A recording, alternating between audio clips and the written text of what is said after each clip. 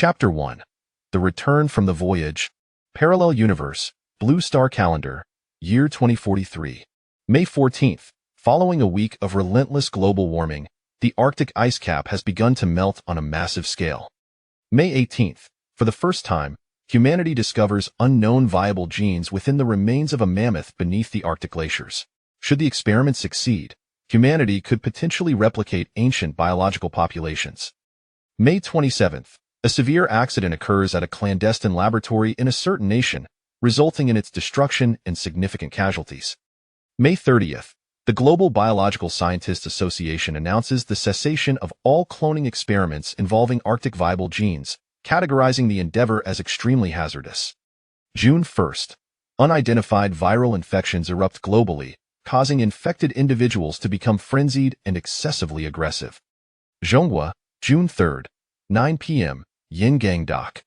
A colossal ocean freighter has just docked, its immense hull appearing particularly surreal under the mottled lights of the harbor.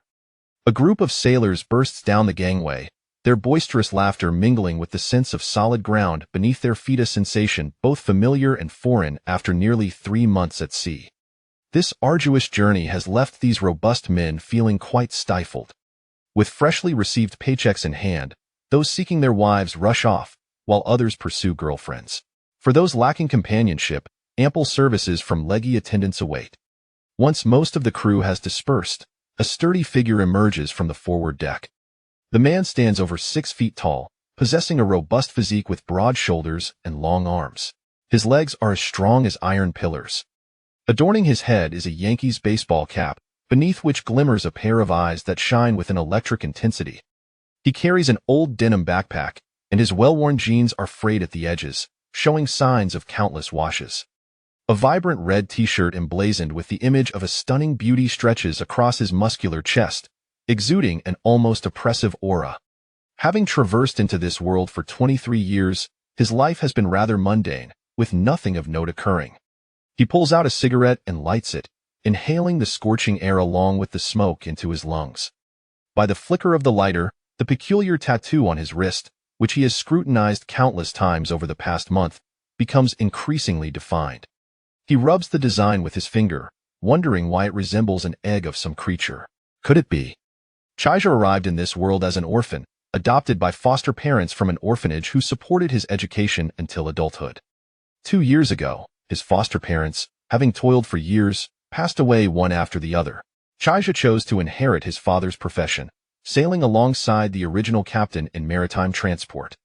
Though he spends the year adrift at sea, the earnings are substantial.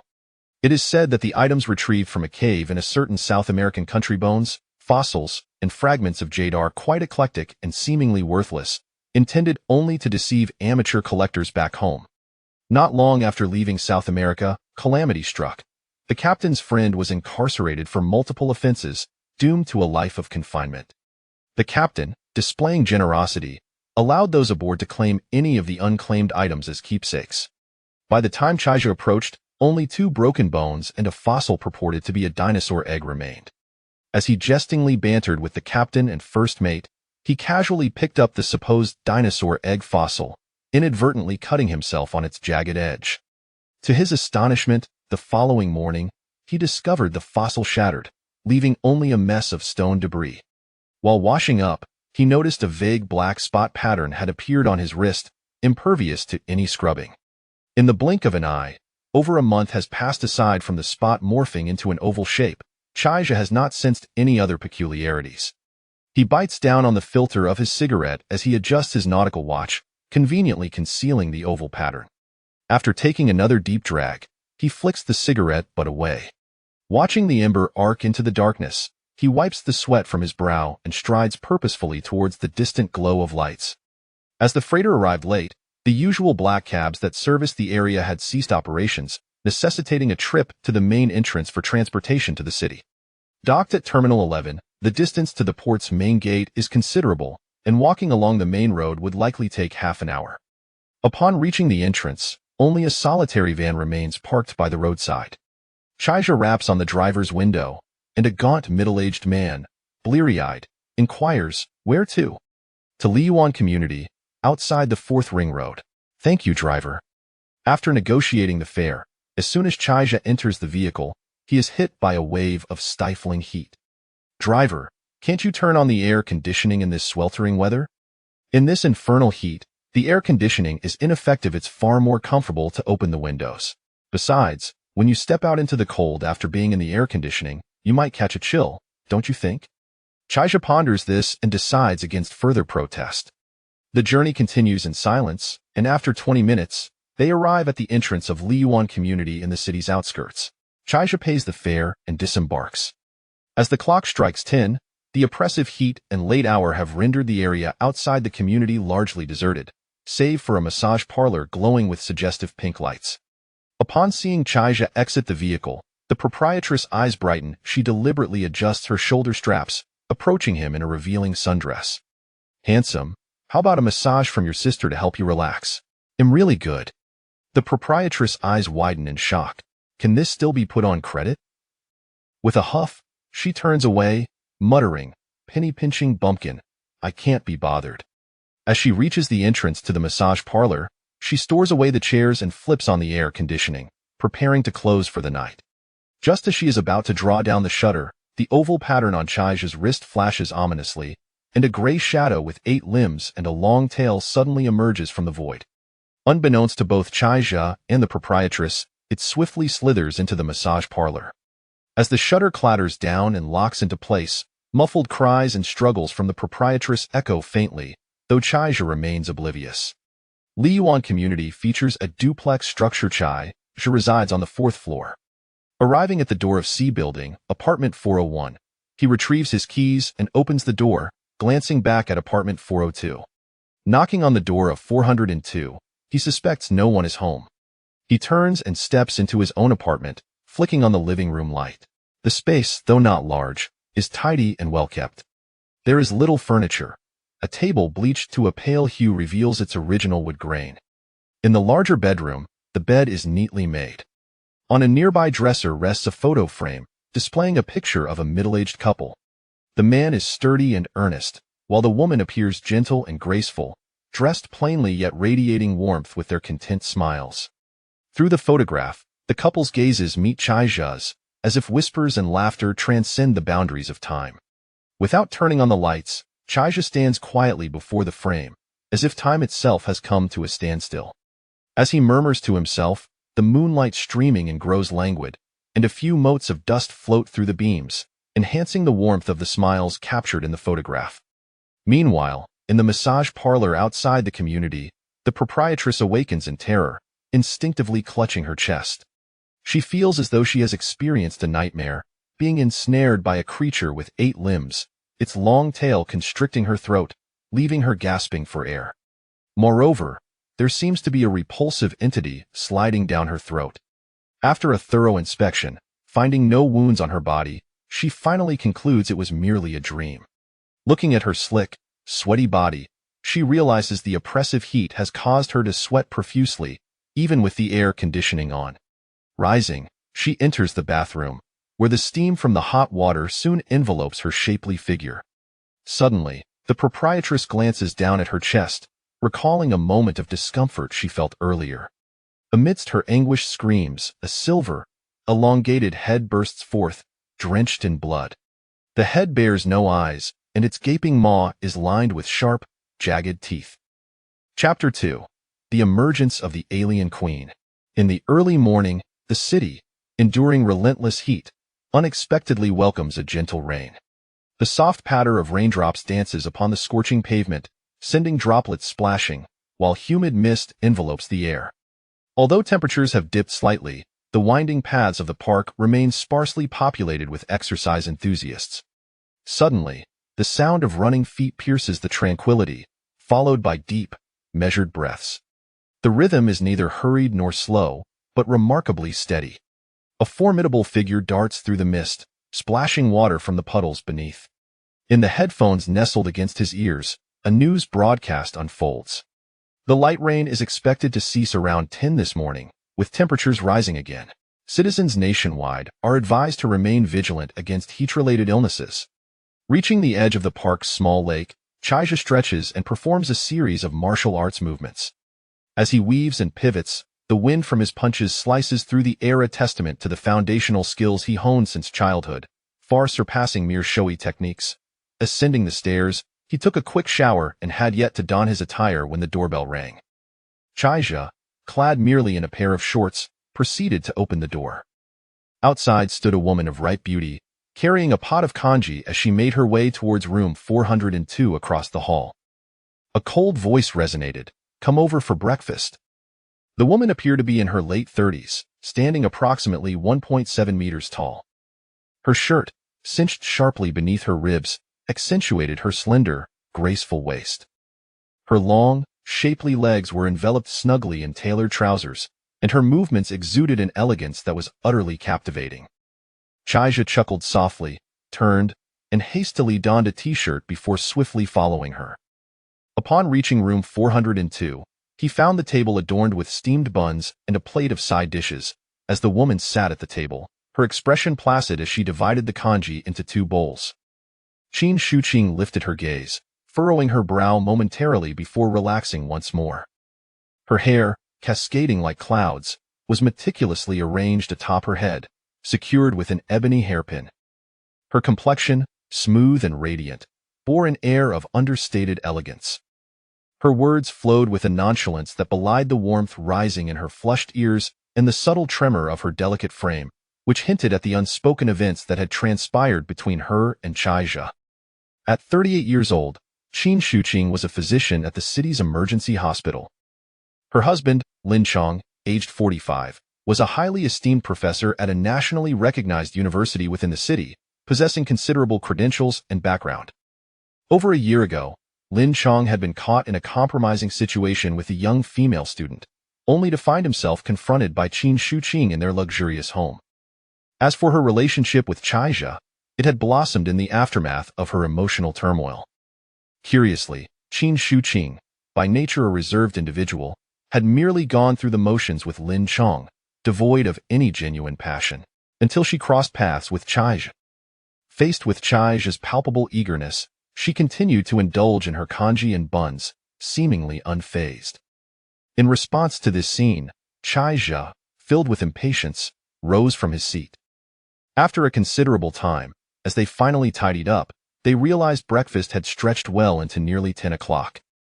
Chaija, feeling a twinge of concern for Qin Shuqing, who had just come off a night shift, gently embraced her as she reclined on the sofa. Inhaling the fragrance of her long hair, he spoke softly.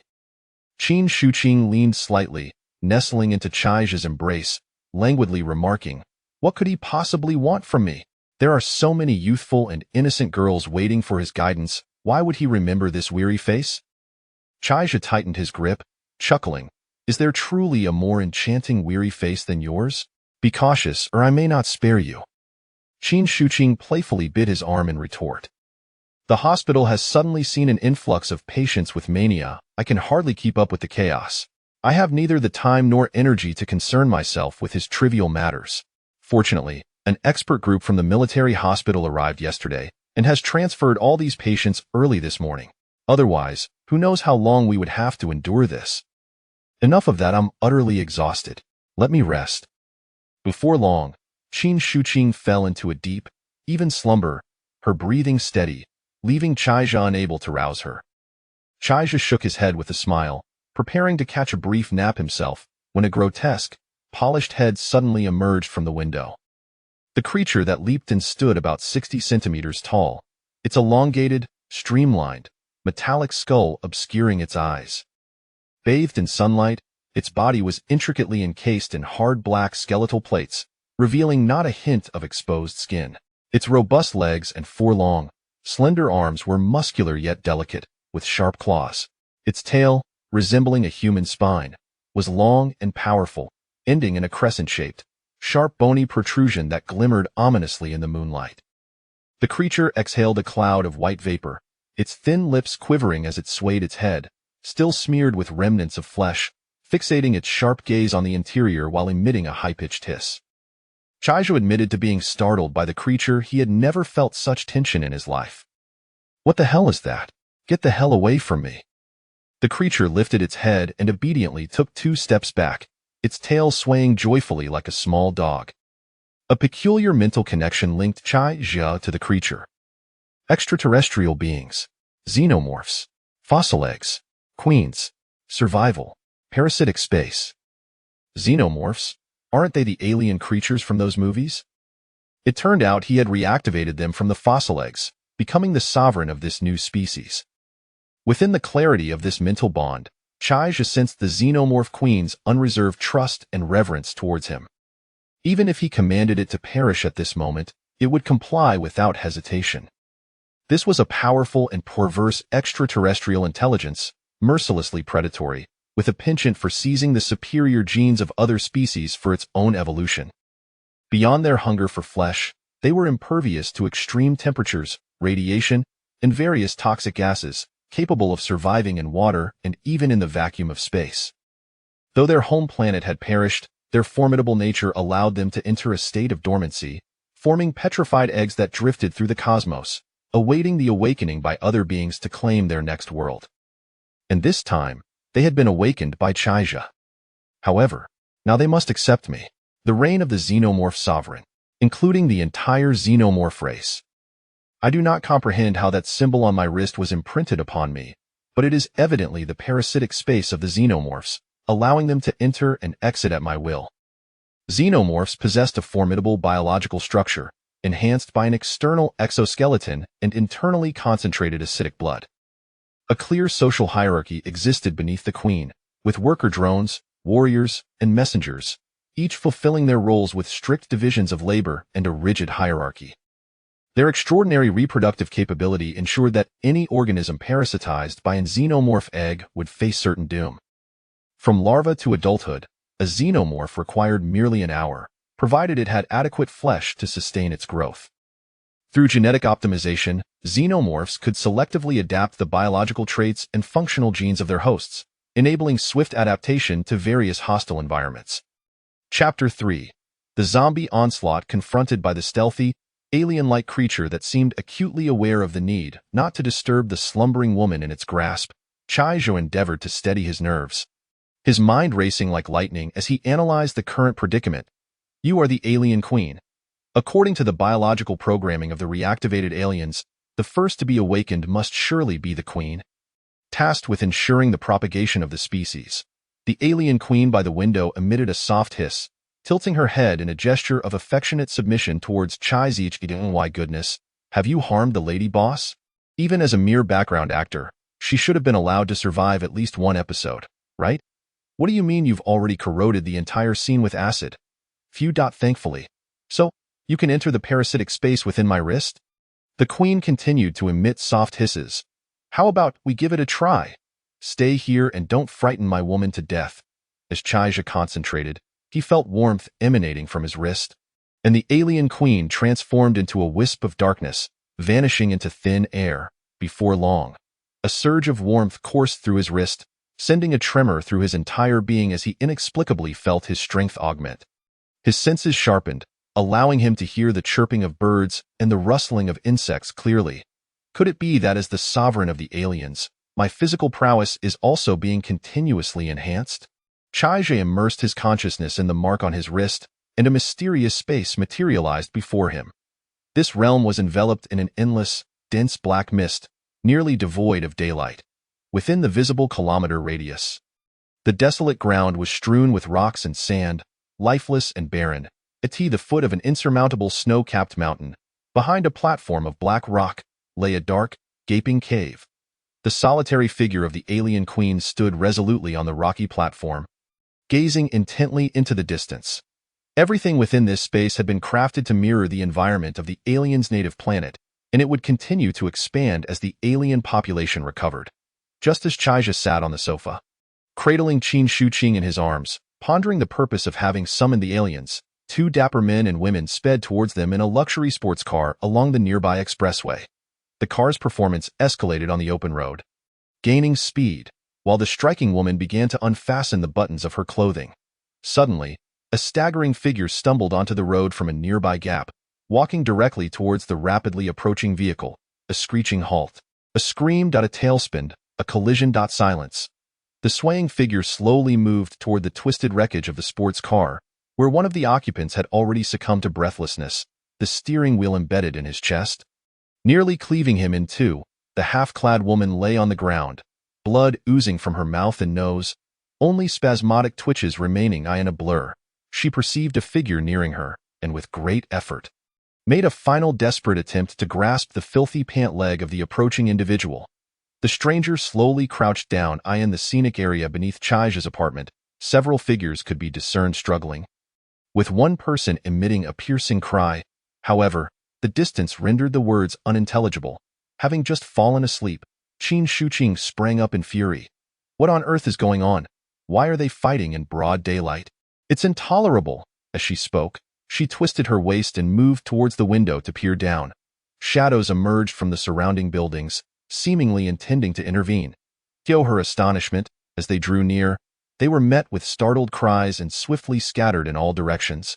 Pursued by the brawlers, the group chased one individual to the foot of Building C, where the desperate man exerted every ounce of strength to escape, but ultimately faltered.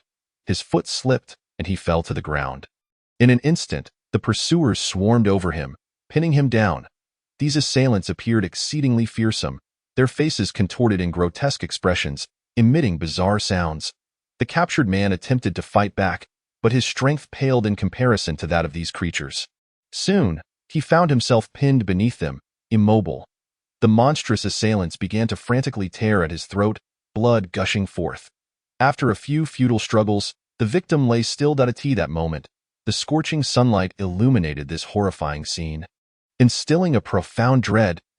Several residents on the upper floors bore witness to the atrocity, their horrified screams echoing through the air. Upon hearing their cries, the creatures lifted their heads, howling towards the surrounding apartment buildings. Their eyes brimmed with murderous intent, as if they sought to devour anyone who witnessed the gruesome spectacle. The appearance of these abominations was truly terrifying. Their skin was dull and lifeless, with patches beginning to decay, emanating a foul stench. Their mouths gaped wide, revealing rows of sharp teeth, interspersed with strands of crimson flesh. One face, a grotesque blend of black and red, resembled a rotting persimmon, indistinguishable between skin and sinew. Most chilling were their eyes, devoid of pupils. They were merely a hollow gray, imparting a sense of despair. The entire scene was bizarre and sent shivers down the spine. It was unmistakably a horde of animated corpses. Fortunately, it seemed the residents in the nearby buildings had sensed something amiss. Their gasps quickly interrupted, allowing the monsters to resume their gruesome feast. Faintly, sounds appeared to emanate from a distant place, yet they seemed to resound vividly in everyone's ears. Throughout the surrounding neighborhoods, screams and cries for help began to erupt. These sounds were akin to the wails of demons from the depths of hell, chilling to the bone. Then, a cacophony of sirens shattered the tranquility of the city. The sound akin to a death knell, sending shivers down spines. The sirens drew nearer, heralding an impending catastrophe. However, when the police cars reached a few hundred meters from the community, they abruptly halted. The flashing lights continued to blink. The sirens blared incessantly, yet they could advance no further. Occasionally, the sharp report of gunfire could be heard, likely the police's futile attempt to combat the monsters. But soon, the gunfire faded into the chaotic din, leaving only an eerie silence. Most people remained unaware of the unfolding horror, hearing only the roars of the monsters and the anguished cries of those who had been overpowered.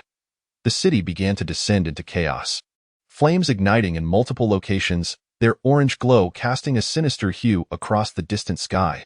Fires consumed buildings and trees, billowing thick smoke into the air. People fled in all directions, seeking refuge from the impending disaster. The order within the city crumbled. Reason and judgment were abandoned as individuals ran blindly, crying out for help. Incessantly, those who had been clawed or bitten rose from the ground, twitching as they joined the ranks of the monsters. Pursuing humanity with fervor, the entire city had descended into utter disarray. Chapter 4. The global apocalypse. Qin Shuqing's eyes widened in horror, her gaze fixated on the terrifying scene outside, her complexion as pale as a blank sheet of paper. Her mind swirling in chaos and confusion. Her body trembled involuntarily, on the brink of collapse, as a scream threatened to escape her throat. Simultaneously, a strong arm tightened around her, anchoring her firmly in place. A deep, resonant voice whispered in her ear, laced with a hint of mockery. Sis, do you want to attract those terrifying creatures to us? The voice was authoritative yet imbued with a reassuring strength. Qin Shuqing shut her eyes tightly, striving to regain her composure. Under Chai's soothing presence, her previously trembling body gradually relaxed, her tension and fear subsiding. In this stillness, she immediately sensed something amiss behind her. A peculiar thought flickered in her mind. Is the man still a youth at heart? Concurrently, a strange scent invaded her nostrils, evoking an indescribable sensation. In an instant, her body felt as if it were ablaze. The heat overwhelming, a shiver coursed through her, her legs feeling weak. She endeavored to calm herself, yet an inexplicable yearning surged within her, irresistible as a tidal wave. The man seemed to sense her body's transformation, holding her even tighter, her face flushed crimson, her body trembling subtly as she attempted to push him away, though her strength felt utterly insignificant. She wished to speak, yet her throat felt parched, rendering her voiceless. Chai, too, recognized that something was amiss with his own state, inhaling deeply to suppress the fiery turmoil within him. For the moment, he set aside the experience of the woman's soft, voluptuous form and fixed his gaze upon the crowd below. Where chaos reigned as blood and flesh splattered, he hastily retrieved his phone, repeatedly dialing the emergency numbers. But the lines were perpetually busy, thwarting his attempts. His expression darkened, a foreboding sense gnawing at him. Was this not the very scenario depicted in apocalyptic tales? Chai guided Qin Shuqing to the sofa, gesturing for silence, before striding to the door to extinguish the lights and secure the anti-theft locks. He then returned to the window, drawing the heavy curtains closed, leaving only a narrow gap for observation. Thankfully, they resided on the 4th floor. As long as they remained indoors, they were temporarily safe. An idea sparked in Chai's mind. And he hurried to the television, lowering the volume to its minimum before swiftly switching to the news channel. The sight on the screen left him astounded. A pale-faced, trembling anchor sat at the center of the broadcast studio. With palpable anxiety, she reported, "Dear citizens, we are now broadcasting an urgent notification. Our country is currently facing a global emergency crisis. A highly contagious extraterrestrial virus is spreading rapidly across the globe, posing a lethal threat upon infection." With wide eyes, Chai fixated on the television screen, his heart brimming with urgency and concern. The host continued, "Meanwhile, the National Astronomical Observatory has issued a warning that global temperatures are set to rise dramatically, potentially leading to widespread water shortages. This presents a significant challenge for us all." Hearing this news, Chai's brow furrowed even tighter. Finally, the host solemnly reminded, "In light of these events, the government urges citizens to refrain from outdoor activities whenever possible, to gather drinking water and food supplies, and to implement necessary protective measures at home. Please remain patient as the government organizes rescue operations."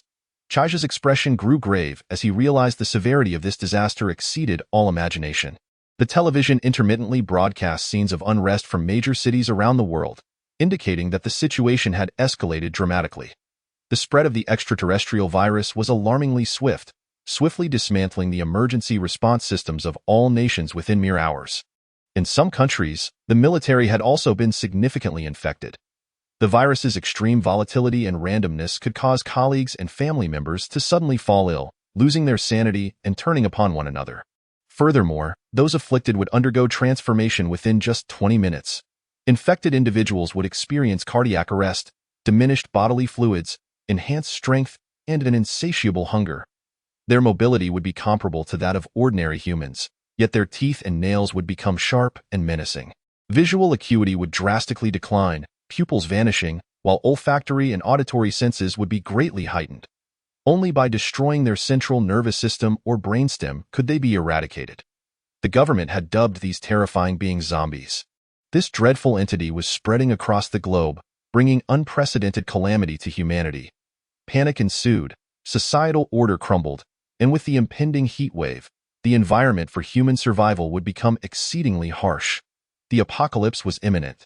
Chai turned off the television and glanced gravely at Qin Shuqing, softly stating, "Sister, I feel something is amiss." In the face of such a widespread catastrophe, he feared that the government would struggle to swiftly organize an effective rescue operation.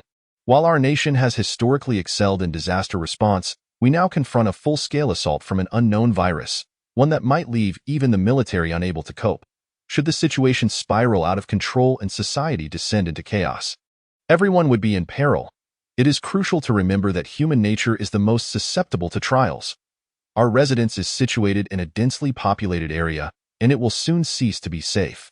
Moreover, if temperatures continue to rise, access to water will pose a significant challenge.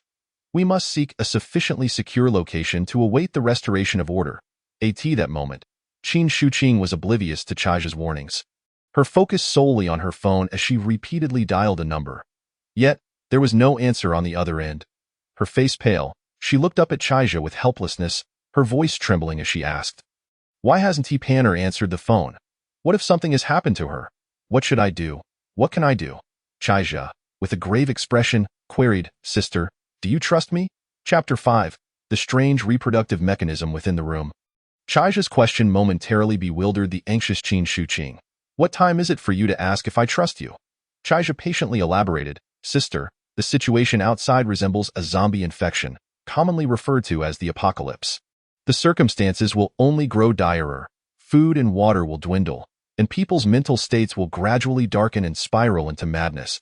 We must prepare for what lies ahead, but rest assured, as long as you obey, I will ensure your safety." Reflecting on the impending emergence of the alien army, Chaija confidently assured her. Although Qin Shuqing rarely indulged in online novels, she had heard snippets from several nurses at the office about the so-called apocalypse and zombies. Now, with Chaija's words, her mind was in turmoil. "Have I ever disobeyed you? It has always been your way or the highway, but I'm so worried about Panner. She's at school with her father. I have no idea how she is faring." Lin Panner, Qin Shuqing's 19-year-old daughter, was a third-year student at the prestigious university where her father taught, undoubtedly a campus beauty. Having spent so much time with her father, her relationship with her mother had gradually become distant, yet Qin Shuqing always kept her in mind. Accustomed to a life of garden villas, fine wine, and Western cuisine, Lin Panner felt that residing in Lee Garden would diminish her status. After a prolonged separation, Lin Panner hardly interacted with Qin Shuqing intimately. Even after Qin Shuqing moved to Lee Garden, Lin Panner had only visited her mother once or twice. However, recognizing the distraught expression on Qin Shuqing's face, Chaija understood that Lin Panner was her greatest concern. The couple had remained separated for so long without divorce solely to avoid impacting Lin Panner's education. If they could not overcome this hurdle, finding her a safe haven would become impossible. Yet, in a university bustling with thousands of students, it was uncertain how many had been infected amidst the viral outbreak. Even if half were affected, that would amount to thousands of zombies, making it exceedingly difficult to locate anyone under such circumstances. Even with Chaija's newfound abilities, the task would be as formidable as scaling a mountain. He gently approached, enveloping the woman in his arms, whispering words of comfort while contemplating a solution. At that moment, a sense of urgency emanated from the alien queen within the spatial realm. Upon receiving the message, Chaija was momentarily taken aback. Could the queen communicate in such a manner? He then looked down, realizing a cool sensation on his thigh. Qin Shuqing was pressed against him, weeping softly, tears cascading down her cheeks. Reflecting on the message from the alien queen, the previously suppressed fire within him surged uncontrollably, and he unwittingly noticed a strange red hue in his eyes. Chaija lifted Qin Shuqing's chin, softly whispering in her ear. Her sobs quieted, and she gazed up at him, her face etched with deep confusion and astonishment. "Chaija, you can't be joking, right? I truly have no heart for this right now." Qin Shuqing's voice was heavy and hoarse. Chaija chuckled mysteriously. "Sister, when have I ever deceived you? I cannot clarify everything now, but I promise to provide you with answers shortly." Qin Shuqing stood in silence for a long moment, her complexion shifting from pale to flushed. Biting her lip, she grasped Chaija's hand and turned to leave. Chaija lit a cigarette, his gaze drifting upwards with the swirling smoke. Observing Qin Shuqing beside him, he delayed his explanation, needing first to immerse himself in the alien space on his wrist to communicate with his most significant ally, the alien queen. He had felt a warmth emanating from his wrist, and within the space, the queen's excitement pulsed vibrantly in the alien realm. The barren black rocky platform where the queen resided was now covered with a peculiar black moss. This moss spread like a soft carpet, blanketing the entire platform. Moreover, its growth rate was astonishing, visibly expanding towards the depths of the cave. Standing atop the mountain, the alien queen had undergone a remarkable transformation. Her height, once only 60 to 70 centimeters, had surged to nearly 3 meters. This was the fully evolved form of the alien queen. The colossal extraterrestrial being had a lower body resembling a grotesque creature, its stout legs barely supporting its large abdomen, which was adorned with black, plate-like armor. At the end of the abdomen were several dark red cavities the size of water barrels. Astonishingly, from the waist up, she possessed a feminine physique, a stark contrast to her original appearance. Her upper body was adorned with mysterious, blood-red patterns, exuding an alluring aura. The smooth, elastic black body was cloaked in fine black scales, presenting a bizarre silhouette. A row of sharp spikes protruded from her back, extending towards her tail. The previously slender tail had thickened, with its razor-sharp tip dragging along the ground. Her once slender waist had dramatically expanded, creating two breathtaking curves. A few thick, black bony plates had formed around her neck, resembling a crown that shielded her elongated head. Below her rounded shoulders, her slender arms had evolved. Two had transformed into sharp bone blades, while the other two had become more dexterous and human-like. Upon sensing Chaija's consciousness, the alien queen raised her metallic head, emitting a series of rapid screeches. She was laughing. Her massive maw stretched wider and wider, splitting open to reveal a mouthful of sharp, densely packed teeth, drool dripping incessantly. The queen moved her hefty abdomen towards a hollow stone pit within the cave, exhaling a white mist, her screeches laced with delight. At the bottom of the small pit, black moss had formed a nest, where 8 dark alien eggs rested, coated in a thick gray slime. The tops of the eggs had begun to crack open, revealing the 8-legged creatures prepared for parasitism. The queen had just experienced her first production since being activated. Once the alien queen evolves into her complete form, she ceases to engage in predation, hunting, or the protection of her hosts. Her sole remaining duty is to reproduce, thereby accelerating the continuity of her species. Furthermore, through the consciousness transmitted by the queen, it becomes evident that her maturity is still far from adequate. Even after reaching maturity, she can only produce eggs once a day, and each occasion yields merely 1 to 3 eggs. According to the queen's explanation, the biological substances secreted by sexually mature beings, such as gonadotropins, dopamine, and endorphins, are also accessible to the queen through spatial channels located in her wrist. Under the stimulation of these biological hormones, not only is the queen's growth expedited, but the quantity of her ovulation is also increased. Additionally, since the activation of the alien queen, she emits a pheromone that makes her irresistible to the opposite sex. This pheromone acts like a potent drug, stimulating the consciousness of potential mates, a biological instinct evolved by the alien species for rapid reproduction. The pheromone gradually permeates the bodies of the attracted individuals, sowing the seeds of submission in both body and mind. Once these seeds germinate, the opposite sex finds itself devoid of any resistance towards the host. However, a downside of the pheromone is that the seeds birthed within the host's body are exceedingly difficult to sustain. The alien queen also brings forth good news. With her complete maturation, the alien space can now serve as a storage area. Yet, due to the presence of various toxic gases within that space, living beings entering it perish swiftly, including all forms of plant life. This revelation leaves Chaija with a sense of regret, as his dreams of cultivating and farming have been dashed in Chapter 6, The New Alien Squad. Within the alien space, as Chaija gazes upon the newly birthed alien eggs nestled in the rocky pit, he finally breathes a sigh of relief. Although he has yet to witness the true combat prowess of the aliens in the real world, the terrifying predatory instincts etched in the fragments of memory within his mind are sufficient to instill dread in all creatures of Blue Star.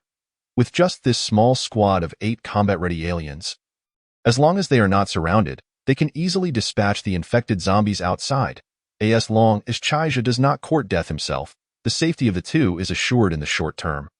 As his thoughts swirl, he feels a warmth at his wrist. 8 shadowy, octopod figures with long tails dart past outside the door, and suddenly, a plethora of images floods his mind. Through the queen's explanation, Chaija learns of her new capabilities post-evolution. He can now deploy octopod larvae or adult aliens at any location within a 50-meter radius. Simultaneously, the queen can command all adult aliens within a range of 1,000 meters. a distance that can expand with the growth of the population. In the future, the host will be able to obtain dynamic visual feedback from each alien dispatched outside.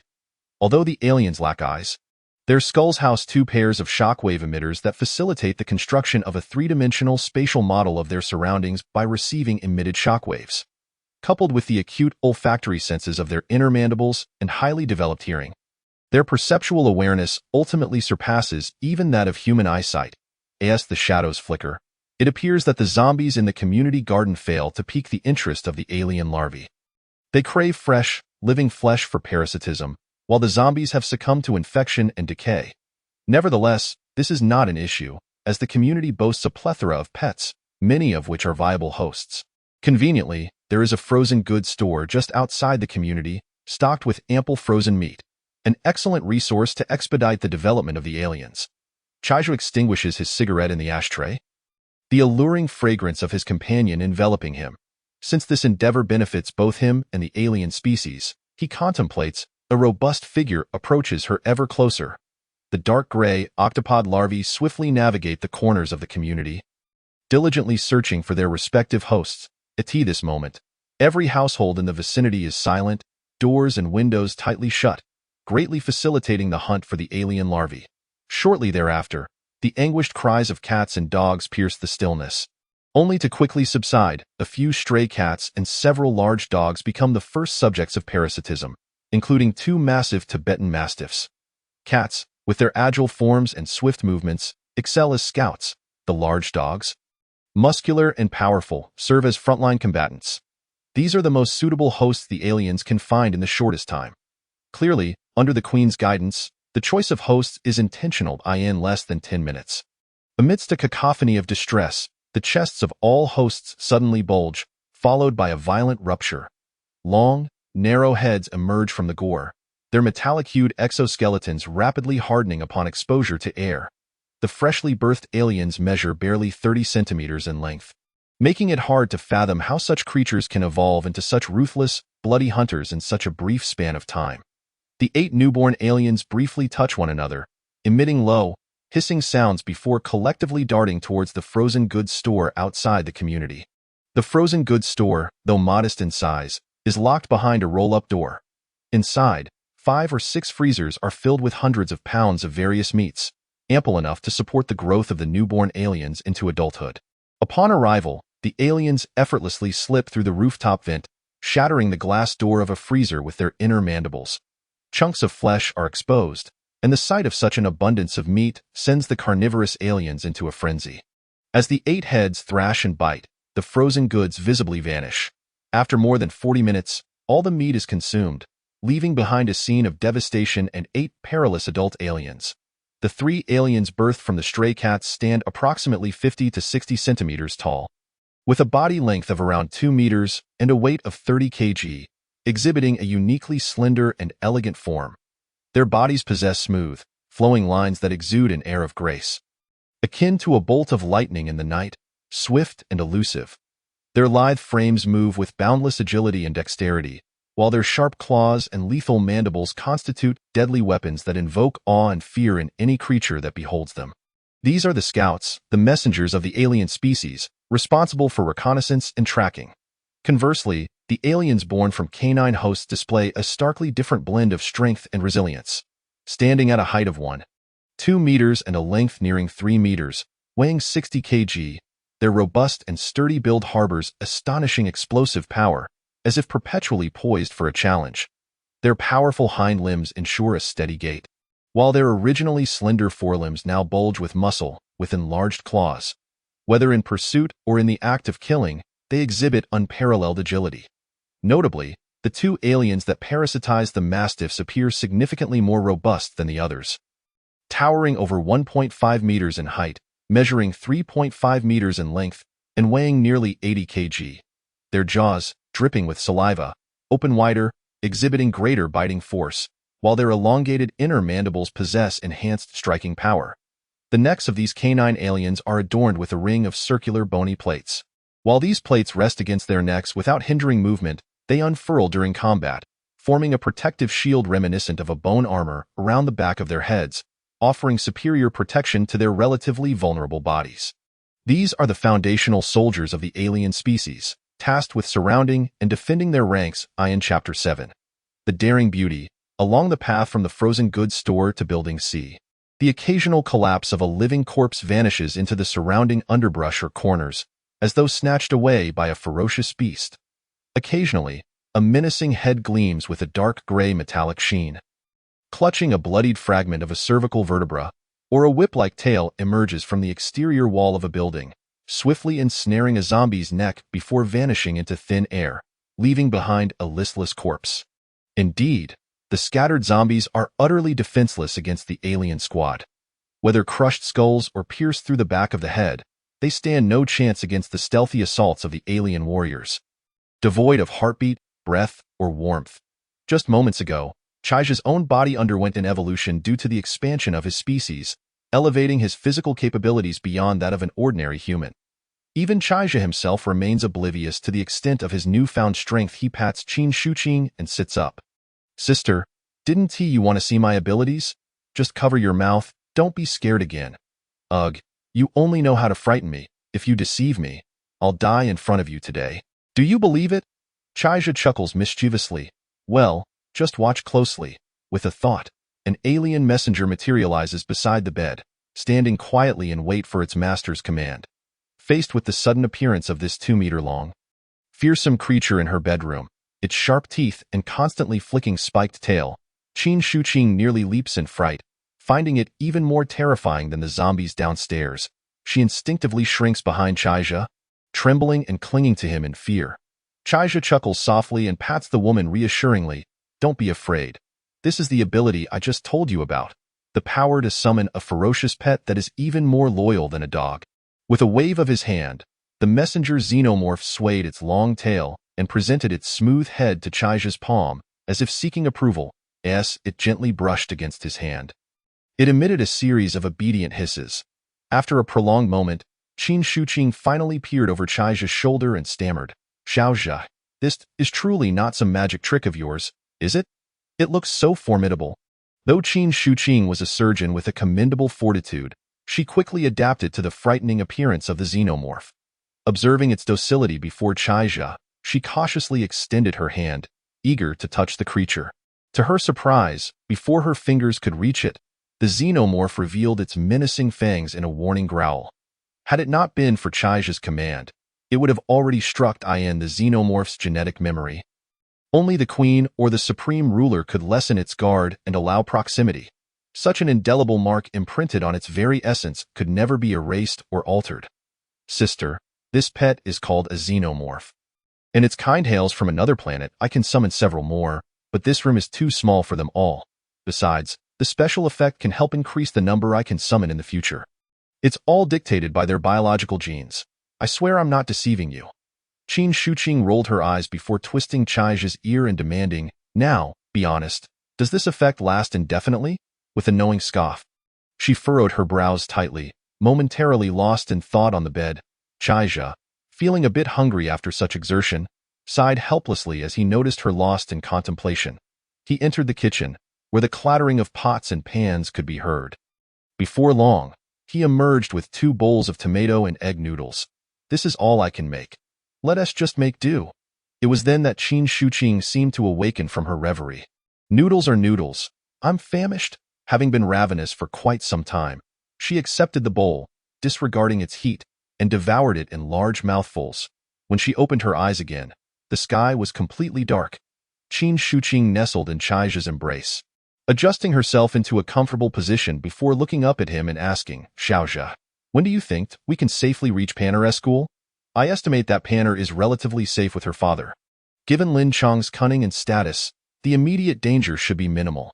However, as you mentioned, this apocalypse will only grow more perilous, and I dread how long they can endure. Chaija pondered for a moment before responding. Sister, this isn't me evading responsibility.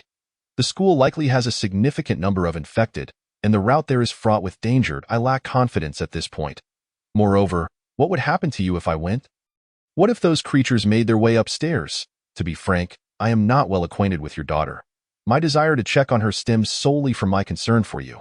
Given the current circumstances, the external infection may escalate, potentially leading to a complete societal collapse. In such dire times, survival may necessitate unspeakable acts, as some individuals may resort to horrific deeds. You are now my woman, and it is my duty to protect you. As for your daughter, I am not familiar with her. Even if I were to venture out, I must first ensure I leave behind sufficient strength to safeguard you. After all, our safety must come first. Qin Shuqing had assumed that Chaija could summon no more than 3 or 5 xenomorphs. Should he need to leave a few for her protection, it seemed inevitable that danger would follow. A wave of despondency and despair washed over her. She understood that Chaija spoke the truth. He bore no responsibility for placing himself in peril to save her daughter. Pressing her delicate face against his back, she exhaled deeply, her voice tinged with reluctance. Then decide for yourself. Life and death are fated. At least Panner has her father to look after her. You are my man now. I cannot ask you to risk your life for her. I hope that they are both safe. Once you have summoned more of your pets and have greater assurance, then we can consider our options. As she spoke, tears streamed down her cheeks, falling onto Chaija's back. He shifted her body to face him, gently wiping away the tears from her lovely eyes before whispering playfully in her ear. Qin Shuqing's eyes brightened with excitement as she raised her head to ask, "Really? Can it be done tomorrow?"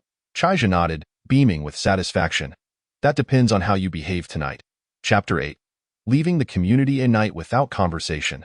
The next morning, in the bedroom, soft morning light streamed through the curtains, and the sky was beginning to brighten. The air conditioning was set to a rather low temperature, yet it still felt stifling. Chaija, composed, sat on the windowsill with a cup of hot tea, pushing aside the curtain to gaze outside. Moments ago, he had surveyed the street through the messenger, noting that amidst the chaos, not many were fleeing yet. The zombies, lacking fresh flesh to lure them, seemed to have wandered off aimlessly, leaving only a few stubbornly lingering in place. Most of the city's populace, aware of the news alerts, were still dutifully hunkering down at home, awaiting rescue, unaware of the horrific nature of this catastrophe. Any one of them could transform at any moment and launch an attack. As the infection spread, the city would inevitably become a hellish slaughterhouse. Hence, despite the current chaos, the streets were not overwhelmed with zombies, and a winding path leading from the community toward the university remained miraculously unobstructed. Last night, perhaps due to the frenzied sacrifices, the xenomorph queen had successfully birthed 10 xenomorph eggs, poised to await their parasitic feast. Qin Shuqing, her hair disheveled, felt utterly exhausted and lacked the energy to move. She merely pulled the air-conditioning blanket over half her face, her typically composed features now tinged with worry as she hesitantly asked, "What are you looking at? Are you preparing to go to school?" "Yes, had you not woken up just now, I would have set off earlier." Qin Shuqing hesitated, replying, "No, can't we wait a couple more days?" Chaija, understanding her concern for his safety, chuckled lightly, "We can't delay. The longer we wait, the greater the troubles on the streets will become. Today is the day." Qin Shuqing pressed her lips together, refraining from further persuasion. "As for the others, you can handle it," Chaija grinned. "Rest assured, I have yet to enjoy life to its fullest. You stay at home and recuperate. I have left you ample xenomorphs for protection. You need not worry about their whereabouts. They will naturally appear when danger arises." Outside several rooms, a messenger xenomorph and 2 worker xenomorphs lay coiled in the shadows like massive geckos.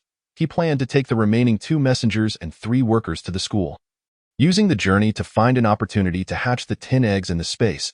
By the time he reached the school, he would command 15 ruthless and terrifying xenomorph killers, significantly enhancing his own safety. Not to mention, his own physical prowess would evolve into something formidable.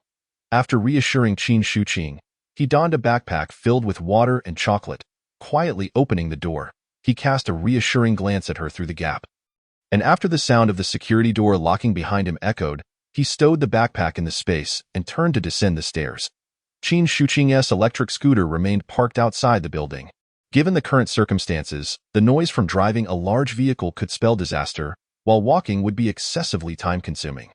Thus, her latest model electric scooter, with a full charge offering a range of 60 kilometers, became the optimal choice for reaching the school.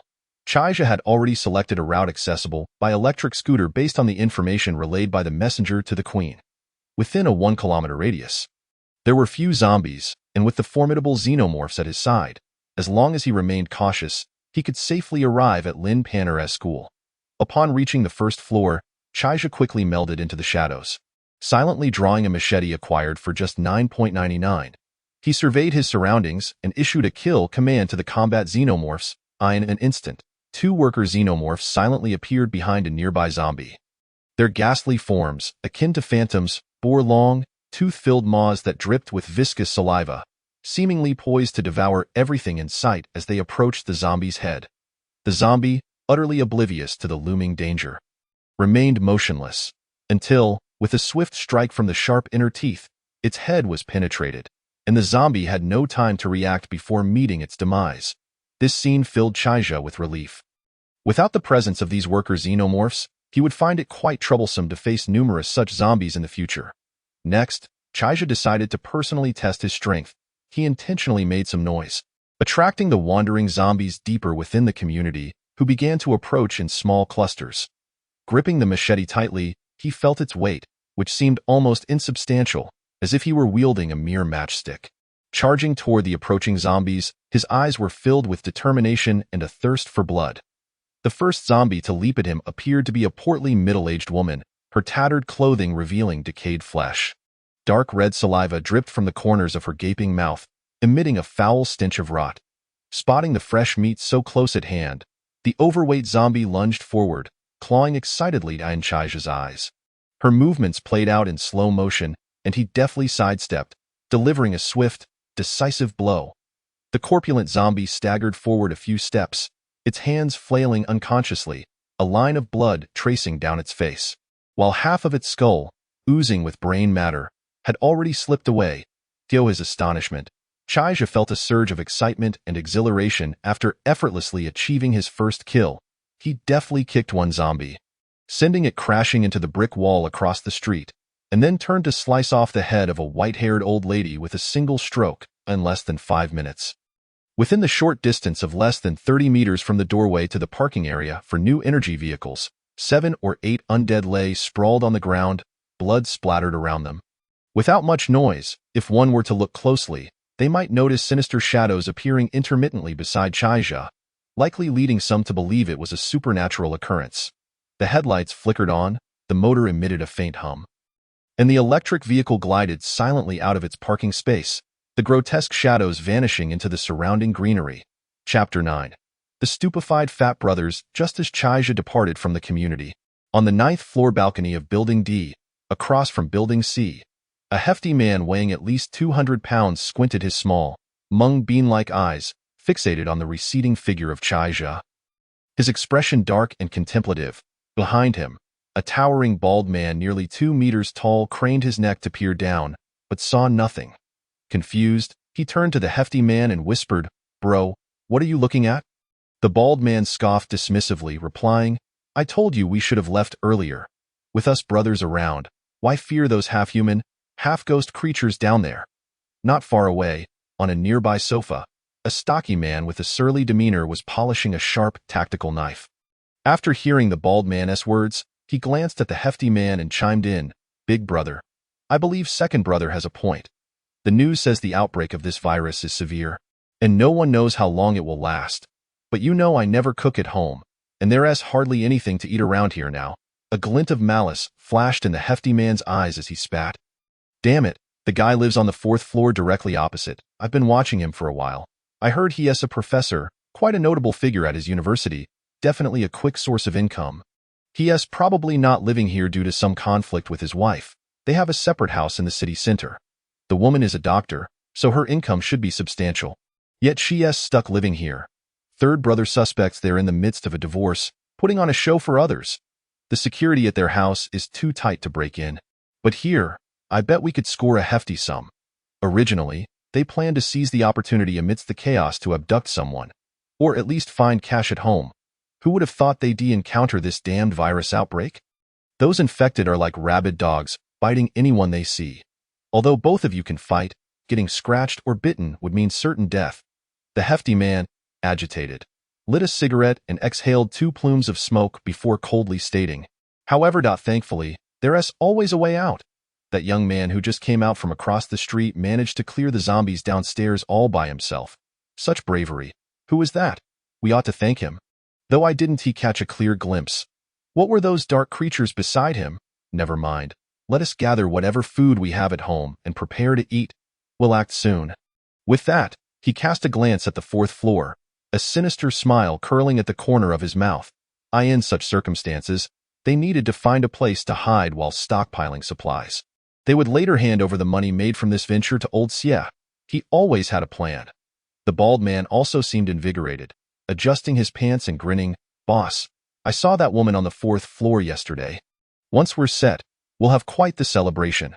The stocky man, still sharpening his knife, didn't he raise his head, his face etched with murderous intent as he said, Big brother, I can't shake the feeling of unease. Who knows if money will even be useful later? I think we should just take whatever we can. If we really want that woman, we can take her away in a vehicle. The hefty man's expression shifted, wavering slightly. The bald man plunged his dagger into the table, growling, If we can't have her, we'll just finish her off. Whatever money we can get will suffice. It'll just be a thrill. The hefty man gritted his teeth. Fine, let us do it. Riding his electric bike, Chaija darted through the streets, under the watchful reconnaissance of two messenger aliens, choosing paths with fewer zombies. Although the straight-line distance was merely 4 or 5 kilometers, the winding routes made it difficult to measure accurately. In truth, the journey didn't take long, and after a few stops, it had been less than an hour. Encountering sporadic zombies, Chaija refrained from engaging. The electric bike moved almost silently. As they neared the zombies, he halted the bike. The 3 dog-like soldier aliens swiftly dispatched the zombies before they could react.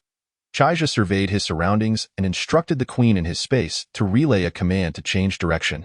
He remembered a meat processing plant about 5 or 6 kilometers from the community, and he intended to see if he could quickly evolve the 10 small aliens into adult forms. After all, the risks along the way were considerable, and having 10 additional alien soldiers would be a substantial safeguard. Having progressed less than 50 meters along a crumbling wall, a sudden, piercing shriek erupted from a pond to his right. Instantly, a whip-like shadow lashed out, striking the electric bike. The handlebars twisted, but Chaija's reflexes had sharpened. He propelled himself backward with force. The bike became ensnared by the shadow, which yanked it violently toward the pond. Crouching in the corner, Chaija peeked out. What in the world? On the 4th floor of Building C, Room 402, Qin Shuqing, who had spent a restless night due to Chaija's escapades, sat alone for quite some time after he had left. She pondered whether it was too selfish to let Chaija take such immense risks to investigate the campus teeming with zombies for news of her daughter. Previously, she hadn't considered it, but now she felt utterly reliant on Chaija in her heart. His status had gradually surpassed that of her daughter and herself. She even contemplated that if Chaija were to suffer harm, she would prefer to die herself. Unbeknownst to her, she had inadvertently accepted the phenomenal influence of the alien species, and her consciousness was beginning to shift. From now on, Chaija would be her man, her god, her master.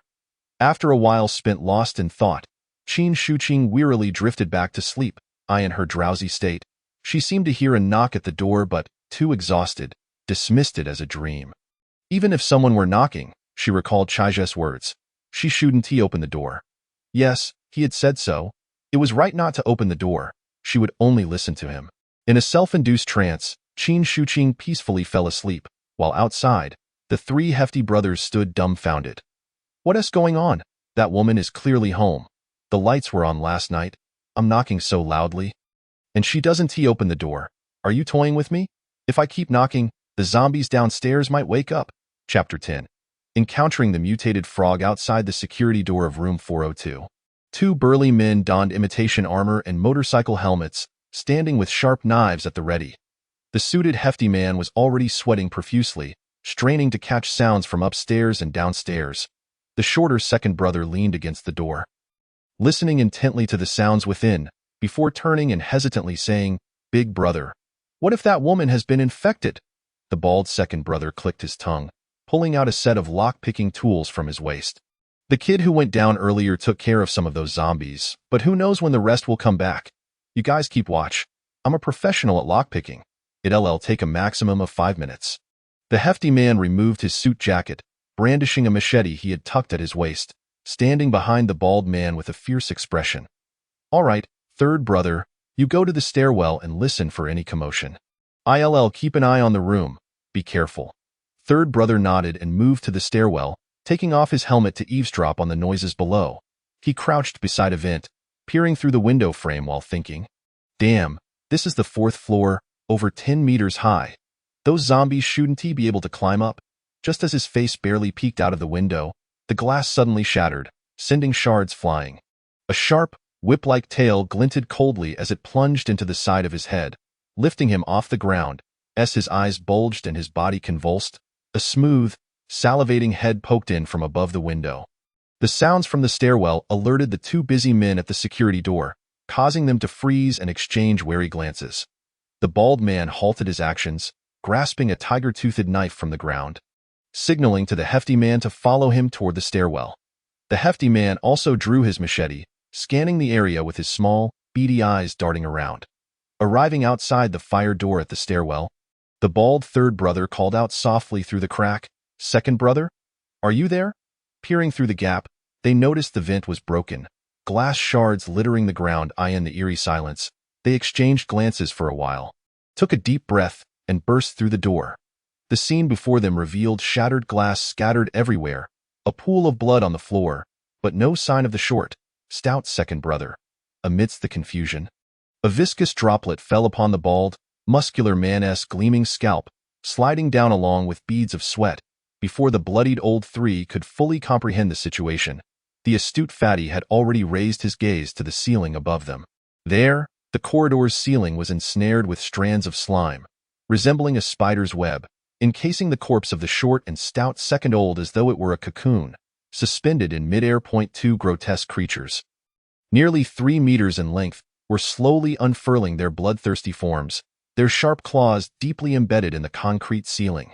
The smooth, enormous head devoid of eyes was fixed directly towards the 2 men, thin lips parting to reveal a mouthful of densely packed, razor-sharp teeth. Fatty trembled all over, managing to squeeze out a few words from his parched throat. "Damn it! What the hell?" Instantly, a cacophony of flesh being torn and anguished human cries echoed from within the fire door, soon fading into a deep silence within the corridor. Outside the bedroom window, a smaller messenger alien cautiously peered into the room. On the large bed, Qin Shuqing slept soundly, the bedroom door shut tight. Her brow furrowed as she occasionally twitched, likely dreaming of something dreadful. If one did not pay close attention, it would be difficult to discern what lay within, mistaking it for a pile of discarded tarpaulin. Everything occurring in Liyuan community had long been relayed to the outside by the messenger's perspective to Chai Jie. Merely a few ordinary people, they posed no threat to the aliens. After issuing the command for complete extermination, Chai Jie instructed that the queen should merely keep an eye on the situation, considering it a trivial matter. Little did he anticipate that he would soon encounter significant trouble. As the electric bike beneath him was swept away by a long, dark shadow, a creature the size of a bus emerged from the roadside pond. Its green skin, slick with slime, was riddled with fist-sized pustules, from which white maggot-like larvae occasionally crawled in and out. Most of its robust limbs bore decayed skin, revealing twisted, crimson muscles interspersed with white fascia, exuding a foul stench akin to that of stagnant sewer muck. Beneath a pair of bulging, pale eyes lay a mouth filled with fine, serrated teeth, which took up the majority of its visage. Its gaping maw was currently gnawing on the electric bike that Chai Jie had been seated upon. The very tongue that had whisked the bike away was now at work. This was indeed a mutated toad.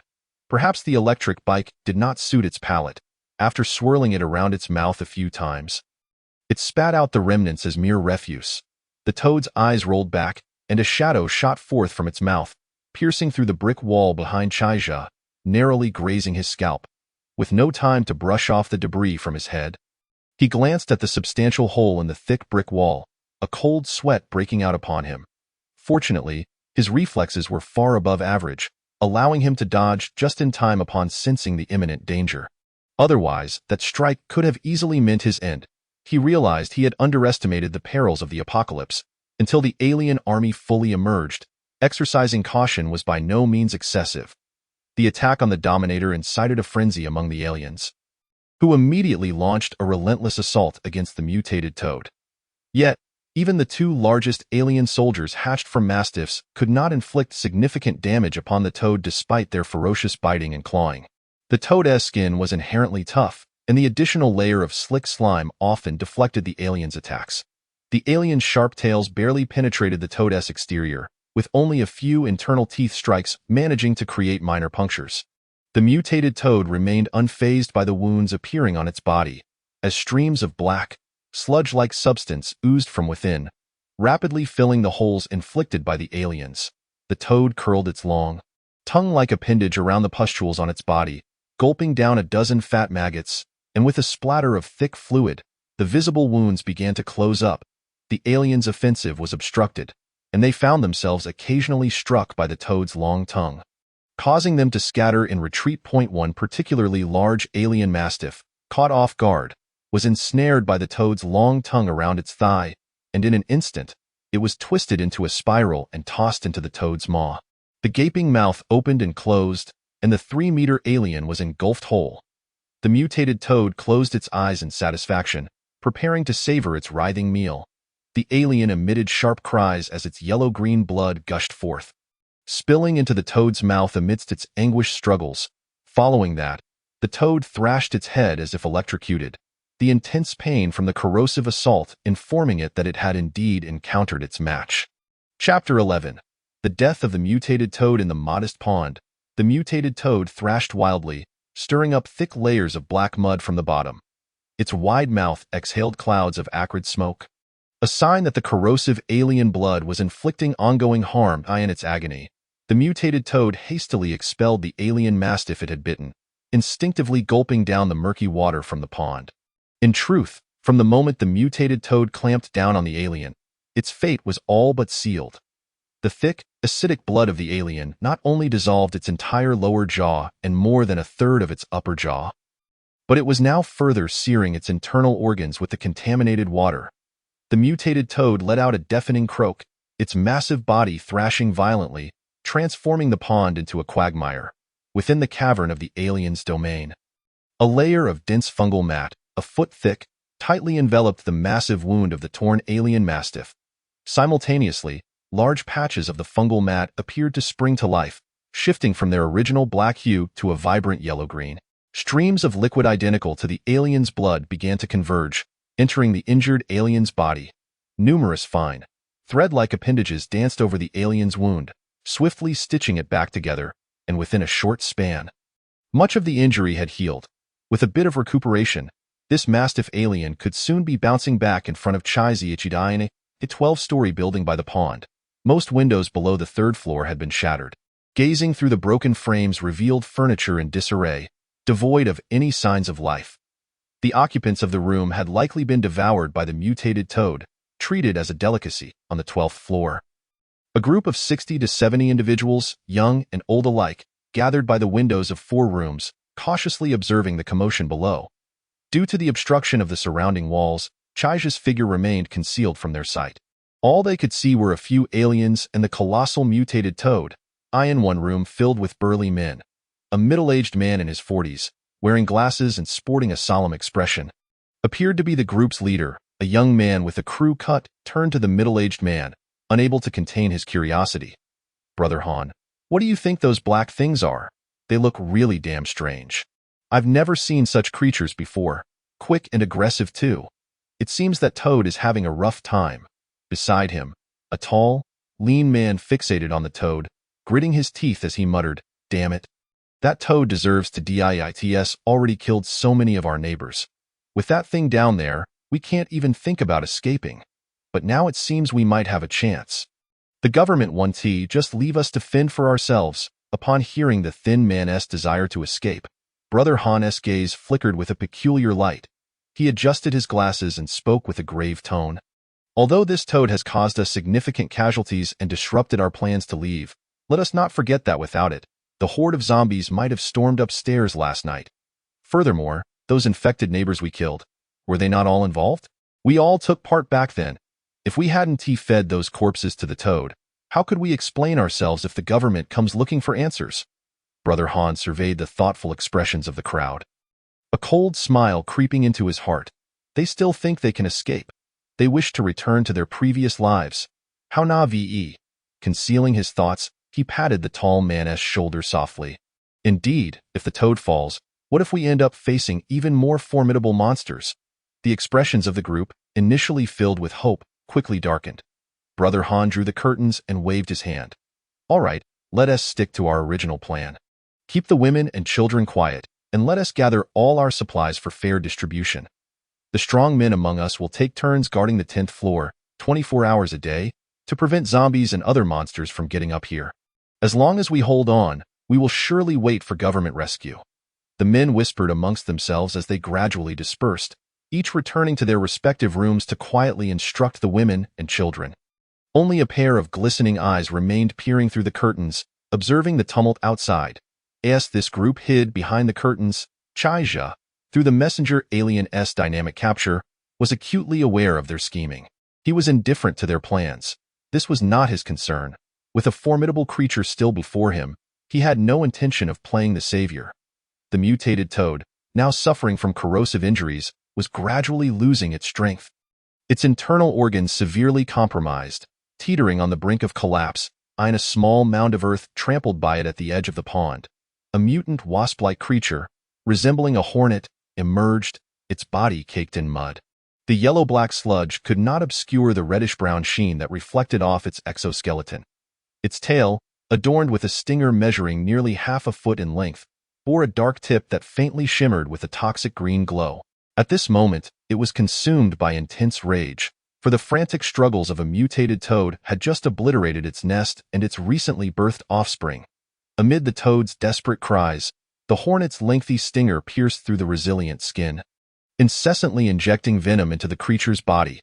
Ultimately, the agonized toad succumbed to its torment, its weakened form twitching uncontrollably, completely oblivious to the presence of a gray-black, alien juvenile creeping beneath its gaping maw. Its demise was nigh. Chapter 12.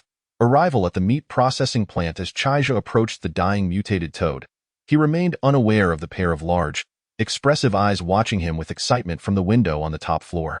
Today marked his first encounter with the mutated beasts of this world. He had not anticipated their emergence so soon after the virus had begun to spread. Fortunately, his luck held, for he had only encountered two of the most rudimentary mutated creatures. As the virus strengthened and proliferated, the presence of mutated beasts would undoubtedly increase, and the severity of their deformities would escalate, with some even acquiring terrifying lethality and destructive power. The clumsy, mindless zombies of today would, under the accumulation of flesh and blood, continue to evolve, ultimately gaining the ability to soar through the skies and possess immense strength. However, Chaija felt no fear. He was confident that, with the formation of the alien horde, he would soon possess the strength to thrive in this post-apocalyptic world. Through the reconnaissance of two messenger aliens, Chaija was astonished to discover that the considerable commotion had failed to attract many zombies. It seemed that the giant mutated toad had already devoured most of the nearby zombies, having drawn them in with its cacophony the previous day. Before long, a burst of foul blood erupted, and a massive, triangular head with a rounded arc leaped from the toad's body. The newly emerged alien juvenile was entirely different from all preceding juveniles. It lacked the elongated, streamlined body and even the lengthy tail. A smooth cranial cavity occupied more than half of its form, rendering it somewhat cumbersome and comical. This new juvenile size was 5 times that of a normal juvenile, and it moved slowly on its robust hind limbs. Chaija tilted his head, observing the seemingly dazed juvenile before him, curious about what it would become in its adult form. On the 12th floor, the woman behind the curtain watched Chaija's retreating figure, protected by the aliens, and silently made a decision. She hurried to a corner, glancing around to ensure no one was paying attention before crouching down. This girl appeared young, perhaps in her early 20s, with a cascade of raven-black hair cascading down her shoulders. Her deep brown eyes were filled with emotion, and her skin glowed with an almost ethereal whiteness. The alluring curves of her bosom and the luscious red of her lips sparked the imagination. In the corner where she squatted sat a woman in her 40s, wearing a mask that obscured her features. Beneath her designer dress, she concealed a voluptuous figure, and the exaggerated curves of her body were enough to captivate anyone. The young woman leaned closer to the middle-aged woman and whispered, "District Chief, those black creatures downstairs have an owner. I saw them leave with a man. If we could find him. The middle-aged woman raised her head, her eyes glistening with hope. Xiao Yin, do you think we have a chance to go find him? Not to mention that there are ulterior motives among the people in this building, each with their own agendas. Whether they will allow us to leave. Even if we could escape, do you think 2 women like us could go far? Let us not forget, there are zombies downstairs, and more will be on the streets. We would perish in some unknown corner before we find help. We must wait for an opportunity. The young woman slumped down in defeat, complaining irritably, it's all that driver Xiao Huang's fault.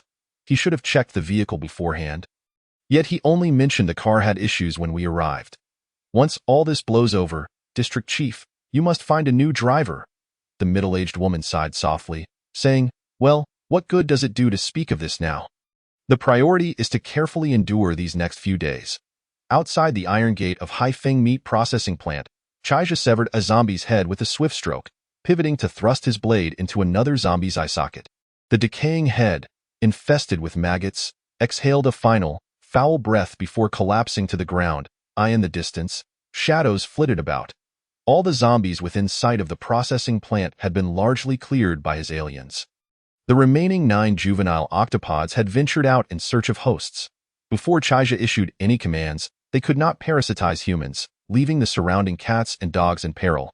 Gazing at the padlock on the iron gate, Chaija surmised that it was likely unstaffed inside and wondered if it contained the various meats he required.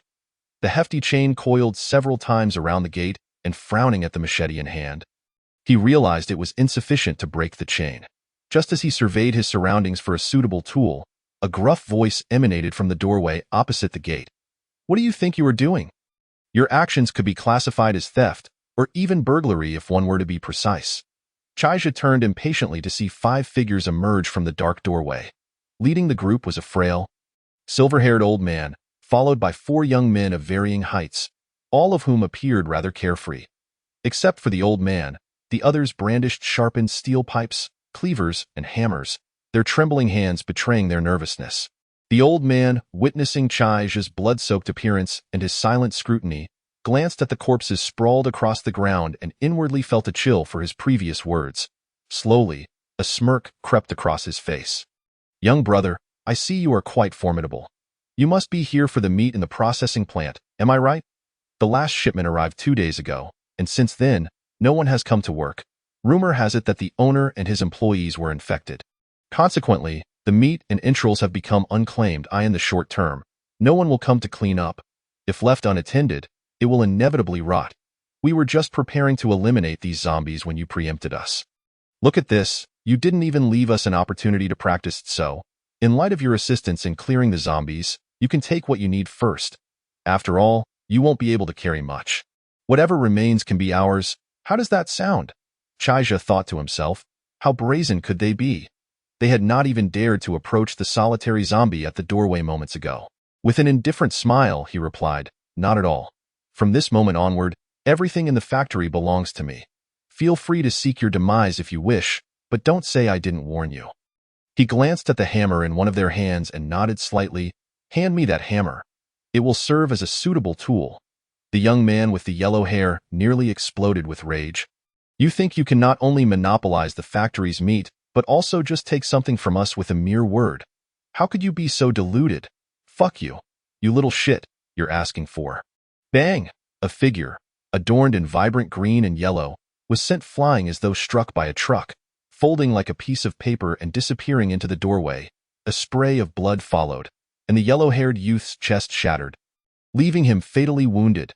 Chaija hefted the hammer in his hand. This weight feels just right. Ignoring the quivering, terrified group behind him, he turned back to the iron gate. With a clang, the padlock flew off, and the iron gate slowly creaked open. Chapter 13. The first alien warrior as the pulley on the iron gate was activated. Chaija opened a gap just wide enough for a person to pass through. Under the fearful yet greedy gaze of the old man and his companions, Chaija confidently strode inside. Upon entering the Haifeng meat processing plant, a foul stench assaulted his senses. The floor was slick with blood and filth, rendering it nearly impossible to step without slipping. The walls and ceiling were coated in thick grease, and the dim lighting imparted a stifling atmosphere. Venturing deeper into the factory, He found the doors to 2 cold storage rooms firmly locked. On the production line, some unprocessed meat lay haphazardly piled together, crawling with flies and maggots due to the sweltering heat. Knives and tools were strewn across the floor, unattended, indicating that production had ceased for at least 2 days. The workshop's equipment was rusted and dilapidated, with pipes continuing to drip blood, forming pools of rancid liquid. It was hard to fathom what sort of meat products could be produced in such an environment. However, for Chaija, these details were inconsequential. He sought only a substantial quantity of meat for the swift growth of the aliens. As for hygiene, given the aliens' digestive acid capable of dissolving iron, the notion of gastrointestinal discomfort was virtually non-existent. Turning a corner, Chaija hastened forward, wrenching open a cold storage door, and a smile crept across his lips. The cold storage room, measuring over 40 square meters, was tightly packed with neatly arranged meat, filling at least half the space. In another cold storage facility, the stacked goods were few, primarily consisting of internal organs and similar items, occupying less than a third of the warehouse.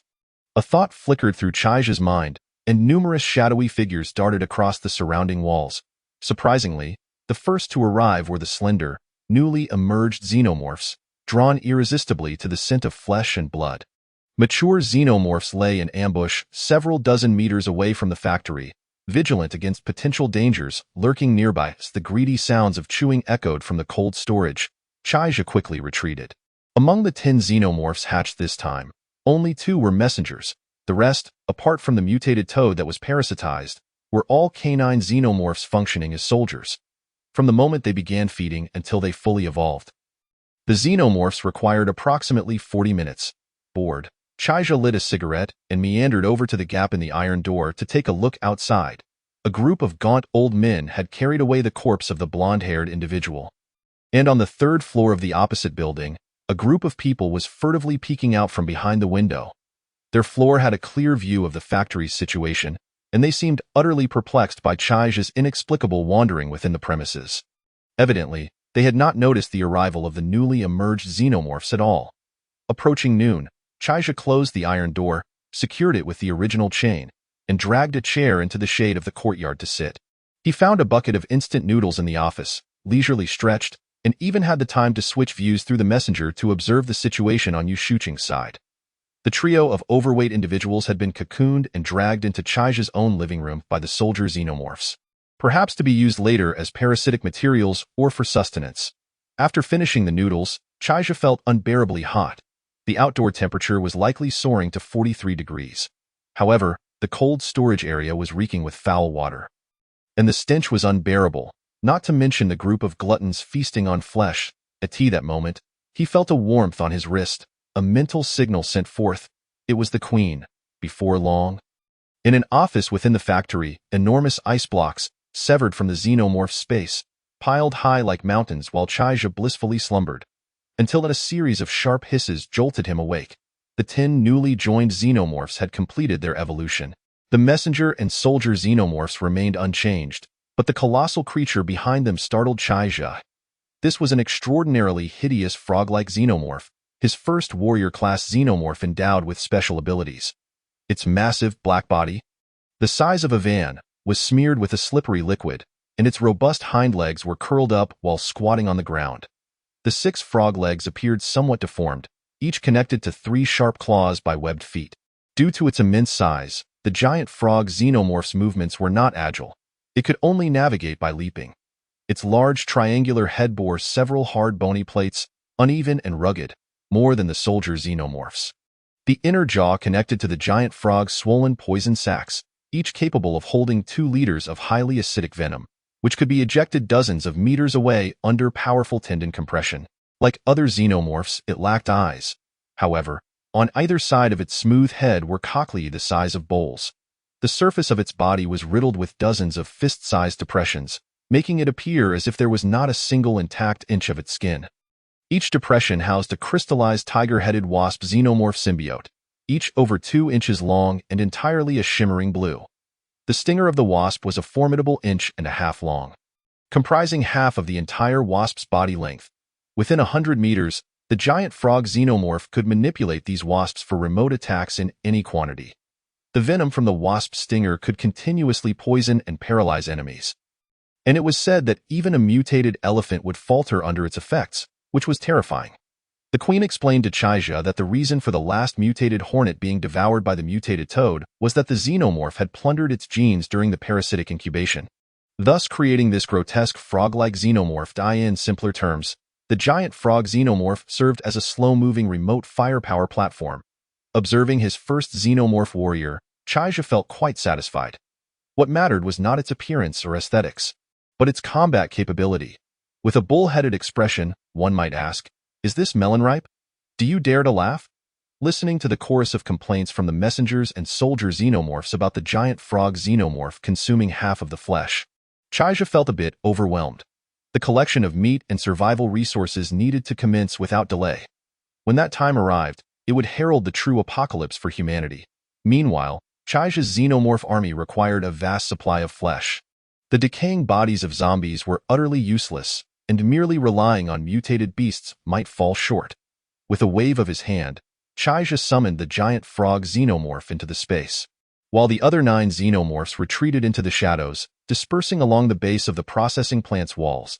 By the time Chaija strode out of the meat processing factory, the 7 or 8 individuals on the opposite 3rd floor finally dared to descend. Clutching makeshift weapons in one hand and carrying bags and baskets in the other, they timidly ventured into the factory courtyard. Shortly after, sounds of confusion and curses erupted. "Didn't we just receive the shipment? I saw it with my own eyes. How could it just vanish? Old Sue, where is the cargo? Are you messing with us? You even got Xiao Jun killed, I'll be damned." Amidst the clamor of mutual blame, they were entirely oblivious to the horde of dark, looming zombies approaching from around the corner. Above the factory's iron gate, a small piece of pig liver hung bloodily on the spiked fence. As a slender xenomorph silhouette gradually faded into the distance, the smell of blood from the pig liver was beginning to waft far and wide. Chapter 14. Approaching Yanhai University. Yanhai University, nestled in the heart of the city, is a collective of buildings showcasing diverse architectural styles, resembling a temple of knowledge that draws countless eager students from across the nation. This institution not only boasts advanced teaching facilities and an exceptional faculty, but has also produced numerous outstanding talents, becoming a renowned academy both citywide and nationwide. However, Yanhai University is no longer the beacon of hope and dreams it once was. In this terrifying apocalyptic world, the tens of thousands of faculty and students are currently enduring an unprecedented nightmare. Caught off guard by this sudden calamity, most of them have not escaped unscathed. Over 2/3 of the faculty and students have either mutated directly into horrifying zombies or succumbed to infection while fighting for their lives, ultimately becoming part of the undead. The entire campus has descended into a sea of blood, with gruesome scenes of carnage everywhere. Once bustling teaching buildings, libraries, and dormitories have now transformed into arenas of zombie rampage. The laughter and joy that once filled the air have long since vanished, replaced by endless fear and despair. Meanwhile, those who have survived are cowering in various corners, trembling and desperately seeking a chance to survive. Some have chosen to hide in classrooms or offices, barricading doors and windows with desks and chairs in a futile attempt to fend off the zombie onslaught. Others have taken refuge in cafeterias and supermarkets, scavenging for food and water to sustain their lives. Yet these sanctuaries are anything but safe, as they could be besieged by zombies at any moment. In this brutal apocalyptic world, the faculty and students of Yanhai University are facing a life-and-death trial. They must find a glimmer of hope amidst the ruins, or else await the inevitable arrival of death. In this process, the duality of human nature will be vividly revealed. Some will choose to bravely confront the zombies, protecting themselves and others, while others will lose their sanity in the face of fear, even betraying their companions for self-preservation. Ultimately, these choices will determine whether they can survive in this apocalyptic world. On the rooftop of the university library, several burly men clad in black were desperately holding back the only iron door leading to the stairwell. The door rattled violently, resonating with the hissing roars from behind it. The latch on the iron door trembled under the force of the impact, uncertain how much longer it could withstand. A tall, handsome middle-aged man with gold-rimmed glasses clutched a satellite phone, his face etched with urgency and anxiety. Muttering incessantly, behind him stood 2 tall women. The slightly older one, no more than 25 or 26, donned a fitted suit and short skirt, with black stockings and high heels. Her doll-like face, complemented by rosy lips and exaggerated curves, exuded an aura of both innocence and allure. The other girl, Lynn Panner, was tall and slender, her large, delicate eyes radiating innocence, and her long, dark hair cascading naturally before her, resembling a freshly bloomed bud. But at this moment, her hands were tightly bound with ropes, her face pale with fear, and her eyes filled with despair. A closer look revealed a 2-centimeter-long wound on her back, blood soaking her pristine white dress. Strangely, the flesh around the wound had turned a dark, sticky hue, clearly devoid of vitality. She had already been infected. Yet astonishingly, she had not mutated into a mindless zombie like others. In the distance, a private helicopter sped toward their direction. On the road leading to Yanhai University, various vehicles lay haphazardly crashed together, most of their doors wide open and empty. Occasionally, distorted figures could be seen, their seatbelts tightly fastening them to their seats, their shriveled heads bobbing aimlessly. They occasionally twitched their noses, searching for the scent of fresh blood and flesh. Aside from the howling wind and the swirling fragments of paper, the once vibrant city center has descended into a profound silence. Chaija cautiously navigates the shadows along the roadside, occasionally diverting into secluded alleys to evade the throngs of wandering zombies. Hundreds, if not thousands, of these undead swarm relentlessly, devouring any living creature in their path, leaving nothing to obstruct their insatiable hunger. Mice, insects, birds, everything. Chaija is acutely aware that he is no match for them at this moment. Whenever he encounters a smaller group of zombies, he does not hesitate to issue silent commands to the surrounding aliens, prompting them to swiftly eliminate these threats without a sound. Turning into a backstreet, it is now around 2 in the afternoon, and the towering clock tower of Yanhai University is clearly visible. I'm almost there. A series of soft thuds emanate from a glass door not far ahead, revealing a small supermarket through its neon sign. Chaija treads lightly, pressing his body against the right side roller door. Peering through one eye, the supermarket's roller door remains open, and behind the glass, a woman clad in a yellow nightgown is repeatedly banging her forehead against the door. Each impact causes her flesh to jiggle violently and creates a slight gap in the glass. Yet, she pays no heed, lost in her own world of relentless collision, until the scent of fresh blood and flesh fills her nostrils, and she suddenly raises her head, her milky pupils brimming with insatiable hunger. Blood stains her open mouth, and bits of flesh are lodged between her stark white teeth, remnants of some unfortunate soul who has fallen prey to her. With a crack, the excited zombie crashes through the glass. Lunging towards Chaija with flared nostrils, he sidesteps just in time, wielding a slightly dulled machete to deliver a swift, decisive blow. The woman's head rolls to the ground, her decapitated body staggering forward a few steps before collapsing. Blood pooling around her and creating a glaring crimson puddle. The pungent smell of blood causes Chaija to furrow his brow slightly. There's no time to linger. A horde of zombies will soon be drawn by the scent. He instructs 2 aliens to stand guard and quickly surveys the small supermarket. He collects all items from the shelves into his alien space. After all, it is vast enough that the disarray within even provokes the Queen's discontent. Currently, in this expanded space of 3,000 meters, only aliens inhabit it, and without his orders, Chaija is unconcerned about the potential depletion of supplies. A rumble overhead heralds the passage of a helicopter. Flying towards the university, Chapter 15. Sulfuric acid in the bloodstream. It is the height of afternoon, with the sun blazing like fire, and the desolate city streets are scorching hot. Traveling under such an oppressive sun can easily lead to heatstroke or worse.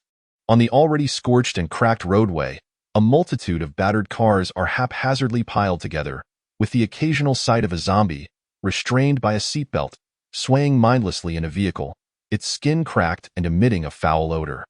Chaija takes refuge in the shadow of a small 2-story building, peering across the street.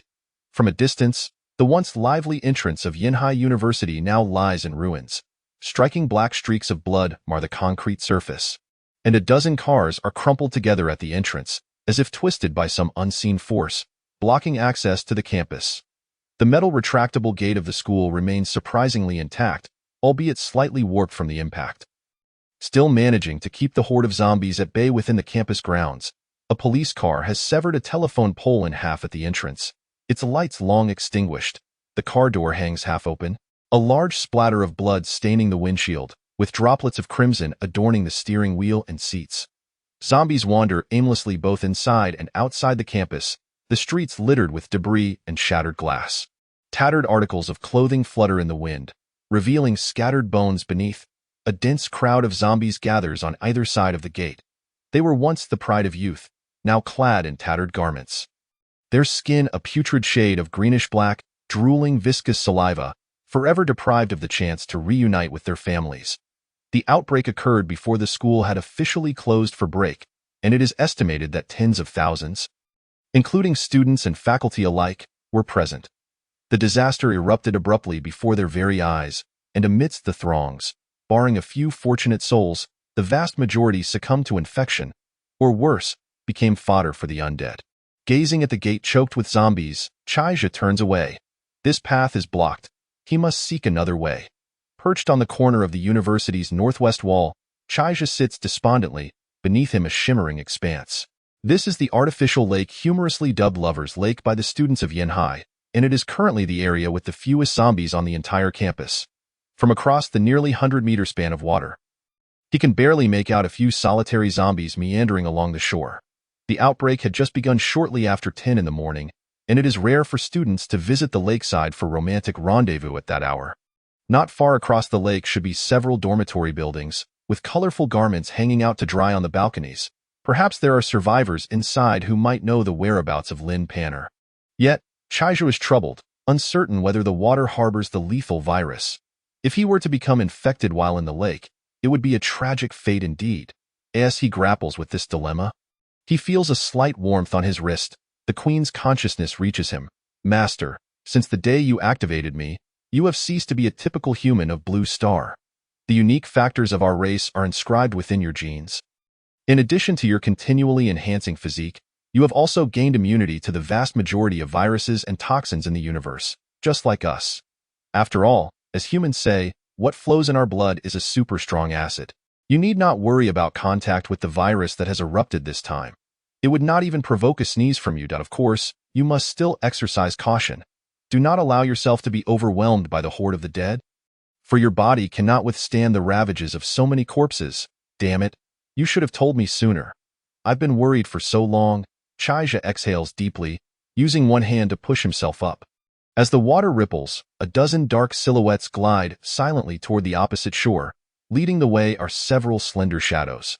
Once the 10 or so zombies by the lake are effortlessly dispatched, Chaija slowly rises from the water, careful to remain cautious.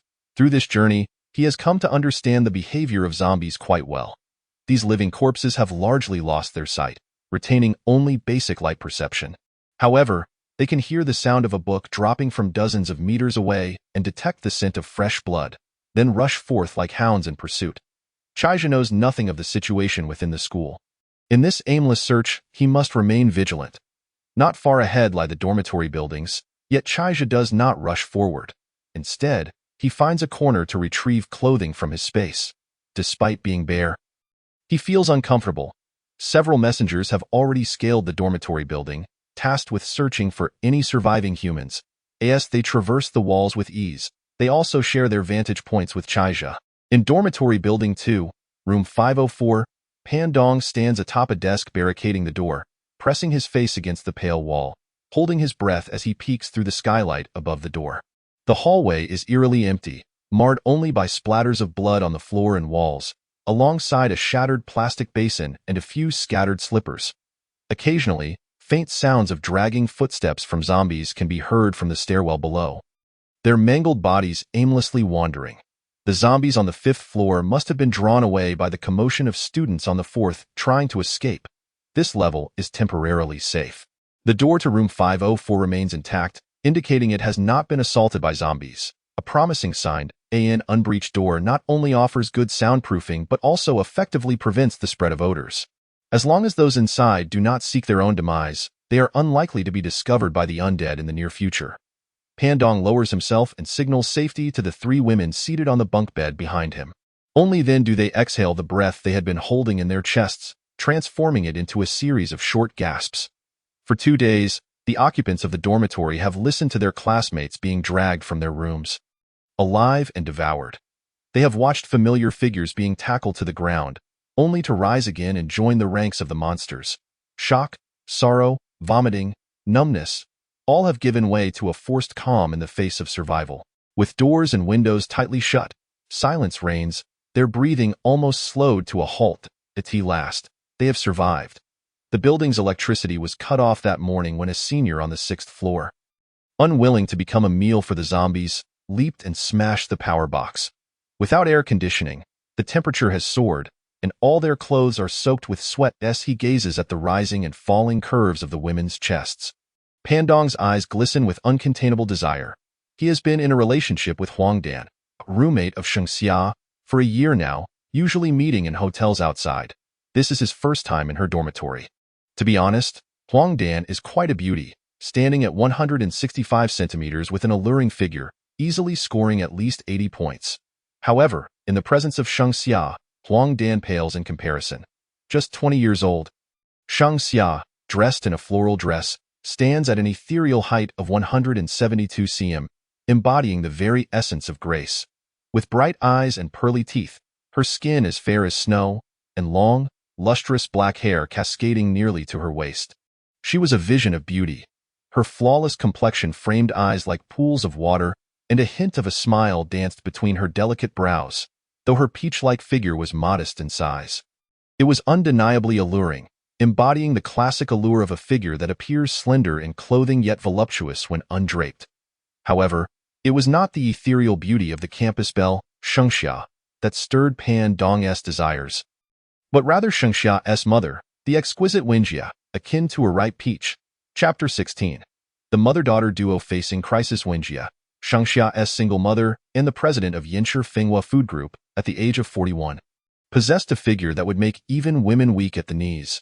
Dressed in a light pink, glossy wide-leg pantsuit, the tailored blouse accentuated her graceful curves, exuding an irresistible air of mature charm.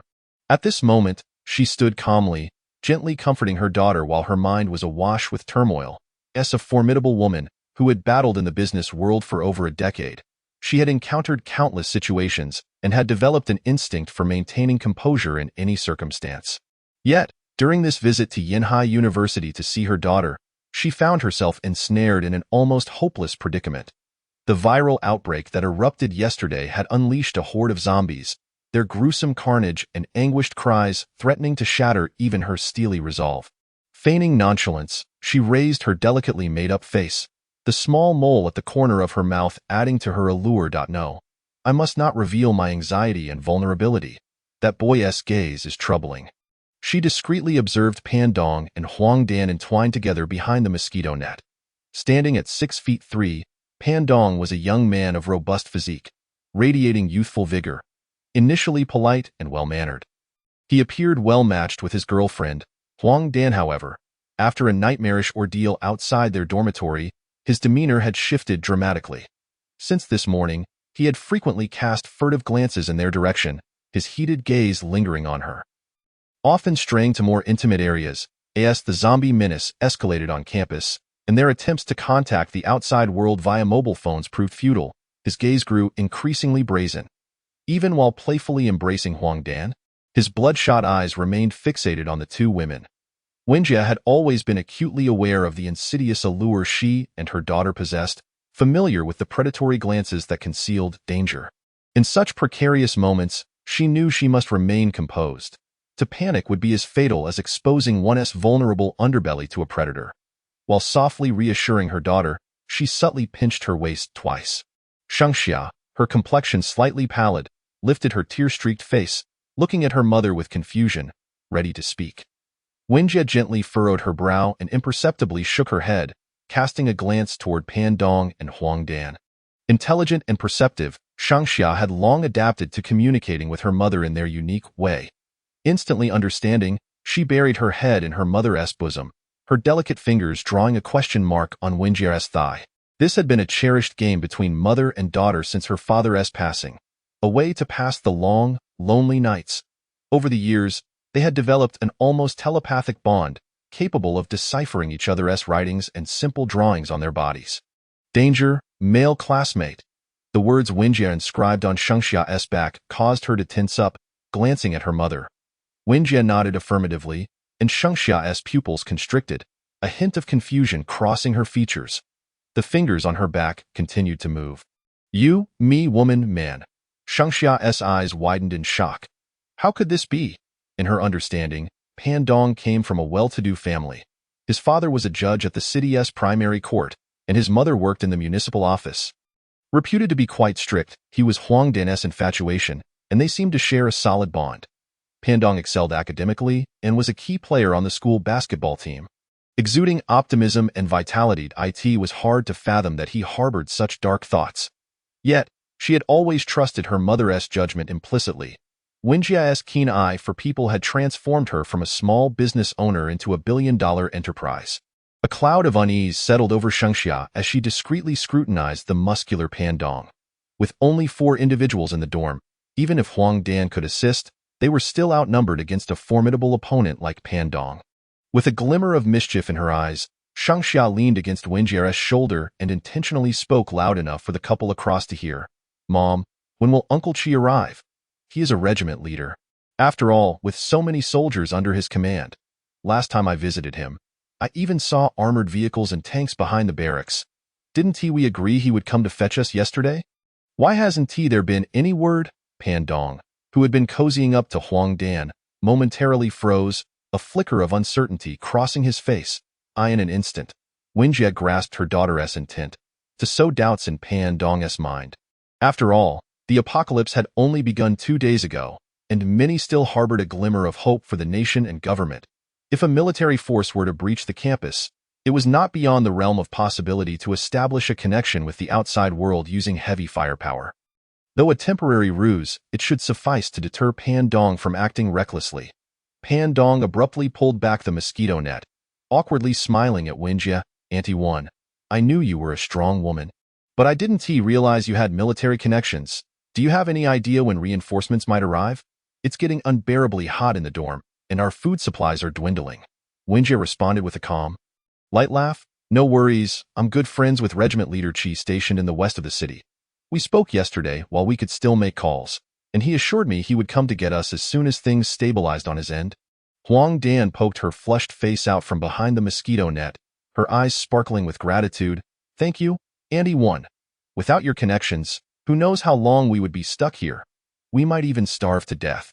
Shengxia felt a wave of relief wash over her, knowing they had navigated the immediate crisis. Now, they needed to devise a plan to escape. I'm sorry, Auntie One. I must have a poor memory. I don't recall a regiment leader Chi being stationed in the west, and isn't that just a radar unit? Where would they have tanks? She chuckled. You're not playing a prank on us, are you? Chapter 17.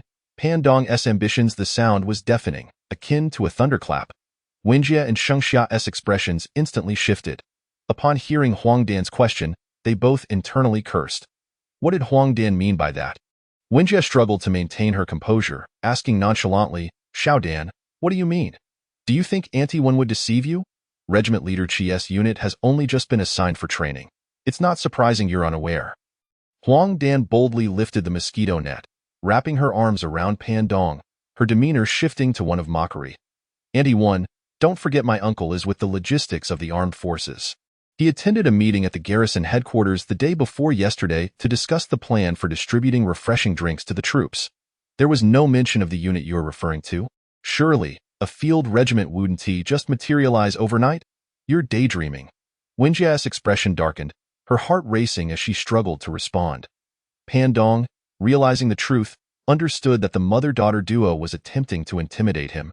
Shengxia gazed in disbelief at her former friend, at a loss for words. Dan, what are you? A sinister smile crept across Huang Dan's face, her eyes ablaze with fury. What? Didn't he expect this? Do you know how many times I wished you were dead while being your friend this past year? You excel academically, come from a wealthy family, and are more attractive than I am. When boys shower you with flowers and gifts, it's romantic. When I receive the same, I'm just seen as a flirt. The worst part is those 2 pathetic girls in our dorm, who act like your lapdogs. Just because I accidentally used your skincare lotion once, Zhang Yin and Chen Shuang spread rumors that I'm a petty thief. How ridiculous that you pretended to give me that bottle. Thinking I didn't know you were too disgusted to let me use it.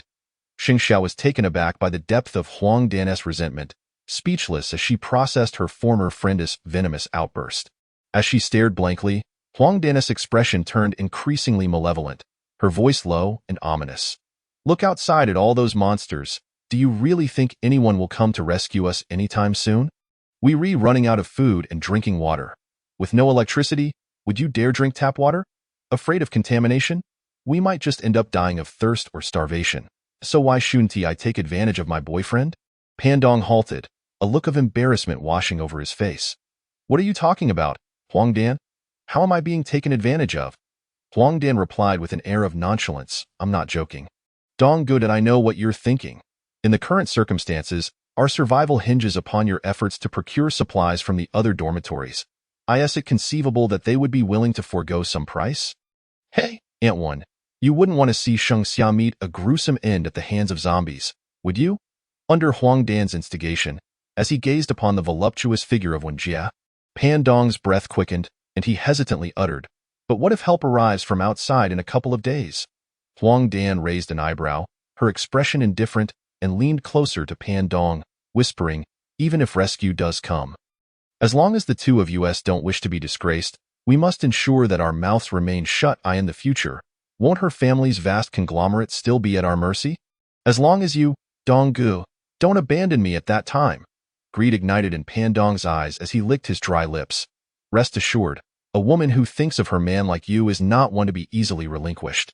No matter how many women I have by my side, you shall always be the main one. With a wicked grin, Pandong descended from the bed, seizing a baseball bat from the bedside as he approached Wenjie and her daughter. Wenjie instinctively shielded her daughter behind her, trembling as she looked at Pandong, desperately making a final stand. Pandong, you can't do this. What you're doing is a serious crime. Pandong's gaze fixated on the delicate skin at Wenjie's collar. His eyes ablaze with desire. Do you know where Xia's two roommates have gone? We pushed them out yesterday to feed the zombies because they refused to share their food with us. Otherwise, do you think the instant noodles you had yesterday and today just appeared out of nowhere? Xia, who had been cowering behind her mother, suddenly widened her eyes in horror, her face paling as she stammered. How could you do this? They are our friends. Huang Dan smirked mockingly. Friends?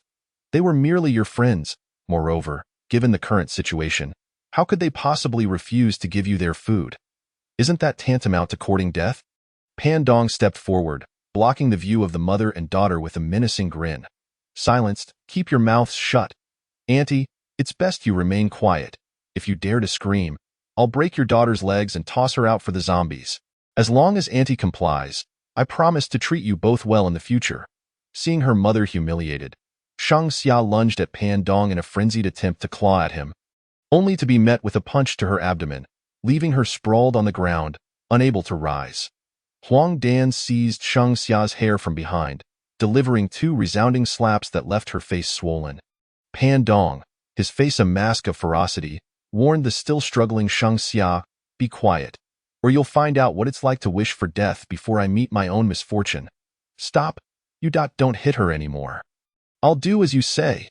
Witnessing her daughter's plight, Wenjie found herself with no other choice. Faced with the impending humiliation, she felt powerless to resist. Tears streamed down her porcelain cheeks as she realized the inevitable. Just then, a series of knocks echoed at the dormitory door. A handsome face peered through the glass window of the door. Excuse me for the intrusion. Could you please open the door? Chapter 18. The last vanishing hope. A gentle voice resonated from outside dormitory 504. I apologize for the interruption. May I come in? I just have a few questions and I'll leave. Pandong, who was about to savor a rare delicacy, felt a surge of unwarranted anger at the voice outside. He turned to the smiling man at the window and barked. Get lost, you bastard, or I'll make sure you regret it. At that moment, he only wished to indulge in the lamb before him, with no inclination to deal with anything else. While hurling vicious insults at the man outside, he cast a warning glance at Wenjie. Huang Dan, on the floor behind him, stealthily withdrew a fruit knife, pressing it against Xia's delicate neck, signaling for the mother and daughter to remain silent. The face outside the window vanished, and just as Pandong prepared to feast, a low, eerie growl emerged from outside the door. Having never heard such a peculiar sound before, Huang Dan and Pan Dong exchanged glances. Signaling Wen Jie to remain silent, Pan Dong pressed his ear against the door, straining to listen. Unbeknownst to them, the dormitory lock began to emit a wisp of green smoke, thickening with each passing moment. As the acrid scent wafted into Pan Dong's nostrils, he glanced down at the lock. Suddenly, with a muffled thud, a black spike pierced through his temple, grotesquely lifting him into the air. Blood and brain matter oozed from the spike's sleek surface. Dripping onto Pan Dong's shoulder, seemingly in shock, he bulged his eyes, attempting to utter something, but his throat felt tight, rendering him voiceless as his body convulsed uncontrollably, a foul stench gradually permeating the room. The women within were nearly driven to scream by Pan Dong's horrific fate, while Huang Dan scrambled under the bed, curling into a ball in the darkness. Wen Jie, striving to suppress her tremors, collapsed over her daughter, desperately covering Shang Xia's mouth to stifle her screams, too terrified to glance back at the impending horror outside the door. With a soft click, the lock turned, and a figure stepped inside. Accompanied by a series of unsettling rustles, the footsteps halted behind Wen Jie, and a pleasant aroma began to fill the air, an indescribable scent that momentarily distracted her from her fear. A man's voice broke the silence. "Get up. Are you really going to speak to me like this?" The sound of a chair being dragged followed, then the flick of a lighter igniting, filling the room with the smell of smoke. Wen Jie slowly turned her head, as if her neck had rusted, each movement causing her discomfort. Before her stood a robust young man in his 20s, his muscular frame radiating an aura of masculine strength and safety. His eyes sparkled with a hint of amusement, and the corner of his mouth curled into a devil-may-care smile as he held a cigarette.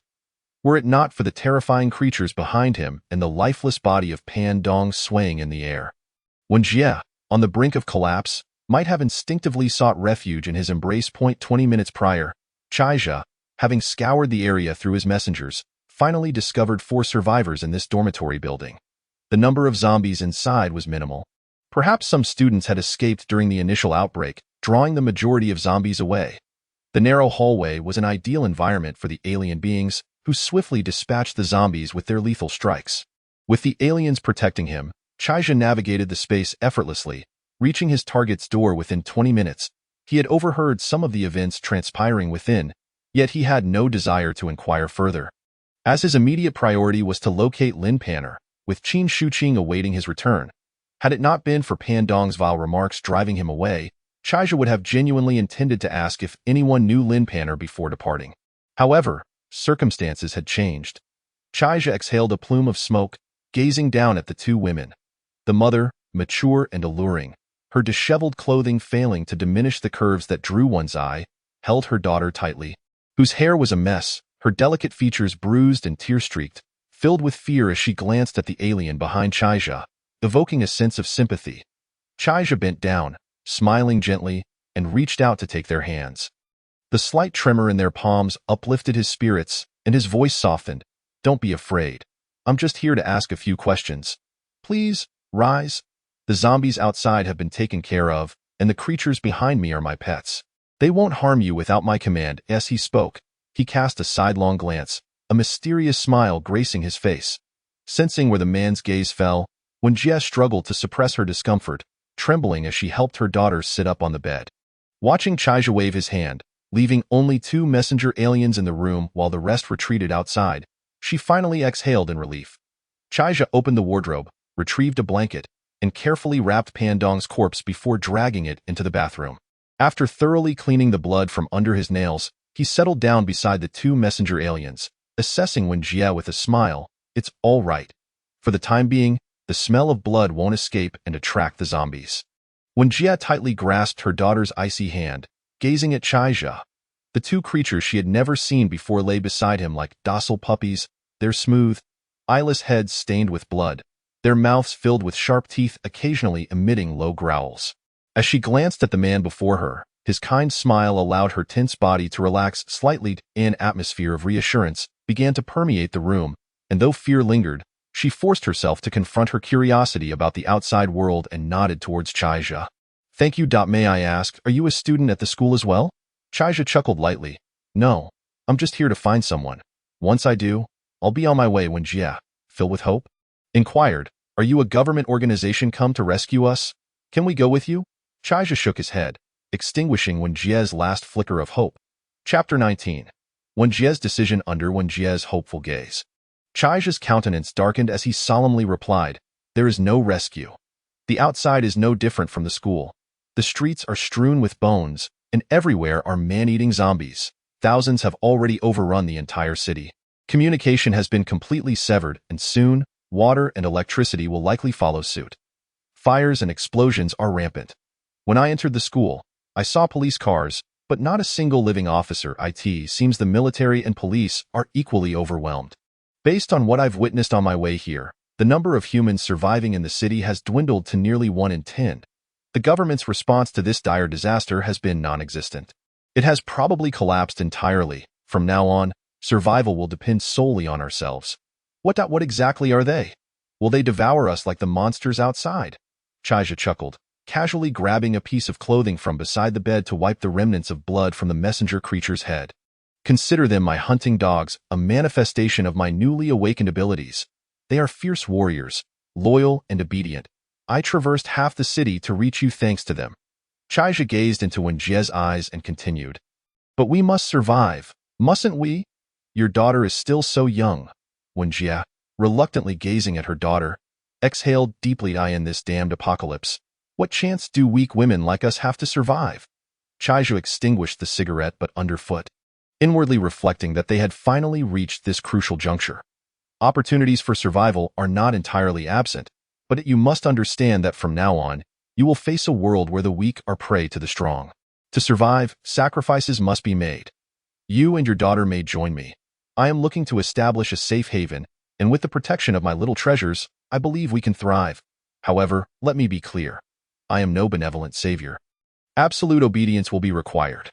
Remember, absolute obedience. You should know what that entails if you decide to stay. Once I finish my questions, I will leave, and I will leave you some food as a consultation fee."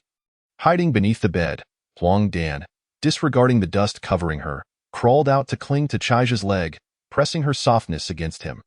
The messenger creature, not receiving any command from Chaija, did not prevent Huang Dan's approach. Merely revealing its saliva-dripping, sharp-toothed maw, its tail spine stealthily inching towards the back of Huang Dan's head, a hint of amusement flickered at the corner of Chaija's mouth as he pulled Huang Dan closer. "Do you see? This is the law of survival in the apocalypse, and it may be the fate you will soon face. The weak become the playthings of the strong. There are no human rights, no freedom, only the chance to survive. Especially for beautiful women like you, you may become slaves, objects of display, or even currency. I want to force you. Think about what that means for someone else." Facing Chaija's unabashed indulgence, Shang Xia had already flushed crimson, hiding behind her mother, too timid to meet his gaze. In contrast, Wenjie only paused momentarily before regaining her composure. In times of peace, bound by law, now with the government collapsed and powerful factions disbanded, the greed and cruelty inherent in humanity would run rampant. The two of them were utterly defenseless. Their exquisite beauty, once an asset, was now a liability that would attract predation. The man before them spoke plainly, and Wenjie was not as naive as her daughter. She understood his intentions. When Chaija approached them, an odd feeling washed over Wenjie.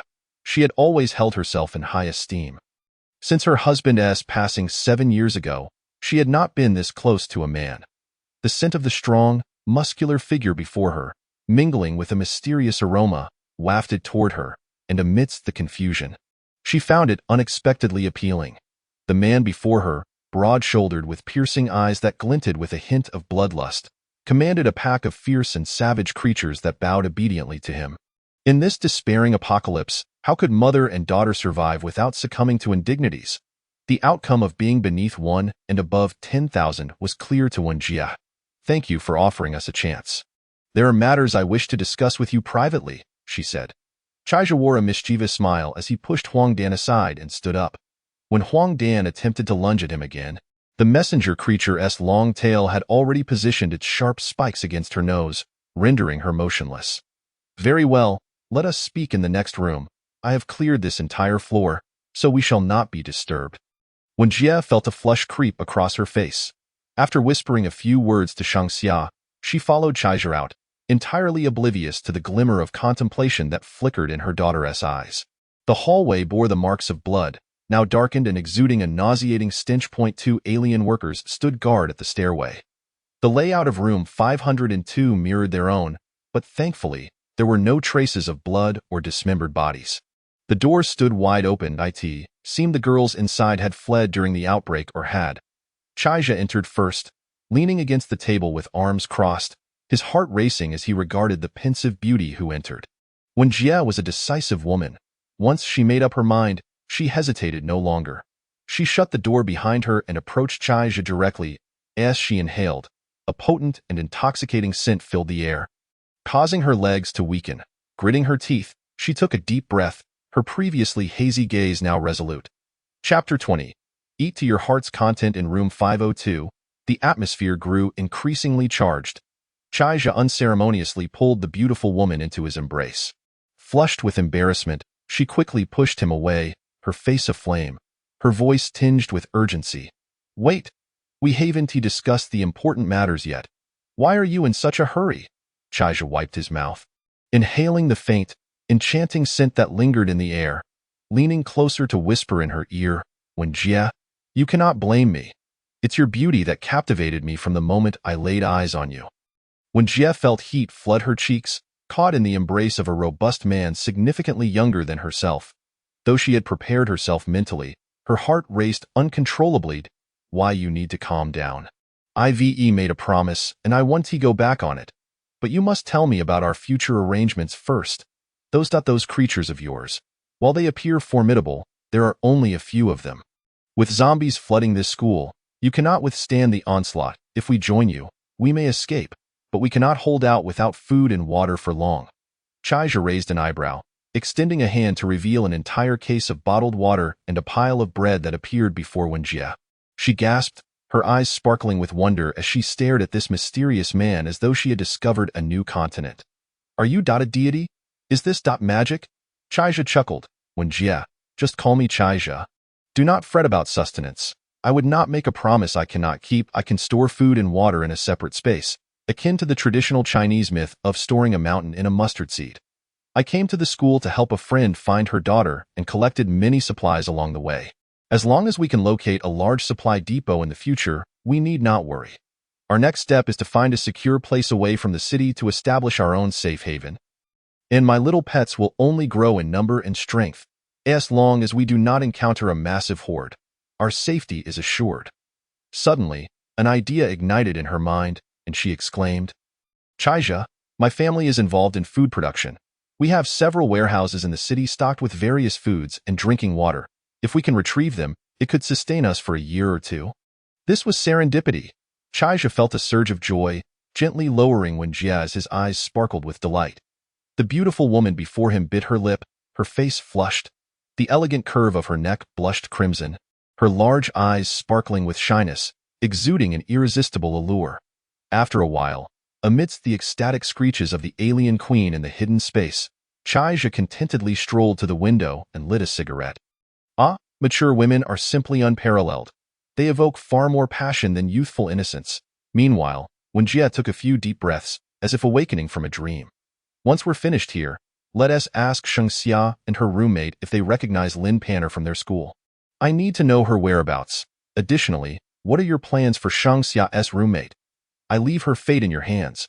Wenjie, unabashed, displayed her beauty before the man, seemingly transformed, exuding confidence without an ounce of modesty. Upon hearing Chaija's inquiry, she paused, her expression turning stern. That vile woman cannot be spared. She is ruthless and vindictive, capable of betraying anyone.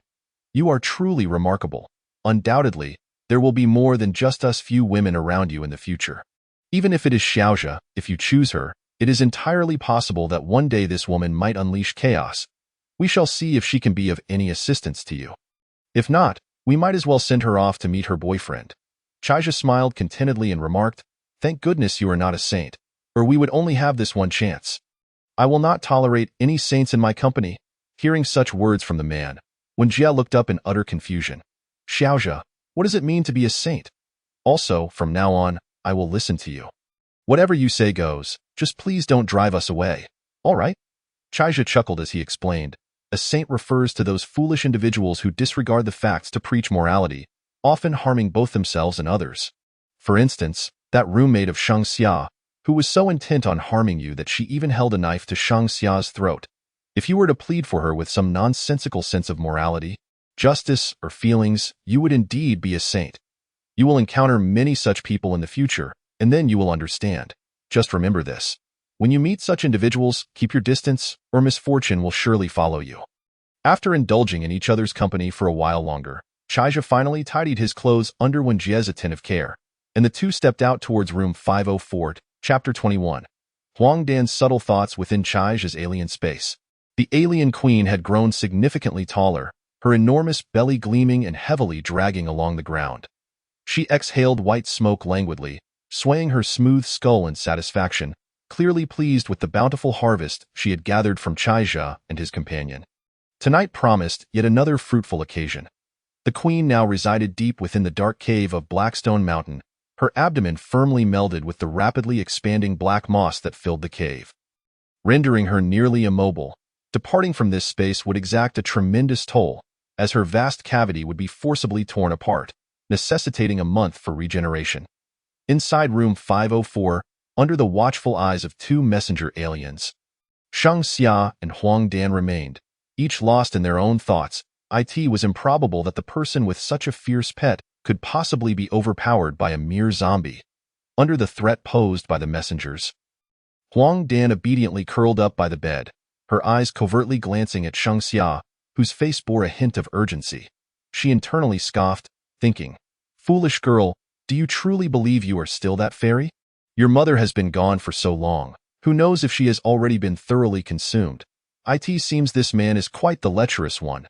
Although I may not be as beautiful as you, I possess my own charms. I must give it my all to ensure his satisfaction." As both women pondered their thoughts, the door creaked open. The first to enter was Wenjie, her face flushed, resembling a ripe apple, alluring and enticing. Her eyes sparkled, brimming with an endless tenderness. Her lustrous black hair, while meticulously groomed, had a few rebellious strands cascading onto her shoulders, exuding an enchanting allure. Following closely behind her was Chaija, appearing languid, a satisfied smile gracing his lips, as if he had just experienced something delightful. At this moment, Huang Dan, lying on the floor, twitched her nose, instantly catching a whiff of a familiar scent. This aroma was all too recognizable, and she quickly realized the nature of the encounter between Wenjie and Chaija. A cold smirk crept across her heart as she mused, "Indeed, Wenjie has joined that man, while only your foolish daughter remains in the dark, pretending to be a saint before me. Both of you are nothing but fickle women. However, now that this older woman has seized the advantage, they will undoubtedly harbor deep resentment towards me. I must seize every opportunity that presents itself." Wenjie, tidying her disheveled hair, approached Shang Xia, grasping her hand as they whispered together. Shang Xia's astonishment grew, and she occasionally stole glances at the handsome Chaija, her demeanor easing as she nodded in agreement. Chaija retrieved his phone, displaying a photograph of Lin Panner sent by Qin Shuqing. Inquiring, "Do any of you recognize this classmate?" Huang Dan's eyes darted across the screen, and she eagerly interjected, "Of course. Who doesn't he know her? She is one of the campus beauties, Lin Panner, with countless admirers." From behind Wenjie, Shang Xia, no longer feeling as frightened, chimed in softly, "I know her too. Originally, Panner was in the same grade as us, but she excelled academically and skipped a grade, now in the 3rd class of her junior year." Chaiju's heart leaped with joy. He had unexpectedly obtained the desired information on his first inquiry. He hastily asked, "Do you know where she might be now? I need to find her immediately." Huang Dan inwardly scoffed. "You need to find her immediately? You spent a good hour indulging in Wenjie's charms, yet you didn't seem in much of a hurry." Meanwhile, Huang Dan quickly added, I know. When Pandong came yesterday, he mentioned that after their basketball game, they spotted Lin Panner and her friends sketching in that small garden to the north. Professor Lin was there too.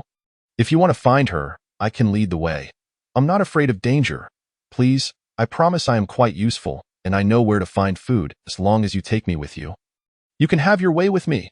Observing Huang Dan's urgent and eager demeanor, Chaija sighed inwardly, realizing that had he known this would be the case, he might have acted differently from the start. He had already cleared this building of threats, and he would leave 2 aliens to guard them, as long as they remained quiet. No zombies should discover them. He signaled Huang Dan to rise and tidy her clothes, then excused himself to enter the bathroom, where he stored Pandong's body in his space. This was partly to avoid attracting zombies with the scent of blood over time, and partly because the evolution of the aliens required a considerable amount of fresh blood and flesh. After all, this body weighed over 100 pounds and should not go to waste. They arrived at room 502, and as soon as Shang Xia settled on the bed, Wen Jie, her face flushed, pulled her over. There were still some untouched bottles of mineral water on the table, so while having her daughter wash her hands, Wen Jie quickly gathered the bed linens. Receiving an exasperated glare from the beautiful woman, Chaija found himself inwardly amused. Was this all my fault? Seizing the opportunity while Huang Dan was distracted, he discreetly gathered a few bottles of beverages, snacks, and marinated eggs, placing them in the corner under Wen Jie's watchful gaze. Before long, as several women looked on in shock and terror, 2 larger, nearly 3-meter-long worker aliens stretched their claws and climbed onto the roof, concealing themselves. Chaija approached Shang Xia, ruffling her hair despite her dazed expression and the blush creeping to her ears, leaving behind a trace of pheromones on this somewhat endearing girl. With the presence of these pheromones, all aliens would recognize her as one of their own, and any woman who had been intimate with Chaija would naturally rise to a status just below that of the queen within the group. After reminding the mother and daughter duo once more, Chaija locked the dormitory door and set off with Huang Dan in search of Lin Panner. Chapter 22. Could she be A? The corridor of the dormitory was nearly silent, save for the footsteps of Chaija and Huang Dan. A gust of wind swept through, carrying with it a nauseating blend of putrid and bloody scents that was enough to induce retching. As the sweltering heat seemed to exacerbate the situation, yet amidst the silence, faint sounds of struggle could be heard. The not-quite-dead zombies were writhing in the corners. Scattered zombies lay in various grotesque positions, slumped against walls or sprawled at open doorways. Some had their heads completely torn off and discarded, while others bore gaping holes the size of goose eggs in their skulls, black blood and pale cerebrospinal fluid oozing out, their bodies twitching involuntarily. The air was thick with the stench of decay, and perhaps due to the rising temperatures, some of the corpses had already begun to attract maggots. The walls of the corridor were stained with blood, some areas even adorned with bits of flesh and entrails. These were the remnants of the zombies' frenzied assaults on humans, leaving their victims in tatters. Now, only a chilling silence remained, with the corpses serving as grim reminders of the horrors that had transpired. As they descended to the second floor, the aliens had already disposed of no fewer than several dozen zombies, most of which had not had the chance to make a sound. With a fleeting thought, Chaija summoned the other aliens that had been patrolling the floors, and they quickly gathered around him. Their smooth, massive, eyeless heads emitted eerie hisses, as if safeguarding their king. As these aliens congregated, they emanated a powerful, mysterious force. Their very presence thickened the air, as if an invisible pressure enveloped the area. Huang Dan, trembling in fear at the sight of the 10 or so varied and menacing black creatures, felt an inexplicable urge surge within her. Her eyes widened in disbelief, her expression a mixture of shock and excitement, unable to comprehend her own reaction. Yet, facing these fierce monsters, she found it impossible to suppress her terror, while simultaneously experiencing a peculiar thrill that sent her senses reeling. She had never felt such a profound yearning for strength before, either to possess it or to be dominated by it. Within the corridor, the foul stench of the zombies was enough to make anyone retch. Following closely behind Chaija, Huang Dan stumbled, tripping over severed limbs and emitting a series of dry coughs.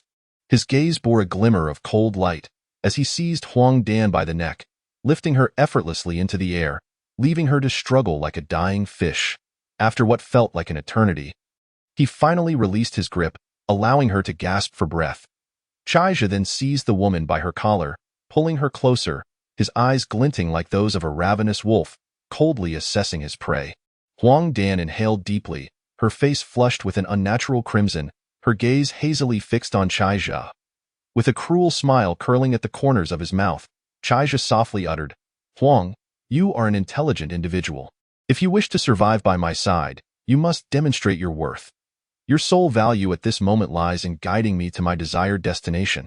Should any misfortune befall us due to your incompetence, you will come to understand the meaning of a fate worse than death.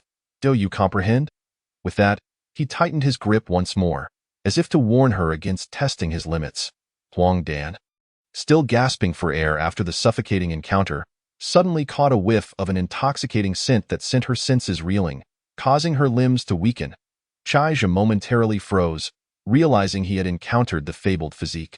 He ceased his assault on her face and grumbled irritably, "I hope you still possess some utility." Chaija opened the door to a nearby dormitory, peering inside to ensure no zombies or humans lingered. He turned to the flustered Huang Dan and commanded, "You have 3 minutes to find some clothing and change. If you attempt any tricks once we step outside, do not blame me for using you as bait for the zombies." Huang Dan lowered her head in silence, hastily entering the room to rummage through the wardrobe. Chaija paid little mind to Huang Dan's anxiousness. As per his agreement with Wen Jie, once they located Lin Panner, he would abandon her. In the vast sea of corpses within the school, her chances of survival were nearly non-existent. By the time they resumed their journey, Huang Dan seemed to have adjusted her mindset, her movements regaining a semblance of grace. The path to the small garden where Lin Panner often sketched required passing through the school playground, the first teaching building, and several freshman dormitories. That moment, at least half of the zombies had congregated in the expansive playground, with a significant number loitering beneath the teaching building. Navigating through this route to the small garden was, at present, beyond Chaija's capabilities. Following Huang Dan's instructions, they would skirt alongside the artificial lake Chaija had crossed earlier, where a drainage ditch covered by concrete slabs ran parallel to the wall. This ditch extended all the way to the school's cafeteria. By passing through the back entrance of the cafeteria, they could access a hidden path known only to Huang Dan, which she and Pandong had frequently used to sneak into the cafeteria at night. At Chaija's signal, 3 messenger creatures swiftly darted out of the dormitory, slipping into the shadows to remain vigilant. A distinctive hiss echoed. 3-meter-tall alien soldiers filed out in an orderly fashion. With Chaija and Huang Dan crouching to follow, the last 2 alien soldiers bringing up the rear, a search party quietly advanced towards the drainage ditch by the lakeside. Chapter 23. The eerie cafeteria under the sun's rays. Over a dozen zombies, clad in tattered garments, wandered aimlessly, resembling soulless husks. Once vibrant students, their appearances had become grotesque, with only the decaying flesh hinting at the youthful forms they had once possessed. Now, their mouths dripped with dark saliva. Their humanity extinguished, reduced to mindless monsters driven solely by the instinct to chase and attack. Chaija observed the zombies, sensing something amiss. Their decay did not appear to have worsened with time. In fact, certain areas had taken on a bluish-gray hue, appearing more taut. At that moment, a faint noise emerged from behind a flower bed, barely audible, only detectable to those who were attentive. This subtle sound piqued the interest of several nearby zombies. Their previously languid movements quickening, low growls escaping their lips as if they had caught scent of prey. Eagerly, a few zombies surged towards the flower bed, heedless of the thorny plants that could inflict harm upon them. The plants scratched away at their decaying flesh, but such minor injuries were inconsequential to beings devoid of pain. The commotion in the underbrush drew the attention of the remaining zombies, who gradually converged in that direction. Concealed in the shadows, Chaija and Huang Dan observed with ease, as one by one, the zombies were lured into the dense foliage and swiftly dispatched by the aliens. However, they remained blissfully unaware of the several pairs of eyes fixated on them from a nearby third-floor dormitory window. It was Huang Dan, that wretched woman. Had she not been with Dongzi in their dormitory just yesterday? Where had Dongzi vanished to? Who was the man accompanying her? And what were those dark creatures engaged in battle with the zombies? This damned world was truly going insane. The individuals within the room, all standing around 6 feet tall, were teammates of Pandong from the school's basketball team. Hu Ichuan, with a mole on his nose and a slightly aged appearance, muttered indignantly. A couple of days ago, Dongzi mentioned he was tired of Huang Dan and took 2,000 yuan from me, planning to drug her soon. I never anticipated that before I could even enjoy the spoils. Chaos would erupt at the school. That 2,000 yuan nearly went to waste. Now, with Huang Dan following that man, Dongzi has likely turned into a zombie, or worse, been killed. Guoling, sporting short hair and a lean physique, surveyed Huang Dan's curvaceous figure from a distance, his throat involuntarily swallowing. Yet, he remained silent, turning his gaze instead to the sofa behind him. In the dim corner where sunlight dared not penetrate, a robust figure sprawled, flanked by two disheveled girls tightly embraced in his arms. The man on the sofa raised his head slightly, revealing a pair of wolf-like eyes glinting with menace beneath tousled hair. He patted the waists of the two girls beside him, rising to his towering height of nearly 2 meters, silently approaching the window to glance below. The struggle behind the flowerbed had concluded, leaving only fleeting shadows darting amidst the foliage. The man picked up a keychain and tossed it towards the shadows in the grass, which produced no sound, merely a glint of metal reflecting as the shadow vanished. Observing that the immediate threat of zombies had dissipated, Hu Ichuan leaned out and called softly to Huang Dan. Huang Dan, come over here. There's a fire escape. I'll lower it for you right away. Hurry up. Startled by the unexpected shout, Huang Dan, who had been cautiously surveying her surroundings, looked up to see Hu Ichuan and let out a sigh of relief.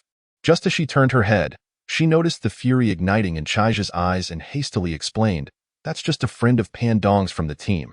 I swear I didn't ask him to shout." Chaija glanced up at Hu Ichuan, who was eagerly looking their way, cursing silently in his heart as he dashed forward. "I've worked hard to clean up the zombies downstairs without making a sound. And you have to go and stir up trouble. If you draw a horde of zombies out of the boys' dormitory, I will hold you accountable." Huang Dan subtly gestured for Hu Ichuan to be quiet and continued to follow Chaija. Hu Ichuan, his temper flaring, turned to the tall man beside him and suggested, "Brother Jun, why don't we lower the fire escape? Gua and I can bring that bitch Huang Dan up in no time." The man regarded Chaija and Huang Dan as they stealthily made their way towards the wall, furrowing his brow slightly as he replied, "Forget it, Dachuan. Now is not the time. I have a feeling that the man accompanying Huang Dan is not to be trifled with. We have no idea how many zombies lurk on the first and second floors, and those black creatures we've seen are beyond our comprehension. They seem to view zombies as prey. In their presence, we might as well be nothing more than scraps of paper. Strangely, those black monsters have yet to attack the two below. Let us not recklessly venture down. We can always devise a plan to bring them up later." Chaija and Huang Dan reached the edge of the wall and quickly located the drainage ditch. Following its path, they approached the cafeteria, a sprawling 2-story circular building covering over 1,000 square meters. The drainage ditch ran beneath the cafeteria's wall, and to pass through, they would first need to cross a wide open space of 60 to 70 meters. Chaija crouched early at the edge of the open area, a messenger creature concealed nearby, transmitting urgent warnings of imminent danger. At that moment, the area appeared eerily devoid of any unusual activity. Not a single zombie could be seen within a radius of several hundred meters. The surroundings were unnaturally quiet, with not even a snake, insect, or rat in sight. Only the rustling of leaves stirred by the breeze. The cafeteria's entrance stood firmly shut, with several windows shattered, glass shards littering the ground. The steps leading to the cafeteria and the glass door bore no trace of blood, pristine to the point of inducing unease. They say a focused man possesses a unique charm. For Huang Dan? This statement was undeniably true. Crouching behind Chaija, she resembled a moth drawn to the flame, lost in her own thoughts as she pressed her body against the man's robust back, striving to make contact with the distinct contours of his muscular form. "Are you out of your mind? What are you doing at a time like this? Acting so provocatively?" Chaija snapped impatiently, pulling Huang Dan aside with a swift motion. Huang Dan, unable to withstand his force, stumbled awkwardly and fell to the ground. Unbeknownst to him, one of Chaija's feet inadvertently stepped out of the grass and onto the concrete expanse. Just as Huang Dan collapsed, she caught a glimpse of something unusual on the concrete floor and, almost instinctively, reached out to shove Chaija's leg aside. A muffled grunt escaped her as fine tendrils pierced her wrist. Chapter 24. The unknown monster as a slender filament silently pierced Huang Dan's wrist. The once tranquil concrete ground suddenly became animated. Countless gray, thread-like appendages twisted and intertwined with a life of their own, spreading outwards with astonishing speed. Simultaneously, a deep, guttural roar echoed from the cafeteria, as if some enigmatic entity was awakening. Soon after, several thick, needle-like tendrils burst through the window, resembling ferocious pythons swiftly closing in on the source of the sound. These appendages, formed from serrated segments, exuded an unsettling aura with their stark white, menacing fangs. The moment the delicate tendrils breached her skin and entered her body, Huang Dan felt as though she was engulfed by a violent electric shock, her limbs stiffening and rendering her immobile. Leaving only her neck and above capable of movement, a fine stream of blood was rapidly drawn from her body along the filamentous tendrils, continuously feeding into the cafeteria.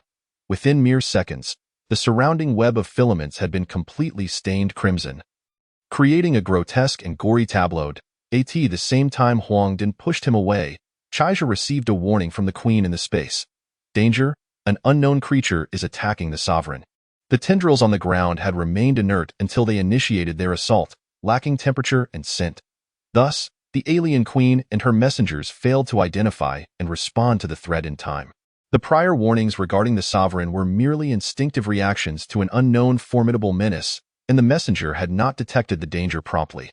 Chaija swiftly embraced the incapacitated Huang Dan, drawing out his machete and striking at the tendril that had ensnared her wrist. However, the seemingly hair-thin appendage did not sever under Chaija's immense strength.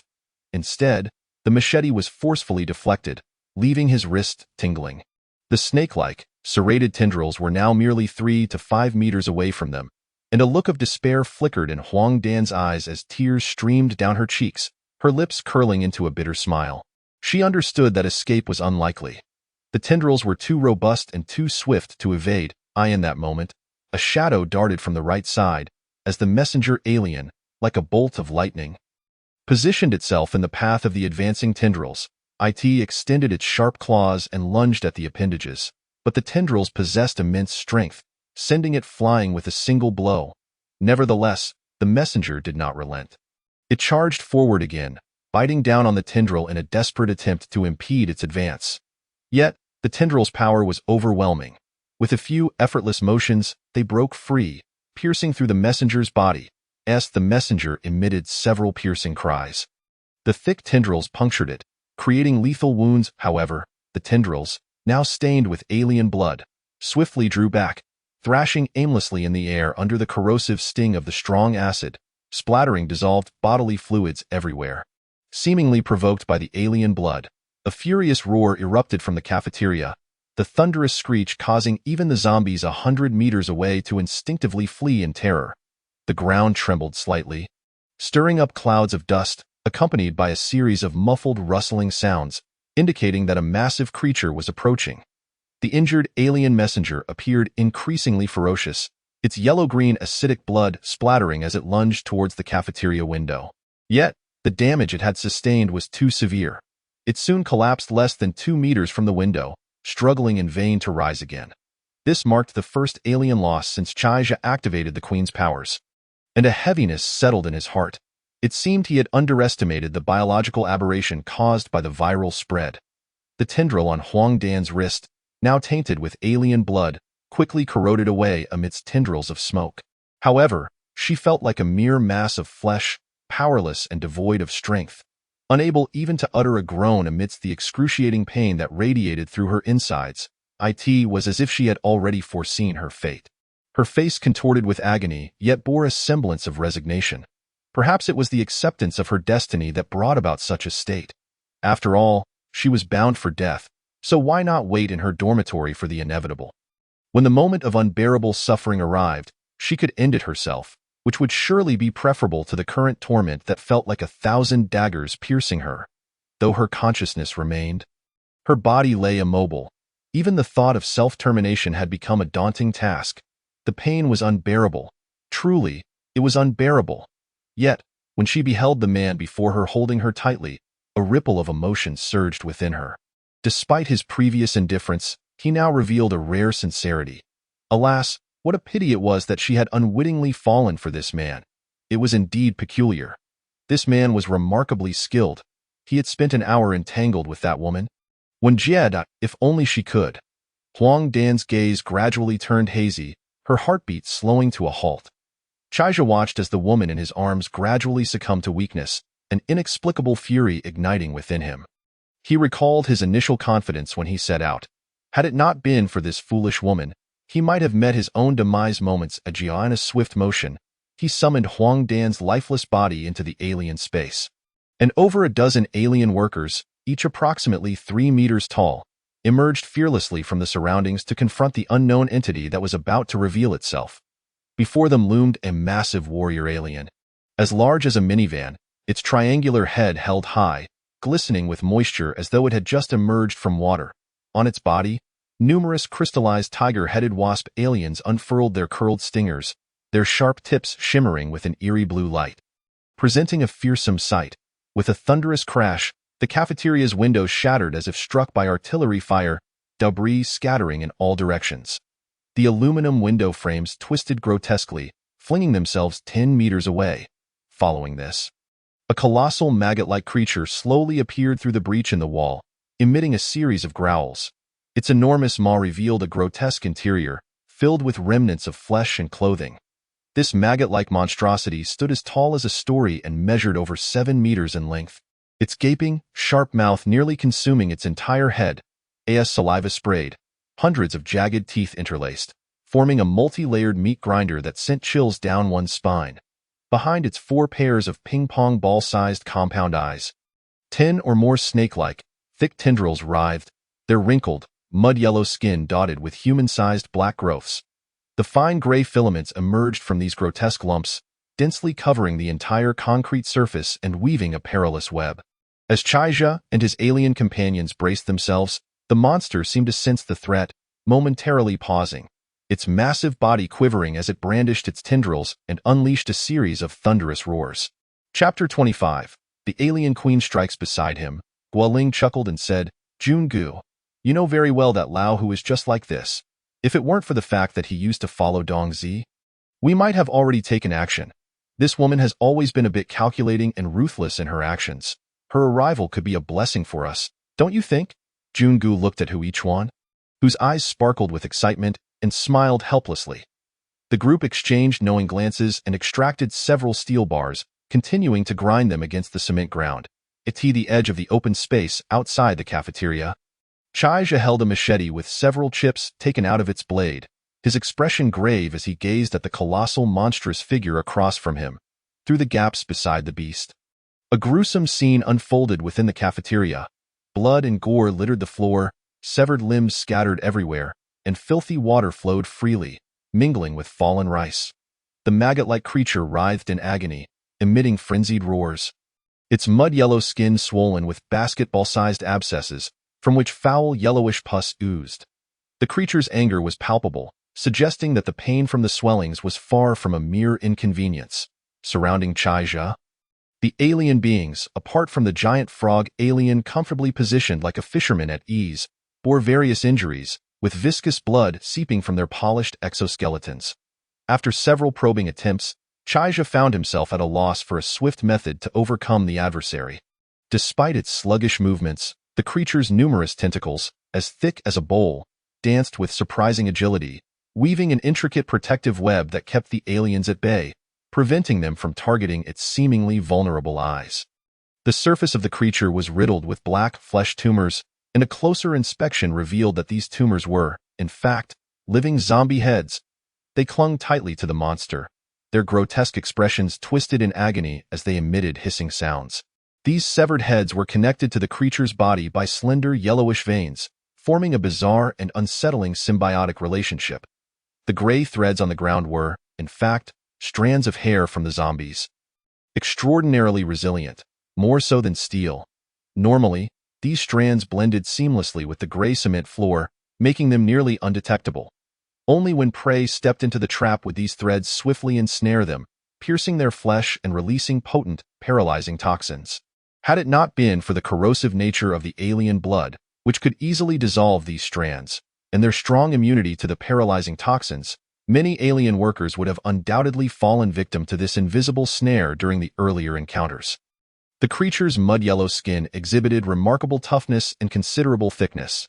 Even with Chaija's extraordinary strength, his attempts to slash through it yielded only superficial cuts.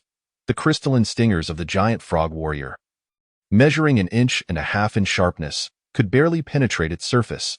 Fortunately, the venom of the crystalline wasps seemed unaffected by the creature's own toxins, delivering some degree of paralysis, albeit not lethal.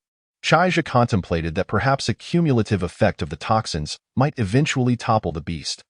Both sides now felt a mutual hesitation, reluctant to strike first, as the maggot-like creature writhed in agony. It emitted a strange, mournful cry.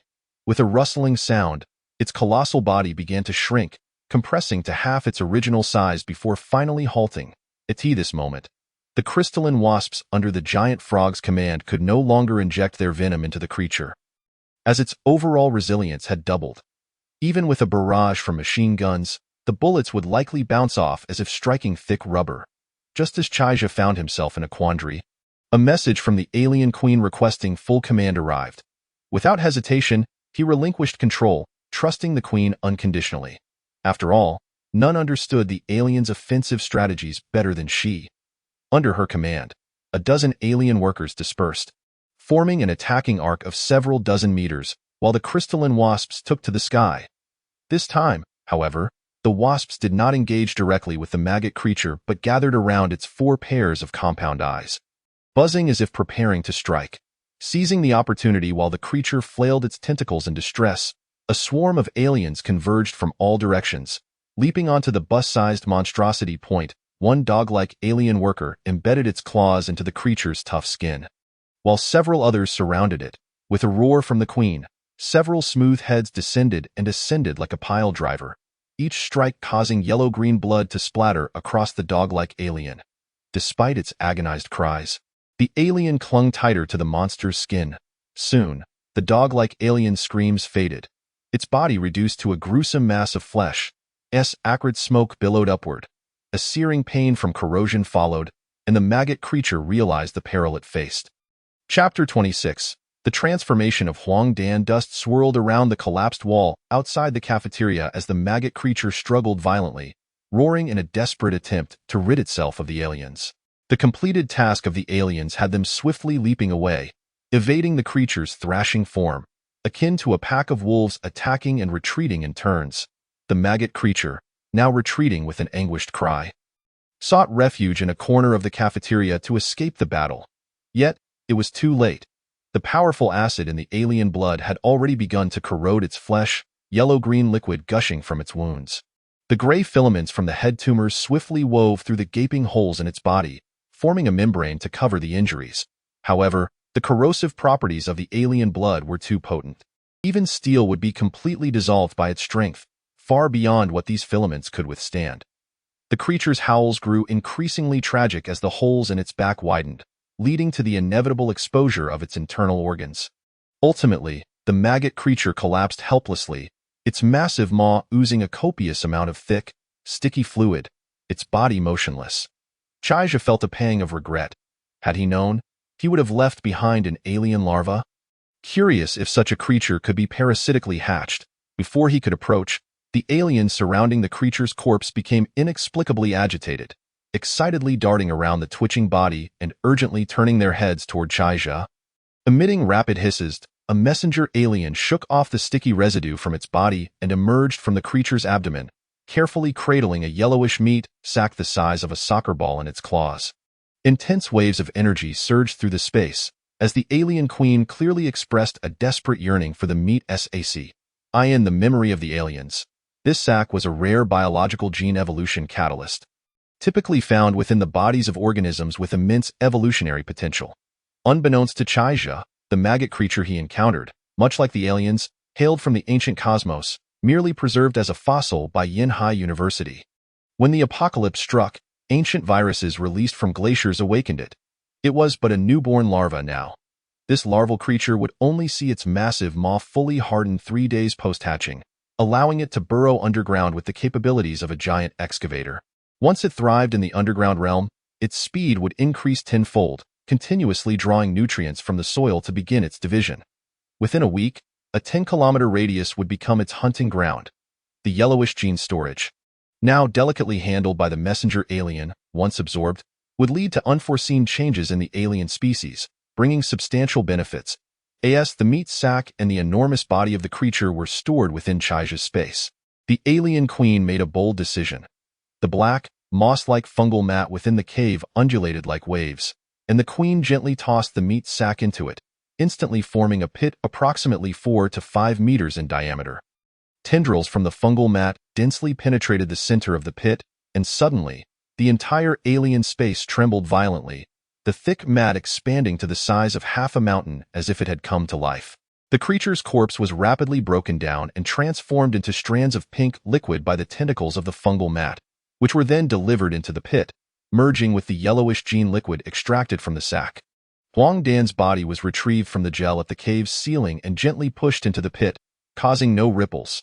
The queen strained to lower her towering frame, slicing her chest to let a few drops of silver gene liquid fall into the pit. Soon, countless tiny holes appeared on Huang Dan's body, and the liquid within the pit seemed to behave like a living organism, eagerly seeping through the holes into his form.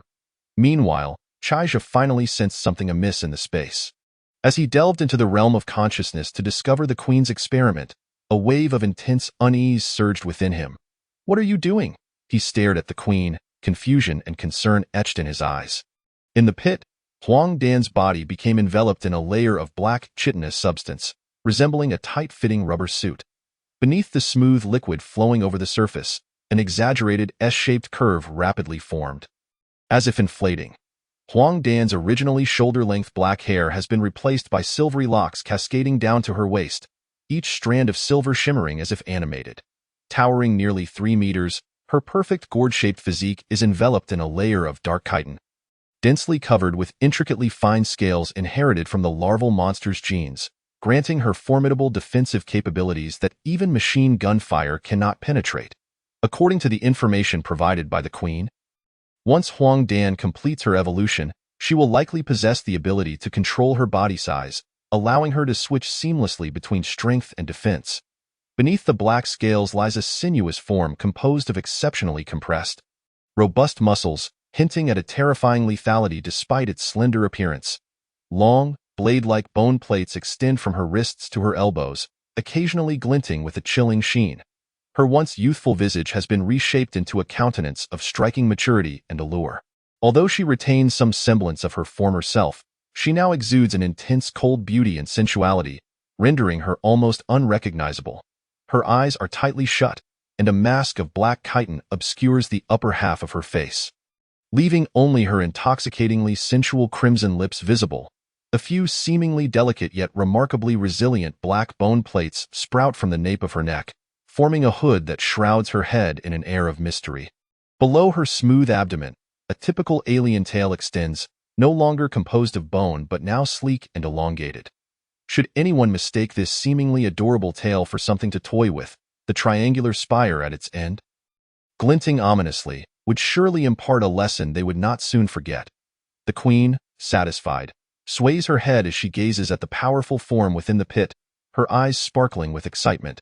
Before her lies a beautifully crafted body. A new generation of alien sentinels meticulously engineered from a combination of alien and monstrous genes, is destined to become the mightiest humanoid guardian, perpetually safeguarding her safety. This latest iteration of the alien sentinels not only possesses a physique closely resembling that of a human, but also integrates the most formidable abilities of both aliens and larval monsters. This flawless amalgamation bestows upon them an unparalleled advantage in combat. The queen has even discerned that through this fusion, the alien genes have consumed a portion of the larval monster's DNA. This implies that during future hatching processes, the offspring will inherently possess new abilities, enhancing their survival skills. This represents a monumental breakthrough for the propagation of their species, filling the alien queen with anticipation for the future. With a wide grin, she expresses her satisfaction, playfully leaning her massive head toward Chaija, gently swaying. She believes this experiment has been a resounding success, and the newly born alien sentinels will emerge in this harsh, post-apocalyptic world as the formidable assistants of their sovereign. Chapter 27. The withered garden. Once lush and vibrant, the garden now lies in desolation and decay. The ground is strewn with severed limbs and white bones, alongside incomplete corpses. The once verdant plants are now adorned with tattered, blood-stained garments and paintbrushes and canvases lie carelessly abandoned. A pair of male and female zombies are engrossed, their heads bowed as they feast upon the corpse of a young girl, whose once lively and expressive eyes are now dull and lifeless, filled with terror and stillness. The zombies' movements are both greedy and frenzied, as if indulging in a lavish banquet. When Chaija's footsteps echo at the garden's entrance, both zombies lift their heads in unison, glaring at him with malevolent intensity. Their faces are grotesquely decayed, smeared with blood, and their vacant green eyes gleam with an insatiable hunger for flesh. They gnaw on viscera from an unknown source. Witnessing this scene, Chai's heart sinks, a chill creeping up his spine. Without hesitation, he lunges forward, his blade slicing through the air with a fierce momentum directed at the two zombies. With a dull thud, their foul-smelling heads burst apart and tumble to the ground. The aliens behind him surge forward, quickly clearing the remaining zombies from the garden. After a thorough search, Chaijo inspects the bodies on the ground, but none bear resemblance to Lin Panner, allowing a slight relief to wash over him. Approaching the flower-laden archway leading to the library, he discovers several zombie corpses scattered about, most with head or neck wounds, evidently slain by sharp implements like fire axes. The sight of their bodies evokes a sense of nausea, yet he suppresses his discomfort and examines a few corpses. However, aside from some bloodstains and tattered clothing, he uncovers no useful information. He gazes at the throng of corpses outside the library, his brow furrowed. The entire library has now been overrun by zombies. Even if any survivors manage to escape there, their chances of survival are now non-existent. He realizes that attempting to enter the library in search of Lin Panner is nothing more than a fool's errand. Despite his reluctance, he resolves to send a messenger to scout ahead. Yet after several attempts, he finds no opportunity to approach the library. The density of the zombie horde outside is too great, rendering his agile messenger unable to draw near. Reluctantly, Chaijo decides to abandon this plan for the time being. He understands that to resolve the current predicament, he must devise a better strategy, especially considering the fatigue that has begun to settle in after his recent exertions and battles. On the third floor of the male dormitory, three men grip their sharp steel bars, fixated on the drainage ditch beside the wall. Jun-gu swings two dumbbells in his hands, sweat glistening on his muscular form, veins bulging.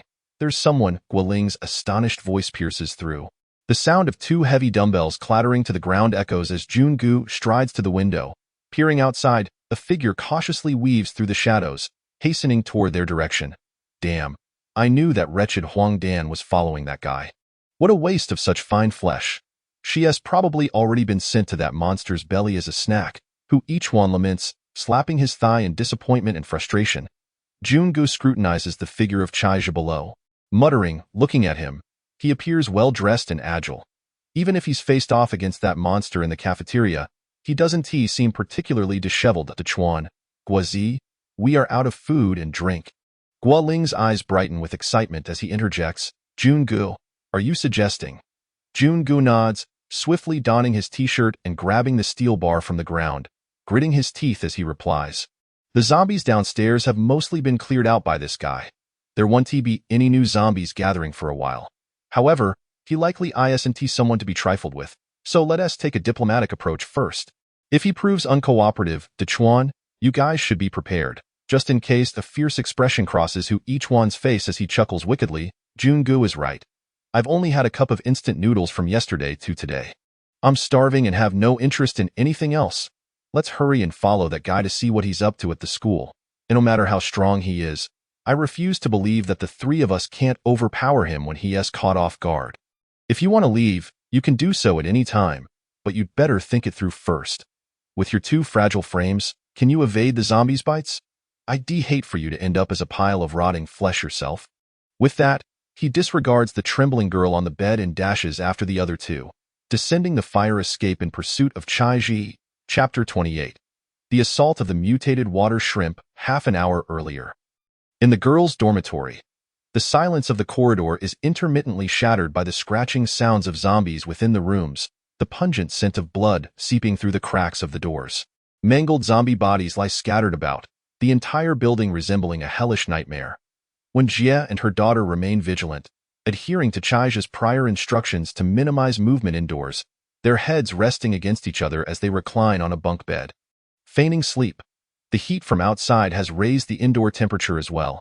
After consuming 2 bottles of drinks, both women are drenched in sweat, their thin garments clinging to their curves. It's this moment, when Jie is already feeling utterly drained, reluctant to rise once she lies down. Mom? The girl, Shangxia, raises her neck, catching the last rays of the setting sun filtering through the slightly ajar window, illuminating her delicate face. The faintly flushed skin, adorned with beads of sweat, glimmers with a pristine radiance in the sunlight. The girl gazes up at the bunk above, her fingers tracing circles on the sheets beneath her. Hesitating for a moment before continuing, "Just now you and that person." When Jie's tightly shut eyes flutter as she realizes her daughter has grown suspicious. Nonetheless, this matter will have to be clarified with her daughter eventually. "Xia, his name is Chaija, and he is a powerful individual. What we share is exactly as you suspect." The response from Wen Jie is met with an awkward silence, possibly due to shock or disbelief. As Shang Xia refrains from replying, "Xia, you are not a child anymore. From yesterday until now, you should have a clear understanding of the situation we currently face. The present circumstances, aside from the monstrous predators lurking outside, are rife with individuals like Pan Dong and Huang Dan, countless in number. The world outside has descended into chaos. We can no longer constrain human behavior with the usual rules of survival. In their presence, my daughter and I are akin to lambs awaiting slaughter, and to speak bluntly, our lives hang by a thread at their whim. You have seen the monsters looming above us. Chaija is precisely the type of person who can determine whether we live or suffer an existence worse than death. He has promised to escort us out of this place alive. But the conditions are of course, this is akin to a business transaction, where previously money was the currency, and now it is. Mother has experienced much. You must understand that I am willing to pay any price to ensure your survival." In truth, from the moment Chaija and his companion entered, my mother's shame and disheveled attire were keenly observed by Shang Xia. Having watched adult films with her roommate, Shang Xia is not entirely naive. Yet she had not anticipated her mother's sudden and candid revelations. A robust male figure formed in Wen Jie's mind, a blush creeping onto her cheeks. Unaccountably irritated and vexed by her daughter's inquiries, she furrowed her brows and replied with slight displeasure. "Xia, you do not understand. There are matters I cannot disclose without his consent. But know this, for two vulnerable women like us, the deceit of such a powerful individual does not even warrant his disdain." In truth, Shang Xia did not require her mother's answers. She felt an impulsive urge to steer the conversation towards Chaija. Her mind was a tangled mess. The moment Chaija had ruffled her hair, an unusual tingling sensation coursed through her body. She could not comprehend why, having never had any physical contact with the opposite sex. She felt on the verge of collapse in that fleeting moment. His strong physique, handsome features, perpetually calm demeanor, and the fearsome creatures that obeyed his every command rendered everything so mysterious and irresistibly alluring to a sheltered girl. Even the scent of his sweat was something she found herself wanting to inhale deeply. Despite her usual mild aversion to dirtiness, she had barely managed to maintain her composure without embarrassing herself. Yet she truly felt weak-kneed in his presence. But him and her mother, that detestable man. The two individuals lying on the bed, eyes closed and lost in their own thoughts, caused the air in the room to thicken. A faint sound emanated from the slightly opened window. Two alien soldiers perched on the roof became alert, stretching their bodies and hissing softly as they revealed their razor-sharp teeth. Outside the dormitory, a streak of water extended from the lover's lake to the window of room 502. A nearly 2-meter-long mutated insect was greedily peering through the window. This brownish-red aberration, resembling a giant water bug, had a head the size of a motorcycle tire adorned with 2 pairs of scythe-like mandibles. Its originally slender 6 legs were covered in barbed spikes that glinted like metal, firmly anchoring its body to the outer wall. Its flat, massive abdomen was cloaked in grotesque black bristles, with 2 red stripes trailing down its back, extending to 3 long, sharp spikes at its tail. This water bug, having undergone a rapid mutation, had grown to its current length in no time, having devoured all other creatures in the artificial lake. Although it sensed the dangers outside the water, its empty belly could not resist the hunger, compelling it to venture out in search of food. To its surprise, it soon discovered 2 plump, fresh morsels in this randomly chosen building. The water bug's sharp claws grasped the edge of the window, easily forcing it wide open. Upon hearing the commotion, the 2 potential meals gazed at it with terror-stricken eyes, and the water bug could no longer contain its excitement, saliva flying as it prepared to charge into the room. "Those 2 delectable feasts are mine." Suddenly, a thick, transparent liquid dripped onto its head. What in the world was that? As the mutated water bug wiped its head with its clawed foot, it peered up with its compound eyes, Just then, a sinister black shadow, around 3 meters long, emerged from its compound eyes, and a sharp tail struck without a sound, plunging into the mutated water bug's head. The tail easily pierced through its entire head, exiting from its chest cavity, and swiftly lifted the mutated creature into the air of room 502. The water bug did not even have time to register despair before its body convulsed in its final throes. The air in the room had once again turned quiet, yet the two girls huddled on the bed could not suppress their trembling bodies. When Jia realized that only 1 or 2 buttons remained on her shirt collar, yet she remained oblivious. After a lengthy pause, she finally steadied herself, her gaze fixed on the horrid creature in the corner of the ceiling, a whisper escaping her lips, "Xia Xia, do you see? The world is no longer what it used to be. There are too many dangers we cannot foresee. If it weren't for Chaija's pet protecting us, we might have perished right here." Turning to face Shang Xia, who had been hiding behind her, when Jia earnestly cautioned, "Xia Xia, I cannot predict what our future holds, but I assure you it will not be easy. My only hope is that we can survive. Therefore, we must cling tightly to this man. He is our only lifeline. Do you understand?" Shang Xia nodded obediently, and when Jia rose to close the window, unaware that her daughter displayed little shock on her face, Shang Xia focused intently on the 2 alien soldiers, now curled up on the roof, her pupils reflecting a peculiar hue. Forget the aliens. Based on his current physique, even if 3 more came, without firearms or heavy weaponry, they would only meet their demise. A surge of warmth coursed through her, making her feel increasingly powerful. Chaija wore a hint of an excited smile, glancing back briefly before summoning 2 hidden messengers into his space to rest. And he ascended the stairs. Before long, 3 figures cautiously poked their heads through the doorway, observing Chaija's retreating silhouette. "Military brother," Hu Ichuan said, pulling back the eager Hu Ichuan, shaking his head as he whispered, "Do not rush. This guy escaped the monster in the cafeteria, so he is certainly not to be underestimated. I saw a strange creature by his side this afternoon. I wonder if it died over there. We must be cautious when going upstairs. If things go awry, we should flee immediately. Survival is paramount. If it's just him alone, seize the opportunity to eliminate him.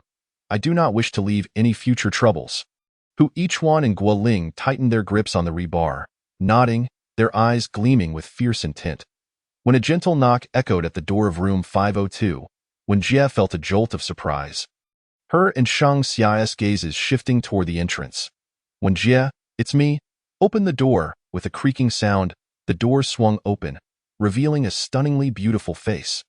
Chaija entered the dormitory, noting when Jia's anxious expression, which warmed his heart. He stepped inside, and when Jia glanced behind him, finding no sign of Huang Dan, observing the disarray of the room, Chaija's brow furrowed.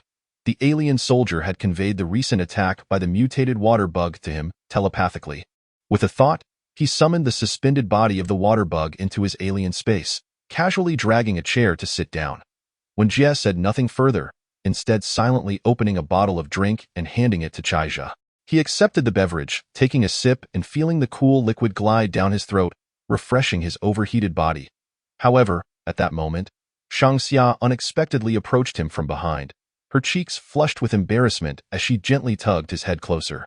Chaija's body trembled slightly but quickly regained its composure. He savored the quietude of the moment, relishing Shang Xia's unfamiliar embrace and her fingers tenderly massaging his temples. The proximity between them was so intimate that he could even catch a whiff of her delicate fragrance. This ambiguous atmosphere was intoxicating, as if time had come to a standstill. Chaija closed his eyes, relishing this fleeting moment of tranquility and warmth. When Jia was both surprised and pleased by her daughter's actions, intending to say something when suddenly, the dormitory door was forcefully swung open with a loud bang. The scene within the room immediately fell into the eyes of the intruders. At that moment, the door was suddenly thrust open, and Hu Ichuan, Jungu, and Guoling appeared at the threshold. They intended to utter a few words, but upon witnessing the scene before them, they were instantly struck dumb, standing there in stunned silence. For a fleeting moment, they could only survey the room with their pairs of glistening green eyes. Little did they anticipate that Chaija was indulging in such extravagance. Surrounded not only by Huang Dan but also by the enchanting campus belle Shang Xia, in addition to an alluringly voluptuous woman, Hu Ichuan's gaze fell first upon Shang Xia, and he was immediately captivated by her beauty. His eyes turned greedy and fervent, as if he yearned to devour the lovely girl before him. Subsequently, his attention shifted to the curvaceous beauty, whose mature elegance was particularly enticing. He could not help but inwardly exclaim, "This woman is indeed a rare gem." An insidious thought began to bubble within him.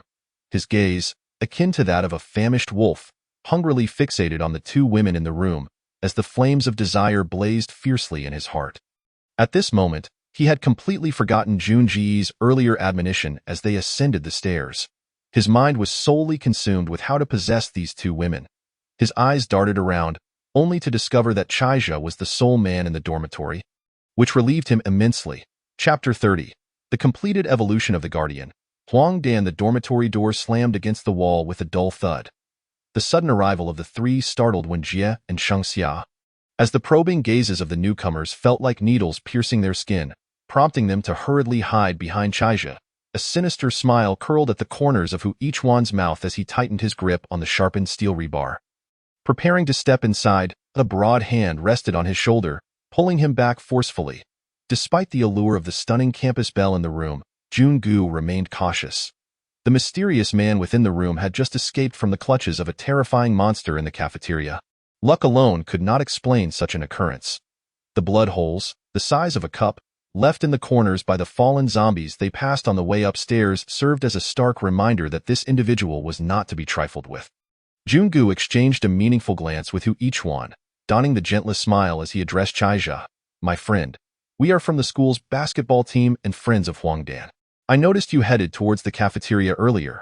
Might we come in to chat?" Lazily seated in a chair, with the back of his head resting on the young girl's shoulder, Chaija did not alter his posture upon the trio's arrival. He gently patted the delicate hand resting on his shoulder, signaling Shangxia to continue her massage. He then arched an eyebrow and looked at the three. "Oh, it's inconvenient. If you have something to say, just speak. No need to come in." Before Jungu could respond, Hu Yichuan, already agitated, was filled with fury, his bloodshot eyes wide open. "How audacious of this guy. It has been ages since anyone dared to speak to us, the athletic monsters of the team, in such a manner. Even those who claim to be part of society usually tread carefully around us. Who does he think he is to be so brazenly disrespectful?" He barked, "How dare you speak to me like that? Are you courting death?" Fuming from Chaija's dismissive words, Junji's expression darkened as well, with veins bulging on the back of his hand gripping the steel rebar. He glared at Chaija, coldly asserting, "Friend, regardless of your background, offending others lightly in this environment is hardly wise. Is it? We merely wish to discuss how to band together for warmth in these trying times, and perhaps procure some food and drink. Surely, you need not reject us so harshly. If you cannot extend us this small courtesy, then..." The atmosphere in the room grew tense. However, when Jie and Shangxia appeared oblivious to the mounting tension, one busily adjusting her disheveled clothing, while the other blushed deeply, diligently massaging the man. A tingling sensation coursed through Chaija's scalp, and with a soft sigh, he half opened his eyes to scrutinize the three. A playful smile gracing his lips. "It's already quite warm. There's no need to band together for warmth. I don't have much food or drink here, so there's no need for you to worry about that. You might want to figure things out for yourselves, and when you leave, please remember to close the door behind you. Who knows when those flesh-eating zombies might return?" Guoling, positioned at the back, felt a chill run down her neck and quickly glanced behind into the corridor, only to breathe a sigh of relief upon seeing no movement. Jungu licked his parched lips, a glint of malice flashing in his eyes. "Are you certain you will not grant us this small favor?" Hu Yichuan, already seething with rage, spat on the ground and cursed as he surged forward. "Jungu, why are you even talking to him? That Huang Dan you had your eyes on is as good as dead, and today, we will take those two women as compensation. Why waste words? Let us just eliminate him." As the three stormed into the room, Chaija remained unfazed, even laughing lightly. "Oh, Huang Dan? Are you referring to her?" Suddenly, a shadow flickered at the corner of their vision.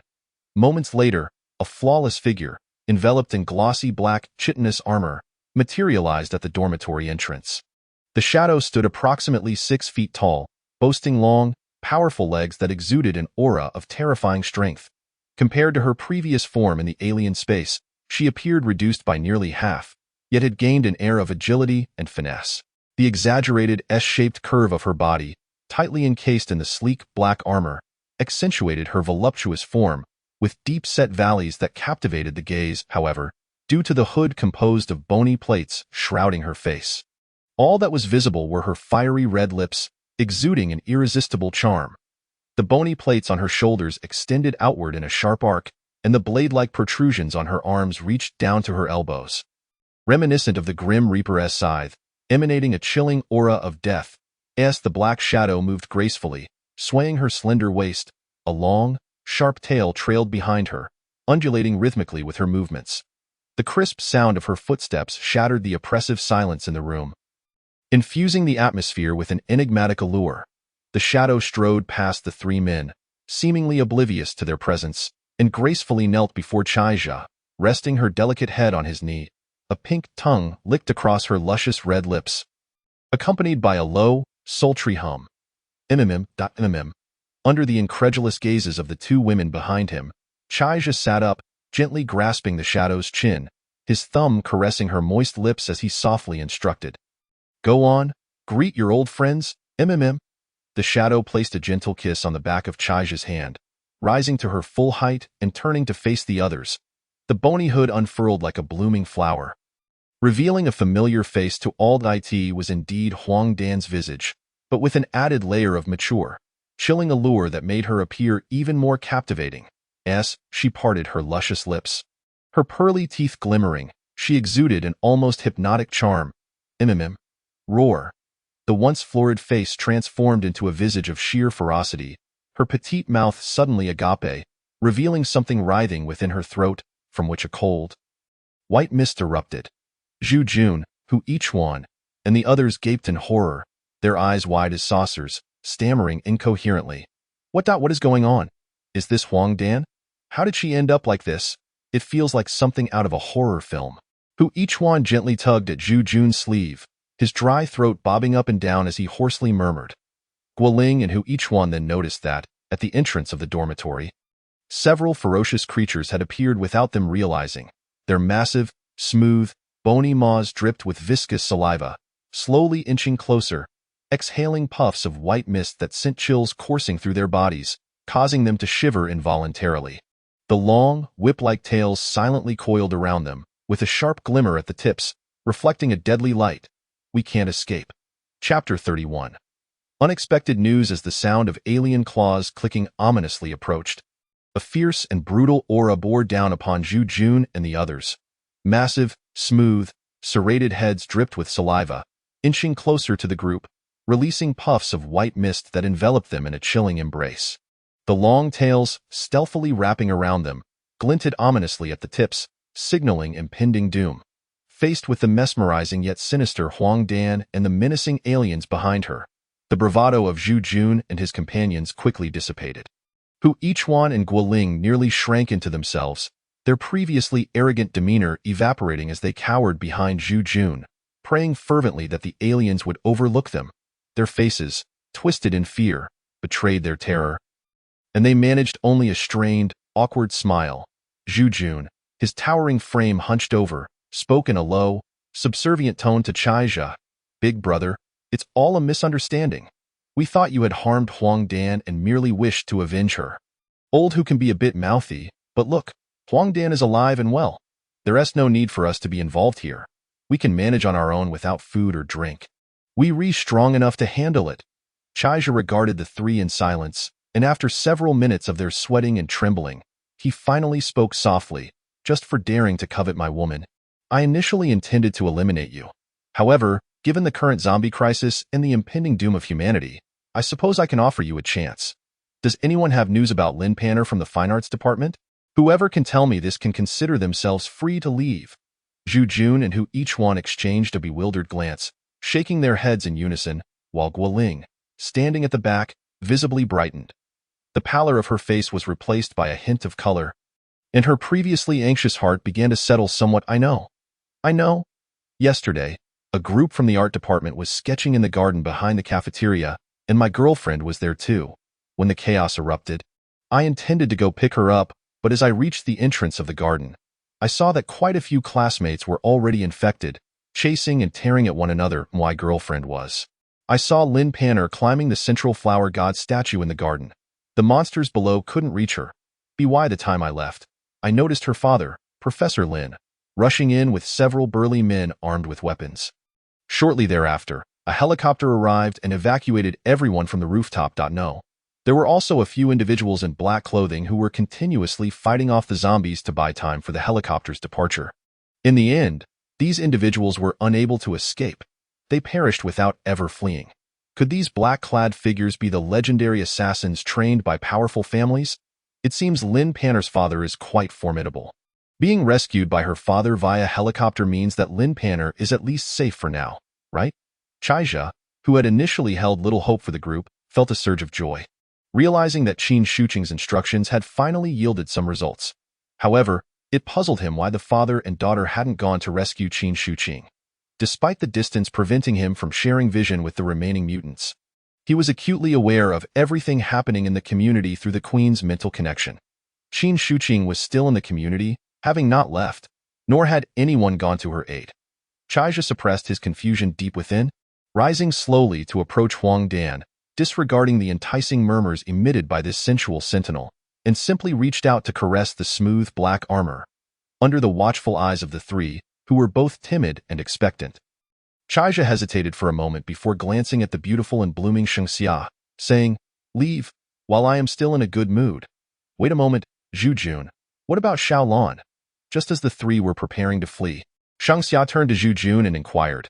"Yulan is Zhu Jun's girlfriend and one of Shengxia's few friends at school. We ran out to find some supplies since there was nothing to eat or drink in the dormitory. But it's dangerous outside, and bringing her along would be a burden, so I left her back in our dorm. She is fine." Shengxia tilted her head, scrutinizing Zhu Jun for a few moments, then nodded and softly said, "Tell her that before we leave, I will visit her again." Zhu Jun smiled in agreement and hurriedly led the other two down the stairs. Chaija stroked the stubble that had just emerged on his chin. He hadn't missed the glint of ferocity that flashed in Zhu Jun's eyes as he turned. The corners of his mouth curled slightly, revealing a meaningful smile, his gaze emanating a hint of coldness. "Given that you have provided me with information and are friends of Shengxia, I can let you off this time, but if you fail to appreciate my kindness..." He extended his hand, gently patting Huang Dan's cool and perky form, as if conveying a certain message. With a flicker of his mind, Huang Dan raised her eyes and obediently nodded, uttering soft affirmations to indicate her understanding of his intent. Subsequently, the bone plates that had been folded against Huang Dan's back began to unfurl, forming a hood that once again shrouded her exquisitely beautiful face. Dark shadows emanated from beneath the bone plates, exuding a deadly and mysterious aura. At the same time, a black, chitinous substance surged over Huang Dan's slender fingers, swiftly enveloping and encasing them in mere seconds. A pair of arm-length gloves adorned with sharp hooks appeared on her hands. Even more astonishingly, her fingernails began to grow wildly, transforming into claws as sharp as a cat's in the blink of an eye. These razor-sharp talons glinted with a metallic sheen under the light, imparting a chilling and cutting sensation. Then, Huang Dan gently pushed open the window, her curvaceous form leaping silently into the outside world, her movements light and agile, scarcely making a sound. Upon contact with the solid wall, her 10 claws effortlessly pierced through, as if the wall were mere tofu. Her figure swiftly scaled the buildings, gradually vanishing from the sight of the three beneath the interwoven shadows of light. As the sun set, the dim light filtered through the buildings, striving to cast its final mottled rays. The sky was soon to darken. In room 502, the three remaining individuals appeared at ease, a vague, indescribable air of enchantment gradually enveloping them. The messenger, devoid of flesh and blood, moved with an extraordinary stealth. As long as it did not initiate an attack, the zombies, which primarily relied on smell and sound for hunting, would hardly notice its presence. Hopefully tonight, I shall attain even greater pleasures through Wenjie. As for the lovely Shengxia, that can be addressed later. Xiaojia, was that pet of yours from earlier? Really, Huang Dan? How has she transformed into this? When Jie tied the hem of her shirt into a knot, successfully avoiding exposing her chest, yet inadvertently making her figure even more alluring under the constrictive fabric. However, having already seen everything, She could not suppress her curiosity and asked, her face brimming with wonder.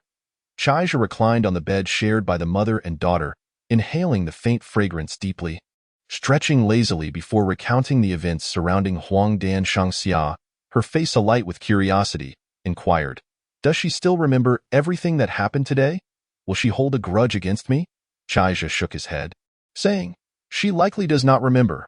Shangxia's mood seemed to lift instantly, a smile blossoming at the corners of her mouth.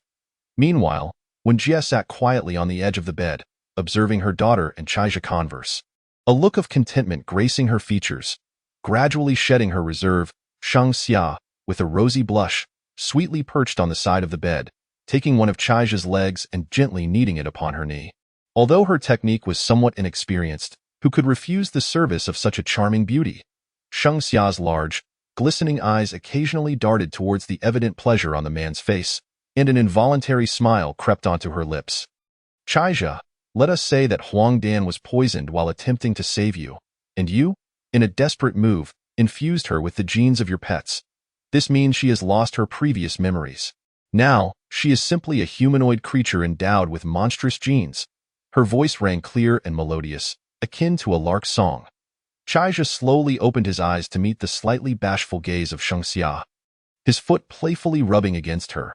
"She is different from my pets. She is stronger and more intelligent. She possesses a physical structure and thought process almost identical to that of a human, along with exceptional abilities far surpassing those of ordinary humans. Beneath her human exterior lies a terrifying strength that eclipses my pets. However, she cannot yet converse like a human. For now, she can only communicate with me and my pets. Through the fusion of monster genes and the genes of my pets, the reborn Huangdan is no longer the same as before. She no longer recognizes you, nor her family and friends, and can only distinguish between foes and allies based on my commands. Just consider her as a powerful humanoid pet that is loyal to me." Meanwhile, in the boys' dormitory, an atmosphere of despair and fear hung heavy in the air. The unpleasant scent still lingered, and the once fragrant clothing lay trampled and covered in dust. Jiulan and another girl had their hair disheveled and bodies marred with wounds. They sat on the sofa, their eyes glazed with pain and weakness. Having consumed only a few biscuits and sipped a bit of water throughout the day, they were now utterly famished, their heads spinning and throats parched. In the span of a single day, they had plummeted from paradise to hell. Were it not for humanity's inherent fear of death, Gulan would have truly considered ending it all. Just yesterday morning, the campus had been basking in brilliant sunlight, with a gentle breeze caressing their faces.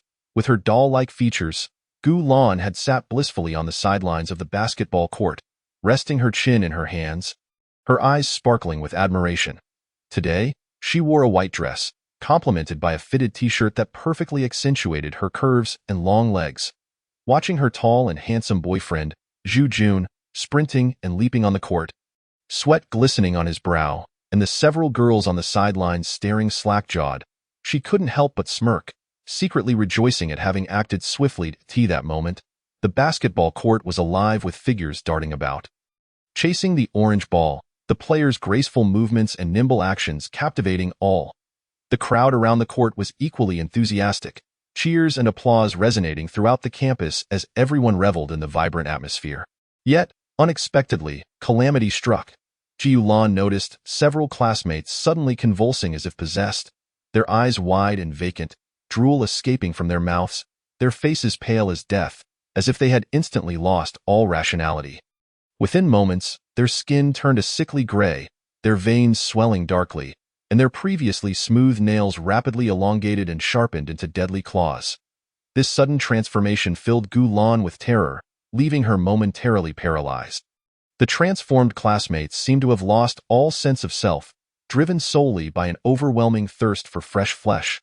Without hesitation, they lunged at the nearest person, tearing into each other's bodies with their sharp teeth and claws. Blood gushed forth like a ruptured high-pressure water pipe, filling the basketball court with horrifying screams and the stench of blood. Upon witnessing this horrifying scene, the remaining unaffected students scattered in a state of panic. "What are you dawdling for, Lao Hu? Run for your life!" they exclaimed, their breaths coming in ragged gasps, their hearts brimming with fear and chaos. Blood stained the ground, and soon the air was thick with the nauseating stench of blood. Chapter 33. The tide of mutated rats at last, Zhu Jun, Gu Lan, and Hu Ichuan fled the basketball court, seeking refuge in a relatively safe corner. They gasped for air, their hearts racing, their faces etched with shock. Hu Ichuan cautiously peeked outside, relieved to find that the monstrous creatures had not pursued them, and he plopped down onto the ground in the dormitory, unaware of the unfolding chaos. Guoling gazed at the suddenly blood-soaked and chaotic campus. Her mind a blank slate that a sudden noise from behind startled her. Zhu Jun and Gu Lan burst in, urgently calling out, "Guozi, hurry! We need your help." The group hastily moved tables and chairs to barricade the dormitory door. While the corridor echoed with the low growls of zombies and the screams of humans, they huddled quietly in a corner of the room, narrowly escaping disaster, listening intently to the commotion outside. Hu Ichuan stealthily approached the table to grab the teapot, only to discover it was completely empty. His throat felt parched as he turned to Guoling and whispered, "Guozi, didn't you go get water?" A look of embarrassment crossed Guoling's face as she bit her lip and confessed, "I got distracted playing a couple of games and forgot, just as I was about to go down." This all happened. Hu Ichuan rolled his eyes, ready to retort, but Zhu Jun interjected with a low grunt, "Enough already. What's the point of arguing now? We need to hold on." They exchanged glances, each letting out a resigned huff through their noses. Hu Ichuan darted into the bathroom, turning on the faucet, but not a single drop emerged. Guoling's lazy voice drifted in from outside. The water pipe downstairs burst. They say the logistics department is repairing it. Neither of our buildings has running water. Fuming, Hu Ichuan punched the air and muttered two words, "Damn it." Throughout the day, they had not managed to quench their thirst. By nightfall, having exhausted themselves on the basketball court, Zhu Jun and Hu Ichuan were ravenous, their stomachs growling. Unable to endure the dry, parched sensation any longer, Zhu Jun pulled the others close and whispered, "This isn't sustainable. We can manage without food, but we can't last without water." Guoling hesitated. What if someone in the dorm is still there? With lips cracked and eyes blazing, Hu Ichuan snapped, "We can't worry about that. If we don't get food and water before those monsters arrive, we'll starve to death first. Even if we have to loot, I refuse to die of hunger." In mere moments, they reached a consensus. Armed with steel rods they had prepared for skirmishes with rival schools. The trio stealthily exited the dormitory. A petite girl with a pale face and trembling limbs followed them into the room. The girl was slender, her long black hair cascading over her forehead, accentuating her delicate oval face. Her round, almond-shaped eyes, petite nose, and soft pink lips evoked immediate sympathy. Jiu Lan quickly embraced Zhao Xinran, oblivious to the strange glances exchanged among the men behind her. Finally, they managed to scrounge together a meager amount of food and drink, but the two girls only received a few biscuits and half a bottle of water. The dormitory, too afraid to turn on the lights, was soon enveloped in darkness as faint sounds of struggle and weeping arose from the nearby bed. A large hand covered Gu Lan's lips, and she felt a chill wash over her, just as she struggled to break free. A heavy body pressed against her, accompanied by Hu Ichuan's sinister laughter. "Don't scream, or I'll toss you out to feed those monsters." Gu Lan trembled, tears streaming down her face, her eyes wide with disbelief. She searched desperately for her boyfriend, unable to comprehend why he seemed to have vanished, leaving her alone in this abyss of despair. Hu Ichuan, seemingly aware of her thoughts, chuckled and tilted slightly aside, saying, "Stop looking. Jungu is over there, busy attending to that little beauty. He couldn't care less about you. As for you, he has long since tired of you. With danger lurking outside, who knows how long we'll survive. You best behave, or we won't hesitate to part with two burdens draining our supplies." Peering over Hu Ichuan's shoulder, she caught sight of a familiar, robust figure moving in the darkness of the opposite bed. As her gaze faltered, the lively spark in her eyes dimmed, gradually giving way to a veil of despair. Until this afternoon, Gu Lan and Zhao Xinran had managed only a few sips of water. With no other food to sustain them, hunger left them dizzy and their thoughts muddled, while their physical injuries rendered the blooming girls numb. This venture had yielded nothing, and they had offended a dangerous individual, leaving them filled with regret. Their minds were solely focused on escaping peril, oblivious to the soil in the nearby flower bed collapsing, as shadowy figures, the size of wolves, surged forth like a tide. These shadows were the mutated rats, once lurking in the sewers, now grotesquely enlarged and covered in red fur. Their eyes glimmered with a bloodthirsty light, their sharp teeth instilling dread, and their limbs exuded an air of power. Their fur ablaze like flames, the mutated rats silently scattered, rapidly forming a tight semicircle, effectively encircling Zhu Jun and his companions. However, the rat horde was now upon them, and before they could react, Hu Ichuan unhesitatingly shoved Zhu Jun and Gu Lan aside. Sprinting upstairs at breakneck speed, Jun Gu, Yu, before Guoling could finish her sentence, she was pulled to the ground, allowing Zhu Jun to ascend the stairs, eyeing Guoling's incredulous and resentful gaze. The tide of rats surged upward, forming a human-shaped mound. After a brief, dreadful shriek, only scattered white bones remained on the floor as the tide continued to rise. Chapter 34. The black rain descends in dormitory 502 when Jia refrained from interrupting her daughter, who was massaging Chaija, and tidied up the room instead. Chaija had rested his head on Sheng Xia's lap, gradually succumbing to drowsiness under her gentle ministrations, enchanted by the delicate fragrance emanating from her. Although Sheng Xia endeavored to maintain her composure, her inner turmoil surged in the shadows. A blush crept upon her cheeks, her legs tightly entwined, as she grappled with an indescribable emotion. The pheromones radiating from the man ignited a fiery longing in her heart, leaving her restless and shy. Despite her attempts to conceal her feelings, the tumult within her remained unquenchable. Suddenly, Chaija, who had been feigning sleep with his eyes closed, jolted upright, his expression grave. "This is bad. We're in serious trouble."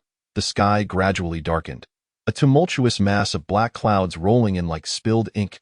Lightning flickered within the clouds, and the thunder rumbled ominously like a distant drum. On the rooftop of the dormitory, the lithe figure of the alien sentinel, Huang Dan, clad in black armor, hung suspended from the outer wall, her tail swaying gently as she gazed down at the surging tide of mutated rats below. These mutated rats poured forth in an unending wave, their numbers staggering. Though each individual rat posed little threat to her, capable of being easily dispatched in droves, the sheer magnitude of the horde overwhelmed her. After all, the sheer number was insurmountable. Even with her utmost effort, she could not hope to eradicate even a fraction of them. If the rat tide were to discover the location of their ruler, the current strength of the alien species would indeed struggle to ensure her absolute safety. With a swift motion, the dark figure descended rapidly toward the third floor.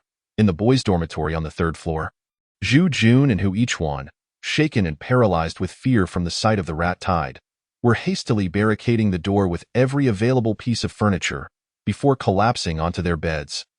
Gasping for breath, they exchanged glances, silently acknowledging their mutual understanding, refraining from mentioning Guoling's absence, their hearts heavy with despair over the rat horde they had just witnessed. The corridor flickered with an eerie red light, doors being battered down by the mutated rats. Regardless of whether the occupants were alive or undead, the aftermath of the rat tide left only scattered bones in its wake. The famished rats, driven by hunger, found the meager scraps of food within the building utterly insufficient to satiate their hollow bellies. Occasionally, they would stumble upon a living human, tearing them to shreds in a frenzy, the splattering blood only fueling their madness. Before Zhu Jun and Hu Ichuan had even entered their room, Gu Lan and Zhao Xinran had already witnessed the overwhelming tide of rats from the window below. Realizing there was no escape, and having resigned themselves to their fate, they exchanged a knowing glance, their swollen eyes reflecting determination. Seizing the opportunity while Zhu Jun and Hu Ichuan lay on the bed, still catching their breath and oblivious to their presence, the two girls dragged their weakened bodies to the dormitory door, quietly leaning against the wall. Soon, the sounds of crashing and gnawing filled the air, growing increasingly dense until a large hole was eventually gnawed through. One by one, the heads of the mutated rats eagerly pushed through the opening, their expressions filled with a ravenous desire for flesh.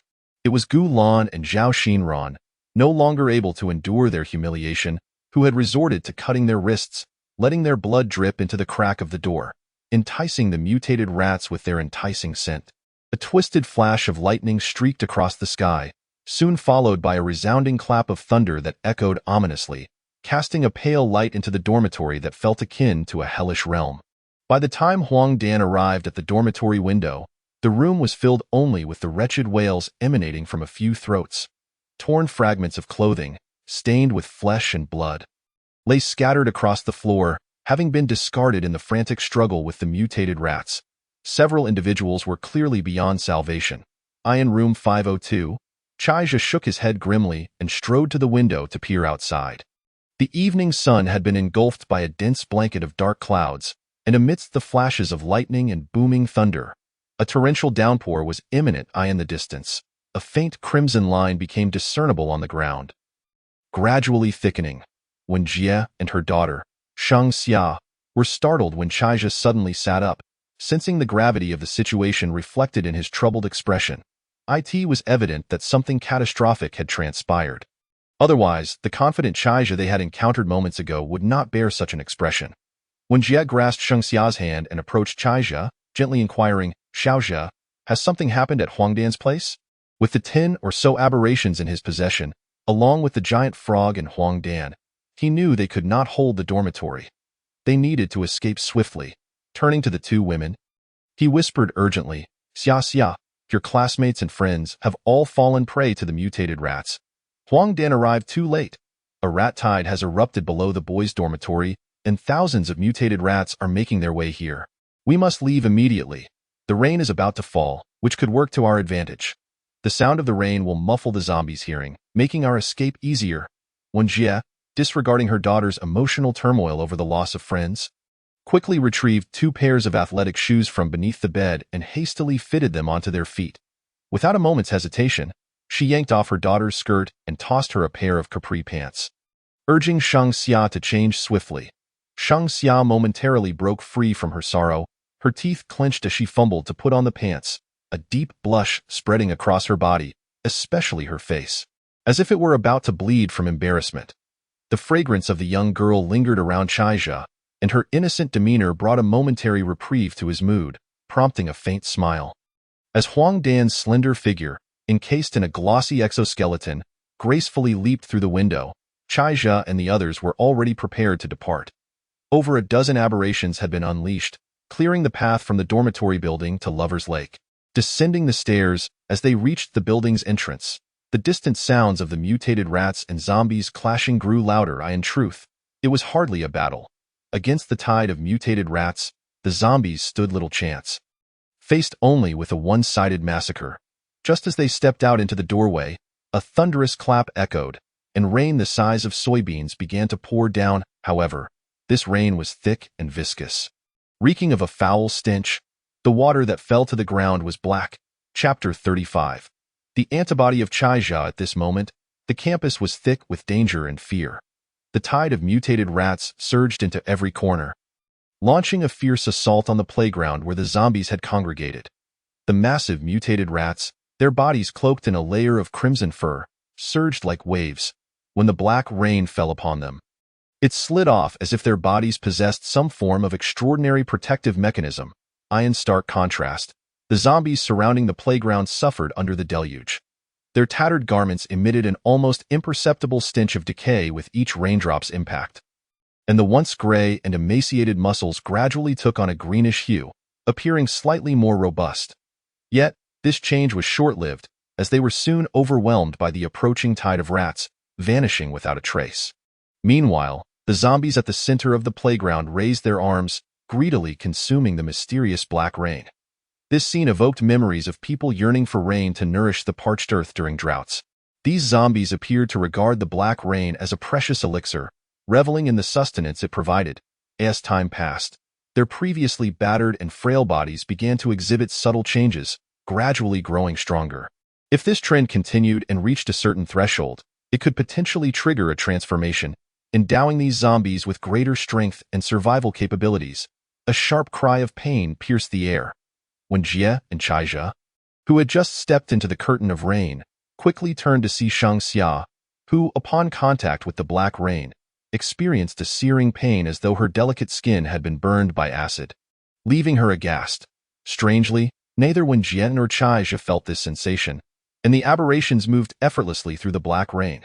Chaija, puzzled, noticed that while he and Wen Jie seemed unaffected, his clothing appeared to be corroding. A realization struck him as the queen's consciousness echoed in his mind. He understood the reason behind it. Anyone who had come into contact with the ruler, Chaija, would have their physical constitution altered by the aberrant genes within him, granting them immunity to the toxins present in the black rain. Raising an eyebrow, Chaija quickly explained the situation to the two women. The mother and daughter felt as if their hearts were being clutched by an unseen hand, their rapid beating audible in their ears.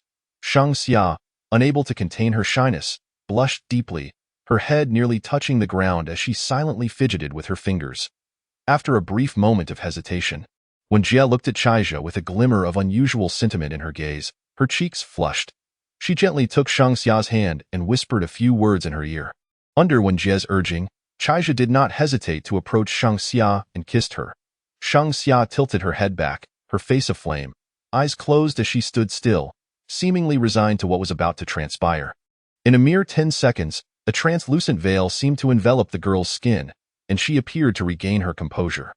Shang Xia approached the doorway and extended a finger to catch a drop of black rain, which slid off effortlessly, leaving no trace behind.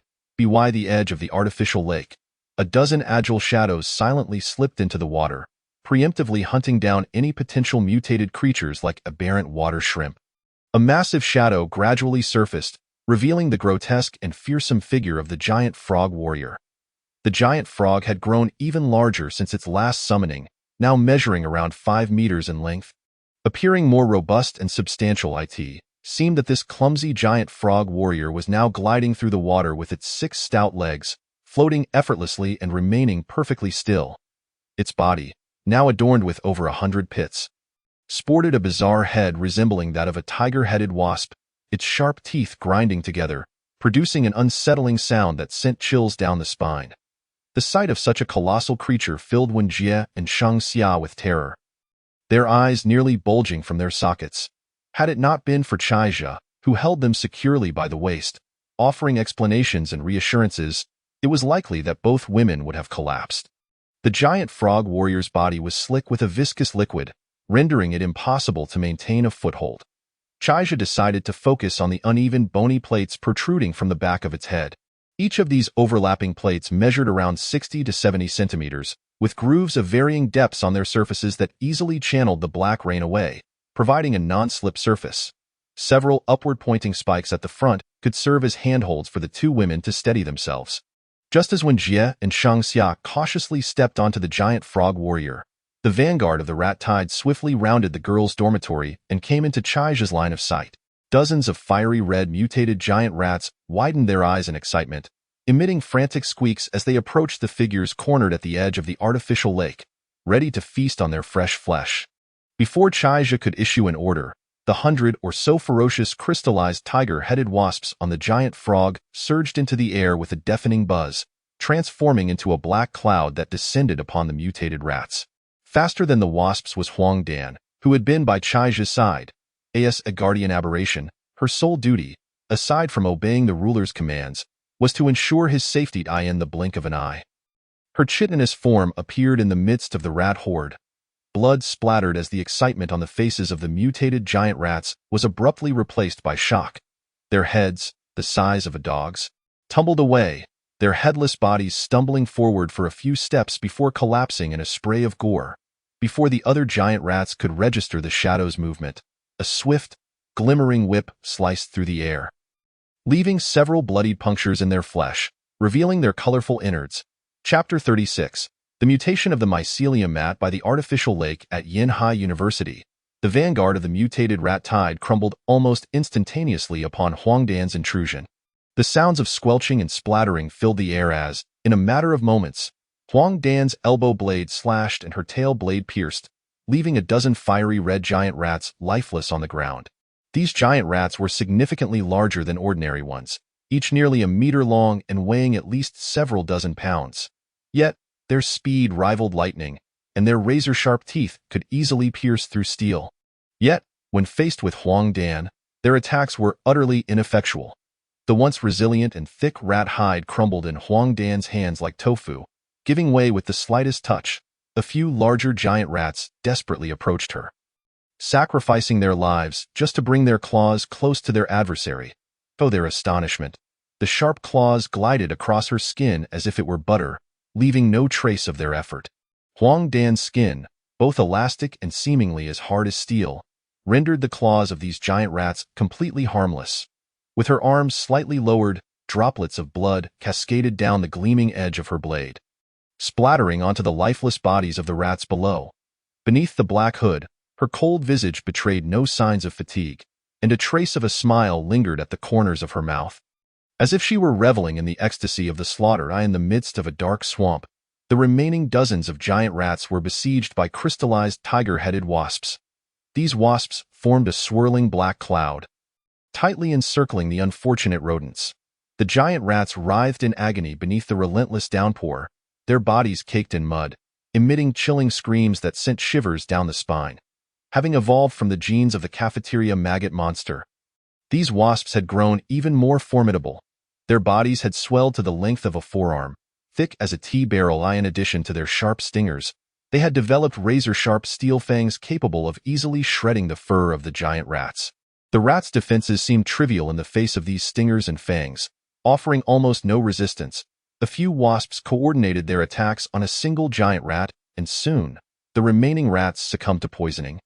Collapsing into a deep stupor, the dark exoskeletons, nourished by the downpour, glistened even more slickly. She stood silently beside her master, her large eyes gleaming with an obsessive and cautious affection beneath the hood. Chaija smiled faintly, effortlessly drawing the unconscious giant rats and the deceased into the. These were precious resources of flesh and blood parasites, holding significant value for him. By the time the horde of mutated giant rats arrived, Chaija and the two women had already traversed the artificial lake, climbing over the wall atop the back of a giant frog warrior. Just as Chaija sheathed the giant frog and assisted the two women in descending from the wall, a wave-like parting occurred among the red-haired giant rat swarm by the lake, revealing a purple giant rat the size of a calf. This purple giant rat was extraordinarily rotund, its round body moving as though it were glued to the ground. Its lychee-sized eyes embedded in a swollen rat face, appearing particularly ludicrous.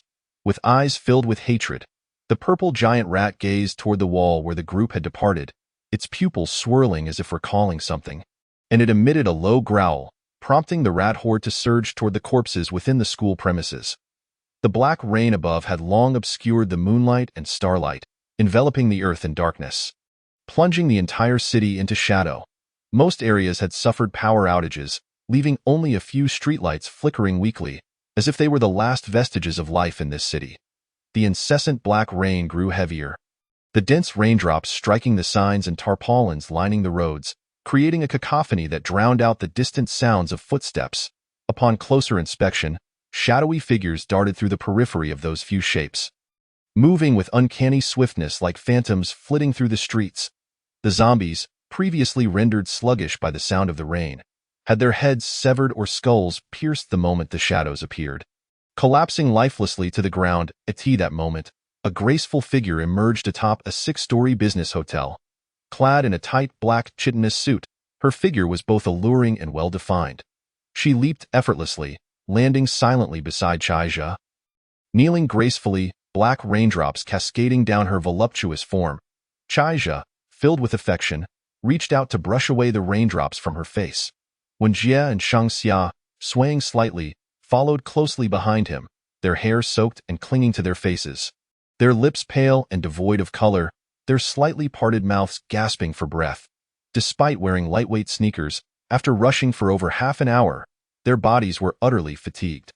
Especially while evading zombies, they often had to hide in corners, which left them feeling unprecedentedly drained. Observing the disheveled appearance of the mother and daughter before him, Chaija could not help but smile with a hint of resignation. Huang Dan has cleared a floor in the hotel ahead. We can take a proper rest there. Otherwise, I fear you both may collapse from exhaustion, and how will we reach our destination tonight? Upon hearing this, when Jie and Shangxia finally halted their steps, when Jie took a breath, gently propping up her daughter, then rolled her eyes at Chaija, reproaching, "Do you think we are like you?" A mischievous glint flashed in Chaija's eyes as he rested his hands on Huang Dan's shoulders, who was obediently crouching beside him. "Oh, do I appear to you as a monster?" At his words, when Jie's face flushed with embarrassment, an unusual sensation surging within her.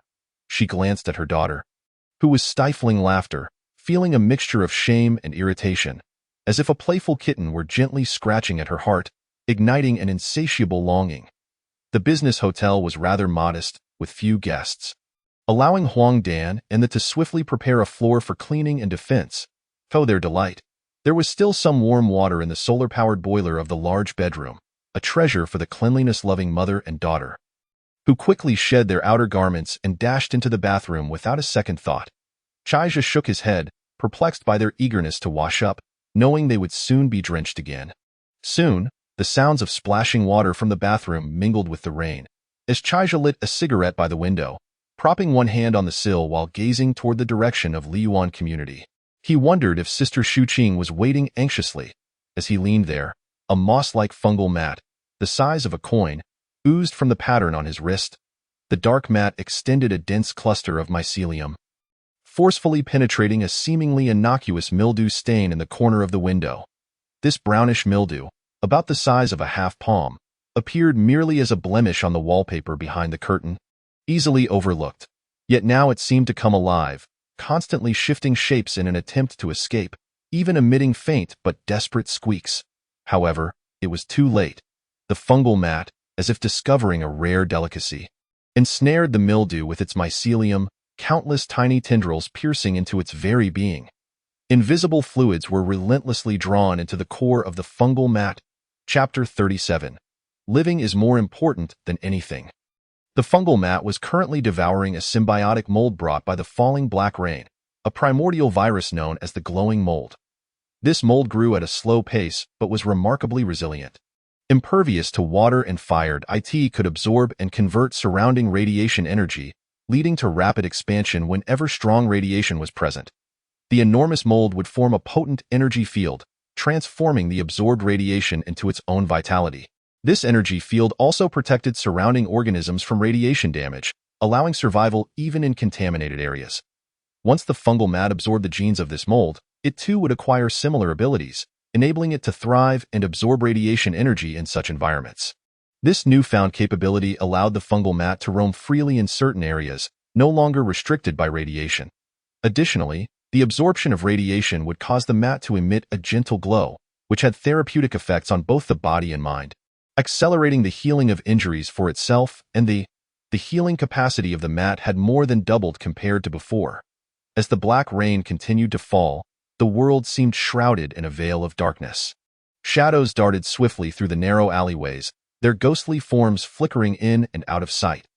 The rain did little to purify the air, instead mingling with the overpowering stench of decay, accompanied by a nauseating acidity that made Wen Jie and Shang Xia retch several times.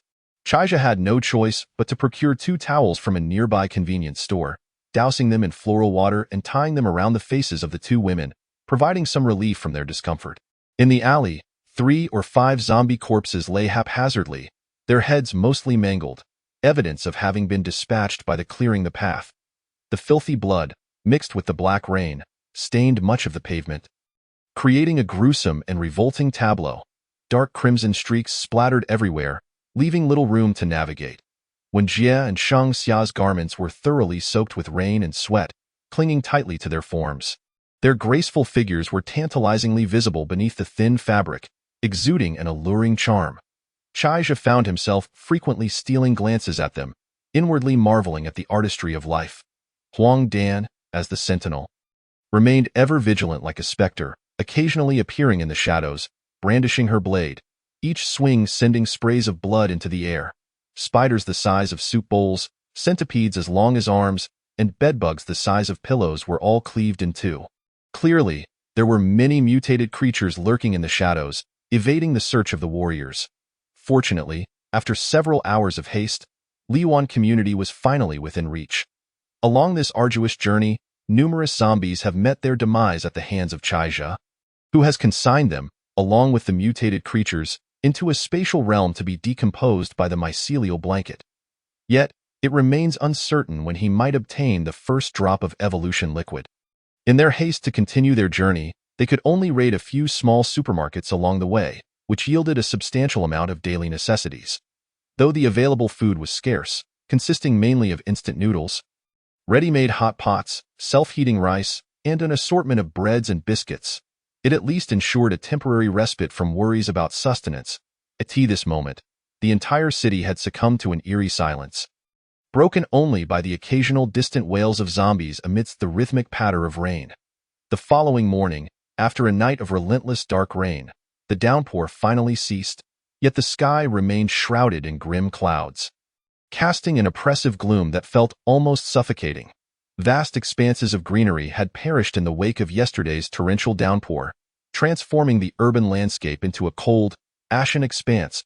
I in the master bedroom of Building C. Apartment 402 in Liyuan Community, Chaija slowly awakened to the mature fragrance enveloping him. With his back turned to Qin Shuqing, whose long, languorous breaths resonated softly, her form, as pure and exquisite as jade, resembled a ripe peach, each curve seemingly exuding infinite charm and allure, making her utterly irresistible. The still sleeping beauty wore a faint smile, her brows slightly furrowed, suggesting she was lost in delightful dreams.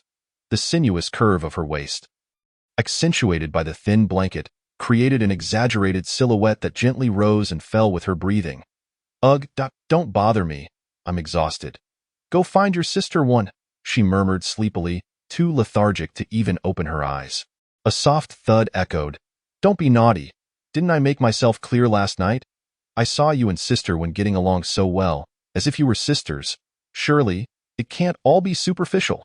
Qin Shuqing forced herself to muster some energy, responding with irritation, your sister one is no ordinary woman.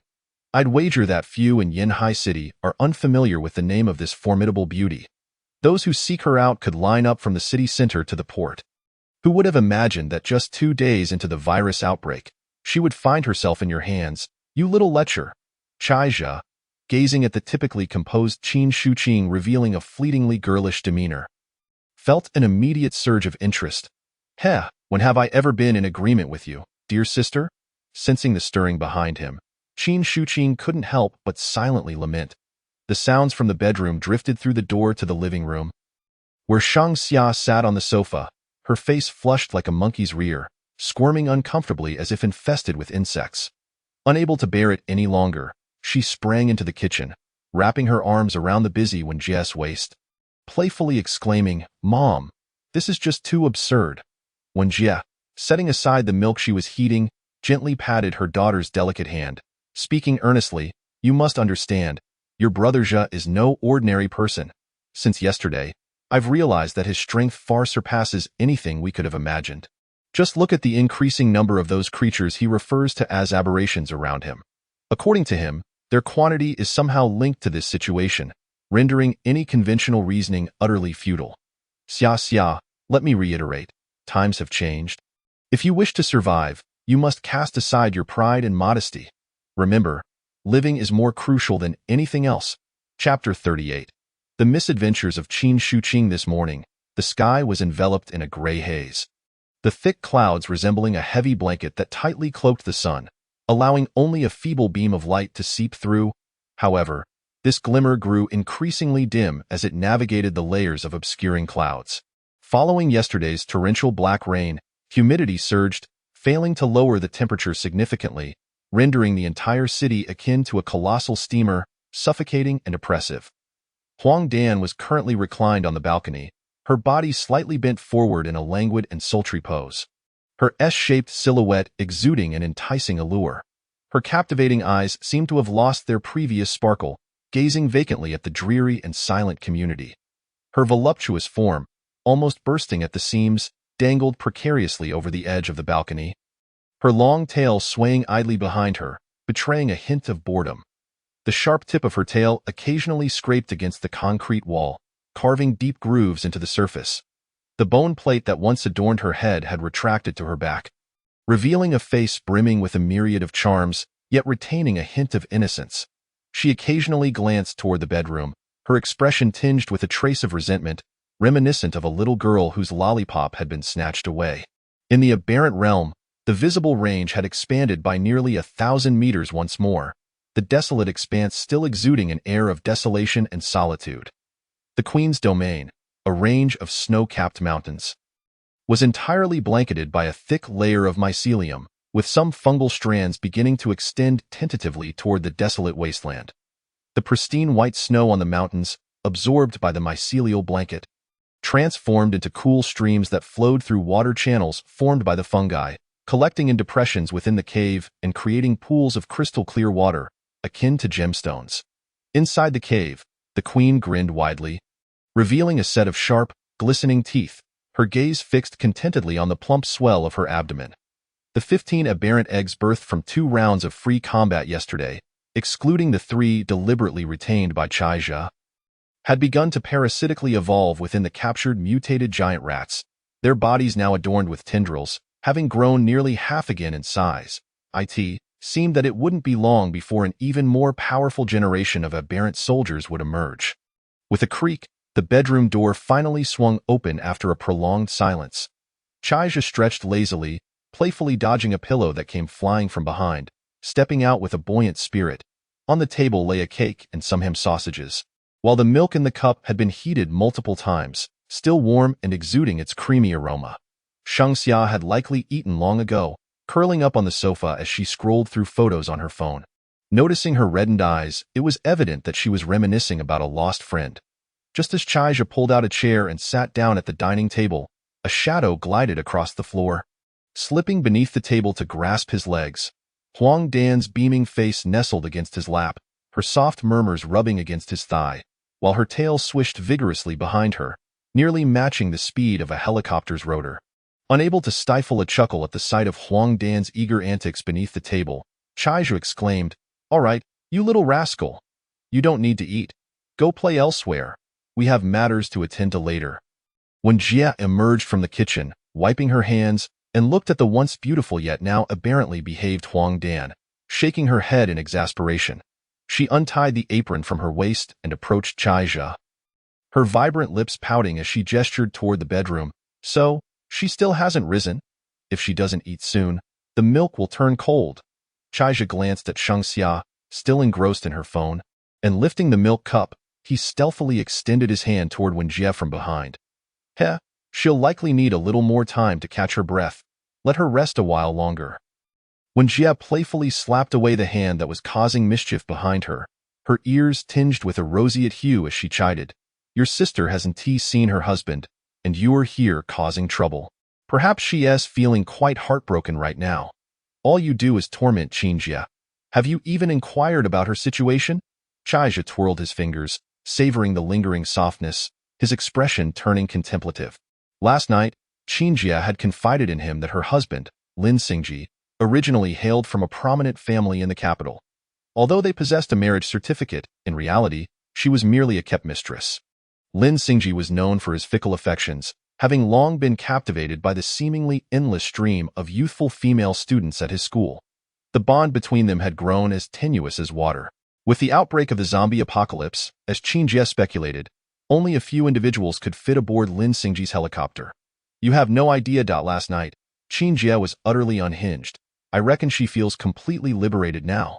When Jia's brow furrowed slightly, her eyes shimmering with sympathy as she responded, "Now that her husband has abandoned her, and her daughter has been taken away, she is left with only you. Little Jia, you must take care." Before she could finish her sentence, a sharp sound echoed as when Jia quickly covered her rear, wincing in pain. Chaija chuckled with mock annoyance. "Who are you putting on a show for? My woman can only be cherished by me. It doesn't matter if her husband rejects her. Even if he were to come and take her back, what of it? From the moment Qingjia chose to follow me, I have weathered the storms for her. A family heir? Humph. In this day and age, who am I to fear him? No matter how grand his family, he can't possibly reach me anytime soon. Once my aberrant pets begin to proliferate, who knows who will be trembling in fear. You and Shang Xia are no different.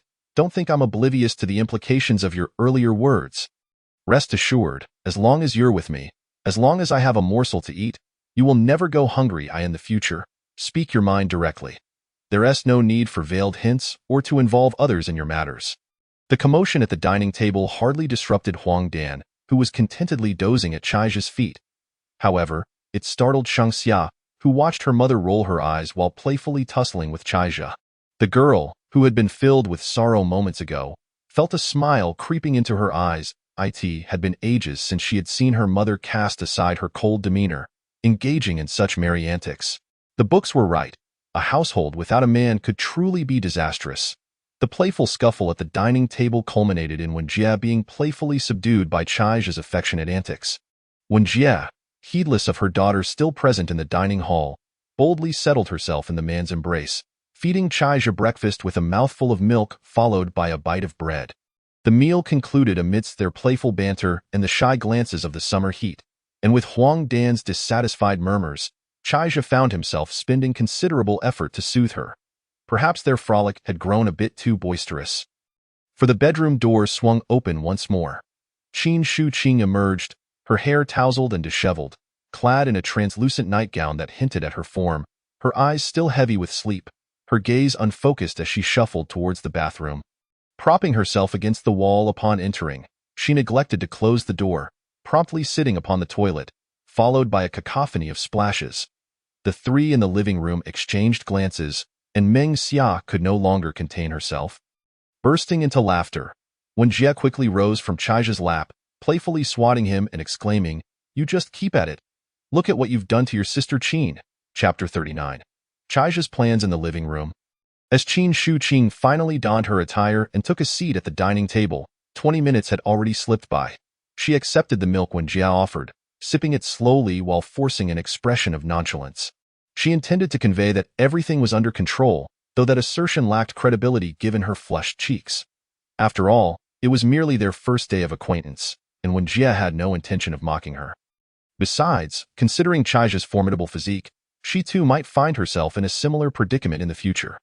Thus, she deliberately shifted the focus of the conversation, gently inquiring, "Xiaozhe, what are your plans moving forward? Please share, so we can prepare accordingly." At that moment, Chai had sprawled lazily across the sofa, draping himself over Meng Xia's long legs like a languid sea creature in the presence of her mother and Qin Shuqing. Meng Xia felt an overwhelming rush of embarrassment, her cheeks blooming a radiant crimson. Yet, her hands, seemingly of their own accord, began to massage Chai gently. He squirmed on her exquisite legs, a warm, youthful fragrance wafting toward him. And after a while, he languidly remarked, "Wenjie, are there any other individuals at your home who require my attention? You haven't mentioned anything throughout this day and night. After all, you and Sister Qin are quite different now." Wenjie let out a cold laugh, her voice dripping with disdain as she replied, "There's an incorrigible father and two shameless younger brothers, all residing in a neighboring city. The elder is preoccupied with gambling and his various romantic entanglements, while the younger spends his days racing cars and engaging in reckless pursuits. Go them. I have merely been a cash dispenser for decades. As long as I transfer funds each month, they regard me as inconsequential. Hence, I have come to terms with it. Let them fend for themselves, not to mention, whether they can evade the initial wave of infection is uncertain. Even if they do escape, if help presents itself, I will extend a hand, but if not, they shall be left to their own devices." The torrential downpour yesterday had claimed a significant portion of the flora outside, likely contaminating the rivers as well. In the face of the impending scarcity of food and potable water, compounded by the threats of zombies and mutated animals, resource competition would inevitably intensify, leading to the collapse of humanity and the dissolution of order. We must prepare in advance. I need not worry about water.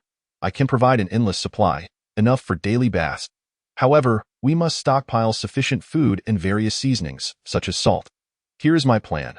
Once Sister Qin has rested, we will seek a relatively safe temporary shelter to settle you, after which I will directly head to the food warehouses at your company that you mentioned yesterday."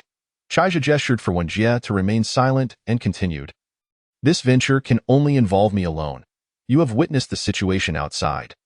The black rain has stirred the zombies into a frenzy, and threats like the mutated rat tide have emerged. I suspect that beyond the zombies, various flora and fauna are on the brink of mutation, potentially giving rise to bizarre creatures. Your presence would heighten the danger. If I can locate a secure location, I can confidently gather resources. Once we have amassed sufficient supplies, I shall lead you in establishing a mobile fortress. As long as my alien forms are numerous enough, nothing shall hinder our freedom in this wretched world." The women listened in silence, and after a few moments, Qin Shuqing gently spoke, "Xiaozhe, rest assured, we shall not hinder you. Behind our hospital, There exists an air raid shelter, reputedly constructed during the founding of the nation, built entirely of reinforced concrete and exceedingly sturdy. However, it is said that some unknown incidents occurred within, leading to the sealing of its entrance with brick walls. For over a decade, it has retained only a small iron door. And no one knows who possesses the key. It has never been opened. Chai's heart stirred with excitement as he propped himself up from Meng Xia's legs, his face alight with enthusiasm. Excellent, that shall be our destination.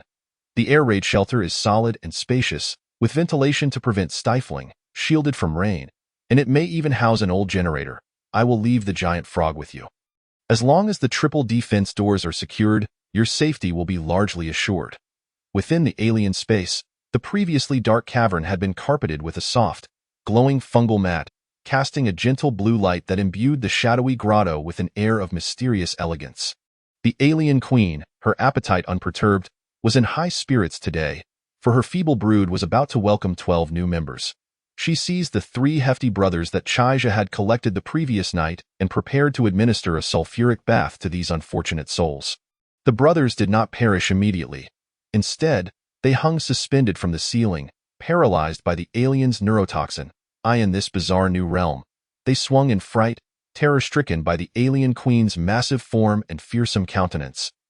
Unable to muster even a single drop of urine despite their strained bladders, the queen lowered her grand, smooth head, exhaling a chilling, bone-deep breath that enveloped the 3. They trembled in terror, feeling as though they were trapped in an icy chamber.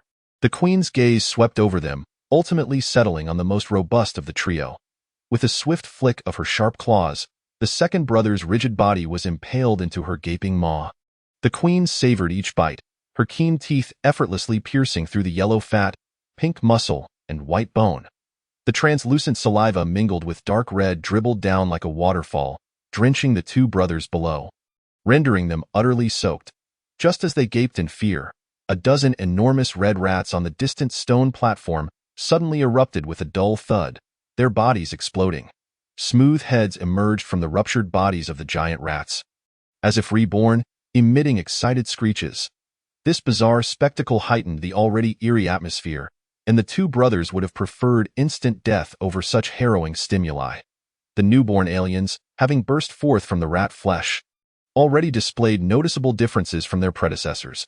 Their once smooth bodies now adorned with dark red tendrils, their limbs more robust than before, and their razor-sharp teeth had doubled in size, appearing even more fearsome. The second-generation alien rat hybrids were on the verge of completing their evolution. Chapter 40. The attack of the mutated cockroaches simultaneously. The evolution occurring in the alien space was not limited to the giant rat hybrids. Beneath the refuse station adjacent to the pond where Chaija discovered the mutated frogs, a nearly room-sized enclosed space was teeming with awakened mutated cockroaches. Having fallen into a pre-evolution slumber prior to the black rain, they were now hastened into evolution by the rainwater that seeped underground, completing their transformation ahead of schedule. Hundreds of mutated cockroaches excitedly touched their antennae together, their abdomens exuding a foul pheromone-laden liquid as they scuttled through the slick pile of insects. A cockroach leader, the size of a bathtub, effortlessly excavated the damp earth, and the fetid air, mingled with the stench of decay, surged like a stimulant, causing the entire colony to erupt from their nest. These mutated cockroaches, energized as if on adrenaline, began to move frantically. Their antennae waved incessantly, seemingly sensing their surroundings and the presence of their kin. Each mutated cockroach appeared extraordinarily exhilarated, their bodies trembling as if ready to engage in battle or embark on a hunt for sustenance. The bathtub-sized leader stood out prominently, larger than the others, with a deeper hue and a more robust, fierce appearance. It gently touched the other mutated cockroaches with its stout antennae, conveying some signal. They sensed that atop the 12-story building by the pond, there lay a bountiful feast. Once beings they could have casually crushed, they were now mere sustenance for the cockroaches. Under the dual temptations of hatred and greed, the cockroach leader charged ahead, leading the swarm towards the building's stairwell. The mutated cockroaches advanced swiftly through the shadows, their speed so rapid that one could scarcely discern their forms.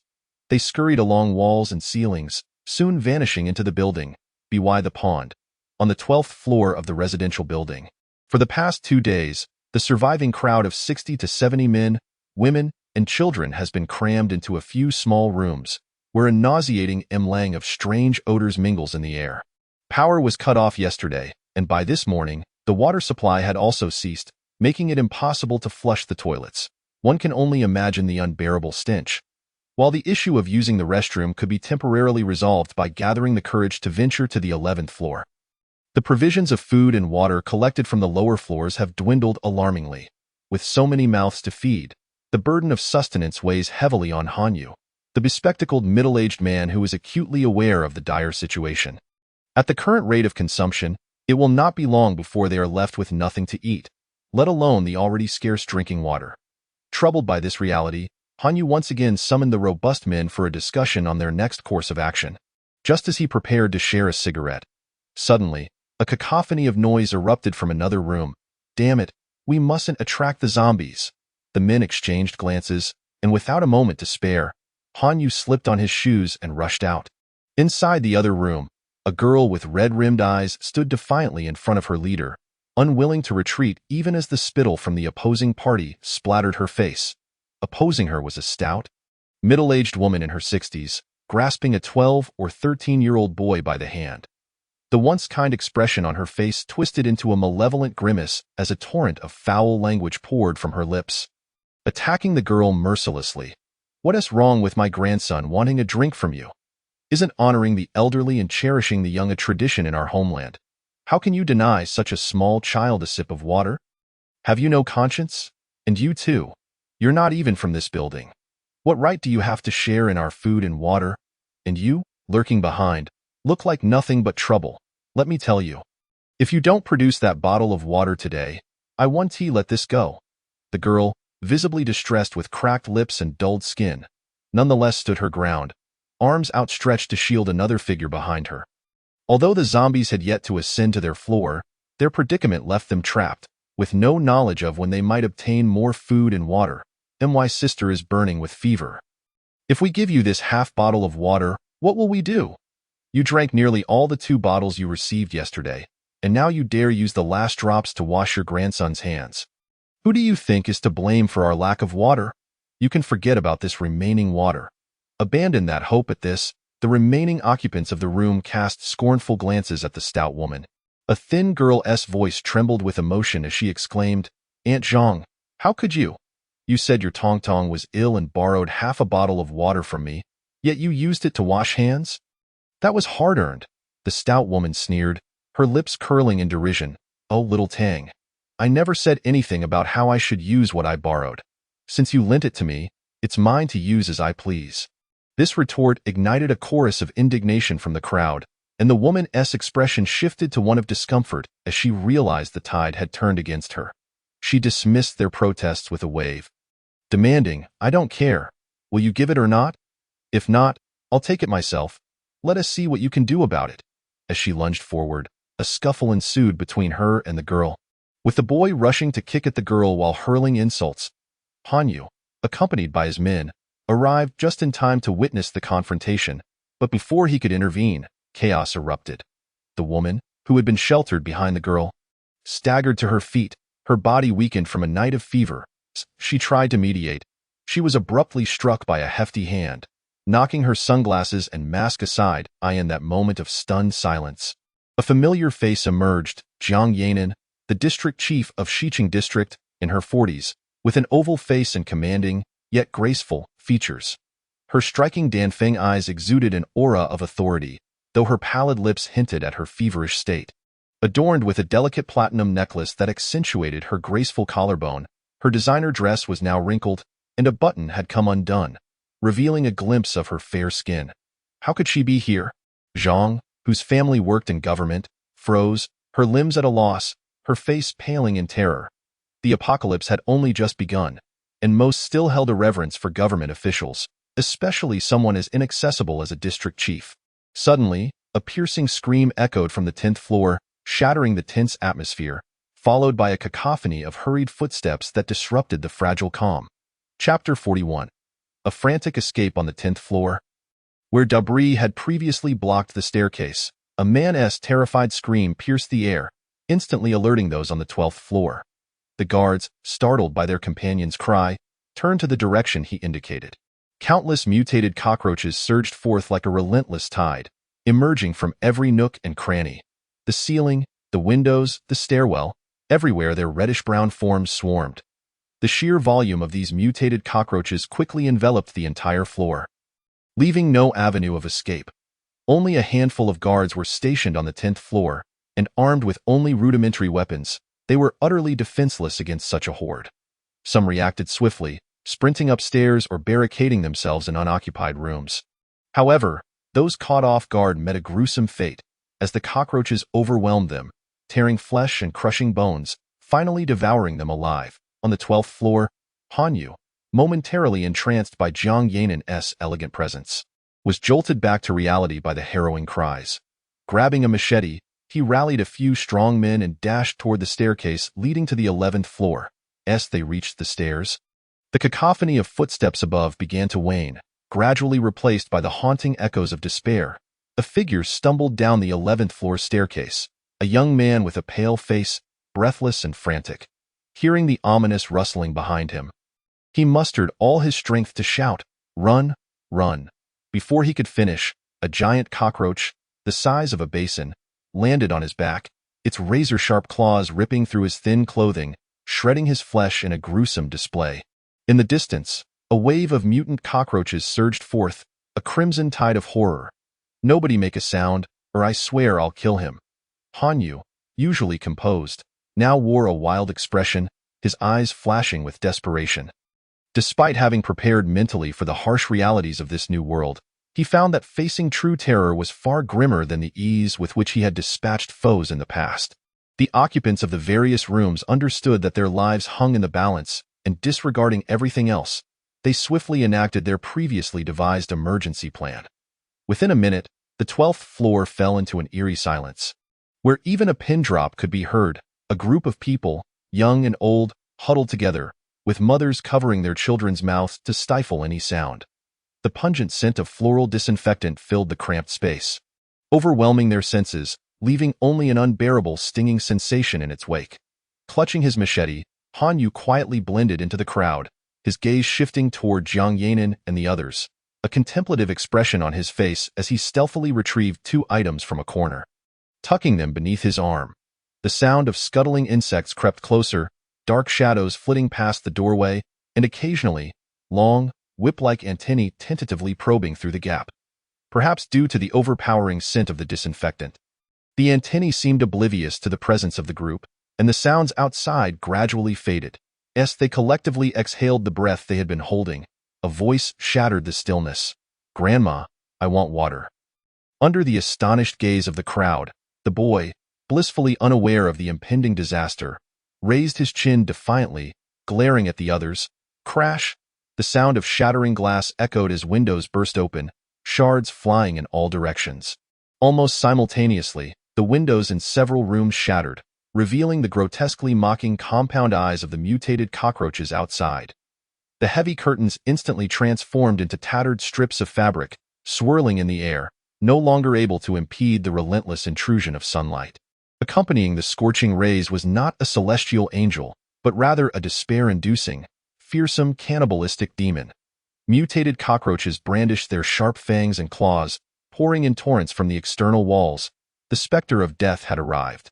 At the moment the boy's voice echoed, Han Yu's eyes, concealed behind thick lenses, widened in alarm as he urgently pulled the correspondent Xiaoyan closer, whispering fiercely, "If you wish to survive, bring your leader and stay close to me." With that, he bolted towards the door. "Xiao Wu, open the door, let the sheep out." 2 burly men at the doorway flung open the entrance, casually shoving 2 elderly individuals outside just as the sound of shattering glass echoed through the air. Within the corridor, the mutated cockroaches were sparse, most having ventured to the outer walls to launch their assault through the windows. Seizing the opportunity while a dozen cockroaches swarmed the elderly, the 2 strongmen wielded their machetes and charged forward. From the window came heart-wrenching wails. Amidst the splattering blood, the people resembled lambs awaiting slaughter, frantically retreating in a state of panic. The first wave of cockroaches had already toppled several individuals, eagerly sinking their fangs into fresh flesh. The subsequent wave of mutated cockroaches scattered, some climbing onto the roof, surveying the room filled with succulent prey. The slender girl, Xiao Tang, had been knocked to the ground by the frantic crowd, with two mutated cockroaches gripping her legs. Eagerly gnawing at her flesh, as Xiao Tang screamed in agony, she clung desperately to Aunt Zhang's pant leg. "Aunt Zhang, help me! Please save me, Aunt Zhang!" The short and stout woman stumbled as she kicked at the girl's agonized face, angrily cursing, "Let go of me, you little brat! You won't die a good death. Grandson, come help your grandmother get this woman off." Her 12 or 13-year-old grandson, perhaps frightened, huddled nearby with his arms over his head, muttering to himself, "No, I don't want to go over there. Grandma's fatter. If you must eat, then eat her." More mutated cockroaches surged into the room, quickly enveloping several individuals, their crimson bodies amidst flying flesh and blood issuing piercing screams. Young girl Xiao Yin, disregarding everything, grasped Jiang Yanan's hand, dragging the dazed woman as they followed Han Yu and others toward the exit. Outside the door, the cockroaches had detected the fleeing group, dispatching 7 or 8 to pursue. He tossed a canister of insecticide to the lead person, shouting, "Xiao Wu, use this. Keep spraying, don't stop." As two plumes of pungent white smoke erupted, the insecticide scent swiftly filled the entire 12th floor corridor.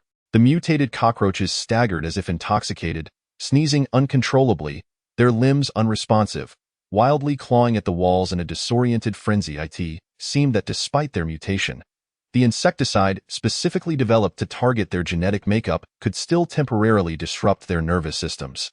Although it no longer killed them as before, it was a fortuitous boon for the panicked crowd seeking escape. Han Yu led the few who had followed him through the fire door, making their desperate bid for freedom. Chapter 42. The emergence of a new zombie, however. At that moment, Qin Shuqing remained oblivious to her inexplicable surge in strength, sitting quietly on the sofa, lost in thought. She pinched her arm, pondering why, after merely half an hour's rest, she felt revitalized and invigorated despite her previous exhaustion. "What are you daydreaming about? Hurry and prepare, so we can reach the air raid shelter early this afternoon. If you don't get ready, I will leave with Sister One and Shang Xia." Chaija playfully slapped the soft flesh of her thigh, eliciting a fit of suppressed laughter from Wenjie and her daughter. Qin Shuqing rolled her eyes playfully at him, saying nothing, and hurried off to the inner room.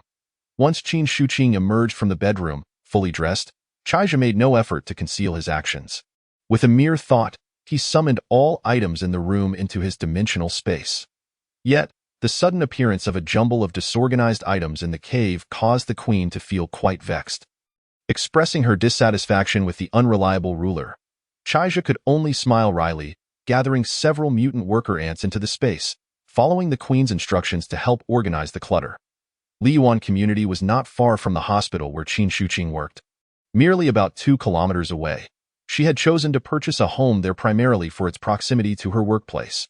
However, the route would take them past a logistics center, where they were likely to encounter a considerable number of zombies. So Chaija proceeded with utmost caution. A few messengers scouted ahead, followed by the canine mutant workers. 12 larger, more ferocious giant rat mutants formed 3 small squads, circling around Chaija, ready to respond at a moment's notice. The newly evolved mature giant rat mutants measured between 3 and 4 meters in length, not significantly longer than the canine mutants. However, their bodies were more robust and muscular, with their overall strength increased by more than double, and their speed markedly enhanced. Their triangular heads, occupying nearly a third of their bodies, resembled that of a rat, encased in smooth, bony plates, akin to wearing an indestructible helmet. The 2-inch-long fangs interspersed above their enormous jaws. Where the eyes once were, now featured only a narrow slit housing thermal infrared and shockwave detectors. This newly evolved organ enabled the giant rats to sense the movement of nearby objects more acutely by detecting changes in air pressure, allowing for quicker reactions. Even more remarkable, the giant rats could temporarily utilize certain abilities acquired from the maggot monsters in dire situations, enabling them to swell by nearly a third in size for 1 minute, significantly enhancing their strength and resilience. Of course, this would leave them weakened for 5 hours post-expansion, necessitating a substantial intake of food to replenish their energy. Nevertheless, for the giant rats, this was a formidable trump card. Any straggler that escaped the messengers and canine mutants would be swiftly met with a collision, as the sound of cracking bones echoed. their long fangs piercing through the desiccated skulls without exception. Amidst the giant rats, Chaija led his companions carefully along the shadows of the street, while Huang Dan vigilantly followed at the rear, her long blade poised to defend against any zombie or mutated creature assault. With the virus outbreak having persisted for 2 or 3 days, the survivors' hopes had gradually dwindled, and desperation compelled many to make reckless plans to escape. A mass exodus was imminent, as people chose what they believed to be safe refuges. Preparing to take their chances, the streets were littered with abandoned vehicles, some having collided and ignited into flames, distant explosions echoing in the background. The air was a nauseating blend of decaying flesh and the acrid scent of burning, overwhelming the senses. Qin Shuqing now regretted not following the example of Wen Jie and her daughter, who had covered their mouths and noses with towels soaked in floral water before stepping outside. Having barely walked a kilometer, she felt on the verge of collapse. Chaija had refrained from initially advising her. In the apocalypse, every individual must learn to survive, and acquiring survival knowledge from companions was a shortcut. Surely, after this experience, Qin Shuqing would learn how to complement her strengths with those of others. Upon reaching the intersection, she could no longer hold back, clutching a street lamp as she retched violently to the corner of the street. Beneath an overturned and burned vehicle, a corpse, charred and blistered by flames, suddenly opened its murky eyes. The desiccated, shrunken pupils instinctively focused on the long legs standing nearby. The zombie, driven by a frenzied hunger for flesh, crawled forward, ignoring the pain of its arms tearing at its half-cooked skin, clawing at Qin Shuqing's leg wrapped in black stockings. With a soft sound, the withered, decaying hand hesitated momentarily before breaking off. A long blade, slightly curved, sliced through the air, plunging into the zombie's half-white, bony skull with a gentle twist. A leg, transformed into a high-heeled boot, encased in chitinous armor, stepped down heavily, splattering yellow brain matter and shattered bone. Yet not a trace adhered to the smooth surface of the boot. Huang Dan tilted her head disdainfully at the unfortunate creature, and as she looked up, her alluring red lips emitted a dissatisfied snarl. Upon hearing Huang Dan's roar, the mutants ahead shuddered slightly, slowing their pace as they scanned for potential threats with increased vigilance. Chaija approached, patting Qin Shuqing on the shoulder, handing her a bottle of water to rinse her mouth. Then turned to stroke the head of the beauty guard who had lowered herself in front of him, a gesture of approval. Huang Dan's whip-like tail flicked rapidly, and half of her face, visible beneath the bony hood, flushed with a rosy hue, her luscious lips emitting pleased murmurs. With a thunderous crash, amidst the flying debris, a shadow hurtled through the dust. Crashing through the wall, a 3-meter-long canine mutant worker clumsily rose. Seemingly oblivious to its twisted left forelimb, snarling fiercely at the gaping hole it had created, a zombie, hitherto unseen, materializes before the astonished crowd. Chapter 43. The humiliation of the guardian alien. As the swirling smoke gradually dissipates, a towering figure over 2 meters tall emerges from the breach in the wall, a zombie cloaked in an iron-gray hue. Its physique is a grotesque tapestry of bulging muscles, with its chest and back encased in a mass of flesh that rivals the combined girth of 3 fully grown men. Bulky tendons stretch from its shoulders to its head, veins throbbing ominously, nearly obscuring the outline of its neck, its robustness surpassing the limits of human comprehension. The once decayed wounds have healed entirely, its skin now a hardened iron gray, with the veins beneath appearing almost animated, writhing and pulsating beneath the surface. The zombie's lifeless gray eyes widen, its vacant gaze brimming with unbridled malice, as viscous black drool trickles from the corners of its mouth. Clinging to its back is the emaciated upper body of a dark-skinned female zombie, her 4 elongated arms flailing with an eerie grace, each of her 20 blackened fingers transformed into razor-sharp claws. A white mark is visible on the zombie's chest, the site of a recent attack by a canine alien worker. The fact that the alien's jagged tail failed to penetrate the zombie's skin causes Chaija to furrow his brow. It was anticipated that both the zombies and mutated creatures would be enhanced following the Black Rain, yet he did not foresee such a formidable evolution occurring within a mere 3 days. At this rate, it is difficult to fathom the extent to which the zombies and mutated beasts might evolve in a week, a month, or a year. Will his own aliens be able to contend with them? The injured canine alien emits a low, rumbling growl, a severed limb hanging from its chest, as it lunges fiercely at the mutated zombie once more. This time, its movements are swifter, its tail whipping through the air like a steel whip, the sharp tip aimed directly at the zombie's throat. Simultaneously, its powerful hind legs deliver merciless kicks towards the sides of the zombie's ribcage. However, just as the alien launches its attack, the mutated zombie unleashes a ferocious roar, stomping its feet against the ground, causing the earth to tremble as if a heavy tank were barreling forward. Before the alien's long tail can even graze the zombie's skin, the female zombie on its back has already woven her 4 long arms into an impenetrable defensive net, successfully repelling the alien's tail strikes time and again. Although the alien's powerful hind legs manage to slightly breach the mutated zombie's outer layer, they inflict no substantial damage. With a sharp crack, the canine alien emits a pained howl, its body twisting like it has been struck by a frenzied giant elephant, flung backward to crash heavily onto the ground. It struggles for a long while but cannot rise again, continuously spitting out yellow-green blood that drips onto the floor.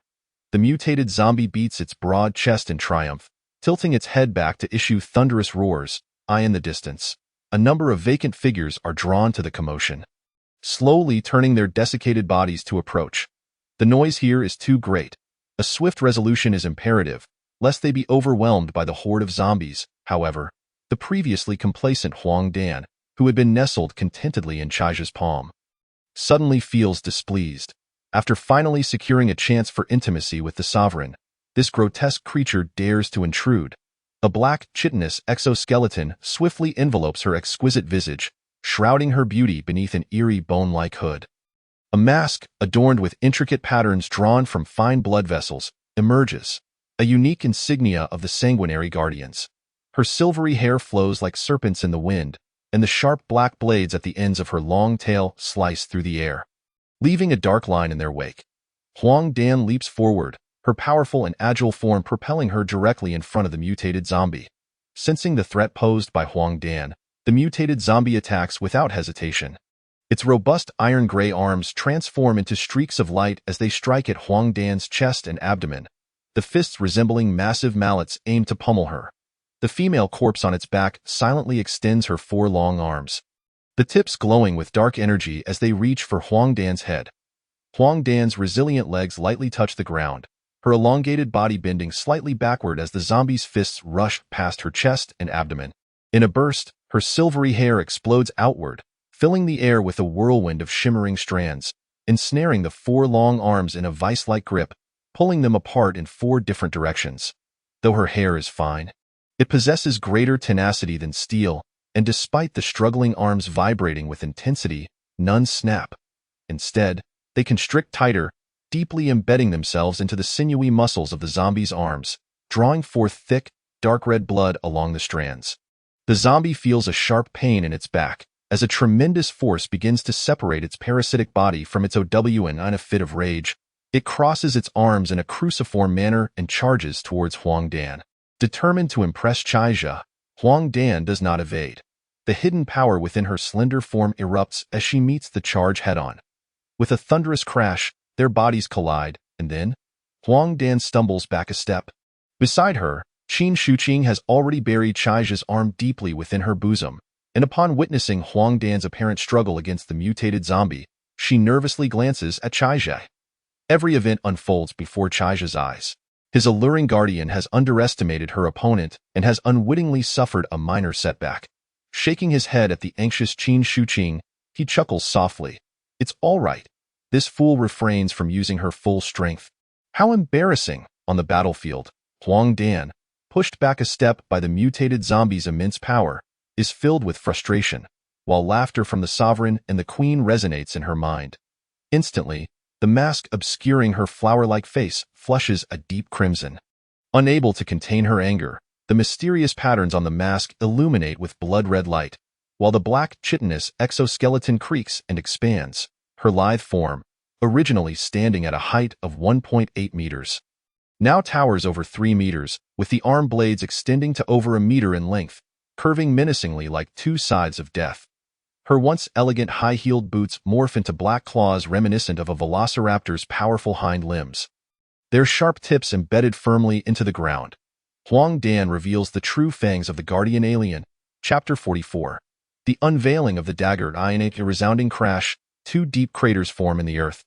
As Huang Dan, now doubled in size yet still agile, darts through the clouds of dust, striking the mutated zombie before it can react. The dark, bluish body ensnared by silvery hair is sent flying 3 meters.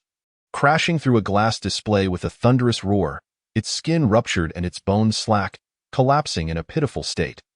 Huang Dan lowers her head, her elbow blade slicing through the air with a sharp glint. Creating a shrill whistle as it cleaves the atmosphere, the onlookers witness two streaks of darkness intertwining, as Huang Dan's figure appears behind the mutated zombie. The zombie ceases its struggles, its massive arms outstretched, its vacant eyes staring blankly ahead. The black female corpse on its back has been torn apart by the silvery hair, scattering into numerous pieces across the ground. The 4 long arms are left with only 4 iron-hard palms dangling loosely from the strands. Swaying aimlessly, with precision, the mutated zombie is severed from shoulder to waist, and from shoulder to waist again, cleaved into 4 immense pieces, its entrails and viscera spilling onto the ground. In an instant, it loses control of its body. And though its head, devoid of pain yet still alive, begins to fall, a curved blade strikes fiercely into its occiput, the resilient skull shattering under Huang Dan's enhanced strength. Indeed, this is the true power that the guardian alien should possess. In the distance, warnings from the messenger echo, as a multitude of zombies gravitate towards the source of the commotion, drawn by the recent cacophony. Meanwhile, on the route ahead of Chaija and his companions, a group of figures huddles in disarray on the rooftop of a 2-story building at a nearby waste disposal station. The stifling air is thick with the rancid stench of decay. As pools of foul blood and black water swirl around the heaps of trash below, flies and maggots reveling in their feast. Smoke billows from the remnants of unburned foam and plastic bags. Gradually spreading through the air, however, it is precisely due to the overwhelming odor emanating from the waste station that Han Yu and Jiang Yanan, having escaped the clutches of mutated cockroaches, managed to elude detection by the pursuing zombies. Originally, a group of 8 or 9 individuals had fled from the building, but only Han Yu, Xiao Wu, and a burly man with a scar remained, along with the fortunate Jiang Yanan and her secretary. Yin Shuang. At this moment, the disheveled group crouches in a corner of the second-floor rooftop, panting heavily, relying on a 1-meter iron cover to shield them from the zombies that occasionally appear below. In a corner of the rooftop, Jiang Yanan and Yin Shuang pay little heed to the dust accumulated over the years, collapsing half-lying on the ground. Jiang Yanan, already feverish, is half-dragged here by Yin Shuang. Her body in a state of utter exhaustion, consciousness still alert, yet her entire being rendered powerless and unable to move. She and Yin Shuang fled in haste, their usual composure and elegance long forgotten. Their bodies bore numerous scrapes and bruises, while their garments hung in tatters and filth, exposing large swathes of alabaster skin beneath. Just moments ago, Yin Shuang had been frantically attempting to assist Jiang Yanan in adjusting her attire, but ultimately surrendered in resignation after the beautiful district chief's counsel. Jiang Yanan leaned her head against the young girl's shoulder, her hurried breaths releasing warm puffs of air, her flushed face tinged with a faint pallor of despair. With great effort, she turned her head towards the direction of the 3 men, whispering in the softest tone, "Xiao Yin, I fear I may not endure much longer. Please, do not speak. Calm yourself and allow me to finish." The man surnamed Han who facilitated our escape is undoubtedly not an ordinary individual. Several who fled alongside us are utterly devoted to him. While I remain uncertain of his motives for aiding our escape, I can surmise a few possibilities. However, he is likely to be disappointed, for I am not as capable as he imagines. Moreover, my current state leaves me with little hope of witnessing a brighter moment. At that juncture, those few individuals will probably turn against us swiftly.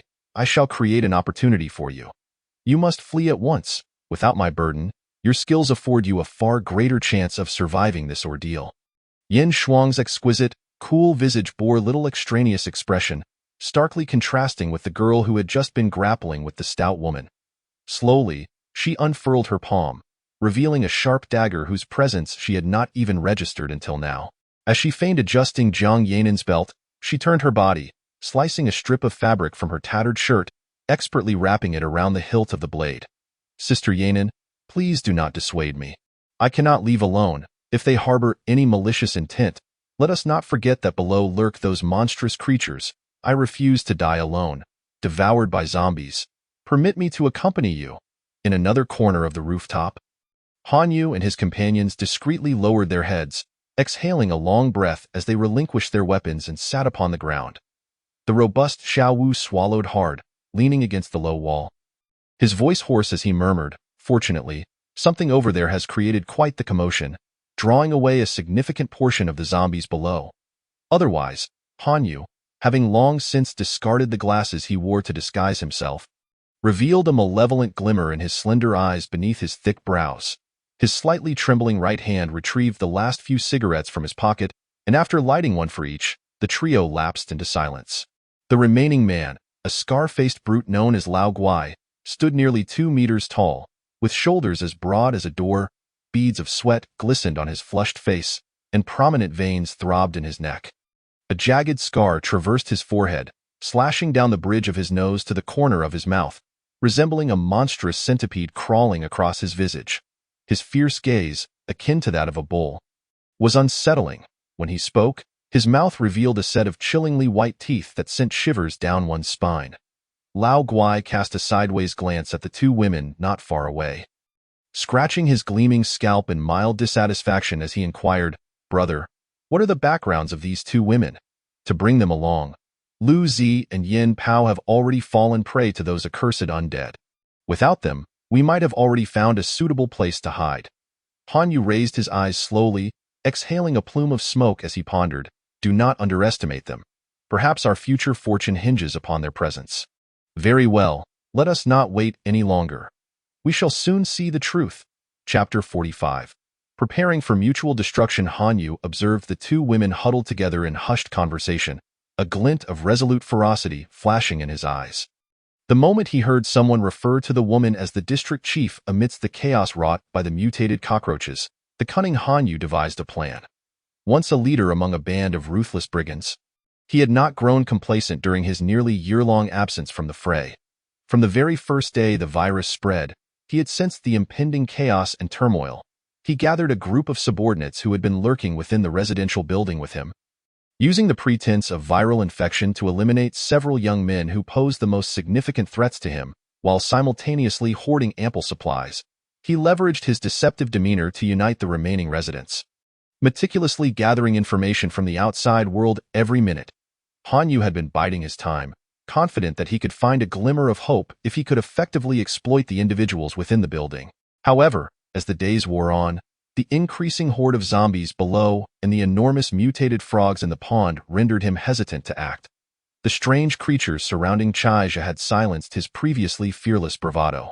He resolved to escape the densely populated area as swiftly as possible, seeking refuge in the sparsely populated mountains or rural outskirts, where he might find a chance to survive. For this purpose, he devised various plans, waiting for the opportune moment to hurl this group of living bait to attract the zombies, thereby creating an escape route for himself and his companions. It was only when the mutated cockroaches appeared suddenly that he realized how fragile his calculations and his once fierce subordinates truly were. Yet, fortune had not abandoned him entirely. The arrival of Jiang Yanin and Yin Shuang rekindled a flicker of hope in his otherwise desolate heart. Just a short distance away from the refuse station, behind the wall, lay the station of the riot police.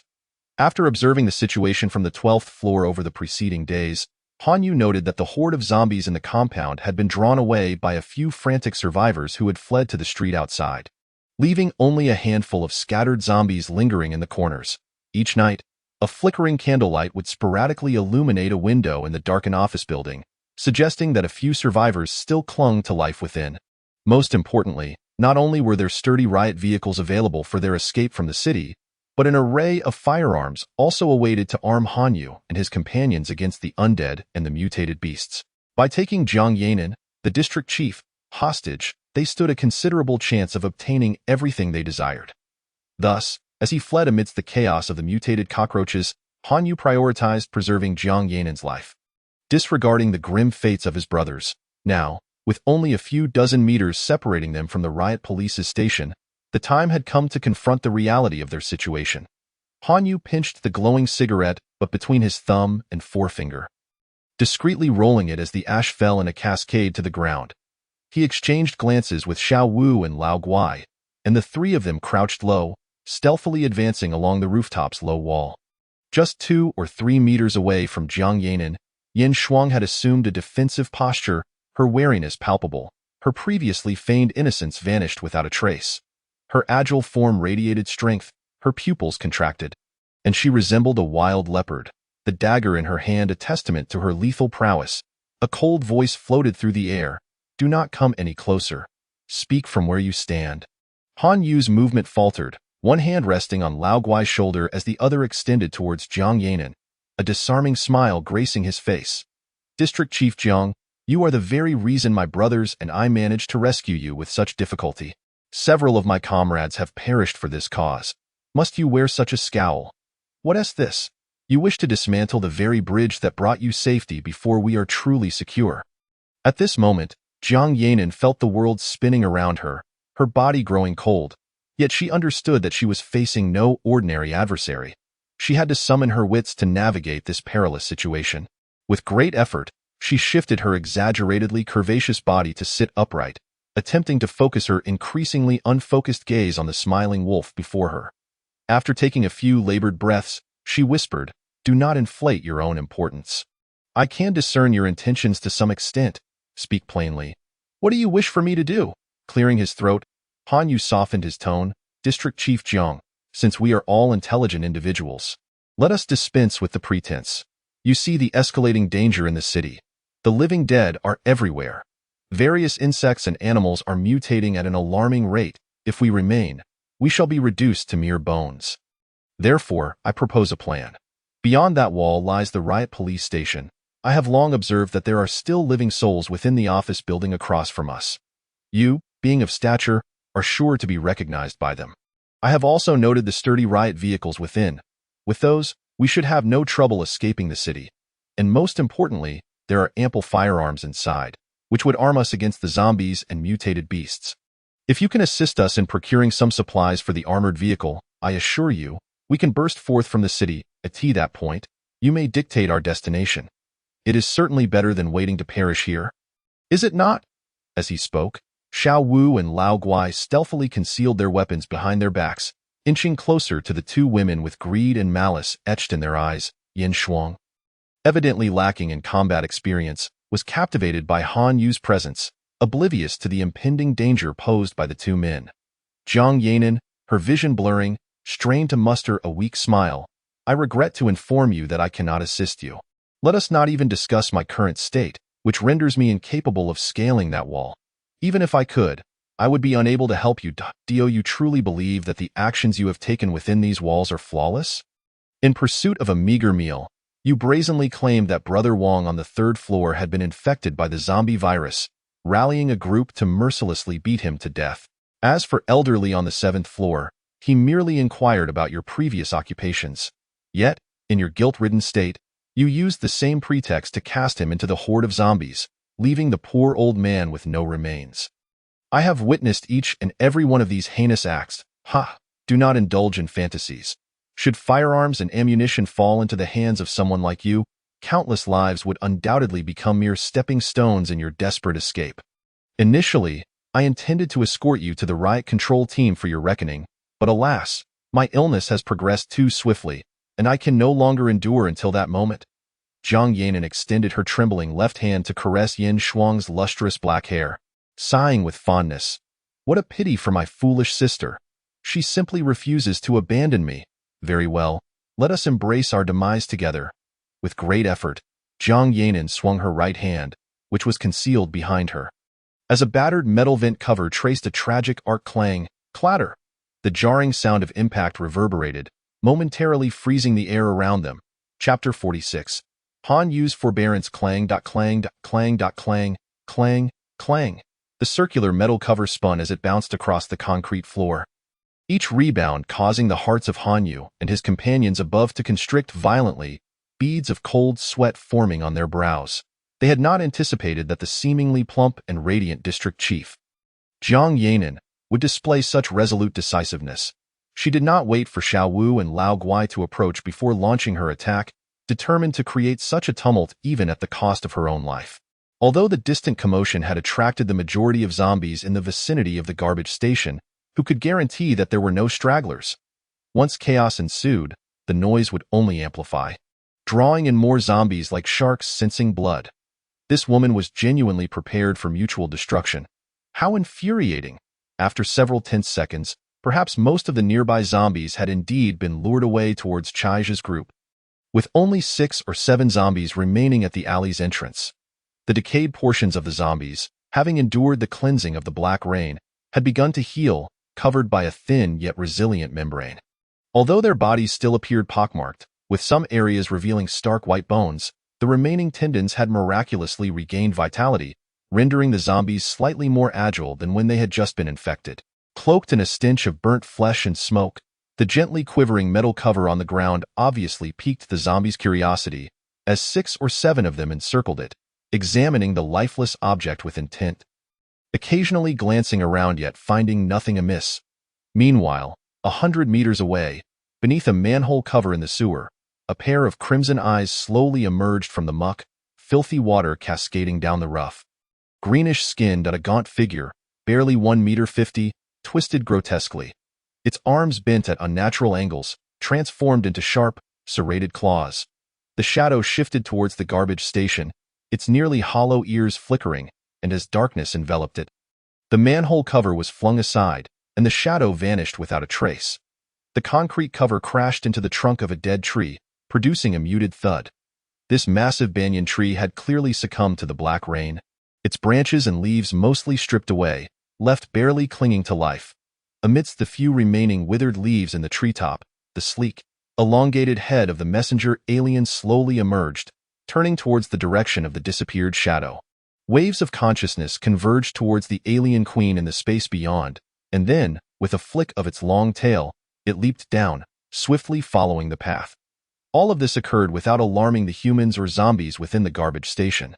Before he could exhale a long breath, his pupils dilated, and he stared in horror at the frail beauty across from him, who was about to cry out, "No, no, no, District Chief Jiang, we must have been blind and out of our minds. Please do not hold our transgressions against us. Let bygones be bygones. We shall part ways here and now, and we will leave immediately if you would be so kind. Otherwise, if this escalates, both you and your beautiful sister may find yourselves buried alongside us. Will you not? There is no need for that, truly no need. I would relinquish everything if it would suffice."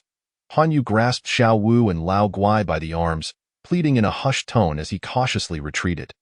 Jiang Yanan's body swayed, her hand weakly resting on the low wall beside her. A hint of hesitation crossed her face. She had lost all hope for her own survival, yet what of Yen Shuang, who stood before her? If only she could shed this burden, Yen Shuang might still have a chance. Very well, I cannot hold on much longer anyway.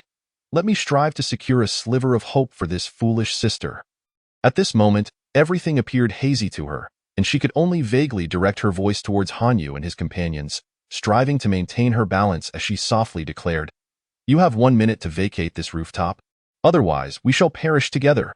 Lao Guai's facial muscles twitched, the intricate scar resembling a centipede seeming to come alive, his frustration boiling over as he witnessed the lamb before him transform into a fierce tigress. Upon hearing Jiang Yanan's eviction order, he seethed with rage, a silent curse escaping his lips. Damn that filthy witch! Han Yu squinted his narrow eyes, a familiar smile returning to his face as he gestured a thumbs up towards Jiang Yanan, who could no longer discern their movements. Turning back, he exchanged a glance with Xiao Wu, who spat disdainfully on the ground, then cautiously lifted the iron cover leading downstairs. Beside him, Lao Guai shot a fiery glare at the two women, producing a beer bottle cap which he tossed through the opening. A series of soft clinks echoed as the caps landed, while Han Yu and his companions gripped their weapons tightly, their expressions tense as they listened intently. Thankfully, no other zombies made a sound from below, suggesting they were momentarily safe. The trio descended the iron ladder with great caution, only to be met with darkness as Yen Shuang swiftly closed and locked the iron cover. As Han Yu touched down last, they concealed themselves in the shadows of the corner, striving to minimize their presence. Lao Guai glanced at his own physique, letting out a resigned sigh before whispering in Han Yu's ear, Han Gu? What shall we do next? Are we to simply let that woman above have her way with us? At that moment, Han Yu's face bore no trace of a smile, his eyes glinting with cold resolve. Let it go? Ha, we shall see. Do they truly think they can outmaneuver us? I recall that we are not far from the city emergency hospital. Given the severity of that Jiang woman's affliction, the only viable solution is to procure medicine from the hospital. The route from the garbage station to the hospital is limited to the main street and a small path. Humph, whether it be the two of them or that young one who descends, we will lie in wait on that path. Once we capture one, the other will surely comply. Even if they resist to the death, if we cannot secure firearms, 2 lovely women will suffice to avenge our fallen brothers. Xiao Wu and Lao Guai exchanged glances, their breaths growing heavier, eyes shimmering with greedy delight. Indeed, Han Gu, we shall heed your command. You may choose first. Heh, it has truly been far too long since we indulged. Lao Guai raised the dark iron hammer in his hand, swallowing hard with a grin. Han Yu wiped the sweat from his palms onto his thighs, gripping his cleaver tightly as he murmured, "We must act swiftly. The old tactic of luring the zombies to eliminate them shall suffice. Then we will find a house along that path to lie in wait." Listening intently, Xiao Wu furrowed his brow, questioning softly. Something feels off. Han Gu, why is it so quiet outside? Han Yu pressed against the wall, preparing to peer outside, when a flash of black light caught his eye. Snap! Clang. Chapter 47. The mantis stalks the cicada in a narrow alley 2 streets away from the garbage station. Black, purulent blood seeped into the ground through the cracks of the pavement, while shattered corpses of zombies lay sprawled on either side of the alley.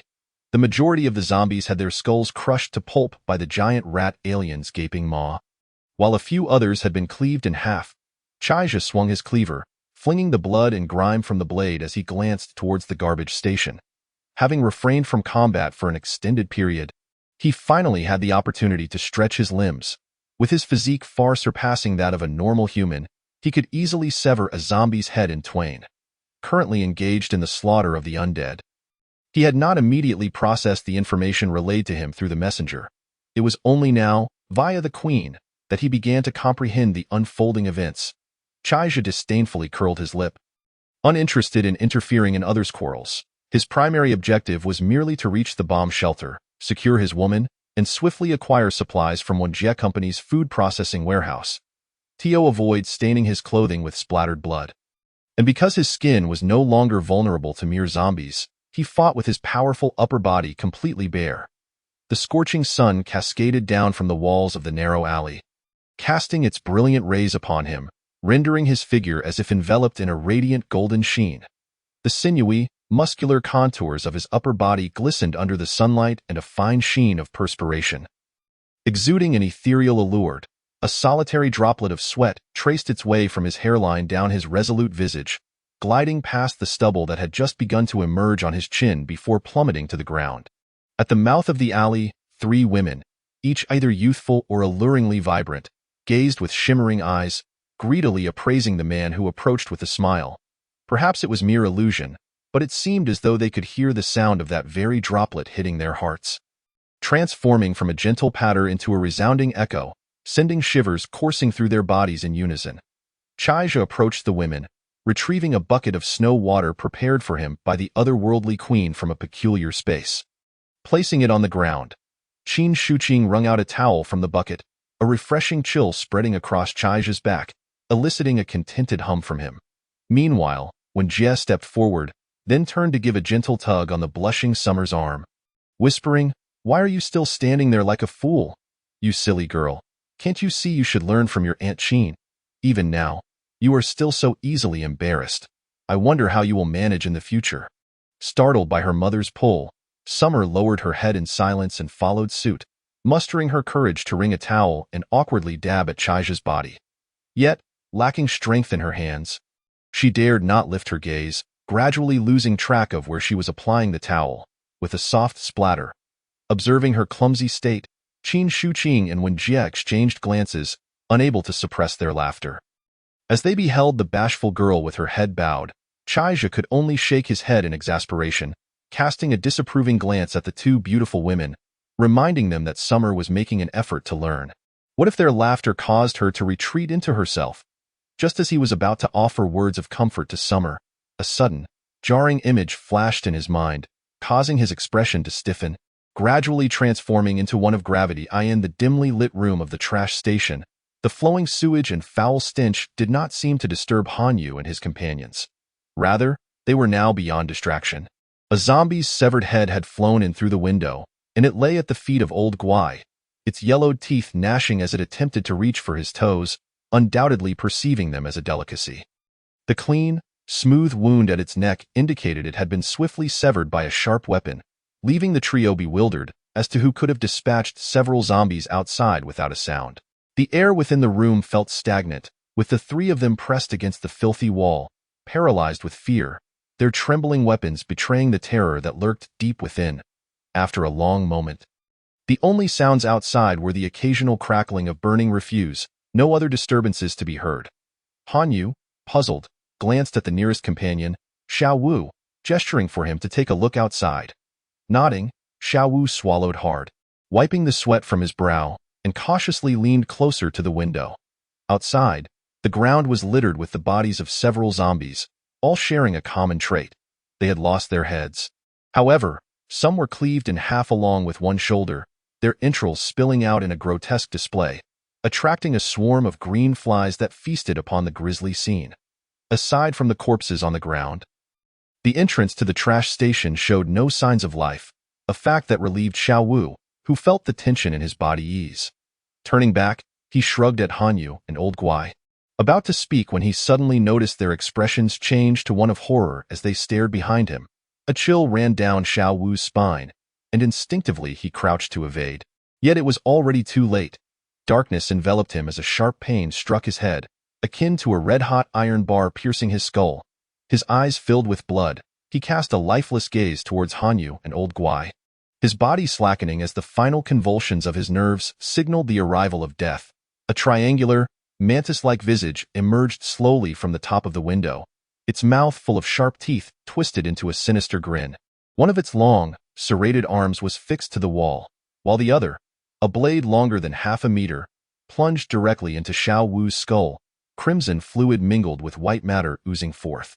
The creature lowered itself, curling on the windowsill, its gaze fixed intently upon the remaining two, standing less than 5 feet tall. Its gaunt form bore the distinctive grayish hue of a zombie, yet its once emaciated muscles now gleamed with an unsettling vitality. No longer appearing desiccated but rather robust, ribs protruded grotesquely from its chest, forming a bizarre skeletal armor beneath taut skin. Its neck elongated, supporting a triangular head with bulging, crimson compound eyes, resembling a grotesque hybrid of a zombie and a mantis. As the blade arm that had pierced Xiao Wu's skull rose slowly, the mantis zombie leaned in, its toothy maw approaching the wound, accompanied by the sound of swallowing. Chapter 48. The giant pig approaches the mantis zombie's undulating torso sent streams of putrid blood from the dismembered zombie remains cascading towards the burning refuse pile. A thick cloud of black smoke billowed, releasing an overwhelmingly foul odor that attracted even more flies from the surroundings, forming a dark cloud above the trash station. On the roof, Jiang Yanin had fallen into a semi-conscious state, her body burning with fever, breathing rapid and labored. Her once fair and plump form was now flushed crimson, her lips, once vibrant, now cracked and parched. If this fever persisted, her survival was in grave doubt. Just as she hesitated, a deafening buzzing filled the air as thousands of thumb-sized flies swarmed, their wings vibrating in unison, the sound akin to a haunting melody piercing her mind, threatening to shatter her eardrums. Yinshuang's complexion paled as she hastily dragged a filthy, tattered blanket over them, covering their mouths and noses to endure the choking dust, curling protectively around Jiang Yanin. Below, the rustling of the blanket did not escape the notice of the mantis zombie, its bare triangular head lifting slowly from the human head it had embraced, allowing the red and white goo to drip from its mandibles.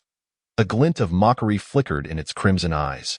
They were but two lambs awaiting slaughter, and allowing them to linger a while longer would not hinder its grand feast. Get the hell away from me! Seizing the moment the mantis zombie appeared distracted, Hanyu and old Guai seemed to share a silent understanding and simultaneously launched their desperate final strike. The dark hammer and hefty cleaver sliced through the air, casting 2 streaks of shadow towards the mantis zombie at the window. while the two men dashed in opposite directions, crashing through the door and window in a frantic escape. Hanyu, now unbothered by the noise he might attract from other lurking monsters, surged towards the entrance of the trash station. Knowing that remaining behind meant certain death, he would take a gamble on this 50-50 chance. Meanwhile, old Guai summoned every ounce of his strength, his robust frame unleashing unprecedented force as he sprinted towards a low wall. Determined that as long as he could grasp the top, he could escape this bloody slaughterhouse. Forget brotherhood, forget survival in numbers, forget weapons and ammunition. All that mattered was living to see another day. As the prey he had been ready to capture slipped away, the mantis zombie remained unhurried, relishing the chase and the slow dismemberment of its victims. The despairing cries of prey before death were its finest delicacy. It leisurely licked the remnants from its blade arms before swiveling its triangular head, its muscular legs pounding down. A dark flash cut through the air, silently approaching old Guai from behind, and instead of rushing to kill him, it emitted a chilling laughter. Old Guai, elated at the prospect of escape, suddenly felt the hairs on his neck stand on end, his body freezing in place as a wave of cold dread washed over him. Fear gripped his heart, making even a sideways glance a Herculean task. The dark shadow appearing from the corner of his eye sent his spirits plummeting, realizing that luck had once again eluded him. As the dark figure swept past, a thick arm shot up, showering blood like rain. Hanyu, unable to care about the shoe he lost in his frantic flight, sprinted towards the open iron gate. A trail of uneven footprints racing behind him, a piercing scream echoed from behind, and Hanyu's heart was torn between sorrow and relief. His last reliable ally had not escaped this peril.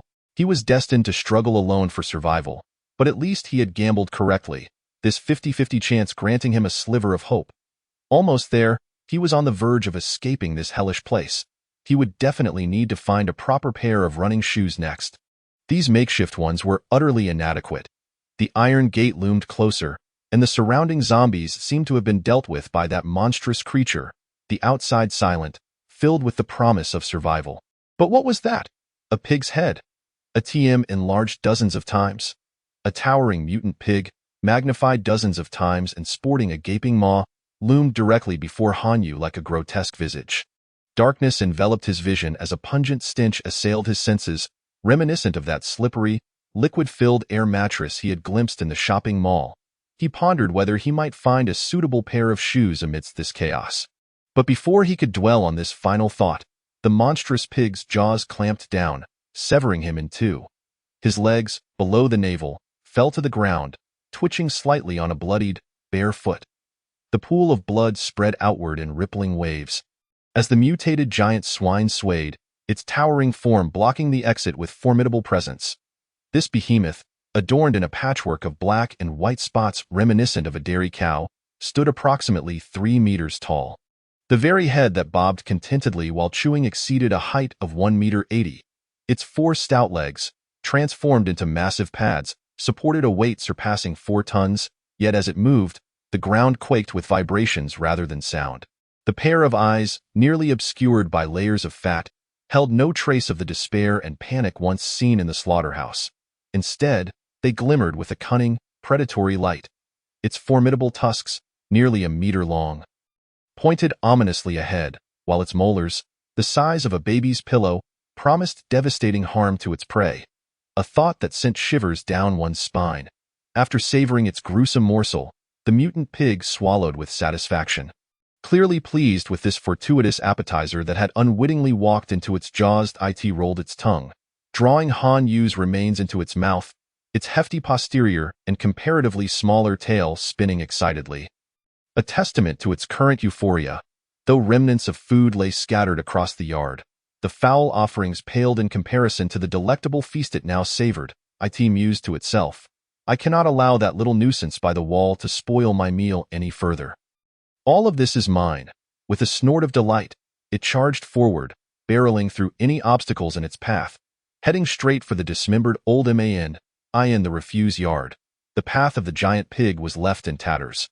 As flies, feasting on the remains, erupted into a cloud of darkness, soaring into the air. The swarm of flies, swirling above, prompted the lurking messenger creature on the distant rooftop to shrink its silhouette, revealing only half of its slick head as it focused intently on the impending clash. The heat radiating from the tattered blanket on the rooftop outlined the curves of two female forms, but it remained motionless, adhering to the Master's orders to observe and remain vigilant. Unwilling to expend unnecessary energy, especially with two unknown monsters lurking perilously close to the women. Below, at the refuse station, the massive pig's hoof, now transformed into a claw, sank into the filthy water mixed with blood. Splattering the foul liquid about, the giant swine, indifferent to its surroundings, rushed forward, its greedy gaze fixated on the old man, now in several disjointed pieces, still clinging to life as for the small creature nearby. Radiating hostility, it was insignificant, a mere nuisance, hardly a threat. The mantis zombie, feeling thoroughly affronted, simmered with rage. Its lavish feast had just begun when this gluttonous beast rudely intruded, not only seizing its carefully arranged main course, but also eyeing its own bloodied meal. The mantis, slender yet deceptively strong, tensed like a drawn bow, its powerful legs anchored firmly to the ground as it swayed slightly, its sharp, knife-like arms coiling before it. Its crimson compound eyes glinted with malice as it locked onto the gleefully charging mutant pig. Despite its seemingly clumsy bulk, each stride of the giant swine was astonishingly vast, closing the distance to the wall with a gust of wind. As it approached, its stout legs faltered, crashing against the wall. A glint of cunning flashed in its eyes. It pivoted swiftly, claws digging into the earth, sending bricks scattering beneath its massive paws, devouring a sizable chunk of the old man's leg along with several stones. The mantis zombie felt a colossal shadow loom overhead, as that loathsome, rotund pig's head transformed into a massive, grotesque posterior, hurtling toward it. Infuriatingly, the mutant pig flaunted its two enormous, dark testicles, exposing its most vulnerable region before its adversary. What utter disdain! The mantis zombie could no longer contain its rage. It lunged forward, a shadow darting through the air, the sound of slicing air echoing behind it.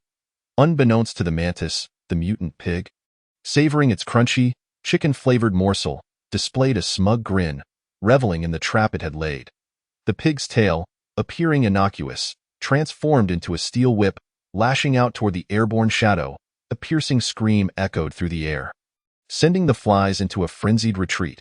The mutant pig, now fully alert, halted its chewing, its large ears perked up, its eyes bulging with rage as it spat out a mixture of flesh and stone.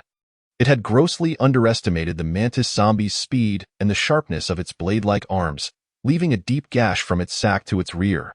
The enraged mutant pig, now consumed with fury, abandoned its earlier meal, fixating solely on the diminutive creature that had inflicted such humiliation and pain. The hard bricks crumbled beneath its weight, reduced to dust under the immense pressure of its massive form. With a low grunt, it buried its long tusks into the ground, carving deep furrows that spread like serpents. As its snout lifted, the earth erupted as though struck by cannon fire, sending debris flying in a chaotic storm of dust and rock, creating a cacophony that blanketed an expansive area before it. Caught off guard by the pig's ferocity, the mantis zombie struggled to evade the onslaught of debris, sustaining injuries as it dashed toward the tantalizing pig flesh. Its once swift movements were hindered as it attempted to penetrate the pig's resilient flesh, only to find itself ensnared in a thick, rubbery barrier. Yet, the mutant pig wore a victorious expression, its chest heaving as it unleashed a barrage of stones, launching them like a shotgun at close range. With no chance of escape from the impending damage, the mantis zombie faced the grim reality of its predicament, ultimately succumbing to the relentless assault. The body was riddled with more than a dozen holes of varying sizes, and the vividly colored entrails were slipping out, the largest of which almost allowed light to penetrate from both sides. The most lethal wound was on its head, where a stone had directly pierced through its crimson compound eye, striking a mysterious source within the brain. It could feel its life force rapidly ebbing away. With a desperate roar, it summoned the last vestiges of its strength to stagger onto the second floor of the garbage station, where two delectable targets awaited, ones it had long coveted, but alas, time was no longer on its side. The unique, savory scent of blood and flesh wafted into its nostrils, a rich sweetness that was truly nostalgic. The mantis zombie's vision darkened, and it collapsed onto the filthy carpet. Kicking up a cloud of dust, the black, putrid blood slowly spread across the carpet, the nauseating stench unbearable for those hiding beneath it. A corner of the heavy carpet was cautiously lifted, revealing Yen Shuang's picturesque face. Etched with fatigue, her disheveled hair glistening with beads of sweat, and the dust painting her visage with lines of distress. The stench was unbearable. Overwhelmed by the pungent odor assaulting her nostrils, Yen Shuang could not suppress her gag reflex. Expelling a few mouthfuls of clear liquid, her stomach convulsing uncomfortably. Unbeknownst to her, within the shattered compound eye of the mantis zombie, a silvery gray viscous liquid flowed like a living entity, twisting and writhing as it seeped beneath the carpet, toward a body radiating a fiery heat. Jiang Yanin had already succumbed to unconsciousness, her eyes tightly shut, brows knitted as if enduring endless agony. Her skin had taken on an eerie pink hue, while her once luscious red lips had dried and cracked, oozing thin strands of blood. Her rapid breaths carried a sulphurous odor, her chest rising and falling swiftly, with dark lines faintly weaving beneath her skin. It was as if a volcanic hell lay hidden within her body, threatening to burst forth like a ravenous demon. Jiang Yanin's inexplicable high fever was already suspicious, and it now seemed far beyond a mere common illness. The silvery gray liquid trickling from the mantis zombie's head coursed down Jiang Yanin's collar, flowing over her delicate collarbone, navigating around deep crevices, before slowly penetrating her skin and vanishing. The fever that had gripped Jiang Yanin gradually subsided, her skin returning to its normal fair and smooth state, though beneath her nearly torn shirt, a grotesque shadow, resembling a bottle cap, was beginning to take shape, woven from dark gray lines, the frail yet agile form. Elongated, serrated arms, robust legs, and that triangular mantis head. In Kyoto, at the Lin family sanatorium, the picturesque Hongsha mountain villa, with its red brick and green tiles echoing the ancient architecture, stood in harmonious contrast to the vast expanse of the Silver Sand Lake. Nestled against the mountains and bordering the lake on three sides, it was connected to the opposite shore by a private road. Before the apocalypse, this villa served as a secret research base for the Lin family, one of Kyoto's prestigious clans. It was grandiose, overlooking the water with picturesque scenery. After the black rain, the once crystal-clear lake had turned murky and foul, the koi that frolicked beneath the surface now transformed into bleached fish bones. Sinking to the bottom, layer upon layer, the elegant willow branches had shed their leaves, leaving only desiccated tree stumps standing silently by the lake, whispering tales of endless desolation. Beneath the most magnificent structure of the villa, a secret base spanning thousands of square meters lay 100 meters underground. In a room filled with various advanced instruments, two middle-aged women clad in white lab coats stood at the center. Their brows tightly furrowed, their gazes fixed intently upon a crystal-clear incubation chamber. The treatment chamber, filled with numerous tubes, occasionally exhaled icy breaths, housing a tall, youthful girl who lay asleep within, beneath the oxygen mask. Her delicate, oval face was flushed a deep crimson.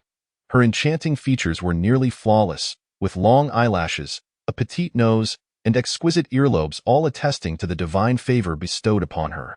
Yet, beneath this breathtaking visage, dark threads twisted and intertwined beneath her radiant skin, creating subtle elevations as if a swarm of living beings coursed through her body. All the black threads emanated from a wound on the girl's back, starkly contrasting with the vibrant red of her skin. Second Miss Panner's temperature has already soared to 45 degrees. If it weren't for the zombie virus within her aiding her body's self-repair, she would have surely succumbed by now. The woman standing nearby appeared to be in her 40s, remarkably well-preserved, her skin vibrant and smooth, nearly devoid of wrinkles. Clad in a tailored navy blue suit beneath her white coat, her figure was perfectly sculpted, every contour showcasing the mature charm of a woman. Her striking phoenix eyes sparkled with a sharpness and coldness that belied her beauty. She was Lin Iran, the second daughter of the Lin family, sister to Lin Chong, and the biological aunt of Lin Panner. Lin Iran pinched the bridge of her nose, her face a portrait of helplessness and disappointment. Liang Jie, we've exhausted all possible solutions at home. If she cannot endure, then it is her fate. Liang Jie glanced at Lin Panner in the treatment chamber and, with reluctance, inquired, "Yet, Miss Panner, who is infected with the zombie virus, has not immediately mutated. This suggests that she is one of those new humans mentioned above." Her current symptoms are similar to those of Miss Sun from the Jiang family, both exhibiting persistent high fevers. But why is it that Miss Sun has already returned to a normal human state while Miss Panner? The Jiang family had not clarified the specifics. It was known that Jiang Tianyue, that prodigal from the Jiang family, had inadvertently obtained some animal blood, which had helped his niece reduce her fever. As for the preceding circumstances, it remained unclear whether the Jiang family was simply oblivious. A sharp sound echoed behind them as a heavy metal door was forcefully swung open. A middle-aged man, resembling Lin Panner closely, stormed in, his fury palpable. It was Lin Chong, the third son of the Lin family. "What's the matter? Are we on fire or something? For someone in their 40s, you sure are still quite the hothead. Calm your breath before you speak." Lin Iran, usually composed, reprimanded him sharply as he burst in, fuming. Lin Chong, who had always harbored a fear of his elder sister, nearly choked on his words, swallowing down the retort that rose in his throat. His face flushed. Taking a deep breath, he finally managed to slow his speech. "Second sister, what does the Jiang family mean by all this?" The new human project was proposed collectively by the four great families of Kyoto. Even if Jiang's patriarch is now the commander of the garrison, they cannot monopolize it. Oh, so now that the Jiang family has awakened new humans, they intend to withhold information until their kind holds a significant advantage before releasing the evolution plan? Our family has only just produced Panner, a potential template for evolution, and if she doesn't survive, it would be such a waste. Who knows how long it will take to find another one? I must go speak with Hu Er and Kong Xiaobian at once. I refuse to believe we can't pressure the Jiang family into submission. Lin Iran frowned slightly, crossing her arms as she spoke coolly. Lin Chong, lying inside half-dead, is your biological daughter. You come in here without inquiring about her temperature or her wounds, and all you can think about is the new human project. You're just eager to see if you can evolve into one too. Aren't you? How did Panner end up with a father like you? Lin Chong's complexion darkened, and he stammered, "Well, my encounter with Qin Shuqing was just an accident. I only intended to have a bit of fun. You know how our father has always disapproved of her. For years, he never intended to let her know about our family situation. Things were rushed this time, and the helicopter only had a few seats. I couldn't exactly think of her then. Besides, me rushing to obtain the Jiang family's evolution plan is also a way of helping Panner, isn't it? Enough already. I know you too well. You'll never amount to anything in life except for chasing after women. Your reputation in Kyoto is infamous for this. If only you had shown a bit of responsibility back then. Our father wouldn't have cast you aside." Lin Chong rubbed his hands together awkwardly, a sheepish smile on his face as he pleaded, "Sister, please stop lecturing me. I'll go speak with the other two families right away. If the Lin family refuses to be truthful, just watch me squeeze the truth out of them." "Nonsense!" A powerful voice rang out, followed by several figures entering the room. A cold-faced middle-aged man pushed an elderly man in a wheelchair, followed by several robust men who stepped back, signaling the woman standing with Lin Iran to quietly close the door and wait outside. The elderly man in the wheelchair, with a head full of silver hair and a vigorous demeanor, possessed piercing hawk-like eyes that shimmered with intensity, captivating all who met his gaze. He clutched a silver-gray box tightly, glaring at Lin Chong with evident fury. Lin Iran stepped forward, gently taking hold of the wheelchair's handle and softly calling out, "Father, brother." The middle-aged man remained silent, merely nodding slightly, while the elderly man waved his hand, commanding, "Push me closer." Upon reaching the treatment chamber, he silently observed the girl through the glass for a moment before turning to speak. The Jiang family is not unwilling to share their methods. The matter is simply too significant. Should anything go awry, the Jiang family cannot bear the consequences. The virus spreads, zombies surge like a tide, and various creatures undergo evolution and mutation, leading to the fall of most of Kyoto. With great difficulty, the four prominent families have established this base city, which is less than 1/20th of its original size, relying on the troops they managed to gather. Does the old man Jiang not comprehend the myriad difficulties we face here? What they call caution, the Jiang family has invested considerable effort behind the scenes. Do you have any idea how hard they have worked? To uncover the laws of evolution, old Jiang's granddaughter nearly drained herself of blood. Lin Yuanchu, the head of the former Secret Security Department, wore an indifferent expression and murmured, "After the Black Rain, the activities of zombies and mutated creatures have intensified, and the attacking capabilities of the various mutated zombies are growing stronger. None can predict how much longer the remaining troops can hold out. The consumption of food in the Kyoto Bay City is staggering, if we cannot swiftly reclaim the granaries in the Eastern District. The emergence of the new human plan has at least granted us a glimmer of hope. The few awakened and evolved new humans possess formidable strength, and they can easily dispatch small hordes of zombies in unison. Yet, we still have not fully understood the nature of their evolution. All we know is that they do not mutate immediately after being infected with the zombie virus.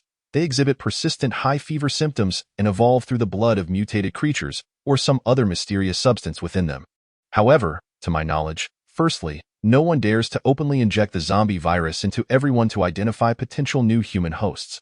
Secondly, some new human hosts have tragically perished due to failure to complete their evolution in time, succumbing to the internal high temperatures. Thirdly, capturing these mutated creatures and aberrant zombies is no small feat and often requires significant sacrifices. In my father's possession are several samples of the mysterious substances found within the mutated creatures and aberrant zombies selected by the Jiang family. It is said that many lives were lost in Jiang family's elite Black Hawk team to acquire these samples, including the demise of a squad leader. We owe a considerable favor to the Jiang family this time. As for whether we can successfully facilitate Panner's evolution, what are we waiting for? Hurry. As long as Panner can succeed in the experiment, I, being her blood-related father, also have a significant chance of evolving into a new human myself. At that time, before Lin Yuanchu could finish, Lin Chong impatiently interrupted, his face etched with urgency. At this moment, his mind was consumed with thoughts of himself, utterly oblivious to his daughter's fate in his wheelchair. The elderly head of the Lin family sighed wearily, casting a disappointed glance at his youngest son, before closing his eyes and tiredly gesturing to Lin Yiren. Lin Yiren carefully lifted a silvery box from the old man's lap and cautiously opened it, revealing 3 thumb-sized test tubes nestled within a container filled with coolant. One was gray, one black, and one green, each containing a liquid that sparkled mysteriously. As soon as the stoppers were removed, the liquids within the test tubes seemed to awaken with life, wriggling and swiftly transforming into a small green snake that slithered toward Lin Panner's delicate collarbone. It appeared to be a mysterious substance derived from a mutated serpent, though whether it could assist Lin Panner in completing her evolution into a new human remains uncertain. Chapter 52. Just wanting to organize things hundreds of kilometers outside Kyoto, in the smoky ruins of a garbage dump, the dust has settled, leaving only wisps of black smoke lingering in the air. The mutated giant boar, triumphant in its battles, brandished its tusks and gleefully rummaged through the debris, savoring the remains of fresh flesh that lay scattered about, emitting satisfied grunts as it chewed.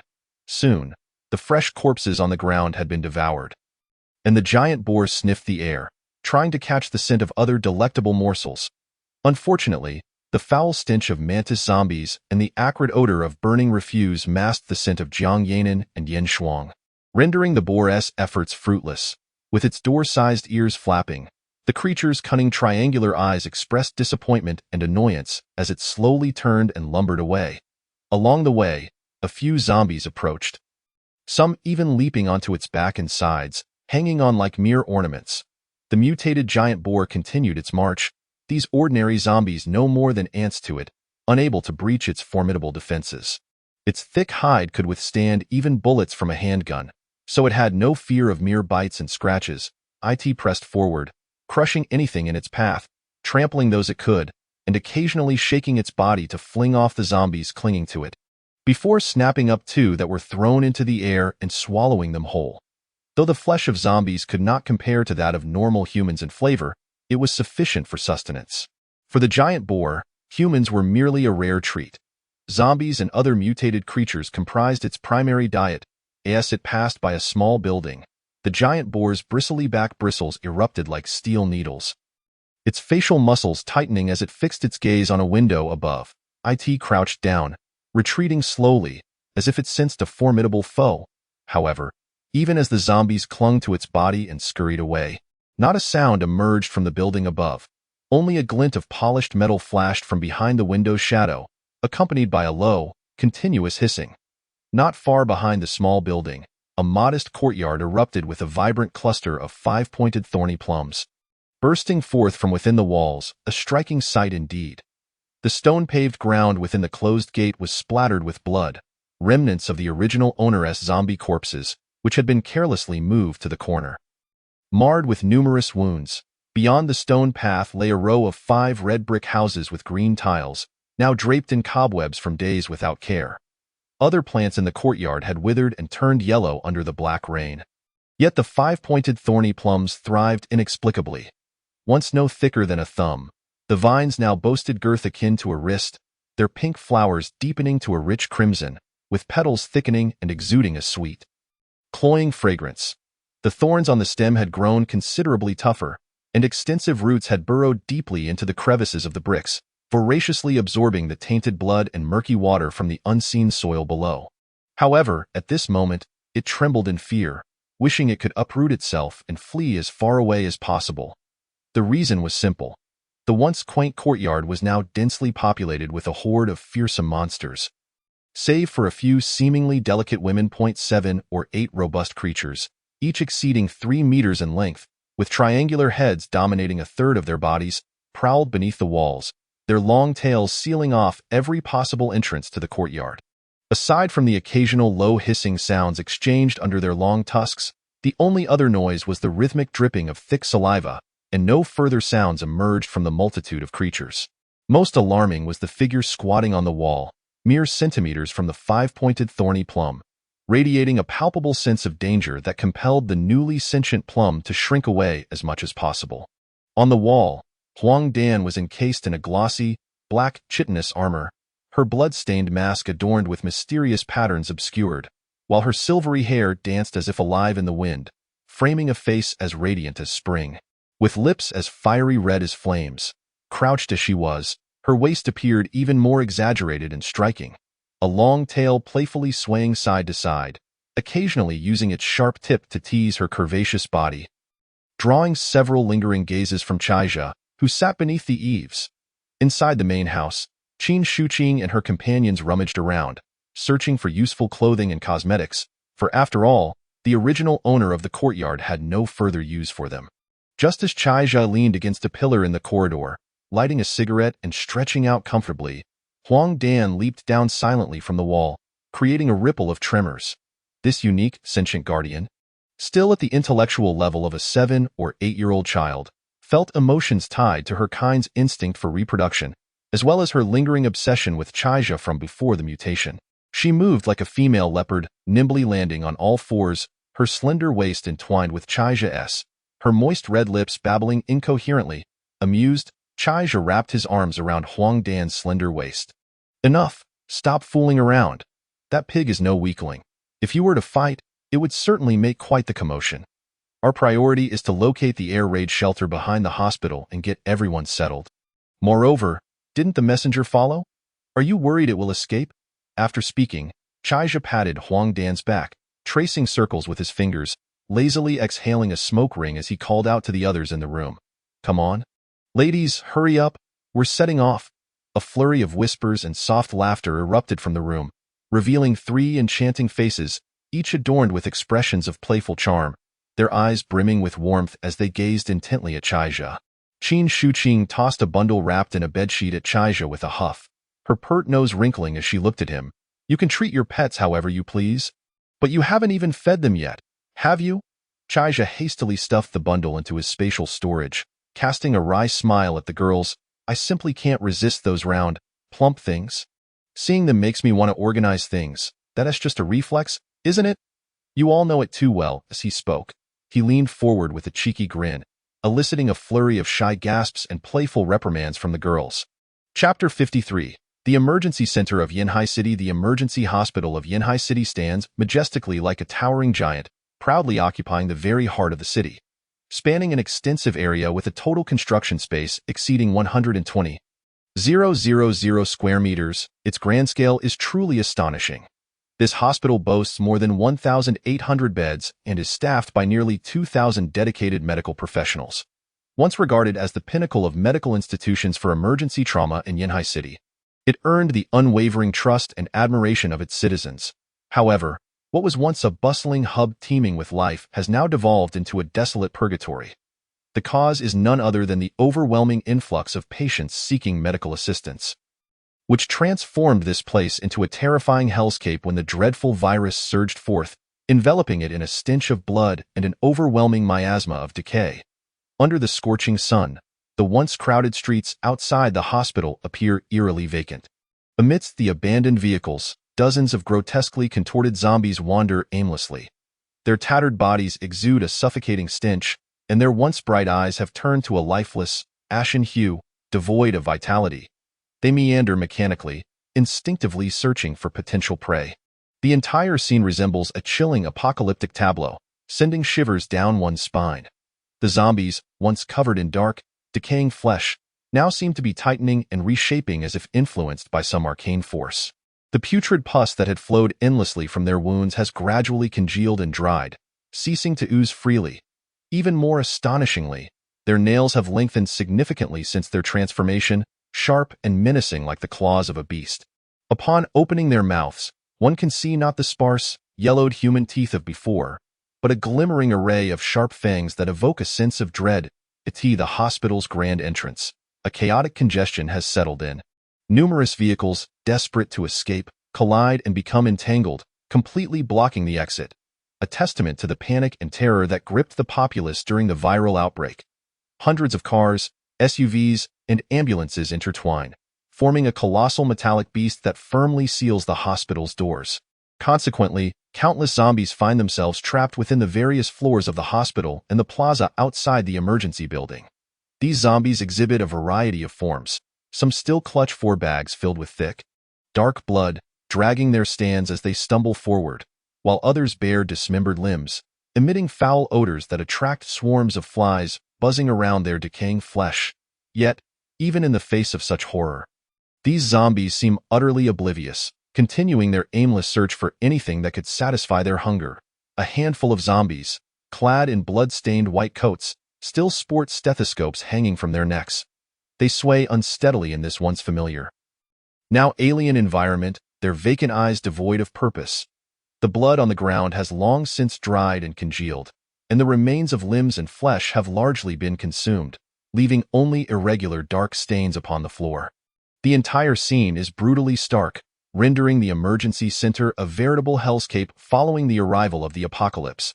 The previously pristine and orderly administrative and inpatient buildings are now marred with streaks of dried blood, darkened over time as if splattered with ink, creating a most grotesque appearance. The wreckage of a helicopter lies crumpled between several buildings, and within the nearly melted remnants, one can faintly discern the charred remains of a human body. Many windows of the surrounding rooms are shattered, and the wind stirs the curtains, which flutter into the air like ghostly specters, ready to draw any unwary soul into the abyss beyond and a nearby alleyway. Chaija cautiously reveals half of his face, warily surveying the multitude of zombies congregating in the hospital plaza. The sound of several shattering glass panes reaches his ears from the far end of the entrance, redirecting the attention of the zombies, who begin to swarm towards the source of the noise like a dark cloud. On a distant rooftop, the glimmer of a smooth skull transiently appears, swiftly vanishing from Chaija's view. With a grin, he gestures to the women behind him, and they swiftly crouch and dart towards the adjacent side street amidst the haphazardly parked vehicles. Huang Dan, clad in black and wearing a hood, silently leaps down from a billboard above the road, her elbows slicing through the air as she cheerfully follows suit. In the southeast corner of the hospital stands an inconspicuous 3-story white building, accessible only through a sturdy metal door, upon which the ICU insignia is painted in red. Behind the floor-to-ceiling glass windows on the 3rd floor, a finger gently lifts a corner of the blinds. Peeking outside, the observing man, in his 40s, wears a blood-spattered white coat that clings to his tall, gaunt frame. His finger, poised and strong, raises the blinds with caution. The 3rd floor is not particularly high, thus he remains oblivious to the silent massacre unfolding mere meters away on the other side of the wall. Led by grotesque mutant rats one by one, the zombies are silently dragged away into the darkness flanking the street. His eyes are bloodshot, and tiny blisters form at the corners of his mouth, the acrid scent of tobacco lingering in his oral cavity, a clear indication of sleepless nights. Behind him, a portly middle-aged man in a suit lounges with his legs propped on the coffee table. Reclining on the sofa, enjoying the adept massage of a voluptuous woman beside him. Across from him, Several young women in nurse uniforms sit on another sofa. While not all of them can be deemed stunningly beautiful, they possess the allure of youth, brimming with enticing vitality. However, at this moment, the nurses appear haggard, their eyes swollen, their uniforms wrinkled and clinging to their bodies, exuding an air of distress and helplessness. With a sharp, crackling sound, the heavy, fortified protective door behind the sofa slowly creaks open. The first figure to emerge is a shirtless man, displaying 8 well-defined abdominal muscles, his back adorned with fierce, demonic tattoos. This man emanates an indescribable aura of rebelliousness and nonchalance, a cigarette hanging leisurely from his lips as he saunters into the room. Following closely behind is a petite figure, a young woman in a nurse's uniform, standing sideways with her head bowed, her hands nervously fidgeting to fasten a loosened button at her collar. Her slightly bashful and innocent demeanor suggests that something rather racy had just transpired. Though her looks may be considered merely above average, her childlike innocence paired with her curvaceous figure renders her irresistibly captivating, compelling anyone who witnesses the scene to feel their pulse quicken. Chapter 54. Arrival at the shelter within the ICU care building. The expressions of the gathered individuals vary, yet they seem to have grown accustomed to the chaos that has unfolded. On the day the virus erupted, a middle-aged ICU doctor named Luo Feng was on duty by the window, accompanied by 2 male colleagues and a dozen nurses. The corpulent man sprawled on the sofa is Wang Yunhai, a well-known real estate mogul in Yinhai City, who had brought his newly hired secretary to accompany his wife. Afflicted by a sudden and severe seizure, the tattooed man is Fu Buping, the boyfriend of the nurse Tong Yin, yes, the same Tong Yin known for her youthful appearance. He is rumored to engage in some dubious financial dealings within the city. Following the outbreak, the thick metal doors of the ICU building have successfully kept the zombies at bay. The first to succumb to the virus within the ward was Wang Yunhai's wife. Her hefty body, weighing 180 pounds, began to ooze yellowish oil, rapidly losing weight. Her nails elongated and sharpened, her skin turned a ghastly hue, and her eyes reddened, with pupils vanishing. She exhibited an intense aggression towards all normal human flesh. Perhaps enraged by her husband's presence with the new woman, her first target upon mutation was none other than Wang Yunhai himself. Fortunately, due to her seizure, she had just been admitted to the ICU and was restrained to the bed by straps. Witnessing her contorted, spasming face morph into a grotesque mask of fury, Wang Yunhai wasted no time in seizing the bedside monitor and smashing it down with brutal force. Meanwhile, Fu Buping, who had been joking with Tong Yin at the nurse's station, swiftly resolved the situation with his steel baton, taking down a nurse who had suddenly turned on her plastic sisterhood and began to violently bite. As for the other 2 doctors, they met a similar fate. One doctor, bitten by a colleague, fled to the rooftop, only to embrace the mutated zombie and tumble down to the ground, both their heads bursting upon impact, leaving them lifeless. One by one, the remaining zombies, having just undergone mutation and still moving sluggishly as if learning to walk, were dispatched by the group. They gathered all the supplies within the building, ensuring their survival. Dr. Luo Feng, the corpulent Wang Pengzi and his secretary Xiao Qing'er, Nurse Tong Yin and her boyfriend Fu Buping, along with a few terrified nurse sisters, constituted the entirety of the remaining normal humans in the ICU. Wang Yunhai, nearly sinking into the sofa, observed as Fu Buping emerged from the isolation room, clicking his tongue in disbelief. Fu Buping, however, paid him no mind, pulling Tong Yin to his side. Whether it was the lingering effects of the moment or the overwhelming sense of shyness, the nurse with exaggerated proportions blushed deeply. Unable to raise her head, Fu Buping caressed his girlfriend's shoulder, smooth as mutton fat, and turned to Luo Feng by the window, his tone lacking enthusiasm as he inquired, "Dr. Luo, when shall we venture out?" "It cannot be too late. Once darkness falls, it will be the domain of those creatures outside." Luo Feng glanced at his wristwatch, pondered for a moment, and surveyed the faces of those in the room. Wang Yunhai patted the cheek of the woman beside him, maneuvering his plump body to sit upright. He retrieved a fire axe from beneath the coffee table and, with a furrowed brow, asked, "Honestly, can't we just stay here? There are still so many glucose solutions and a dozen packs of instant noodles. If we hold out, we can last at least another 2 or 3 days. It's been several days already. Surely the government will send troops to check on us. What if rescue arrives tomorrow?" Luo Feng's expression remained unchanged as he stared intently at the zombie-infested square before him. After a long silence, He finally uttered a few words through clenched teeth. What if there is no rescue at all? Besides, we only have 2 bottles of 1,000 milliliters mineral water left in this heat. We might not even survive the night. The running water has been cut off. Even if it hadn't, I doubt anyone would dare to drink it, risking infection. The key to our survival is to find clean water. After all, glucose water cannot entirely substitute for drinking water. Wang Yunhai fell silent, not responding, his face darkening as he grasped the thick gold chain around his neck. Rubbing it repeatedly, a timid voice suddenly piped up, I know where there might be clean water. The gazes of the group immediately turned to the languid Tong Yin, nestled in Fu Buping's embrace. Beneath a massive rock wall stood a cement wall, several meters high. The distinct arc of an air raid shelter was clearly visible, with the sacred pentagram made of cement still bearing the remnants of its era's faded red paint above the entrance. Dead vines hung limply from the rock wall, obscuring much of the sealed entrance, indicating that this air raid shelter had been sealed for quite some time.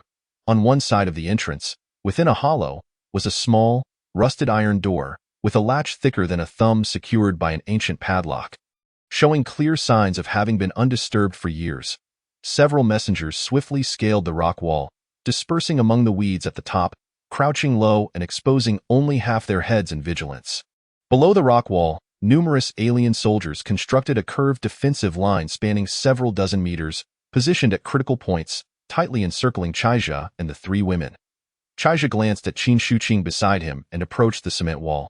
A surge of black, chitinous liquid gushed from a spatial imprint, swiftly enveloping Chaizha's hands, forming 2 sturdy loops. He slightly turned, his bones cracking audibly as he tensed, his spine visibly undulating, akin to a dragon poised to leap from the sea surface.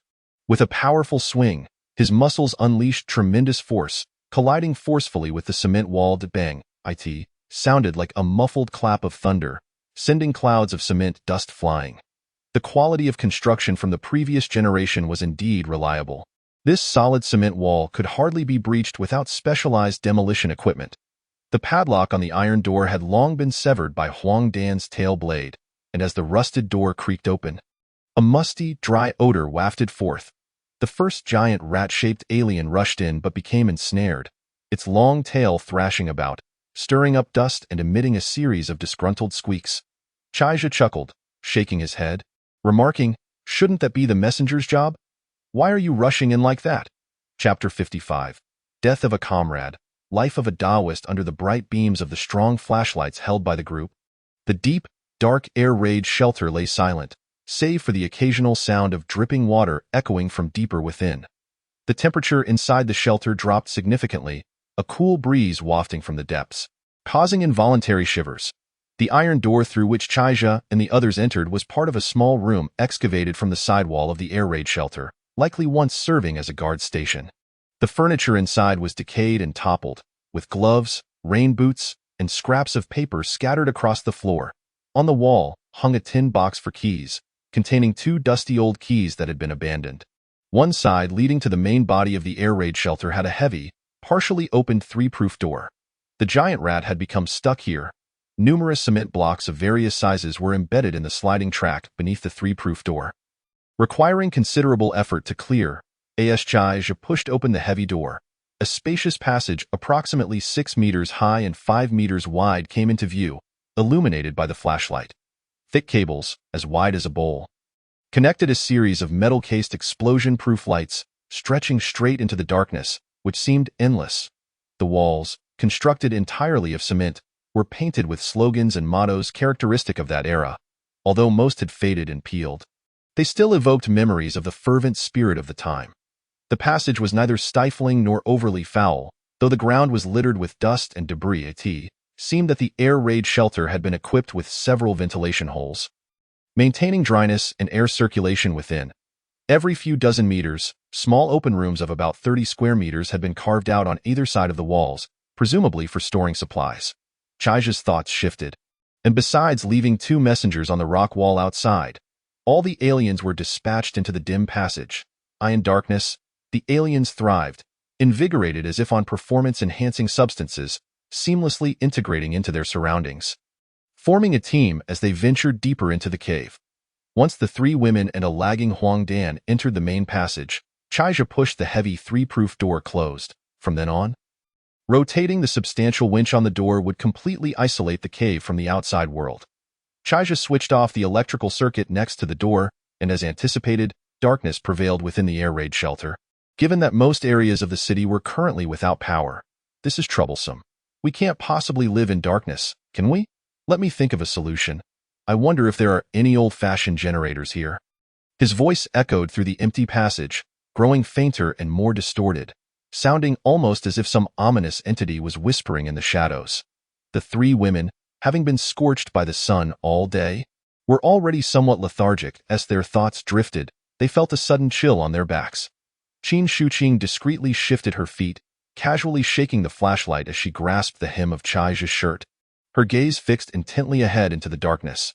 Xiaozhe, do you think there might be Before she could finish her sentence, a terrified scream pierced the air. The last to arrive, Sheng Xia, suddenly clung tightly to her mother's waist. Eyes shut as she jumped and shouted. When Jie, initially somewhat tense, was startled by her daughter's scream, reflexively grasping Qin Shuqing's waist without realizing it. With a guilty conscience, Qin Shuqing had been hoping to draw some comfort from Chaija. But the sudden grab from behind nearly made her jump, causing her to yelp in surprise as well. In an instant, the previously light and melodious sounds within the air raid shelter escalated as if in a competition, nearly shattering Chaija's eardrums. His heart raced, and he quickly redirected the flashlight, the beam illuminating the innocent expression of Huang Dan beneath her hood. Upon meeting Chaija's probing gaze, Huang Dan tilted her head, taking a moment to understand before smirking and pointing at a shadow nearby with a soft grunt. Chaija took a closer look, noticing an old broomstick lying on the ground, its branches nearly worn down to nubs. Having collapsed and fallen apart, he shook his head, smiling wryly, and pulled Wenjie and Sheng Xia into his embrace, tightening his arms as he whispered playfully, "All right, stop yelling. If you keep it up, you'll attract the wolves. It's just a broomstick. Why are you so frightened?" In the broad and sturdy warmth of Chaija's embrace, the heat of a man enveloped them, and both Wenjie and Sheng Xia felt a sense of calm wash over them. Sheng Xia peered cautiously at the ground, realizing that what had brushed against her back was merely a broken broom, likely having shifted position when the door closed and then fallen as it scraped against her. Turning to her mother, she blinked her glossy black eyes innocently, only then realizing that both she and her mother were simultaneously embraced. In an instant, the previously pale visage was suffused with a radiant blush. As she lowered her head and exerted herself to push away the fervent warmth emanating from her palms, letting out a soft whimper of embarrassment that rendered her nearly inconsolable. Though a hint of bashfulness adorned the slightly disheveled face of Wenjie, it was primarily born from the inexplicable panic and astonishment she had just experienced.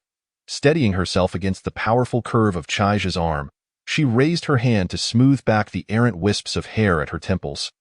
Feigning composure as she chided, "You mischievous girl. Why must you shout like that? You frightened both me and Aunt Qin out of our wits." Sheng Xia, feeling somewhat awkward, grasped her mother's hand and shook it gently, murmuring her apologies. I was too startled. I'm sorry." Qin Shuqing, nursing the ache in her back while grimacing at the sight of Chaija's hand still wrapped around Wenjie's waist, inwardly scorned the fickle-hearted scoundrel. Her disdain was palpable in her tone as she thought, "You've summoned a wolf? Haven to you. Just look at how you've beckoned this beast. You might as well open your gaping maw wide." She lamented the lack of decorum upon entering, which had surely startled Sheng Xia. Wenjie felt her ears heat up, pinching the robust hand resting on her abdomen with her nails. She stepped back a couple of paces to stand beside Sheng Xia. As the soft jade fragrance departed from her embrace, Chaija found himself bemused by Qin Shuqing's sudden jealousy, shooting her a mock glare as he jested. It appears the family discipline from yesterday was not enforced adequately. Just you wait. I shall soon show you what true prowess entails." Qin Shuqing's heart raced, foreseeing a tumultuous evening ahead. The lingering pain in her body reminded her of the impending mischief this adversary would surely unleash. With a crafty glint in her eye, she turned her gaze towards the voluptuous and alluring Wenjie, resolutely deciding that if she were to meet misfortune, it would not be her own, I'm afraid. "Wenjie, you shall have to bear the brunt of this predicament." Chapter 56. The onslaught of mycelium. Almost simultaneously as Chaija and his companions entered the air raid shelter, A window on the second floor of the ICU building, several hundred meters away, was quietly opened. This window faced the side of the ward adjacent to the garage, where the corpses that had been discarded below had long since been devoured by zombies, leaving only scattered, bleached bones behind.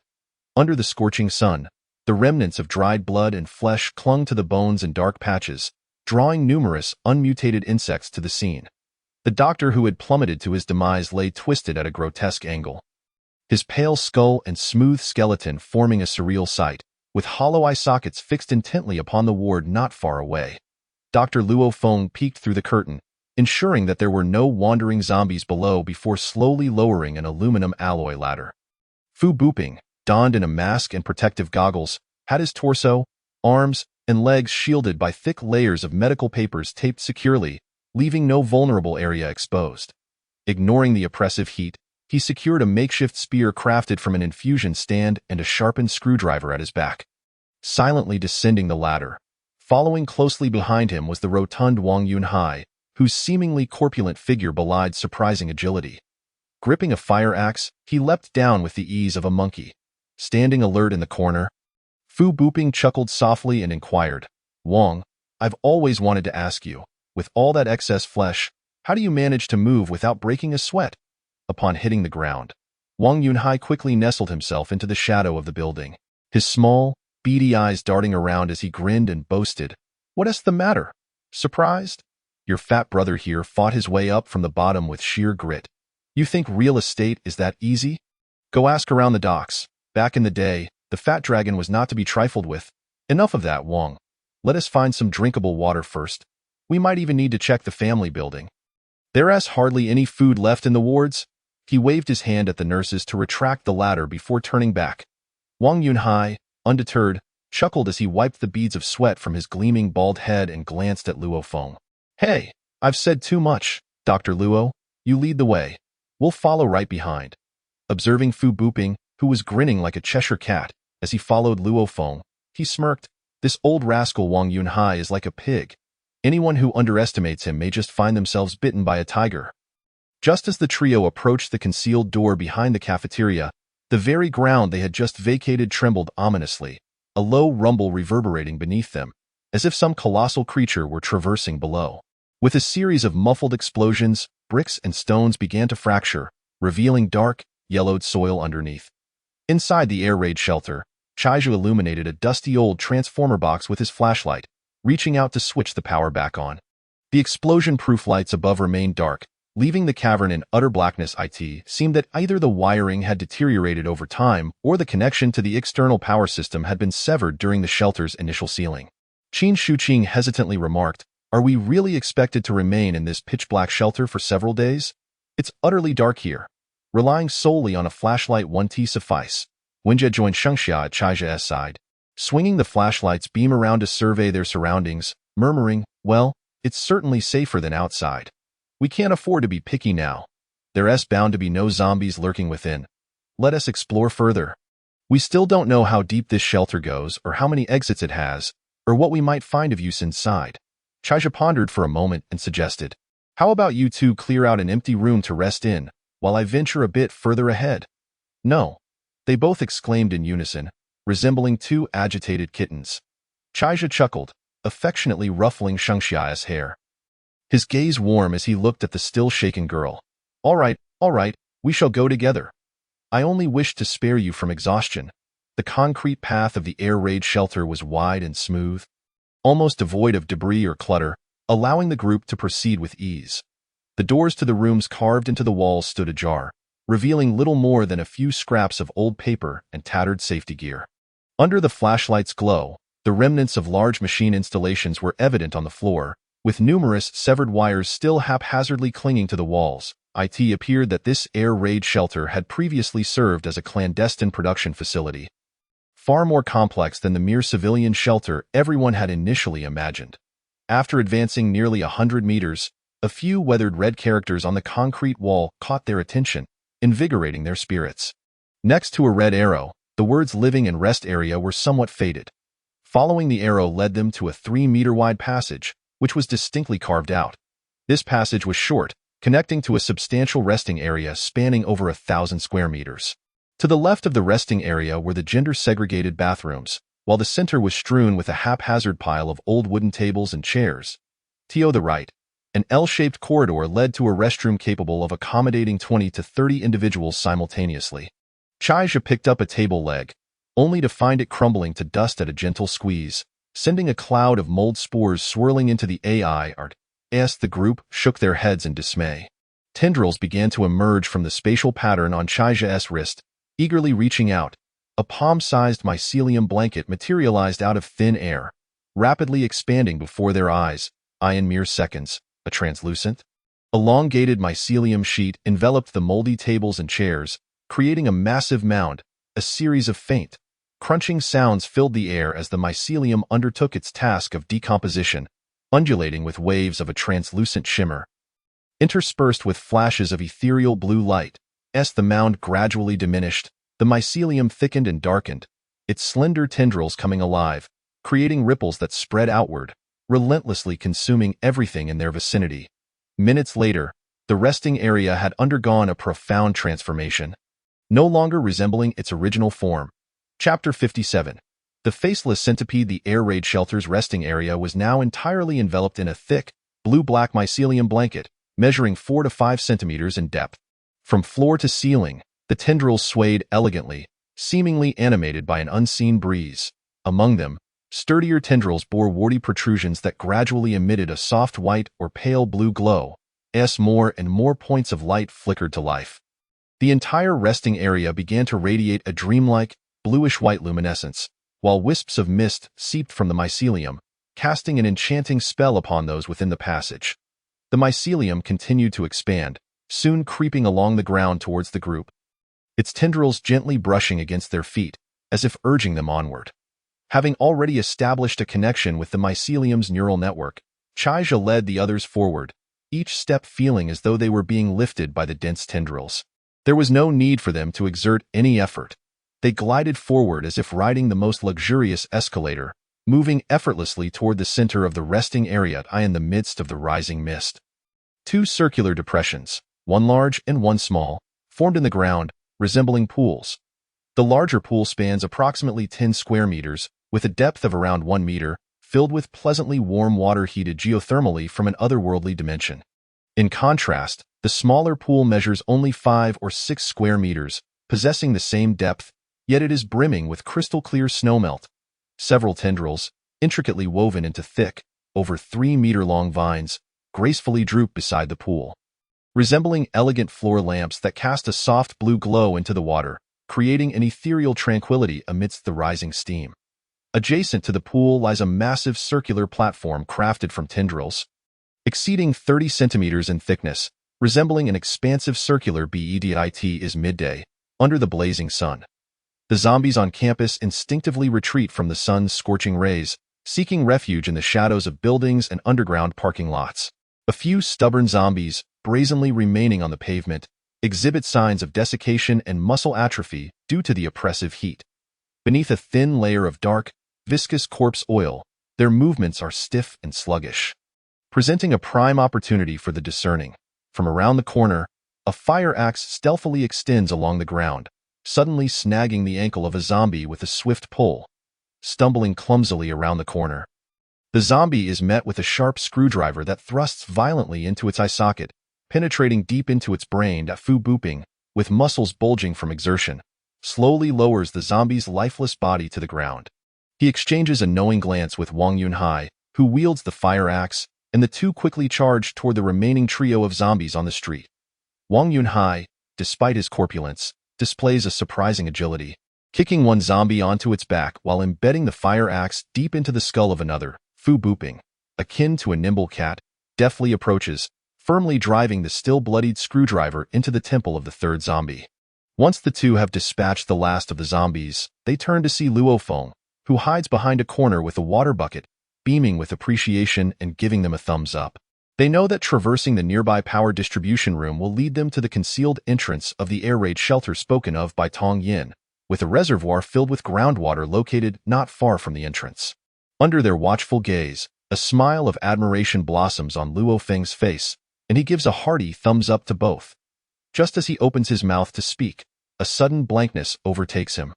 His facial muscles contorting grotesquely as the smile that lingered on his lips twists into despair. A stream of black blood bursts forth from his gaping mouth, instantly soaking his shirt. Luo Feng clings desperately to a nearby pillar. Yet he cannot prevent his body from slowly rising against the wall, a massive crimson head devouring his lower half, lifting him higher. The head, the size of a water vat, is encased in a smooth, sturdy exterior, with its gaping maw fully consuming Luo Feng's legs, reaching his abdomen. Whip-like tendrils, each the width of a palm, writhe above, while two hooked appendages continuously scrape at Luo Feng's flesh, methodically dragging him toward its throat. The rotund body is dotted with numerous oval-shaped orifices, and the smooth shell on its back is etched with grotesque faces. The visible portions alone are at least 3 to 4 meters long. The ghastly-faced centipede disregards Luo Feng's agonizing screams and desperate struggles, savoring its meal with deliberate slowness. Compared to the putrid, tasteless flesh of zombies, the succulent blood and meat of a human clearly satisfies its predilections. Luo Feng's piercing cries echo far and wide as the sound of shuffling footsteps emerges from the surrounding buildings.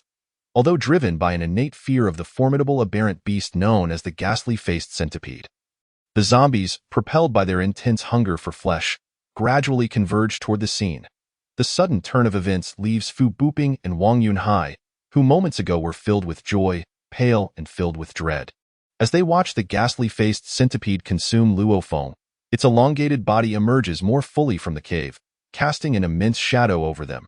The two exchange a terrified glance, unleashing every ounce of potential within them as they scramble toward the power distribution room. Faced with the aberrant creature and the encroaching horde of zombies, their only glimmer of hope lies in the maintenance passage of the air raid shelter concealed beneath the iron plate behind the power room. Blood drips from the smooth shell, creating a crimson trail. Inside the air raid shelter, the three women, having not encountered warm water for days, are immediately invigorated, feeling an insatiable itch all over, yearning to leap into the warm pool for a much-needed wash. Amidst the flurry of rolling eyes and playful protests, Chaija is unceremoniously shoved out of the resting area by 3 pairs of snow-white arms. He plops down onto a thick fungal carpet that has spread into the distance, which immediately rises to form a gentle arc, softly supporting his back.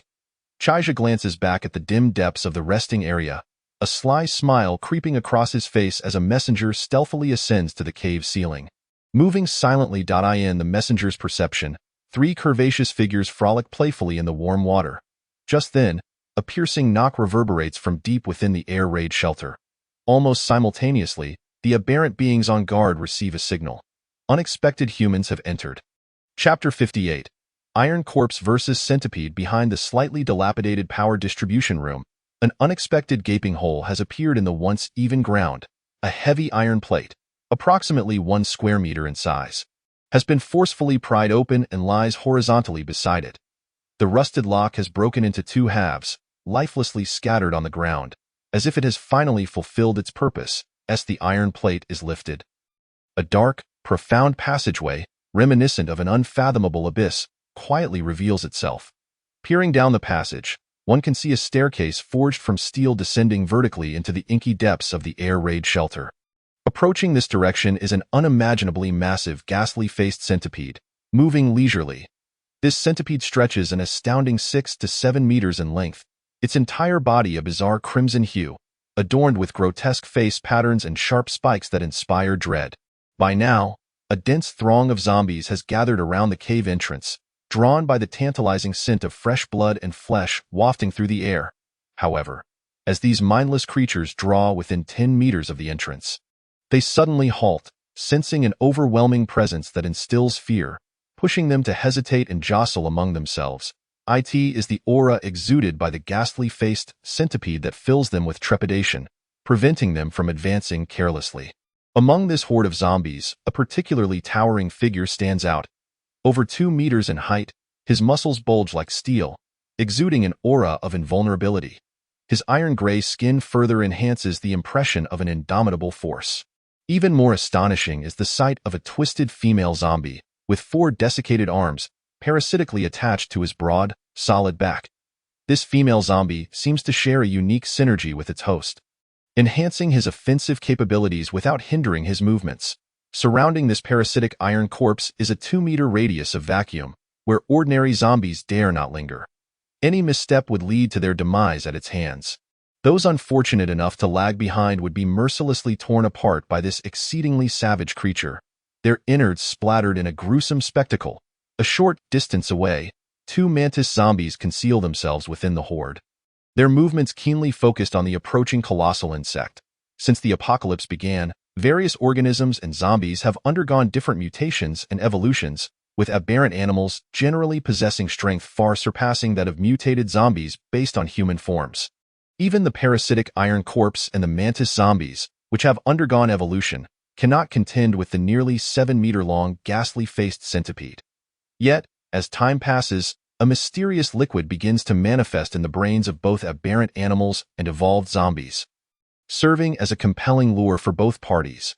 This liquid significantly accelerates their evolution, even granting them unprecedented abilities. Within the zombie horde gathered here, aside from the parasitic zombie, there are 2 mantis zombies, driven by their craving for flesh and their covetousness for the mysterious liquid, causing them to stir restlessly. The robust parasitic zombie beats its chest, producing a series of deep, resonant sounds, roaring as it strides toward the cave entrance. The 2 mantis zombies, using the horde as cover, swiftly maneuver to the sides of the ghastly-faced centipede, preparing to strike unexpectedly in response to the parasitic iron corpse's nearly provocative actions.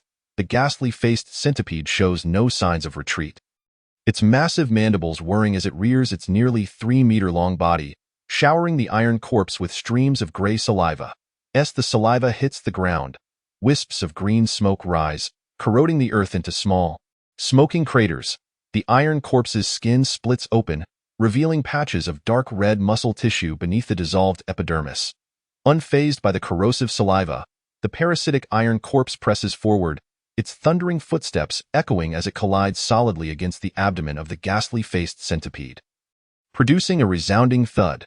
The parasitic iron corpse's powerful arms seize the centipede's hooked appendages beside its massive maw, its muscles swelling like inflating balloons, momentarily immobilizing the ghastly-faced centipede in midair. Seizing this opportunity, the parasitic zombie behind it relentlessly swings its 4 elongated claws, aiming viciously at their adversary. As the piercing sound of friction echoed, the claws glided across the smooth carapace of the centipede, leaving behind only a few insignificant scars. The iron corpse understood that it could not subdue the ghastly-faced centipede through sheer strength alone. Its frontal assault was merely a ploy to create an opportunity for the lurking mantis zombies on either side. For the mantis zombie's ability to penetrate armor far surpassed its own. Just as the parasitic iron corpse's robust arms were gradually bent under the pressure of the ghastly-faced centipede, 2 dark shadows leapt into action from the horde, and the mantis zombies finally seized their chance to strike. A surge of intense pain coursed through the centipede's mind, and with anguished cries, it writhed and rolled, kicking up clouds of dust as it shook off the parasitic iron corpse. In light of its colossal form and abnormal regenerative abilities, this minor injury would soon heal after the battle concluded. However, the damage inflicted by the zombies struck a severe blow to the pride of a superior being, an affront that could not be forgiven. Infuriated, it thrashed its body, and from the oval-shaped orifices on either side of its crimson shell, translucent smoke began to erupt, swiftly spreading in all directions beneath the cover of the swirling dust. Seizing the opportunity afforded by the centipede's struggles, the parasitic iron corpse raised its massive fists, delivering heavy blows to the creature's head, eager to capitalize on its moment of weakness. Yet, it failed to notice that the swiftly expanding translucent smoke had already enveloped its form, casting a pall over every corner within a radius of dozens of meters.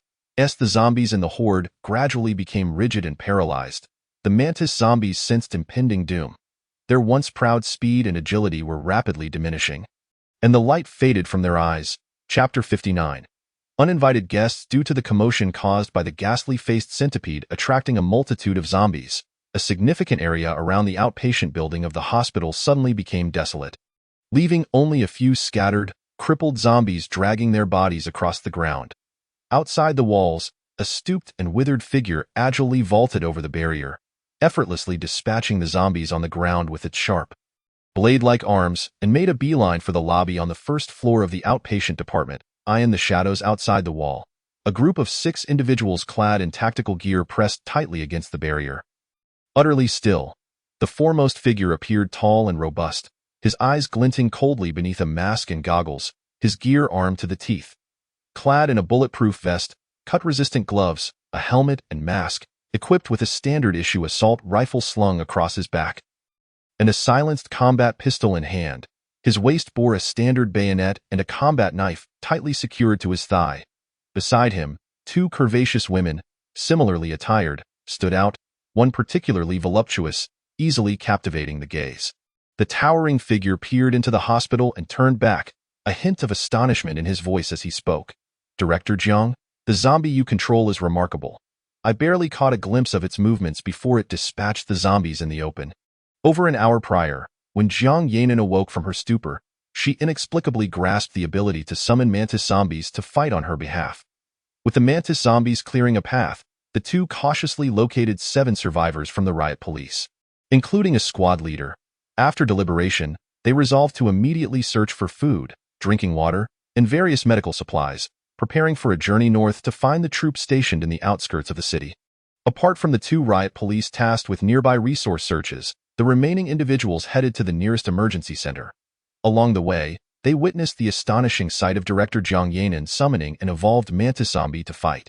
It should be noted that although the riot police were armed, none dared to fire their weapons, for even the sound from a silenced pistol could attract hordes of zombies. The riot police, prepared to engage in close combat with cold weapons, watched in awe as the mantis zombies effortlessly dispatched one dangerous zombie after another, breathing sighs of relief and harboring a sense of joy.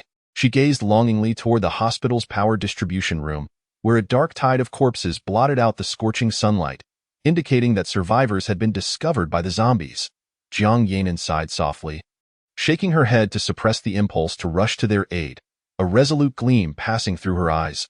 "Captain Liu, we must fill everyone's backpacks as quickly as possible, primarily with various antibiotics and common anti-inflammatory medications, along with disinfectants like alcohol and iodine, cotton gauze, and bandages. Also, let's gather extra sanitary supplies. They are quite useful. I will have my zombies stand guard outside the building. Once the signal is given, we will rush out without hesitation, regardless of how much we obtain. Remember, this is a life or death order. Do not take your lives lightly." Captain Liu Zhaoyang of the riot police nodded fiercely, drawing a circle above his head with his hand and then gesturing forward. The group moved quietly toward the pharmacy in the outpatient building.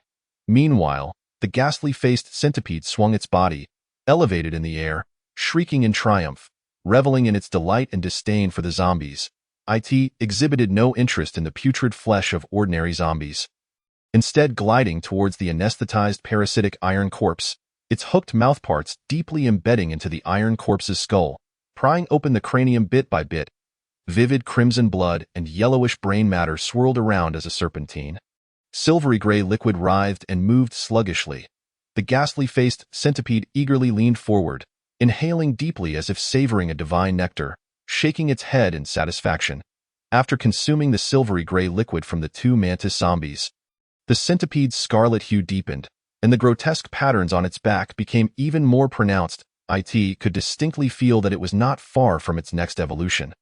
The flickering light from a lighter cast a dim glow, the orange flames barely illuminating a small area beneath their feet. The 2 individuals had stumbled and crawled, utterly exhausted and on the brink of collapse. "I say, I can't go on. Let us take a break. I can't run any longer," Wang Pengzi exclaimed, hands on his hips, his corpulent body undulating with each labored breath. Sweat streamed down his face, washing the dirt into muddy rivulets, leaving only his white teeth visible amidst the grime. With only 2 small eyes still darting about, the fire axe he had clutched was long gone, and his clothes were torn at the elbows and knees, blood seeping from his skin, and the stinging pain, exacerbated by sweat, was unbearable. In the heat of the moment, he had only focused on fleeing from the creature behind them, and now, with his body relaxed, he felt as if he were no longer in control of himself, each nerve sending sharp twinges of pain throughout his being. In contrast, Fu Buping, who frequently navigated the treacherous world of blades and fists, fared much better, though he bore a small scrape on his forehead. He remained relatively intact, albeit covered in a layer of dust. The two listened intently for sounds behind them, relieved to find no immediate threat, and slowly sank against the concrete wall. After a while, as Wang Pengzi's breath steadied, he glanced at the dark, foreboding air raid shelter and, with lingering trepidation, inquired, "Did your youthful companion ever mention where this air raid shelter leads?" Fu Buping extinguished the now scalding fuel windproof lighter, silently feeling the distorted short spear in his hand before disappointedly tossing it aside. "This air raid shelter has only the maintenance passage we just came through and 2 sealed-off openings. I wonder if we can open those too. Otherwise, we might." Wang Pengzi fell silent for a moment before whispering, "It's all fate. If we can't escape, then we must face whatever comes our way. It's a pity about that new receptionist at the company. I just started flirting with her, and I haven't even had a taste yet. Oh, look over there. Isn't that a light?" Fu Buping followed Wang Pengzi's gaze into the depths of the air raid shelter, where a gentle blue light flickered faintly in the distance. Just as they were filled with suspicion, a series of rhythmic tapping sounds echoed from the passage they had traversed, reverberating against the concrete walls. The two exchanged glances, their expressions shifting dramatically as they forced their trembling bodies towards the blue light in a frenzied dash. After their departure, a barely perceptible rustling sound stirred in the pitch-black ceiling of the tunnel. As several curled shadows slowly unfurled their elongated forms, drooling profusely, their mouths quivering silently. The triangular, smooth heads tilted slightly, their fierce sensory gaze locking onto the 3 uninvited guests at either end. Chapter 60. The eerie patterns on the pale body within the sealed air raid shelter. Light scarcely penetrated. The air vents, having undergone numerous twists and turns, kept brightness at bay, rendering the dark passage utterly impenetrable for the ghastly-faced centipede, which had finally managed to squirm its plump body into the maintenance entrance. This posed no issue whatsoever. Not only could it perceive the distant vibrations of human footsteps, but even the pheromones left behind by the 2 intruders made it easy to track its prey. Given that its sense of smell was thousands of times more acute than that of humans, the foolish zombies had unwittingly provided an opportunity for its evolution, and these 2 humans would serve as the banquet it had prepared for itself.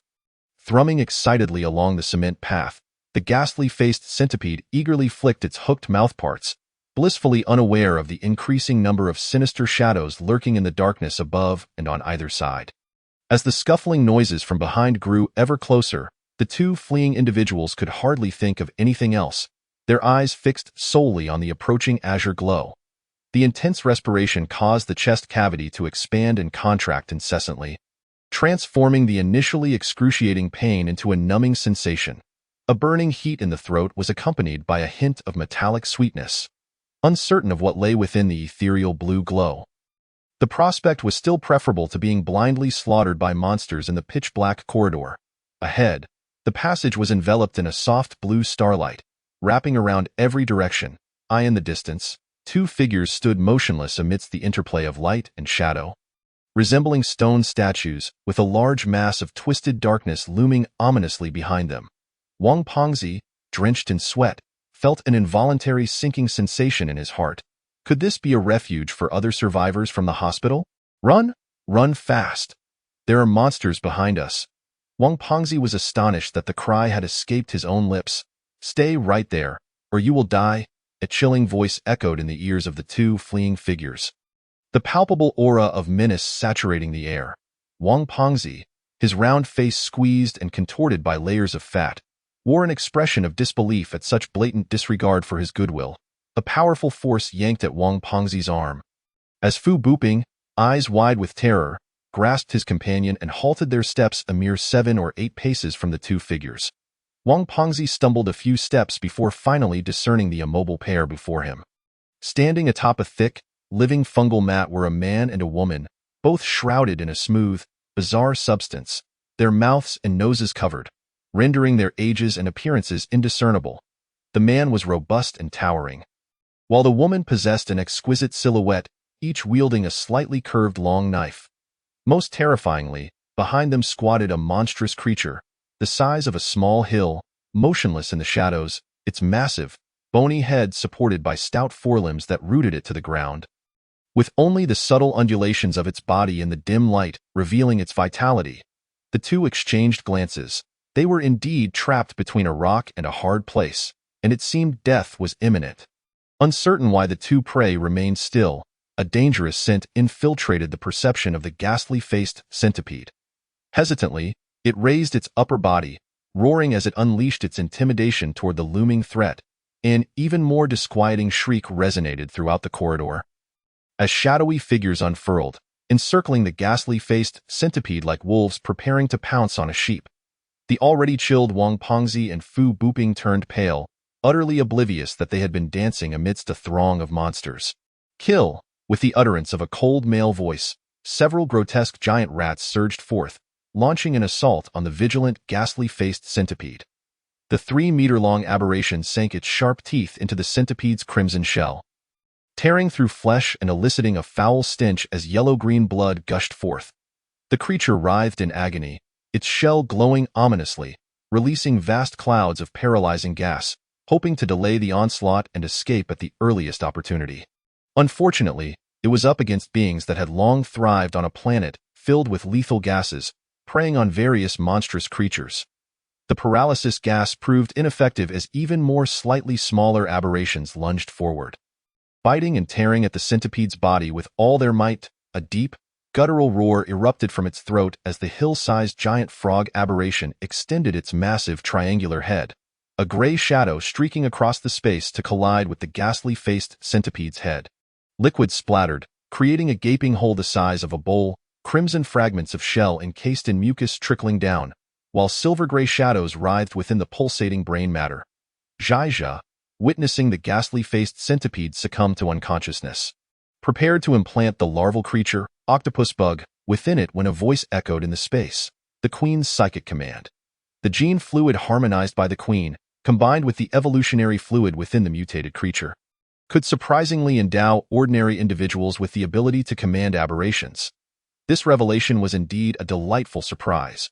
Although Zhaizha could enlist the aberrations to protect the women around him, it was ultimately safer for them to grow stronger themselves.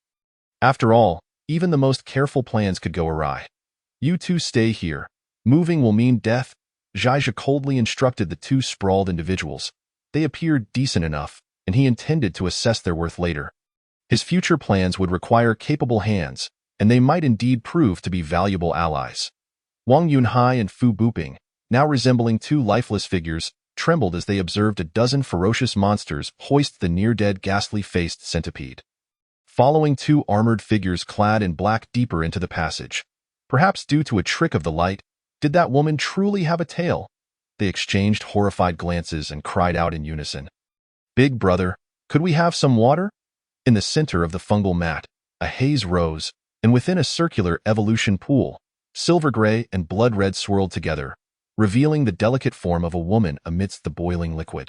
Qin Shuqing felt as though she was enduring 1,000 tortures, the pain seeping into her bones, causing her to faint and awaken repeatedly.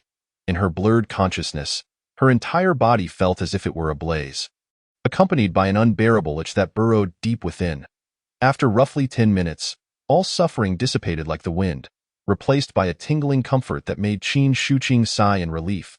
The once pale skin, as smooth as a peeled egg, now exhibited no scars or blemishes, while a red, ghastly-faced centipede writhed from her waist, coiling upward, traversing her shoulder, and cascading down her curves, its fearsome head silently roaring upon her chest. Chapter 61. Conflict in the corridor, numerous aberrations scattered in all directions, leaving only two giant rats stationed at the cave's apex, observing the two seated figures, retracting their sharp tails and curling into twisted shadows. The hill-sized giant frog warrior closed its basin-sized eyes, remaining utterly still upon the fungal mat, allowing the glistening toxic bees to flit up and down across its body. The brief yet intense skirmish between the two types of monsters left Wang Yunhai and Fu Buping feeling as though they had been doused in icy water. Chills cascading from their heads to their toes, eye in their eyes, the terrifying and bloodthirsty ghastly-faced centipede was easily subdued and killed by these even more grotesque creatures. From the man's discourse, it appeared these fearsome monsters were akin to pets under his command. What kind of terror lay within this mysterious figure? As Wang Pengzi observed the bioluminescent fungal mat drawing nearer, He shifted his hefty body, his voice laced with despair. "I ask you, brother, what is this thing? Could it be poisonous?" They said not to move. "Or we die. Would you rather risk poisoning or be torn apart by those creatures above? You choose." Wang Pengzi lowered his head, muttering, "We barely escaped the tiger's den, only to fall into the wolf's lair. What a stroke of bad luck." Just then, 2 plastic bottles filled with water were presented before them.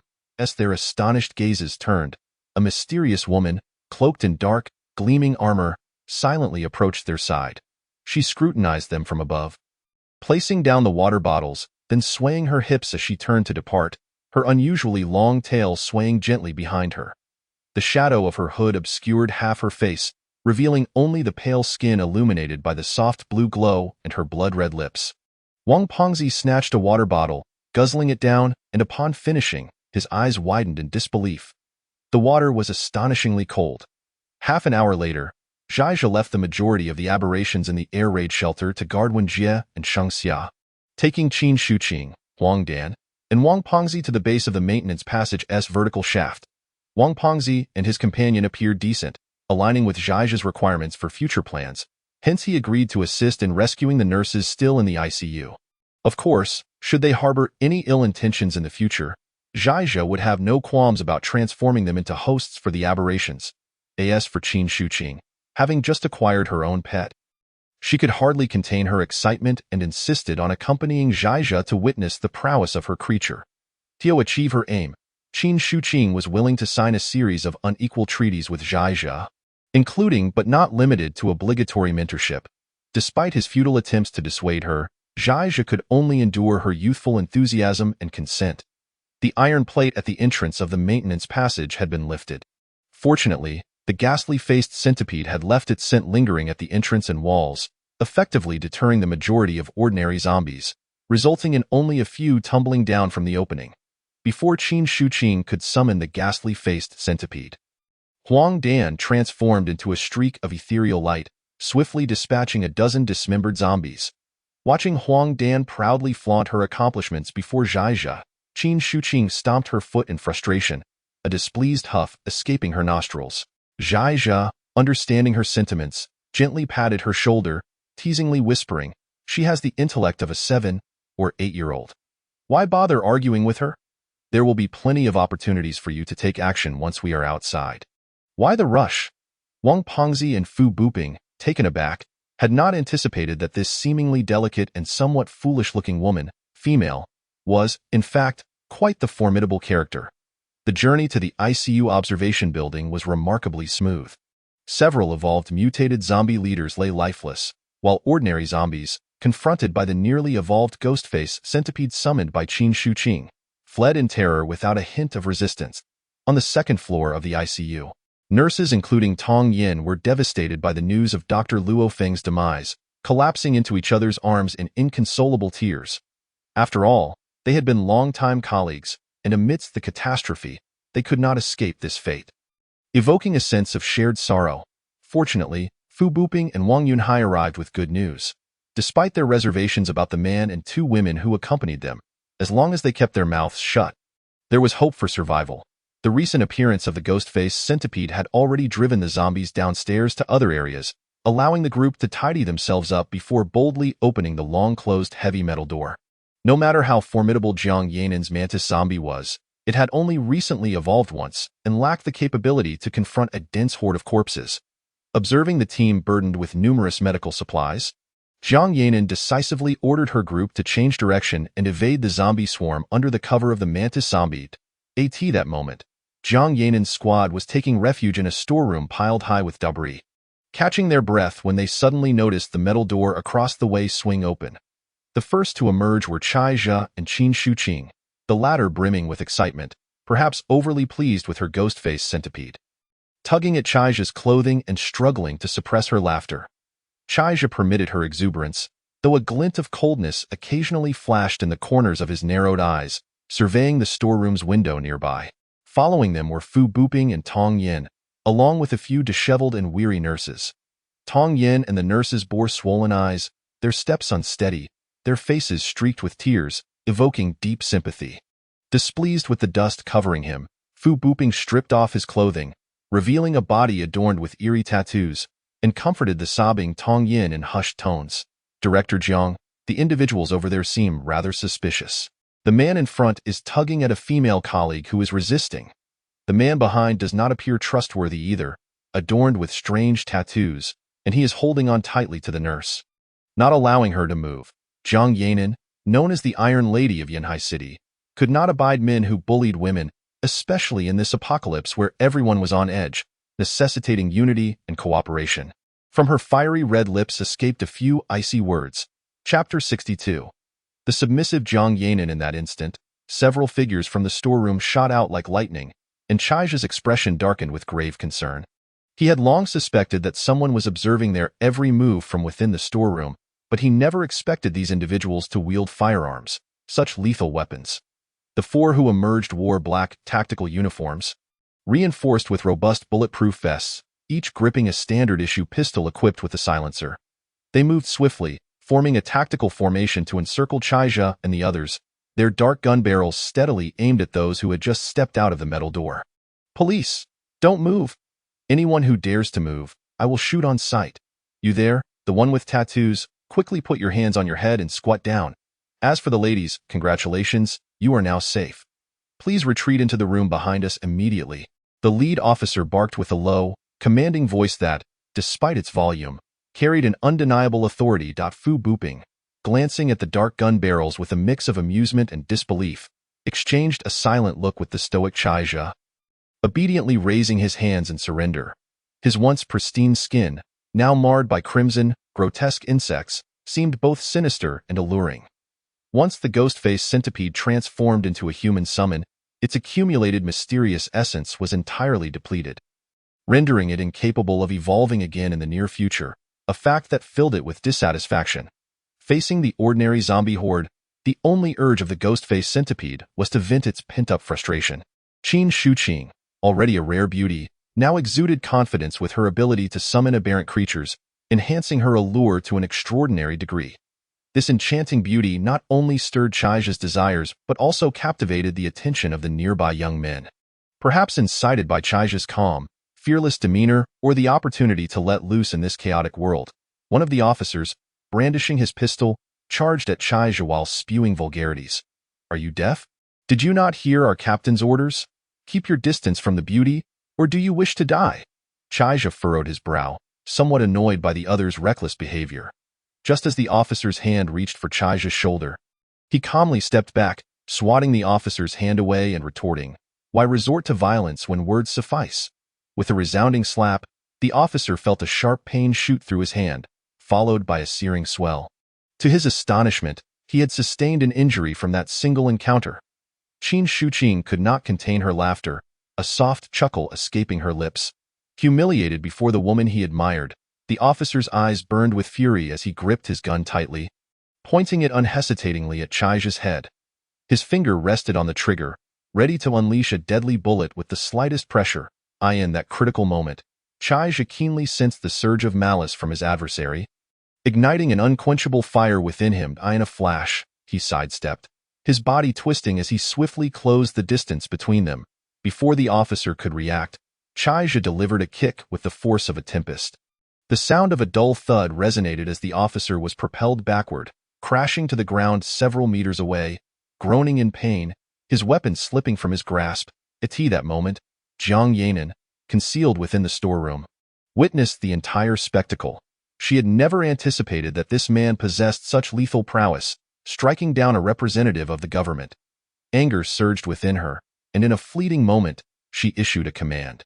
The mantis zombie, lying in wait atop the roof, seemed to receive a signal, emitting a shrill, piercing cry before launching itself downwards with its sharp claws, aiming directly at Chai's. The mantis zombie soared closer. Chaija merely chuckled softly, remaining steadfast in his position. Nearby, a commanding voice rang out, "Ghostface, attack!" A wave of crimson surged forth, an overwhelming force emanating from the higher evolved creature, enveloping the mantis zombie in its wake. The once menacing mantis zombie froze, its limbs retracting as it trembled and hastily retreated. The 7-meter-long Ghostface centipede writhed its enormous, purplish-red body, asserting its supremacy over the much smaller mantis zombie, drooling with greed. It distinctly remembered that within the diminutive creature's mind lay something it desired, even if it were only a fraction. Faced with the formidable ghost-faced centipede, the remaining officers instantly lost their will to fight, especially as they realized this toxic creature had been summoned by the woman they believed to be kidnapped. Amidst all this, a shadow silently slipped through the ventilation of the storeroom. "Stop, coughed, everyone halt. It's a misunderstanding. It's all a misunderstanding." Just as the officers were thrown into disarray, an urgent, somewhat awkward voice echoed from behind them. The storeroom door creaked open, revealing Jiang Yanan's exquisite visage, a sharp bone knife positioned threateningly against her throat. Her chin raised slightly as her fluttering eyelashes betrayed her inner turmoil. A lithe figure, draped in black like a female panther, pressed closely behind her, her hood obscuring her features, save for a smirk at the corners of her mouth. With the knife's edge pressed against Jiang Yanan's neck, she stepped forward, her body twisting as she yanked along a secretary, Yin Shuang, who was flushed and stumbling. The constricting tail coiled around Jiang Yanan's delicate neck, the sharp blade hovering dangerously before her eyes. Chai's expression turned icy as he stared blankly at Jiang Yanan. "A misunderstanding? You threatened to shoot me at the slightest disagreement, and you call it a misunderstanding? I hope your explanation satisfies me. Otherwise, I won't hesitate to turn you all into fodder for those monsters." In the midst of the colossal centipede-like creature and the non-human entity behind Jiang Yanan, it was clear that at least two evolved beings accompanied them. The power of these summons far exceeded what Chai's group could endure, and the only possible outcome of this conflict was total annihilation. Yet this clash had ignited from a misunderstanding on their part. In her moment of submission, Jiang Yanan's mind raced, desperately contemplating how to quell Chai's simmering wrath. Time was of the essence, and urgency loomed. Chapter 63. The duet of Phoenix and Bird Clang. As the iron cover of the maintenance hatch was securely closed once more, a hauntingly blue luminescence illuminated the corridor. The last two individuals to descend to the ground, Wang Pengzi and Fu Buping, clad in full SWAT gear and burdened with two backpacks, found their outfits ill-fitting, constricting the ample flesh of Wang Pengzi and causing several unsightly rolls to form. Yet, he seemed utterly unfazed, occasionally reaching down to caress the silencer-equipped handgun nestled in his thigh holster, his broad grin remaining unbroken despite the fact that his delicate companion, who had been by his side for 2 years, had defected to Jiang Yanan. The conflict between both parties ultimately concluded with Jiang Yanan presenting Chai Zhifeng with 2 sets of SWAT gear and 2 packs of medical supplies as a gesture of apology. After all, her initial intent was merely to rescue the nurses who had been taken hostage. However, just before departing, Jiang Yanan's parting words ignited alternative thoughts in the minds of the nurses. The formidable police force representing the government, the relatively secure safe house, ample ammunition, and a newly evolved human with the ability to command mutated zombies had already established communication with the station troops outside the city. Coupled with Jiang Yanan's assurance of fair distribution of any future discovered food and water, all of this solidified the nurses' resolve, who were accustomed to living under the constraints of national regulations. When the two parties parted ways, Jiang Yanan discreetly summoned Chai Zhifeng aside, informing him that the station military had learned of her evolution into a new human and had decided to dispatch an elite platoon to the riot control team's base in 2 days to escort them to a nearby military facility outside the city. If Chai Zhifeng and his companions came to terms with this, they could rendezvous with her at the riot control team before 2 p.m. 2 days hence. After all, given their capabilities, their chances of safely exiting the city would significantly improve. Jiang Yanan, with her steadfast belief, regarded Chai Zhifeng and Qin Shuqing as merely 2 newly evolved humans who had gained control over higher-level mutated beings, completely unaware of the terrifying expansion of the alien species. Chai Zhifeng, distracted, offered a few perfunctory remarks, having no intention of joining them. As time progressed, the alien army would gradually take shape. At that point, he would be a force unto himself, indifferent to the need to seek sustenance from others. The fungal carpet in the corridor had nearly covered the entire ground, with its varied tendrils gently swaying and shimmering with a soft glow. The thick and supple carpet released vibrant blue spots with each step taken, fading only after the group had passed. The blue light emitted from the fungal carpet, having absorbed the luminescent fungi, naturally possessed a soothing and restorative effect on both body and mind. Enveloped in this ethereal glow, The group quickly experienced a tide of comfort and relaxation wash over them. Were it not for the occasional menacing figures of the aliens silently gliding past above, Tong Yin, holding on to Fu Buping, might have almost believed she had entered a mystical paradise. In her heart, everything that had just transpired felt both mysterious and palpably real. The enormous, ferocious ghost-faced centipedes, the eerie yet powerful humanoid creatures, and the terrifying monsters lurking silently in the corners of this bomb shelter. All of this formidable power was entirely subservient to the striking man ahead, a man who instilled fear even in someone like Fu Buping. Accustomed to battling between life and death, her instincts told her that Fu Buping's choice was the right one. Perhaps, following such a person was the only way to survive in this apocalyptic world. About 40 to 50 meters away from the living area, Chai Zhifeng found a room that had originally served as a changing room and designated it for Wang Yunhai, Fu Buping, and Tong Yin. The entire room was carpeted with a thick layer of fungi, and 2 tents, previously gathered by Chai Zhifeng, were set up, filled with an assortment of snacks and food occupying half the space. In a pit of approximately 1 meter in diameter formed by the fungi, clear and pristine snowmelt rippled, sparkling like stars under the reflection of the fungi's glow. "I will be away for a few days," he announced. "This room will serve as your temporary refuge. There is ample food for you, and the water in the pit is drinkable. If you need to relieve yourselves, you can use the room down by the maintenance hatch. Most importantly, no matter what happens, do not cross the boundaries of this room without permission. Otherwise, you will bear the consequences. Should there be any emergencies, just call out here, and my pets will know what to do." Wang Pengzi, grinning broadly, quickly took over the conversation. "Rest assured, we won't go anywhere. Given the current situation, how could we not be content with food and drink?" Chai Zhifeng nodded slightly, surveying the room with a significant look, saying, "As long as you abide by my instructions and remain prudent, there will certainly come a time when you will be of use. At the very least, you need not worry about survival." In the living area, Shang Xia had already succumbed to slumber upon the soft fungal carpet, while Wen Jie lay half reclined, dozing intermittently. Qin Shuqing, who had been strutting about earlier, now found herself drenched in sweat after just washing herself and could not resist the allure of the heated pool, which had been automatically cleansed by the fungal carpet. Noticing that the mother and daughter duo were oblivious to her presence, she took no heed of Chai Zhifeng's proximity and nonchalantly settled into the pool. Her graceful silhouette radiated endless charm and allure. The slight sheen of sweat on her smooth skin shimmered faintly with the fungi's glow, exuding a mature sensuality. Just as Qin Shuqing sank into the water, she felt the ripples shift behind her as she began to stir. A warm breath brushed against her neck, sending a shiver deep into her soul. Chai Zhifeng's soft chuckle echoed like a devil's whisper in her ear, causing her rationality to gradually dissipate. With her defenses crumbling, Qin Shuqing soon found her mind blank. Wen Jie was awakened by the soft, elongated notes of a melody, which rose and fell like an enchanting siren's song, causing her cheeks to flush as she recalled Qin Shuqing's frail demeanor when she had emerged from the bedroom last time, tightening her body with a newfound anticipation. Unbeknownst to them, amidst the steamy atmosphere of the heated pool, another voice joined in the singing. Chapter 64. A new host. As noon approached, the sun blazed fiercely over the desolate city, the heat almost unbearable. Under such an intense sun, it was not uncommon for ordinary people to succumb to heat stroke. On the already charred and cracked highway, numerous mangled vehicles were haphazardly crammed together, and occasionally one could see a desiccated zombie, its skin cracked and emitting a foul odor, swaying mindlessly in a seat, secured by a seatbelt.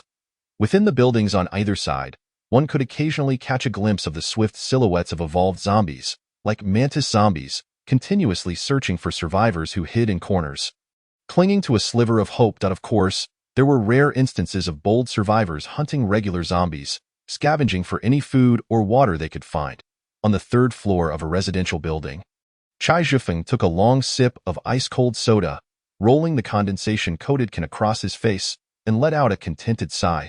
Unfortunately, the bashful Shang Xia had already retreated, unable to bear the embarrassment. Having awakened early from the powdery town, Chai Zhifeng found himself subjected to the playful scolding and eye rolls of the 2 women. The journey to Wen Jie's company's food warehouse was not far, merely a straight distance of around 30 kilometers. However, navigating through the treacherous urban landscape, Chai Zhifeng estimated it would take at least 2 days to arrive. After a night of revelry, the queen had successfully laid over a dozen alien eggs. In addition to the 3 he had previously reserved, with suitable hosts, Chai Zhifeng could hatch nearly 20 new aliens ready to join the battle at any time. The route to the food warehouse passed by the city zoo, and Chai Zhifeng hoped to seize the opportunity to scout for any special mutated beasts to host. After all, besides Huang Dan, his only powerful alien was the giant frog warrior. Finding 2 stronger mutated creatures would be crucial for his future plans. Having rested sufficiently, Chai Zhifeng tenderly patted Huang Dan's cheek, rose gracefully, and leapt through the window. Sliding down the debris of the collapsed first floor, he noticed a small artificial river quietly flowing eastward not far ahead. Under the scorching sun, steam rose from the water's surface, distorting the view. Crossing the bridge over the river, the distant silhouette of the smoke-filled zoo came into view. With the prospect of encountering unknown mutated beasts, Chai Zhifeng steeled himself and cautiously made his way in that direction. Not far past the bridge, Huang Dan's tail flicked with urgency, clearly sensing the excitement in the air. The roadside was littered with large canine paw prints, and several torn zombie corpses had been devoured, their remains splattered across the walls of nearby buildings and abandoned vehicles. In such high temperatures, the scattered dark blood had yet to dry, indicating that these ferocious mutated beasts had not strayed far. Chai Zhifeng gently stroked Huang Dan's quivering body, doing his best to calm her as he stealthily advanced. The road curved sharply. A truck that had flipped over after colliding with another vehicle caught Chai Zhifeng's attention. The cargo area showed little damage, merely scuffed paint where it had slid along the ground. The unfortunate driver had met a grim fate, impaled by steel pipes from the preceding truck, and now lay mostly consumed by zombies. What drew Chai Zhifeng's interest was the large lettering emblazoned on the upward-facing side of the truck. Live animal transport. The rear door of the truck had become deformed and ajar, and a faint, unsettling murmuring sound of flesh being devoured emanated from within. Motioning for Huang Dan to guard his rear, Chai Zhifeng crouched low and stealthily crept toward the shadow of the cargo area. On the other side, 5 wolf-like mutated beasts were tearing apart a corpulent zombie body, their grotesque heads stained with dark red blood. When standing, the wolf-like mutated beasts were nearly level with Chai's shoulders. Measuring over 2 meters, almost 3 in length, their gray-black bodies adorned with soft, flowing manes. They possessed broad, robust chests, elongated and muscular limbs, and powerful paws cushioned by thick pads, their sleek, streamlined forms showcasing taut muscles. The ferocious wolf-like heads bore gaping maws split into 4 grotesque sections, revealing 4 sharp, ivory fangs that jutted out from their lips, while bluish-gray saliva trickled down. Their throats revealed a set of serrated mandibles. A pair of emotionless, grayish-white eyes squinted slightly, emanating a glint of malice. From the back of their skulls extended 3 to 5 centimeters long, rigid purple feathers, shimmering with eerie light under the sun. Down their smooth, broad backs lay a fluffy tail over a meter long, ending in a ball-shaped hammer of solid black the size of a large bowl. Chai Zhifeng estimated that if struck by this creature, it would likely result in broken bones and torn ligaments. Suppressing the urge to take down the beasts immediately, considering the uncertainty of safely parasitizing the octopus-headed bug, Chai Zhifeng prepared to find a hiding spot. Biding his time for an opportunity to isolate a wolf beast, a pungent, nauseating odor wafted through the air with a fierce gust, causing a flicker of trepidation to cross Chai Zhifeng's face. With a rumbling crash, debris from collapsing bricks and stones scattered, revealing a colossal figure nearly 9 meters long at the end of the street. Towering a full story high, its nearly pitch-black tiger fur was woven into thick armor. With several bloody wounds continuously dripping crimson, beneath the distinctly marked king on its forehead, fierce eyes blazed like 2 burning black flames, and 4 fangs, resembling swords, jutted unevenly, while the whiskers by its massive mouth bristled like steel needles. A long claw mark slashed across one of its eyes, narrowly avoiding destruction. Its exceptionally robust body boasted tightly defined muscles, and its enormous, sharp claws silently struck the ground, carving deep grooves into the asphalt. Its thick tail rose high, generating a wind that made it clear that even a bus would be effortlessly cleaved in half. The mutated black tiger's gaze fixated intently on the 5 mutated wolf beasts. Drool cascading from its mouth like a waterfall in recent days, It had been attacked in unison by several other mutated beasts from the zoo, forcing it out of its original territory. Reduced to feasting on ordinary zombies, it was now ravenously hungry, as they provided only a meager amount of sustenance. The persistent ache from its injuries served as a stark reminder that if it did not replenish its energy soon, the next encounter with its adversaries would spell doom. The 5 mutated wolf beasts presented the perfect opportunity for a hearty feast, perhaps even a chance to evolve into a stronger beast. It was determined not to let this splendid opportunity slip away, despite its own substantial injuries. With a deafening roar, the mountain-like black tiger gracefully leaped, transforming into a shadow that descended fiercely upon the wolf pack. Chapter 65. Outwitting the mutated black tiger beast, the tiger's roar resonated deeply, reverberating through the air and tightening the skin on one's scalp. The mutated wolf beasts had been on high alert since the black tiger's appearance. Immediately scattering in all directions, their gray-white eyes glimmering with greed as they focused on the deep wounds adorning the black tiger. The tiger landed. It stirred up a cloud of dust, sending debris and rubble tumbling from the surrounding ruins, while the once plump zombie was reduced to a mushy pulp beneath its weight. Before the massive tiger could turn, the wolf beasts, undeterred by fear, launched a brazen attack from several angles. The lead wolf focused primarily on the gaping, bleeding wounds of the black tiger, while the others merely served to distract. However, the 3-meter-long wolf was no match for the colossal tiger, which coldly regarded the approaching pack. With a flick of its tail, it sent 2 airborne wolves crashing away. The tiger's body twisted, sending debris scattering as it charged forward with an overwhelming force. The lead wolf failed to reach its target, landing far from the wound, its claws merely sparking against the tiger's hide without inflicting any damage. Meanwhile, another wolf seized the opportunity to swing its tail and hammer, striking the black tiger's right hind leg with a resounding thud. The tiger felt a brief numbness followed by pain in its rear leg, and in a fury, it swiftly turned, sinking its teeth into the lead wolf that was clinging and tearing at its side.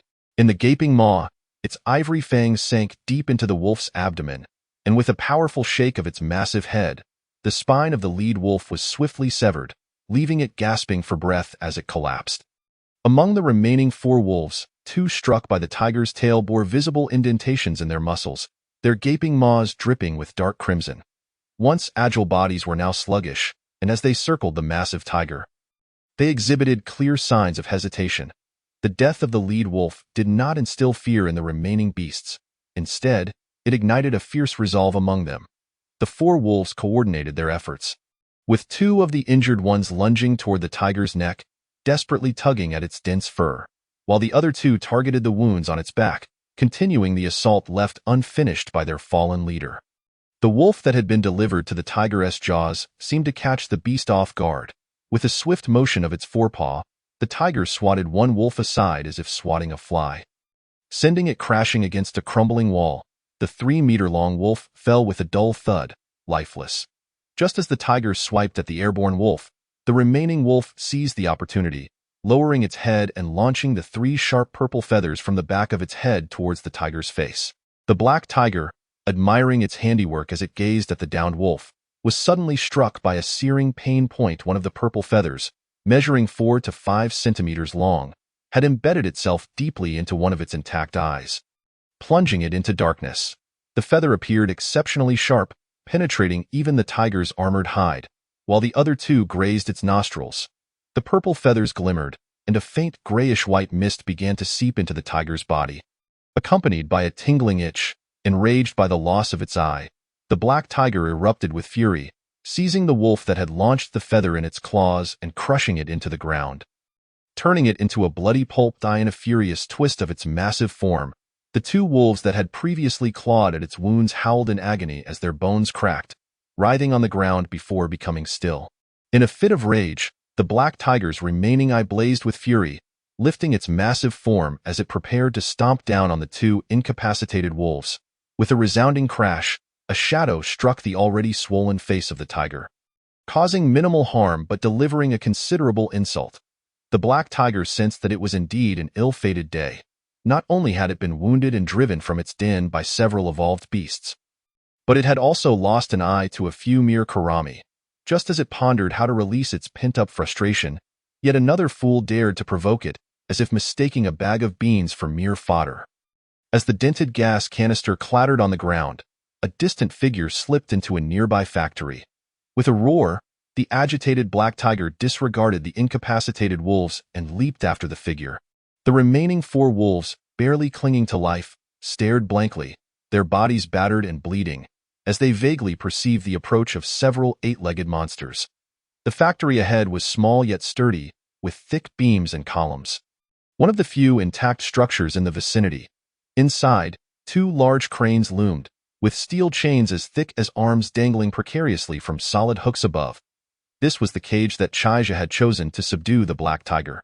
At this moment, 2 figures darted through the corners of the factory like phantoms, leaving behind several round stainless steel containers. Chaija and Huang Dan crouched hidden among the high beams, their bodies enveloped tightly in chitinous armor. Their mouths and noses covered securely, relying on a fungal mask for breathing. Huang Dan's elbow transformed into 2 nearly 1 meter long, sharp triplet spikes, while Chaija wielded a heavy hammer capable of quarrying mountains. With a thunderous bang, one wall of the factory crumbled as if struck by a cannonball, sending bricks flying and dust billowing. A massive shadow, furious, charged in, its drool splattering as the tiger's head surveyed the area, eager to find the audacious little figure that had dared to provoke it. The factory was high but not overly spacious, making the black tiger's enormous 9-meter-long body somewhat cumbersome. After just a couple of steps, it stumbled over a chain.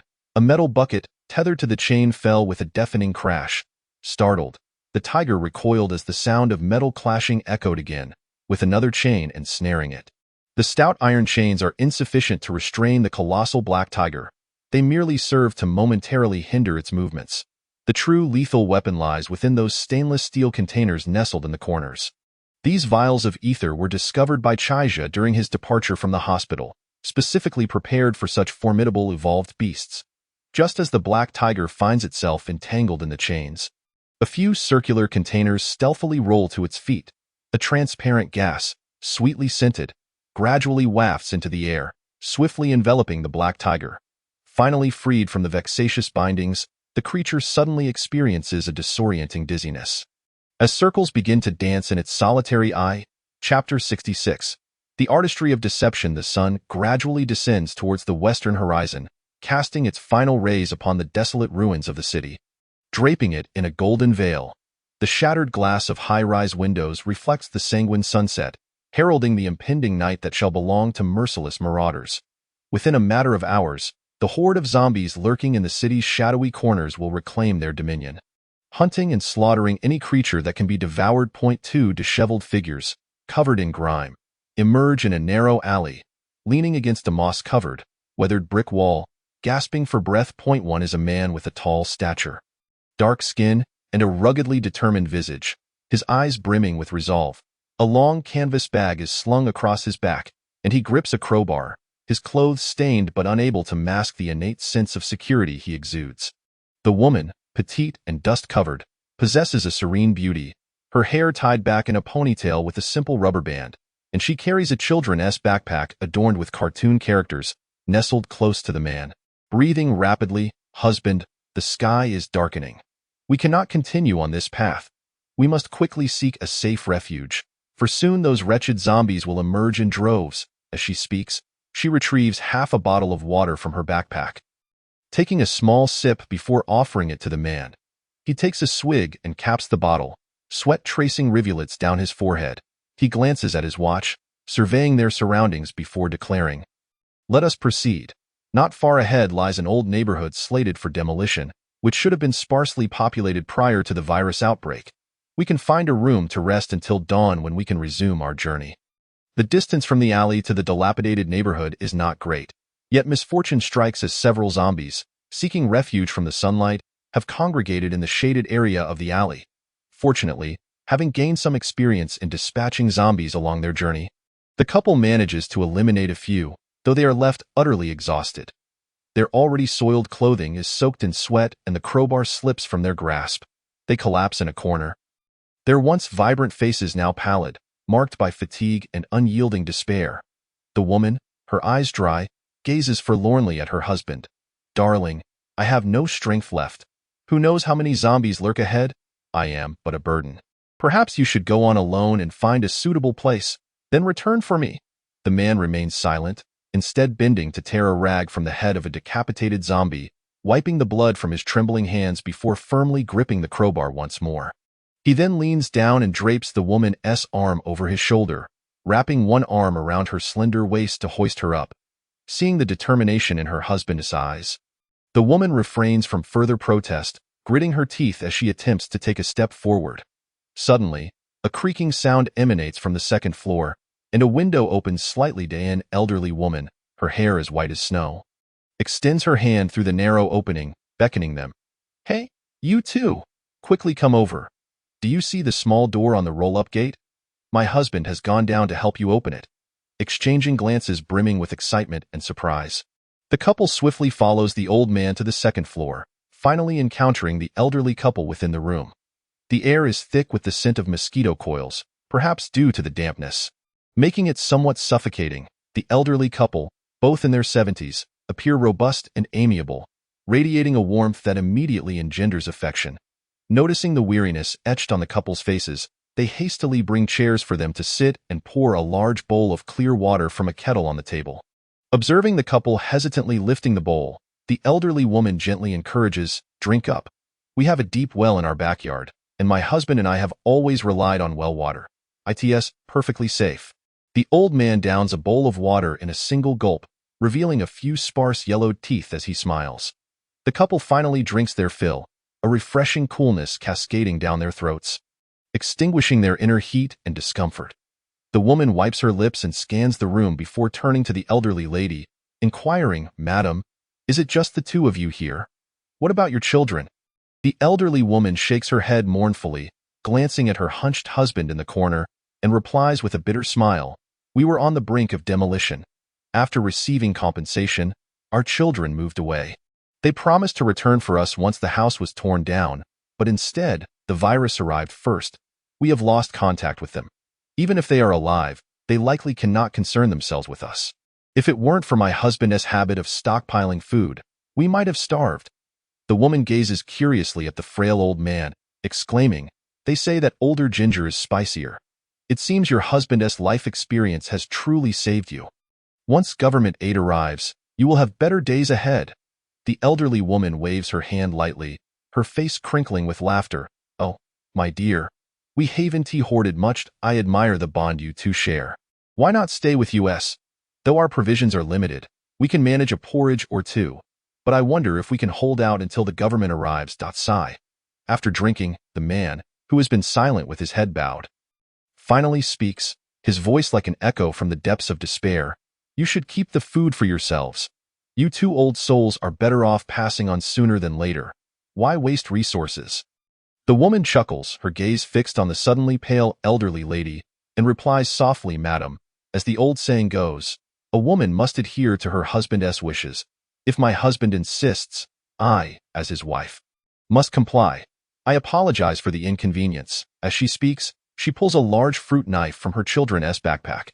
"Rest assured, once you both depart, I will ensure you receive a proper burial and one tea. Let your remains feed the zombies. Besides, your flesh is too tough compared to the tender morsels of this little backpack's owner. We wouldn't desire it." She prepares to charge towards the elderly lady, but as she exerts herself, she feels her strength ebb away. The man senses something amiss and forcefully pushes the table aside, attempting to stand, yet his final ounce of strength only allows him to shift the table. He is powerless beyond that. Before collapsing to the ground, the woman, aside from catching a glimpse of an old man in the shadows clutching a pig slaughtering knife and leering at her, seems to notice two serpentine tails with barbed ends slithering past the skylight. A self-deprecating smile graces her face as she exhales deeply, lamenting inwardly, "Even the river drowns skilled swimmers. What a performance indeed." Chapter 67. The Cannibalistic Demon, Absolute Annihilation. In the dim cellar, the acrid scent of disinfectant permeates the air, yet it cannot entirely mask the overpowering stench of blood and decay. A lifeless, eviscerated male body dangles from the low ceiling, blood cascading down into a large, colorful basin piled high with entrails. Hanging from steel pipes above are several salted chunks of meat, two of which are unmistakably from the thighs and the corners. Large water barrels exude a foul odor, with yellowish entrails bubbling beneath plastic film, occasionally bursting to reveal strands of black hair within the murky liquid. As the chains rattle, the lifeless figure turns, revealing the same man who had previously appeared benevolent yet was, in truth, mercilessly ruthless. Now devoid of life, blood flows from the gaping wound in his chest and abdomen, pooling around him, his pallid face grotesquely contorted, suggesting he endured immense suffering before death. Torn clothing and scattered shoes litter the ground, indicating they belong to more than just one or two individuals. A portable power bank emits a harsh white light, illuminating a solitary slab where a petite female form is bound at the corners. The gaunt old man, cigarette dangling from his mouth, hums a tune as he squats on the ground, rummaging through the man's canvas bag, carelessly tossing aside the bloodied, sharp slaughtering knife. Perhaps stunned by the recent grisly scene, the woman on the slab stares vacantly, her lips bound by rope, smeared with vomit, and beneath her lies a large puddle of noxious yellow liquid. The old man rummaged through his belongings for some time before finally uncovering a half-empty pack of cigarettes, a few bags of biscuits, and half a bottle of water. The rest consisted solely of dried meat. To him, this jerky was all too familiar. The pieces appeared to have been crafted with little skill, as the blood had not been adequately drained and no salt was used in the curing process, guaranteeing a rather gamey taste. The chosen cuts were far from optimal, with an abundance of lean meat and scant fat, making it difficult for the elderly woman to chew. The old man pursed his lips in disdain. Casually tossing it aside onto a nearby shelf, he picked up a butcher's knife and slowly approached the woman, the dim light of the power bank illuminating half of his face. The corners of his mouth stretched into a grin that contrasted sharply with the darkness of his other half. His shadow loomed ominously on the cellar wall, appearing as a ghastly apparition that had just clawed its way from the depths of hell. With a malevolent grin, he gradually pressed the butcher's knife against the woman's body, deftly flicking off the buttons of her garments until she was fully exposed. His eyes glinted with a ravenous hunger as he muttered incessantly, "Ah, the female form is truly delectable. Just look at this luscious fat. The old hag will surely relish it, of course. Your man's flesh is not without merit. Once shredded and dried, it too would be delightful." Unlike the last two, they were far too aged, barely chewable, leaving the old woman with yet another missing tooth. "But fret not, my little darling, you won't be departing this world just yet. Let us make the most of your existence." As her clothing gradually fell away, her entire body was revealed to the air, carrying a faint odor of sweat from not having bathed in some time. To the old man, however, this scent served as a stimulant, only heightening his excitement. The woman seemed to have been rendered catatonic by fear, or perhaps had succumbed entirely to despair, her mind devoid of any response. Perhaps it was only now that she began to comprehend the sheer terror and hopelessness that had consumed the child they had taken from her. The very same child who had met a gruesome fate. The old man tightened the ropes that bound her limbs and then tore away the remnants of her clothing, exposing her gaunt frame. Just as he was about to indulge his desires, a faint rustling sound emerged from the small door of the cellar. The noise was subtle, akin to something scuttling across the door or claws scratching against the wooden planks. The old man jolted, quickly seizing the butcher's knife from the ground, his face a mask of vigilance as he cautiously approached the trapdoor. The old woman rarely descended from the upper floor. What could possibly be lurking outside? He gradually pushed open the cellar cover, peering through a narrow gap. The first floor was eerily quiet, the roll-up door firmly shut, and the furniture remained untouched, preserving its original state. After a brief pause, the old man fully opened the cover and hunched down, preparing to emerge. A soft thud echoed from the staircase above, and a white-haired head tumbled down, its pair of dim eyes wide with shock and disbelief, rolling to a stop at the old man's feet. The neck attached to the head bore clear signs of having been viciously severed, with remnants of vertebrae marked by jagged bite marks. The old man stood frozen, momentarily paralyzed, before dropping the butcher's knife and clutching the head of the old woman to his chest, howling in anguish. Tears and snot blurred his vision, and the agonizing pain overwhelmed him, causing him to remain oblivious to the figure slowly descending the stairs. Chaija, bored, picked at his nails as he descended the staircase, thoughtfully observing the old man in a state of utter despair. Perhaps, Had it not been for this cursed apocalypse, these two elderly souls would have spent their remaining days peacefully together like many others. However, now they were nothing more than cannibals, doomed to a dead end. Chaija had never been one to meddle in the affairs of others, yet he could never accept those who had lost their humanity and preyed upon their own kind. Indeed, they could no longer be referred to as human, but rather as loathsome cannibals. Ever since the elderly woman had summoned the middle-aged couple into their home, Chaija had found their presence peculiar in this world plagued by scarcity and suffering. Was there truly room for such benevolent souls? Even in the absence of dire need, did the elderly couple harbor no sense of caution in the face of two robust individuals? As events unfolded, Chaija's initial suspicions were confirmed. The two groups of cannibals were engaged in their own sinister games, providing him with a rather entertaining spectacle. As for the deceased man, what did it matter to him? Death was simply a part of life. The old woman had been slain by Huang Dan's minion, as she had sensed the deep-seated anger and helplessness festering within Chaija.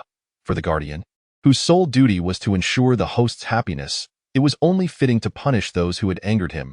At the top of the staircase, a massive, wolf-like head was quietly observing, gnawing on flesh while three purple-blue, dagger-like spines swayed ominously behind its skull. Huang Dan, perched upon the back of the wolf-like creature, playfully jostled the spines while casting glances at Chaija's silhouette, giggling softly to herself. The old man finally seemed to catch on to something, raising his head to look up the staircase, only to find himself ensnared by something that clung tightly to his face, a cold, rope-like object constricted around his throat, rendering him utterly voiceless, as a slippery entity forced its way between his yellowed teeth. Invading his body, there, another woman, devoid of any clothing, awaited the inevitable arrival of death. Chapter 68. The bewildered parasitic iron corpse. The horizon swallowed the last vestiges of the setting sun, plunging the entire city into an abyss of darkness. The toppled buildings and gnarled trees loomed like demons in the shadows. By day, the silence was only broken by the howling wind, but as night fell, the stillness erupted with the emergence of countless silhouettes in every corner, including the crumbling exteriors of tall structures where bizarre, mutated zombies and beasts scuttled about. The nighttime cityscape transformed into a playground and hunting ground for the inhuman. Having just harvested a few of the aberrations, Chaija was not naive enough to believe he could confront the overwhelming horde of zombies. Who knew how many second-generation mutants or even higher-level evolved zombies might lurk within? The second floor was nearly entirely carpeted by fungal growth, soft and dense, which absorbed all traces of blood and filth while sealing any potential vulnerabilities in the windows, ensuring that not a glimmer of the blue luminescence emitted by the grotesque protrusions could escape. The bloody feast in the cellar had long since concluded, with the two messengers birthed by the woman and the old man having already concealed themselves around the house in vigilant watch.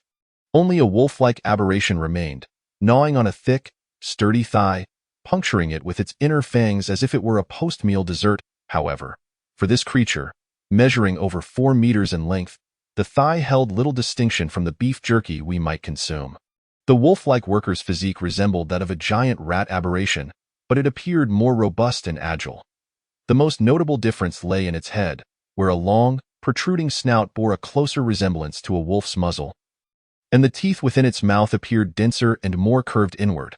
Particularly striking were the 4 prominent canine teeth at the forefront of its wolfish snout, which interlocked in such a manner that the upper and lower lips could not fully close. Oddly, 3 half-meter-long, dagger-like bone spines shimmered ominously behind its smooth skull, suggesting it was not to be trifled with. The massive wolf-like aberration hung its head low, occasionally using its sensory appendages to scrutinize the small, hinged panel of the cellar, utterly at a loss for its host, who had selfishly discarded it without a thought.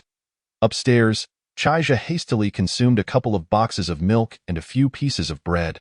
Reclining comfortably on the fungal carpet, relishing the delicate massage from Huang Dan as his thoughts wandered.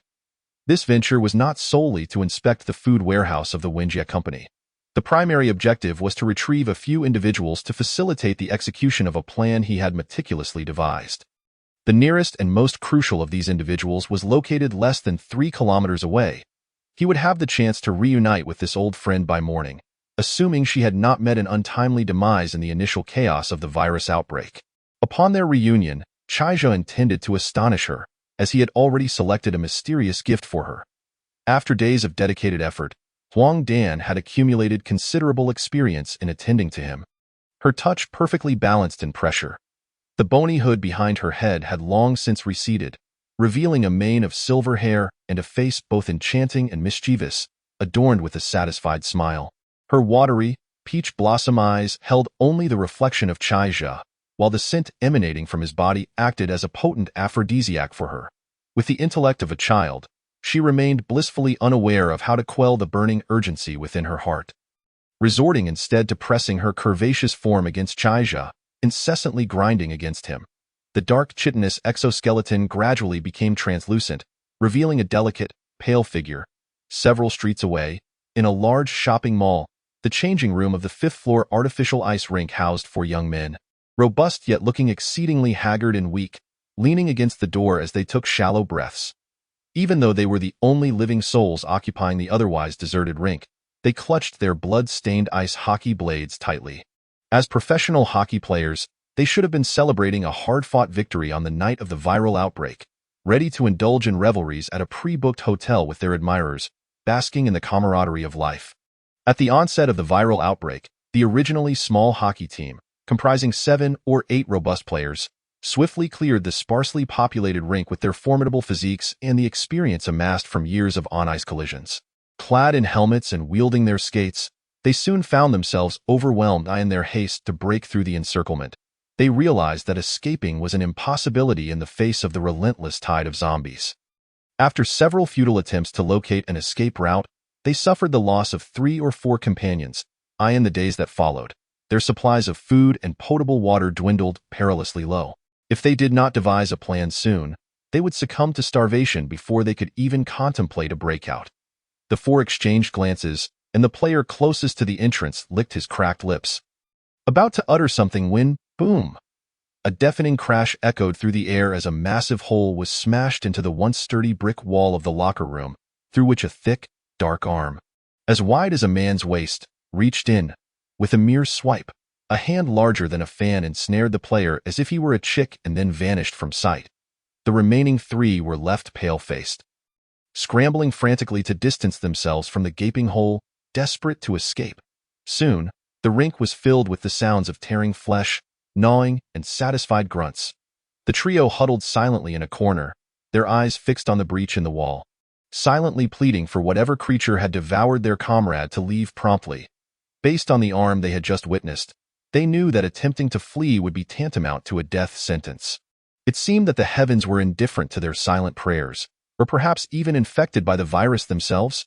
A hulking zombie, towering over 3 meters and almost rectangular in shape, charged through the wall, savoring the remnants of blood and flesh clinging to its fingers. Its bronze-hued body was a mass of hardened muscle, with a head seemingly affixed directly to its shoulders, devoid of any trace of a neck. Blood dripped incessantly from its chest, pooling on the ground below. Riding upon its back was a sleek, dark-haired female zombie, her 8 spindly arms extending and retracting grotesquely, an embodiment of terror. The creature bore no visible signs of decay. Beneath its tattered garments glimmered a hint of elasticity, as it strode into the locker room. Its cold gray-white eyes fell upon the 3 survivors. A foul wind swept through, and a towering shadow loomed behind the zombie. With a loud smack, the heavily muscled figure of a newly evolved parasitic iron corpse was sent tumbling, rendered utterly bewildered by the force of the blow. Chapter 69. The Art of Binding in the Early Morning. Torrential rain poured down like a waterfall, transforming the city into a shrouded veil of water. With a blinding flash followed by a deafening roar, the thunder seemed intent on obliterating all in its path. Deprived of the searing sunlight, the horde of zombies roaming the ruins no longer sought refuge in dark corners. Rather, they eagerly hunted for survivors forced to flee their low-lying hiding places due to the inundation. The anguished cries of captured individuals echoed faintly through the rain, soon diminishing to silence. The Yuyuan International Community, situated in the heart of the city, was once a luxurious residential complex, renowned for its beautiful environment and convenient transportation, an ideal choice for the city's elite professionals. Now, the community lay in disarray, with shattered glass and debris from above strewn about the ground floor. the deluge turning it into a mushy mess. All storefronts on the first floor stood wide open, their interiors dark and bare. Any items of value had been looted, leaving only crooked shelves leaning against the walls. In the days since the outbreak, the survivors in the community had organized several forays to scavenge for supplies and explore the outside world, ultimately managing to relocate all the goods from the ground floor into the upper levels. Tensions began to rise among the residents, as each building unit now contended for the dwindling resources. A stark contrast to the camaraderie they had previously exhibited while clearing out the zombies from their dwellings. When the outbreak occurred, the majority of residents were at work, leaving only a handful behind. Many of the infected zombies had locked themselves in their rooms, making it relatively manageable to clear an entire building if approached with caution. After eliminating the zombies, they barricaded the unit doors, allowing everyone to relocate to the 6th floor or higher, free from the immediate threat of attracting more zombies from outside. Those trapped within their rooms could remain there. After all, they lacked the capability to unlock doors, at least for now. On the 8th floor of Building A, Room 802, in a stylish apartment of over 80 square meters, Tao Yaoyao lay bound and sprawled on the floor, her mouth gagged with pantyhose, her chest compressed and misshapen. Yet she remained blissfully asleep, utterly unaware of the impending danger. Clad in camouflage pants and a sporty tank top, Tao Yaoyao was in her late 20s, standing at least 175 centimeters tall. Her strong, long legs and well-proportioned figure were complemented by sun-kissed skin and a long, dark braid cascading over her shoulder.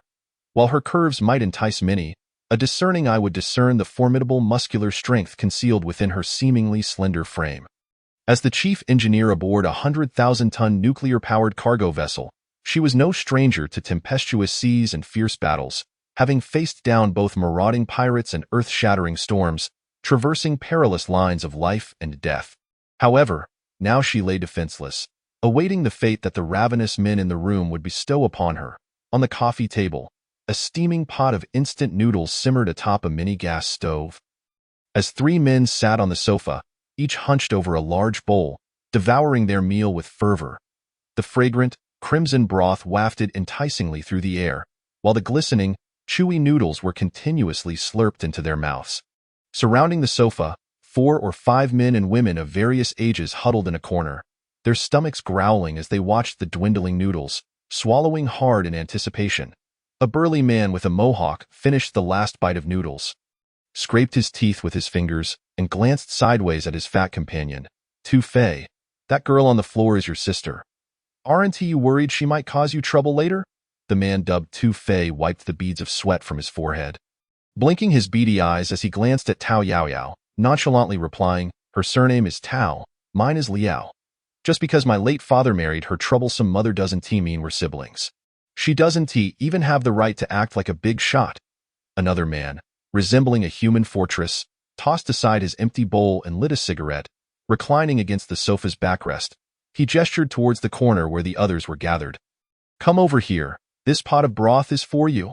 The corner dwellers wasted no time, scrambling eagerly to claim their share, but they refrained from snatching the broth from the table, instead patiently filling their disposable plastic bowls with steaming liquid and gulping it down hungrily. The sturdy man turned his gaze toward a somewhat attractive middle-aged woman, pulling her close and squeezing her shoulder tightly. She winced in pain but dared not struggle, trembling as she clutched her bowl of soup, tears streaming down her cheeks as she gulped the contents. The man chuckled wickedly, his eyes flickering back to Tao Yaoyao with greedy interest. "What about this girl, Fatty? The sedative will wear off soon." Liao Yijuan, not lifting his head, spoke with a glint of malice in his eyes. "Don't even think about it. Chong, I've already made arrangements with Chow from Building C to deliver Tao Yaoyao to him shortly. He has had his eye on my so-called older sister for a while now. This time, I intend to make him pay dearly. Not to mention, I need that replica handgun he possesses. While it may not be of much use against those creatures downstairs, it could prove invaluable against humans. Who knows? One day we might need to relocate, and that could serve as a safeguard."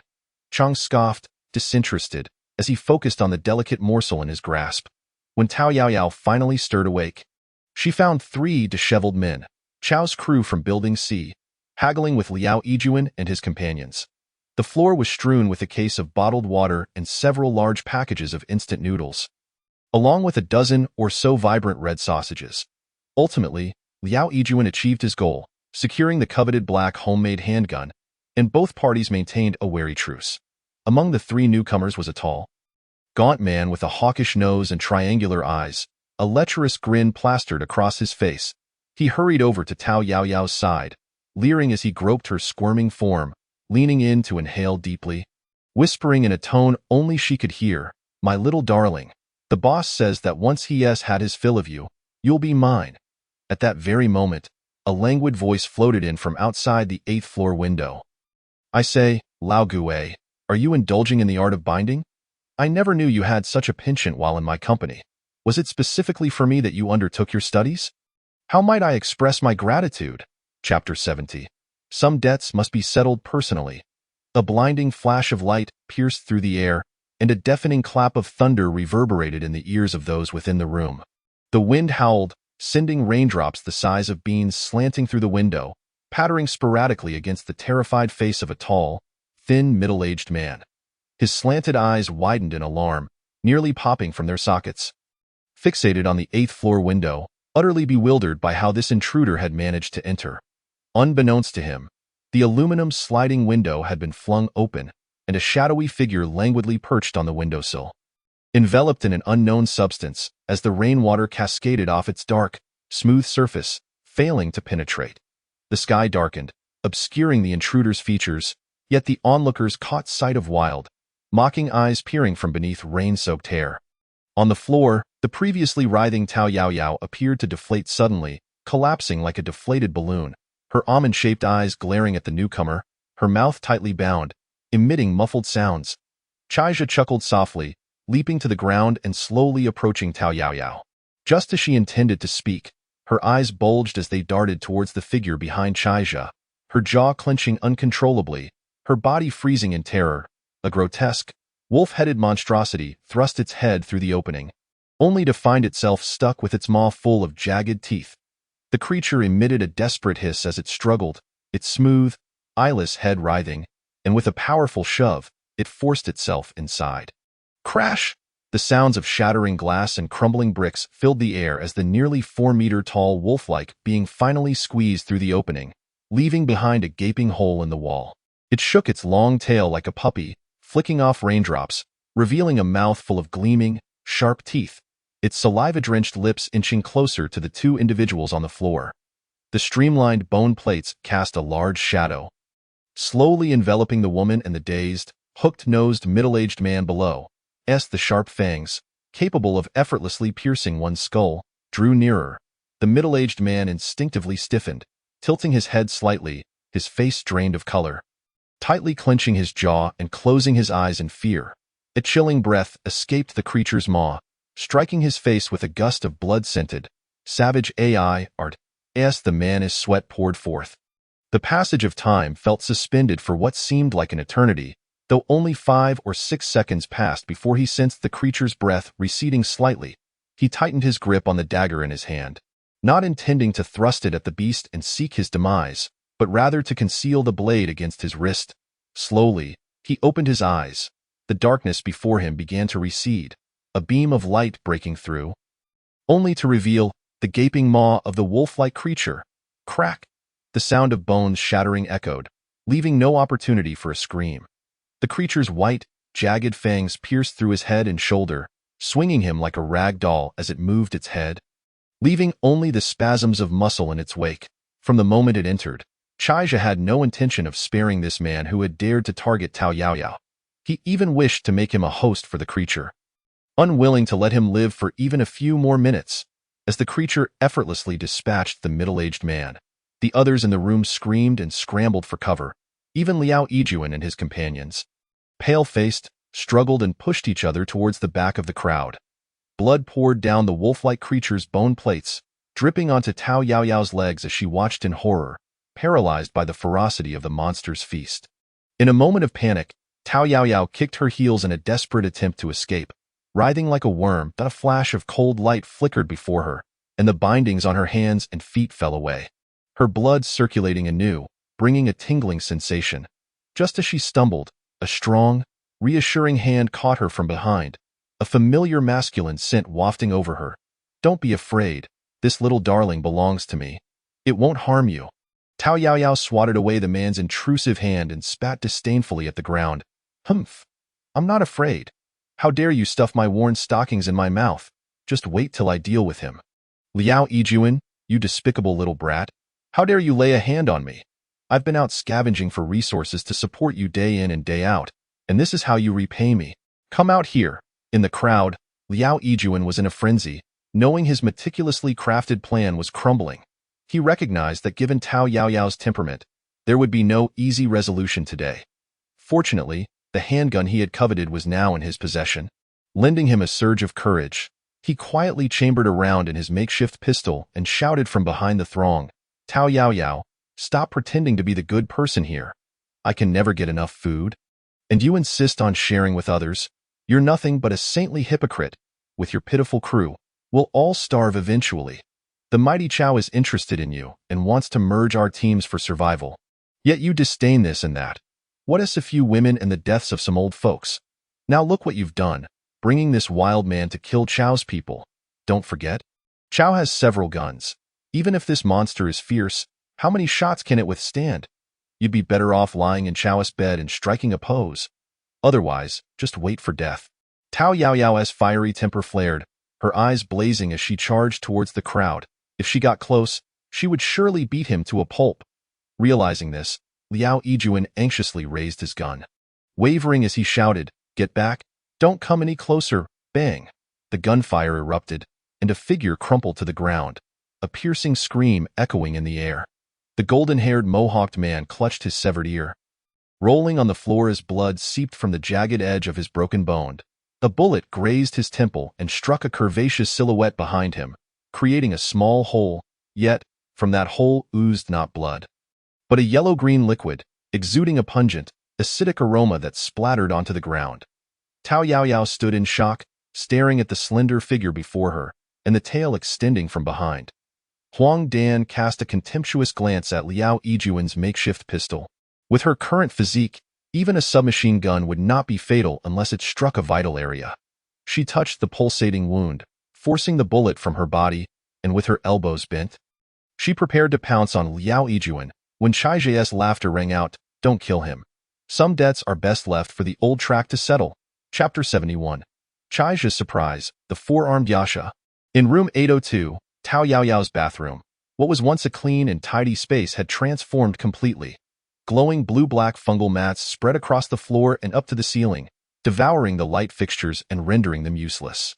Soft tendrils enveloped the bathtub, filled with a blood-red genetic fluid that emanated a sweet, metallic scent. In the dim, narrow space, ethereal blue light suffused the air, turning the small bathroom into a castle from a magical realm. Chaija sat on the edge of the tub, stirring the crimson liquid with one hand, a smile gracing his lips as he regarded the intrigued Tao Yaoyao. "Aren't you the least bit curious about what I'm going to do next? Aren't you worried I might harm you? Enough, get on with it. I still need to express my gratitude to my caring little brother." Despite knowing her well, Chaija found himself both amused and exasperated by her brazen demeanor. After all, this was a life-or-death scenario. Shall we begin? Just remember, if I sell you out, don't regret it. What else would I do? Tao Yaoyao loosened her braid, gathering it into a high ponytail. As she lifted her athletic tank top, revealing her sun-kissed abdominal muscles, she exuded an aura of fierce determination. Observing Chaija's gaze, pride surged within her. This insufferable man was still captivated by her assets, even after so many candid encounters. She stepped closer to Chaija, shaking her body teasingly, and playfully pinched his arm. "Have you lost your mind? It's not like we haven't been intimate before. It's always like this. Thank goodness Xiang isn't here, or she'd be laughing at you." As the undisputed boss of the engine room, Tao Yaoyao was well known for her assertive nature, leaving the ship's crew in a state of longing. Most distressing was that the ship's only other beauty, the elegant and alluring Dr. Song Yixiang, was her counterpart. Of course, before her entanglement with Chaija, she had always considered herself a masculine one at that. But after their shared moments of intimacy, Tao Yaoyao often found herself questioning her identity as either bi or aged yet. None of this diminished Chaija's magnetic allure. To please him, she even dragged Song Yixiang into her whirlwind. Each voyage, Chaija reveled in boundless pleasures, enduring the curses of his rowdy friends, truly experiencing both pain and joy. At the onset of the apocalypse, Tao Yaoyao was resolute in her belief that this despicable man would surely seek her out. Consequently, each time she ventured outside to scavenge for supplies, she exhibited a lackadaisical attitude and refrained from taking risks. She intended to wait for his arrival. The inevitable outcome was that the survivors trailing behind her could only meet the most rudimentary survival needs. And when Liao Yijuan and his cohorts plotted against her, the majority maintained a conspicuous silence. Speaking of Song Yixiang, the mature and alluring young matron, Chaizhe furrowed his brow slightly and inquired, "Have you received any news from Xiangxiang? She is the farthest from the city center. Although the crowd is relatively sparse, the likelihood of assistance is correspondingly diminished." Tao Yaoyao curled her lip, rolling her eyes in disdain. "Do not forget, Xiangxiang's father is our captain, that wily old fox, and her two hulking brothers. Some individuals indeed suffered considerable losses at the hands of the bigger one back in the day. As long as they remain unscathed by the virus with their presence, Xiangxiang will be safe. Oh, for heaven's sake, could you hurry up? Am I here for your amusement, flaunting my flesh?" Chaizhe, in a huff, pinched her plumpness, taking advantage of her yelp of pain as he sidestepped her long legs and bolted toward the bathroom door. "Huang Dan, prepare her evolutionary liquid. If the pain becomes unbearable, knock her out," before his words had fully dissipated. His figure had vanished from Tao Yaoyao's sight. In a corner, Huang Dan, who had been almost invisible, slowly rose. The bone-like hood atop her head unfurled like a flower in bloom, revealing a face that was both youthful and vividly enchanting. The blades on her elbows had long since retracted, and in her grasp, she held a grisly, grayish zombie head, baring its teeth. Silently, she approached the bathtub enveloped in a fungal blanket, extending a black bone spur from her fingertip, plunging it mercilessly into the skull's crown. Moments later, a writhing silver-gray liquid oozed from the tiny puncture, burrowing into the blood-red gene liquid that filled the tub. Tao Yaoyao gazed in astonishment at the viscous liquid bubbling with a sweet, metallic aroma, her heart racing. Recalling Chaizhe's earlier revelation, she shed her last semblance of modesty and stepped into the tub with her long legs. Pain surged through her like a searing iron, each nerve ending igniting with agony, rendering her thoughts momentarily suspended and her breath laborious. The blood-red liquid, intermingled with silver-gray strands, penetrated her pores eagerly, forcing her own blood out. Adi felt as though her muscles were being repeatedly torn apart and sewn back together, tendons snapping only to reattach. Desperately, she clutched the edge of the tub, her body trembling uncontrollably, eyes bulging, and her teeth biting down hard enough to draw blood. Huang Dan, adhering to the master's command, meticulously observed every movement of Tao Yaoyao. Raising her palm to prepare to render her unconscious, spitting out a mouthful of bloodied saliva, Tao Yaoyao glared fiercely at Huang Dan, nearly voiceless as she hissed through gritted teeth, "Get away. I can handle this myself." As time passed, the scars that marred the beauty of her back began to fade, revealing a striking image of a grayish-blue, four-armed zombie. This formidable creature towered, its muscular arms nearly the same length as its legs, each hand wielding a bone knife, a bone hammer, a hook chain, and a bone shield. Its skin had evolved into a chitinous exoskeleton that shimmered with a metallic sheen, scales faintly visible beneath the surface. The main head, adorned with thick bone plating, had long hair cascading down like steel wires, exuding an aura of ferocity. On each shoulder rested a withered female zombie head, devoid of hair and eyes, their mouths filled with sharp, bluish teeth that hinted at their venomous nature. This newly transformed parasite, invigorated by the alien queen's gene liquid, had morphed into a new breed of aberrant zombie, the four-armed Yasha. As the evolution concluded, a lithe and powerful figure akin to a she-leopard emerged from the tub, the evolution liquid having transformed into clear water, cascading down her flawless skin. The four-armed Yasha on her back shimmered with the rippling waves, as if poised to spring to life. Draping a pristine towel offered by Huang Dan around herself, her long, strong fingers rested on the bathroom door lock. With a creak, light poured in from the outside. Chapter 72. Blocked at the doorway. Room 802. Outside the bathroom in the living room, a wolf-like alien, nearly 4 meters tall, loomed ominously at the doorway, motionless, instilling fear in the crowd huddled in the corner. Filling what had once seemed an open space. Two relatively diminutive messengers dangled from the ceiling, their tails flicking excitedly amidst the scent of flesh. Transparent drool dripped incessantly onto the heads of the terrified onlookers, who huddled together like frightened quails, their teeth chattering. Scattered across the floor were remnants of handguns, their surfaces marred by Huang Dan's slashes, mingled with bloodied fingers that starkly contrasted the crimson hue. Liao Yijuan's face was pale and contorted, his left hand tightly gripping a piece of clothing wrapped around his bare right palm. Leaning against a sturdy man, his eyes filled with resentment, the yellow-haired man, who had lost half an ear, sat silently in a corner, his downcast gaze occasionally darting toward Liao Yijuan's back, his expression dark and pensive. The bathroom doorway, the sound of a lock clicking open echoed, and a long, glossy leg bathed in blue light stepped into the dimness.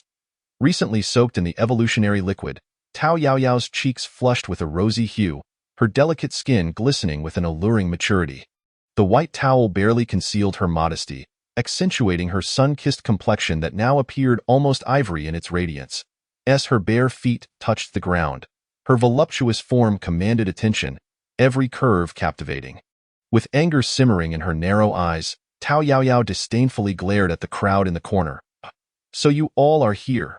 Day in and day out, I feed and care for you, and now you wish to feast upon my flesh? Liao Yijuan, you think you can barter me for a handgun? You would sell me out for a mere bowl of noodle soup? Sister Zhong, before the apocalypse, I stood up for you against your abusive husband, ensuring that vile man would dare not lay a hand on you, correct? After the world fell apart, I never forgot to share my food with you. How could you betray me? What promises did Liao Yijuan make to you? Xiao Tao, I thought I had no choice. Liao Yijuan stammered. The people from the Chao family are numerous and armed. They are determined to take you. If I do not comply, they will send me to be ravaged. I am truly terrified. If you go, they will treasure you, but I would be treated as mere fodder, disposable. The elderly man and woman cowered in the corner, their expressions filled with dread, as Tao Yaoyao's fury reached its peak. Her figure trembling with rage. Chaija, impatient, interrupted, enough of this. Why say so much? If you feel wronged, just kill him. My pet could use some more meat. If you lack the resolve, let us clean up and move on. There are more pressing matters at hand. Tao Yaoyao, decisive by nature, fixed her fierce gaze on Liao Yijuan and his companions, ready to confront them. After taking a few steps, she felt the towel loosen around her. Hastily grasping it tighter as she cast a flirtatious glance at Chaija, playfully scolding, I shall go change. Leave these people to you, after all, you are my man. Chaija chuckled, shaking his head in mock exasperation. Before striding toward the crowd, the imposing wolf-like alien rising beside him, casting a shadow over Liao Yijuan and the others. The pathways of the community were steeped in a pungent scent of blood. The once peaceful greenery now lay in tatters, utterly ravaged. The exterior walls between buildings were smeared with remnants of flesh and claw marks, with dead trees bearing charred scars, their remains washing away into dark powder. Perhaps due to the tumultuous storm, the remaining zombies that had been purged several times seemed to have vanished, their presence absent amidst the downpour. As Chaija and Tao Yaoyao approached the entrance of the unit, the rapid, urgent footsteps echoed through the rain, a throng of figures splashing through puddles.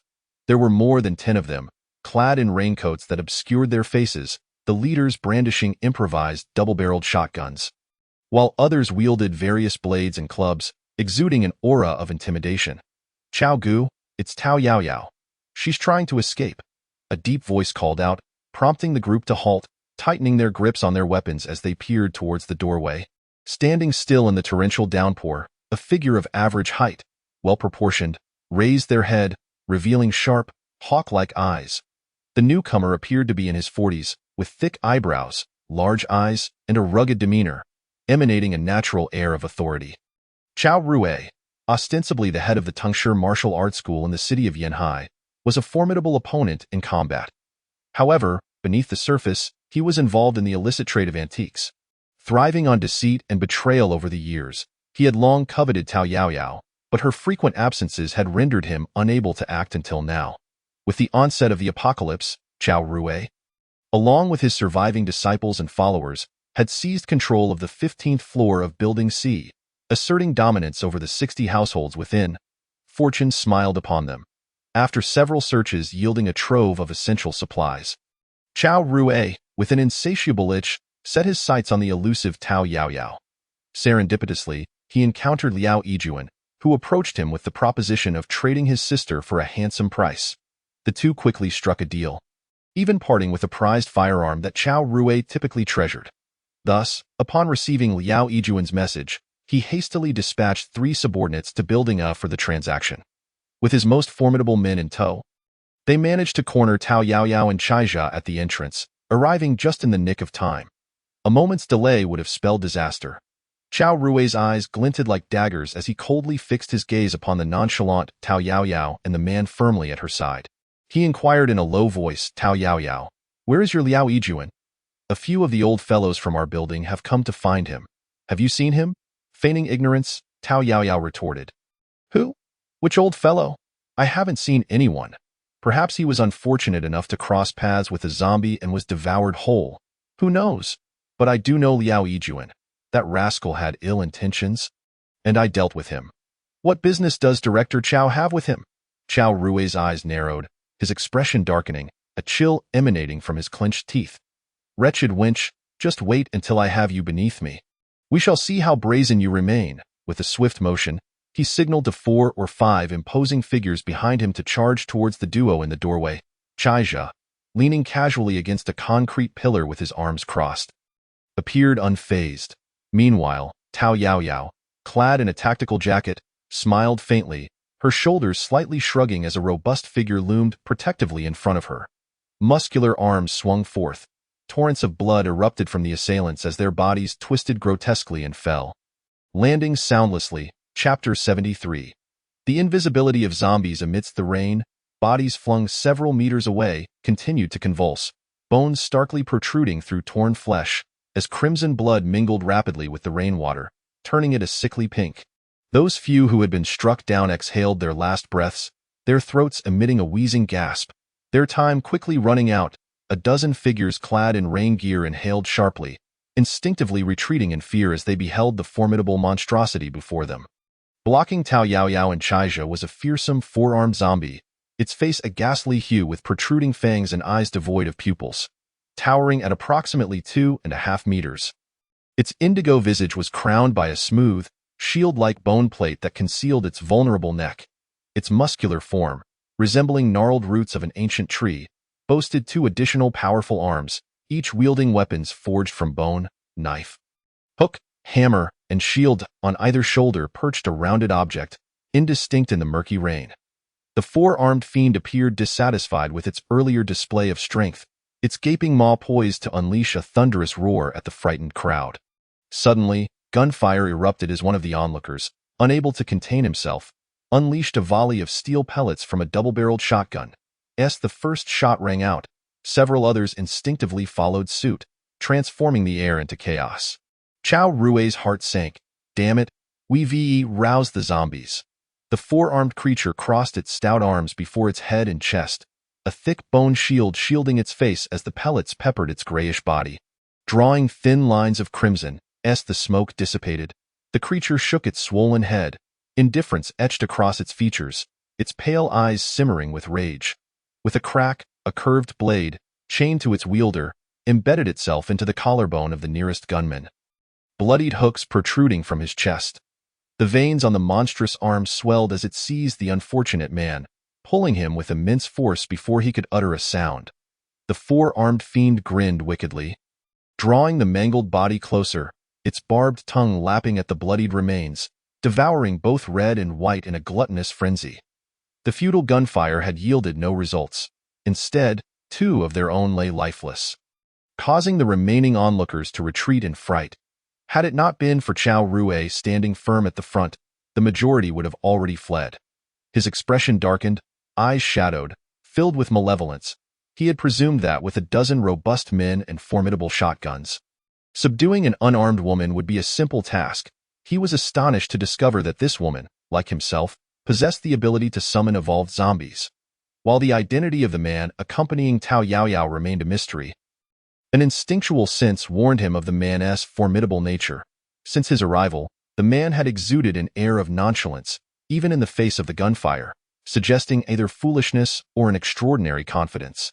Chao Rui could not believe that a man with murder in his eyes could be a mere fool devoid of threat. Summoning evolved zombies was a card Chao Rui had kept close to his chest. The very foundation of his confidence in this apocalyptic world, a secret even from his most trusted subordinates. Now, faced with such an unforeseen predicament, he had no choice but to reveal this hidden ace. Fighting for his very survival, a shadow coalesced at Chao Rui's feet, morphing like pliable clay, gradually taking on a humanoid form. It was a slender zombie, barely reaching 1.80 meters, swaying in the rain as if on the verge of dissolving. Its hands melded together, forming two triangular blades with fine serrations that vibrated ominously, sending ripples through the rain. With a piercing sound, the unremarkable figure darted towards the four-armed fiend, its serrated edges tearing through the grayish skin. Inflicting a wound several centimeters deep, viscous, tar-like blood dripped down. The four-armed fiend swung its massive hand in anger, aiming to seize the agile zombie. Yet, with a nimble step, the slender figure evaded, leaving only an afterimage. Positioning itself behind the behemoth, the blade aimed for the back of the fiend's head collided with its impenetrable bone plate, producing a sharp, discordant sound, only grazing the surface. The slender zombie lunged, its long legs constricting around the fiend's granite-like thigh as it slashed with its blades. Inflicting 3 more doll-like wounds, the four-armed creature, infuriated, toppled backward, its solid frame splashing water everywhere. The slender zombie, having evaded, took another swipe at the fiend's side, drawing yet another line of blood. Frustrated, the four-armed fiend swung wildly. Unable to catch the elusive adversary, realizing that a single solid blow could easily end the skirmish, yet it remained powerless against this nimble specter. Tao Yaoyao smirked, sending forth an intent. The four-armed fiend ceased its frantic movements. Using its bone shield to guard its forehead as it gradually retreated to the doorway, blocking the passageway with its formidable bulk, leaving only its front exposed. The slender zombie hesitated momentarily, relying on its speed to test the waters by advancing towards the wounded side of the four-armed fiend.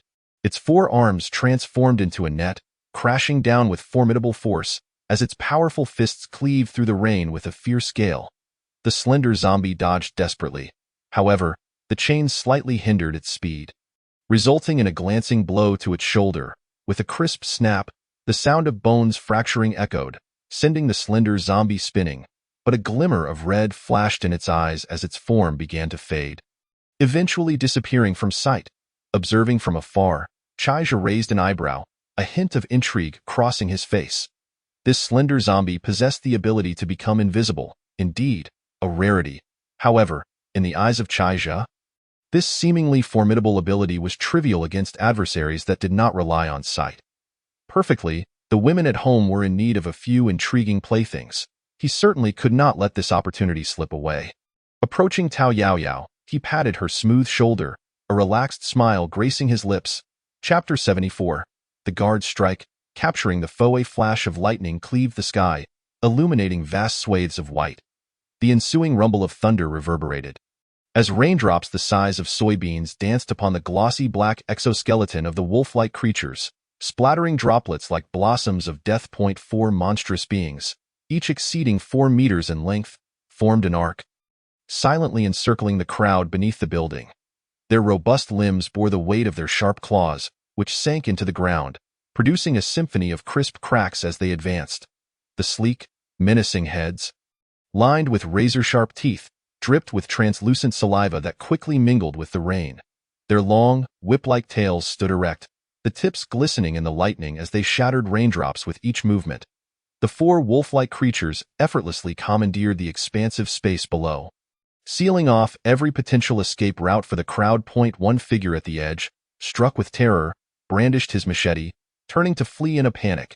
As the body commenced its movement, an excruciating pain surged through the chest and abdomen, a result of a sudden piercing and withdrawal, compelling him to glance down at his own form.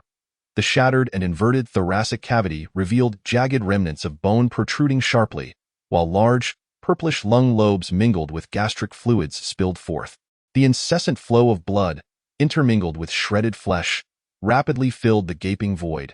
choking the throat as it cascaded down the severed pink esophagus and trachea, expelled in violent gasps, following a fleeting numbness.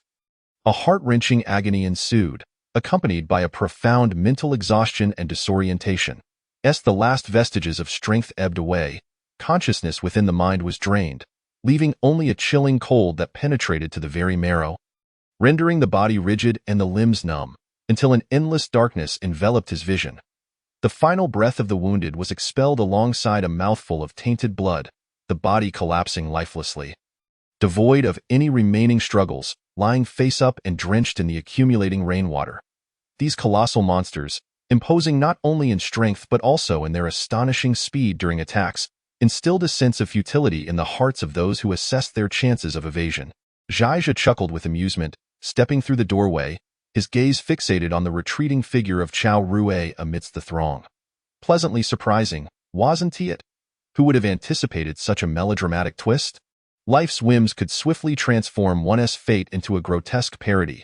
Chao Rui's complexion darkened, his lips sealed in silence, a glint of malice flashing within his narrowed eyes. Suddenly, a serrated blade materialized from the void, cleaving towards Jaija's neck with formidable force, mere inches away. The proximity left little room for evasion. Chao Rui's eyes gleamed with a triumphant delight. If he could eliminate this man capable of summoning monstrous hordes. According to the rules governing his newfound abilities, those terrifying summoned creatures would perish instantly. At that moment, Tao Yaoyao's four-armed night demon may not necessarily triumph over his shadow zombies and firearms. Perhaps he could indeed fulfill his long-desired ambition of claiming the woman he coveted. The sound of clashing metal echoed, freezing the smile that had just blossomed on Chao Rui's lips. Behind Jaija, a lithe and graceful figure appeared seemingly out of nowhere, a slender elbow blade effortlessly intercepting the descending strike. With a swift stride, her long legs propelled her forward, the bone hood obscuring much of her face, while her luscious lips curled into a barely contained smile of delight. How amusing, she thought. Now I can seize you. The alien sentinel, having already regarded the shadow zombies as her new plaything, crouched low like a leaping feline, her legs coiling with explosive power, surging forward. As Huang Dan's legs propelled her, the pavement shattered beneath her tread, creating a series of craters. She advanced, halted abruptly, pivoted, and charged again. The sequence of movements repeated.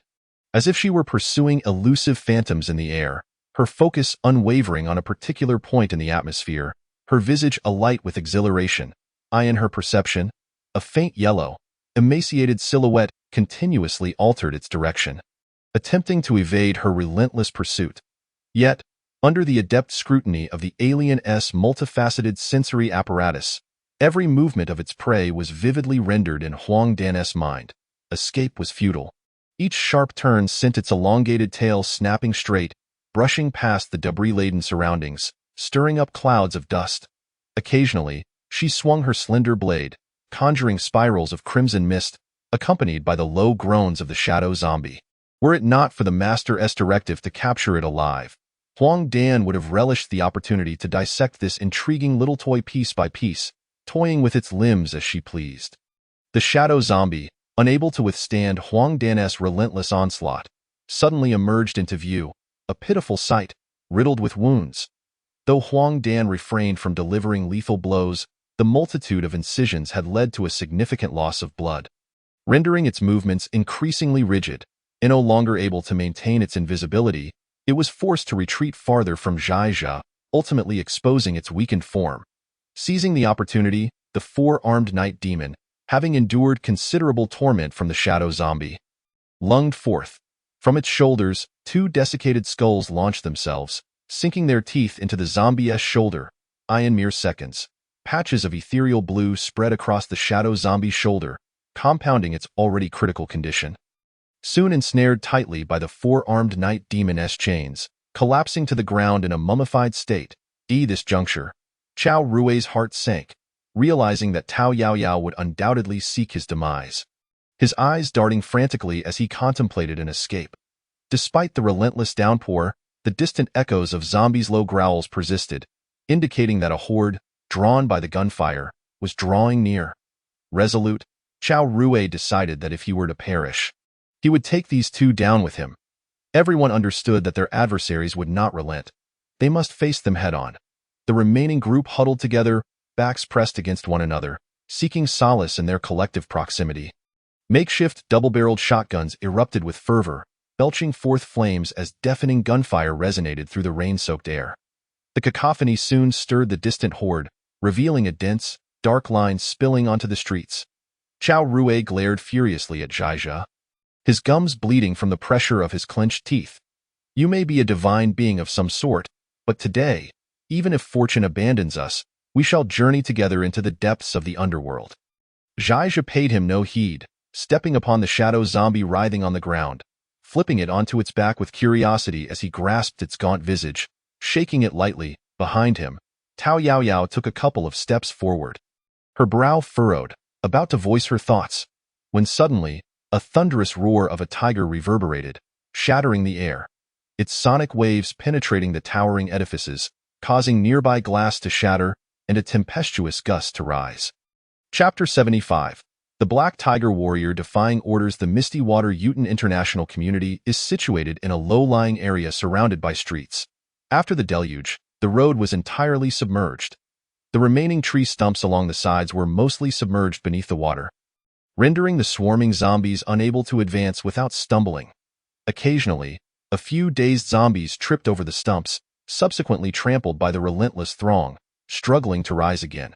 Attracted by the gunfire, the horde numbered approximately 1 to 200, interspersed with a dozen parasitic iron corpses and mantis zombies.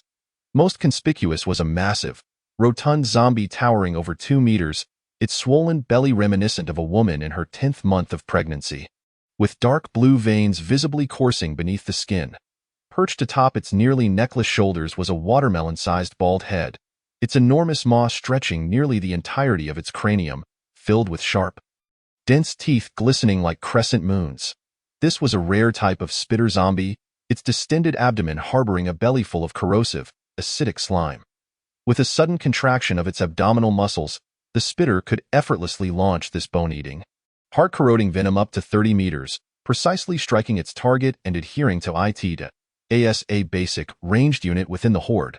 Spitters typically preyed under the protection of parasitic iron corpses and mantis zombies, presenting a formidable challenge to ordinary humans. The horde, ranging from common zombies to the elite mantis zombies, along with the iron corpses serving as their vanguard and the spitters providing long-range support, had thus formed a rudimentary yet complete zombie battalion. Should 1 or 2 second-stage evolved special zombies appear, even a regiment of armed humans would find themselves in a precarious position. Now, the enormous gunfire deliberately ignited by Chao Rui and his companions rendered the Misty Water Uten community akin to a seductively unveiled maiden, awaiting the horde's arrival. Just as the zombies, wading through knee-deep murky water, approached the community's entrance, the earth-shattering roar of a tiger erupted. From the ruins of the left-side crumbling walls, a shadow unfurled its 9-meter-long form, leaping forth to obstruct the horde's advance. Its once thick and supple fur was replaced by smooth, pure black bone plates, and its nearly 4-meter-high frame appeared as though clad in a suit of impenetrable armor. The massive tiger head was encased in a hefty, trapezoidal bone shield, its formidable fangs protruding menacingly, while its eyes, deeply set, glimmered with a faint red light. The broad, powerful paws now resembled dragon claws, lacking the cushioned pads, their formidable exoskeletal talons exuding an aura of dominance. The tail, as thick as a flagpole, ended in a rounded, conical tip, creating a howling wind as it swayed through the rain. The largest alien warrior under Zhaizha's command thus far. The Black Tiger's unparalleled strength stemmed from its rock-solid protection and immense power. Even the most resilient parasitic iron corpses within the horde could not withstand a single strike from its claws. With icy breath escaping its maw, the colossal form of the Black Tiger gradually approached the horde, the rain cascading over its bone plates, transforming into slender water serpents sliding to the ground. Suddenly, the waterlogged earth erupted, and amidst the rising mist, the Black Tiger ferociously charged into the horde, unleashing a frenzy of slaughter. Ordinary zombies stood no chance of resistance, merely suffering from contact, torn apart like rag dolls. Shattered and twisted as they scattered in all directions, a number of zombie mantises leapt from a height, their sharp arms slashing at the body of the black tiger alien. However, aside from grazing the surface layer, they achieved little else. The black tiger alien remained indifferent to these insignificant attacks, effortlessly swatting away a parasitic iron corpse with a single strike, sending it soaring through the air, whereupon it was violently dismembered into dozens of bloody fragments by sheer force. With a swift flick of its long whip-like tail, the heavy, dark conical bone struck another parasitic iron corpse that had fled to the flower bed, reducing its head to a pulp, while the remaining body was driven into the moist earth like a nail, leaving only the upper torso exposed. The spitter was evidently overwhelmed by the oppressive aura of the black tiger alien's superior, desperately flailing its short legs in a frantic attempt to escape. Perhaps driven by its feline instincts, the black tiger alien, after swiftly dispatching the corpses before it, playfully leaped around the spitter, occasionally extending its claw to tease this spherical plaything. After several tumbles and rises, the spitter, in despair, ceased its futile flight, rapidly contracting its abdomen to expel a torrent of venom towards the loathsome feline. Caught up in its playful antics, the black tiger alien was unexpectedly spat upon by a glob of thick phlegm. Although the acidic venom posed little threat to its exoskeleton, the searing pain ignited the black tiger alien's fury. Razor-sharp claws, resembling knives half a meter long, sprang forth from its bony hands, slicing through the air with a whistling sound amidst the sudden flash of lightning. The black tiger alien froze, even its poised claws seemingly suspended in the as the first alien to defy the ruler's intent. It was certain to face the queen's merciless retribution. While its size was not inferior to that of the current queen, and it might even possess greater strength, the long-standing hierarchical suppression of its race and the inherent fear in its bloodline rendered it utterly submissive in the queen's presence. The alien feline hung its head dejectedly, its long tail swaying side to side as it swatted down the hapless zombies that failed to escape, as if swatting flies. Damn maggots, were it not for you, I would not have defied the ruler's command and incurred the queen's punishment. If I don't kill a couple more, my wrath will have no outlet. In a state of panic, the tiger yearned for comfort. In the misty garden, Chaija refrained from hastily absorbing the shadow zombies into the alien space. As long as Chao Rue was alive, the shadow zombies still belonged to someone and could not be absorbed for the time being. Observing the almost frenzied Chao Rue and his group from a distance, Chaija merely tugged at Tao Yao Yao, gently retreating behind the sturdy frame of the four-armed night demon, a hint of mockery playing at the corner of his mouth as he quietly watched the scene unfold like a heap of carrion. The surrounding wolf-like aliens did not continue their assault, instead forming a distant perimeter, lowering their heads in silent anticipation. Since the resounding roar of the tiger in the distance, the anticipated encirclement of zombies had not materialized. All that remained was a colossal and agile shadow wreaking havoc among the corpses. Then, like fallen leaves scattered by the wind, the horde vanished, leaving only that shadow trudging reluctantly towards them, its movements slow and labored. Chapter 76. An afternoon downpour within the alien space. Snow-capped peaks towered majestically, and a dense fungal carpet had spread beyond the snow line, leaving only a heavy layer of snow less than 100 meters thick at the summit. A vast underground lake, whose depths remained unknown, had formed as a result of melted snow water being channeled through hidden conduits into the mountain's interior. On a spacious hall at the far end of this underground lake, the shredded remains of the spitter lay in a yellow-green heap, while the massive black tiger alien warrior slumped dejectedly on the ground, thick, pillar-like legs riddled with fist-sized holes from the corrosive acid. Even such a colossal body as the black tiger alien convulsed slightly from the pain inflicted by these acid-created wounds. Standing beside it, the alien queen exhibited a human-like expression, a mix of irritation and disappointment. Delivering one slap after another to the black tiger alien's enormous head, a key player by the ruler's side, failing to follow orders constituted a grave dereliction of duty. 4 wolf-like aliens and 4 slender messengers roamed freely around the hall, gazing hungrily at the dripping flesh cocoons on the walls. The viscous cocoons ensnared a dozen individuals, including Liao Yijuan, Huang Mao, and Chao Rue, all of whom were now awakening in despair. Recently injected with paralyzing venom, they were now wide-eyed with fear, surveying their surroundings. Beneath them, several alien eggs trembled slightly, as if something within were eager to break free from its confines. were it not for the ruler deeming the messengers sufficient for the time being and unwilling to squander the opportunity for population expansion on these ordinary humans. It was likely that their lives would have long since entered a countdown. Their sole purpose now was to be stored as reserve food for the alien evolution. Chao Rue, accustomed to the brutality and bloodshed of the apocalypse, felt as if he had descended into hell. A slender figure gradually emerged from behind him, extending a sharp, elongated claw that pierced repeatedly into his non-lethal areas, venting the frustration imposed by the ruler's orders to remain confined. Outside the space, the rain poured down relentlessly, the midday light resembling that of twilight, dark and foreboding, in the downpour. Visibility was nearly non-existent, just 3 to 4 meters away, and the water was rapidly rising. Chaija and his companion, having left the misty garden, were compelled to seek refuge in a random clean room from the rain while simultaneously reacquainting themselves with one another. After a considerable time, the thunder and lightning finally subsided, and the two bodies intertwined, whispering sweet nothings. Chaija's fingers lazily danced across the smooth skin, releasing a long stream of pleasurable smoke rings.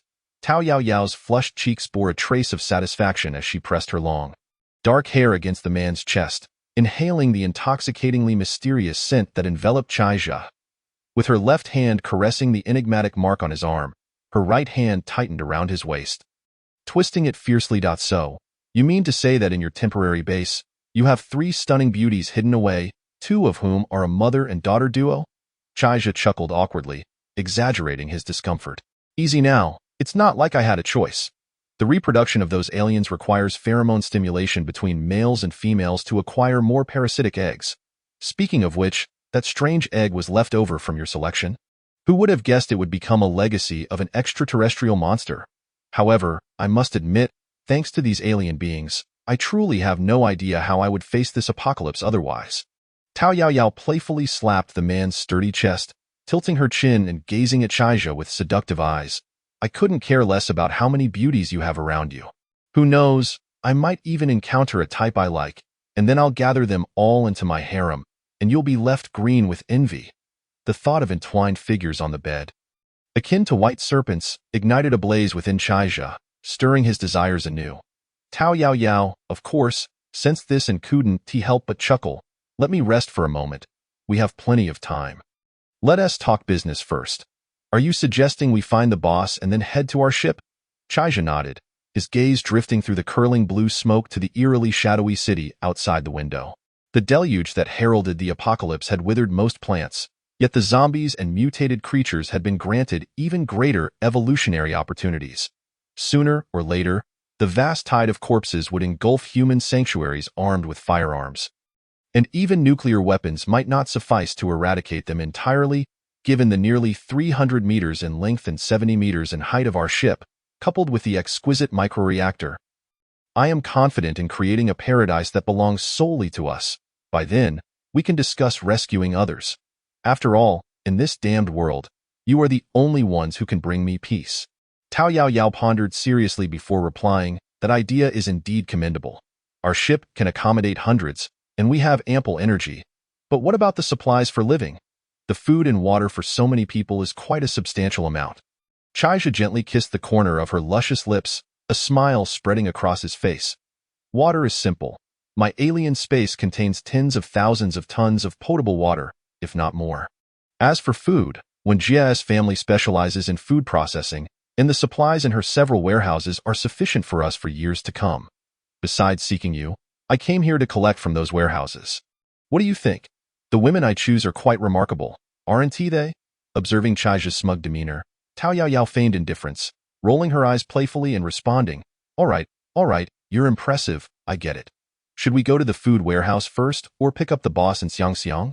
Chaija contemplated briefly before casually flicking the cigarette, but out the window. Let us first check the warehouse. As long as the boss and his family haven't mutated, with his cunning and the formidable skills of the Deku and Shaoka brothers, they should be able to ensure their safety for a while. However, regarding those 2 warehouses, as when Jie mentioned, many are aware of them. In this current situation, I suspect others may already be plotting to seize the food from those warehouses. If we delay, I worry we might be beaten to it, which would complicate matters. Besides, The boss's family isn't too far from the warehouses. It's on the way. Tao Yaoyao quietly wrapped her arms around Chai's waist, pondering for a long moment before finally asking, "What will you do if someone has indeed occupied the warehouse?" Chai raised an eyebrow, speaking nonchalantly, "We'll see when the time comes, if I'm in a good mood. I might leave them a little something. After all, humans are dwindling. We must preserve some seeds, right? However, if they are ungrateful and why little ones barely have enough rations each day, then they shall simply have to endure some hardship. Aside from you few and my woman, the others are not my immediate concern." As he spoke, a chilling glint flashed from Chai's pearly white teeth, sending a shiver down Tao Yaoyao's spine. Leaving her feeling somewhat unnerved. Chapter 77. The crisis at the stadium. The collapsed buildings and desolate cityscape seemed to have lost all vitality. The torrential rain washed away blood and decaying flesh into the sewers, providing a veritable feast for the scavengers residing within. The rain had lessened slightly, yet with the approach of evening, the sky had grown even darker. The gentle drizzle entwined around the two spectral figures moving along the street, akin to lovers' hands gently drawing them into the embrace of night. Rainwater trickled down his hair and along the proud bridge of his nose, only to be repelled by a snug, chitinous coat at the collar. Tao Yaoyao pressed closely against him, leaning against the wall, her chest heaving as she gasped for breath. Though her physique had been significantly enhanced upon acquiring the four-armed night demon, she still could not match Chai's ease and comfort. After several encounters that tested her mettle at noon, combined with an afternoon of cautious exploration, her legs now felt somewhat wobbly. Chai glanced at the stubbornly unyielding Tao Yaoyao, suppressing a silent chuckle. This foolish girl, relying solely on her indomitable spirit, had somehow achieved the position of chief engineer aboard a cargo ship, a feat exceedingly rare. However, with nightfall upon them and their journey halfway completed, only about 10 kilometers remained to the one family's warehouse. It would be prudent to find a dry place to rest, setting out early the next morning to reach their destination swiftly. He gently placed a hand on Tao Yaoyao's shoulder to steady her, then peered ahead to assess the distant circular dome structure, the Yanhai Sports Center, reputed to occupy nearly 300,000 square meters. It was one of the iconic architectural complexes of Yanhai City before the Apocalypse Point 4 messengers swept past the surrounding buildings, diving into the expansive grounds of the sports center, using the rain and mist for cover as they scouted for vantage points. From what Chai knew, there had been no large-scale sporting events in Yanhai City recently, so the venue should not be teeming with zombies, making it an ideal spot to take refuge from the rain. "Are you tired? Just hold on a little longer. We'll find a place to spend the night at the stadium ahead, and set off again first thing in the morning. Who do you look down upon?" "I'm perfectly fine, but if you're weary, it's all right to take a break." Chai smirked slightly, just as Tao Yaoyao's face began to alternate between red and white, about to erupt, when he dashed forward. In selecting a resting spot, Chai avoided the football and basketball arenas, opting instead for the badminton hall, situated in the southwest corner of the sports center, a space comparatively smaller. Upon reaching the entrance of the badminton hall, composed of two pristine white trapezoidal structures, a strange sensation stirred within Chai. They exchanged glances, summoned their four-armed night demons and four wolf-like aberrations, and gently pushed open the venue's doors. Inside, the two spectator corridors lay shrouded in oppressive silence, a gust of wind howling from the depths. The reception desk at the front had been ravaged by some unknown force, the stone surface shattered and collapsed. Metal trash bins and barricades scattered haphazardly across the floor. Large patches of blackened blood had long since dried into scabs, a thick layer of dust coating them as if sprinkled with fine salt. Following the light at the end of the corridor, as they stepped out onto the platform, they were startled by the sight of several massive holes in the wall opposite the venue. Towering above them, the wall of the viewing area resembled the aftermath of a shelling, with bricks and stones collapsed in disarray, electric wires dangling feebly from above, swaying with the chill of the rain and wind. Countless plastic chairs on the cement bleachers had been forcefully knocked aside, and the steel supports were riddled with deep gouges and numerous claw marks. The dusty ground bore evident drag marks, suggesting that some colossal creature had pulled the unfortunate humans training within the arena through those gaping wounds. The two hastily ascended the viewing platform, following the trail of marks towards the rain-drenched football field. A more intense unease gripping Chai's heart. Under Chai's mental command, Huang Din stepped out from the spatial realm, sprinting low to the ground and swiftly scaling the steel framework of the football field's outer wall, darting towards the open sky above the pitch. Through Huang Dan's perspective, the scene within the football field caused Chaija's face to drain of color. The turf of the entire football field was nearly saturated with congealed, dark blood, heaps of bones piled high, and fat maggots traversed freely among the skeletal remains, leaving behind trails of unyielding slime. Among the gnawed bones lay remnants of both human and various animal origins, including numerous zombies and clearly mutated, large biological remains. In the corners, Chaija even spotted several skeletal remains surpassing the size of the black tiger aberration. At the center of the field lay a pit approximately 10 meters square. Its depth obscured in shadow, the ground around the opening stamped into a muddy pit by dense footprints. Shadows flitted rapidly within the pit, each one roughly the size of a calf. Chaija inhaled sharply. Regardless of what creatures inhabited the football field, the sheer accumulation of corpses made it clear they were not beings to be trifled with, even with the black tiger and Huang Dan at his side. "We can't stay here. There are terrifying creatures over by the pitch. We must change locations immediately. If we're discovered, we likely won't escape."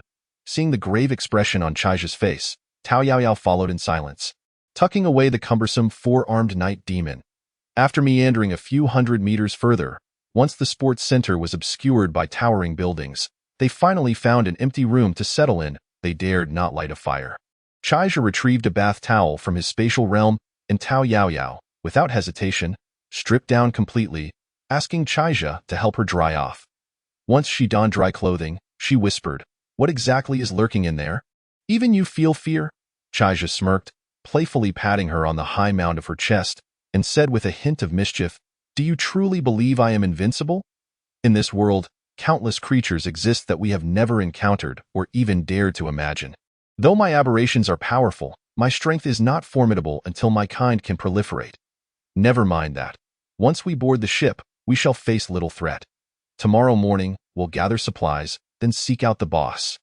The murmurs within the room gradually faded, as slender shadows curled around the front and back of the building in vigilance, the four-armed night demon blocking the sole entrance. Night deepened. Chapter 78, The Warehouse.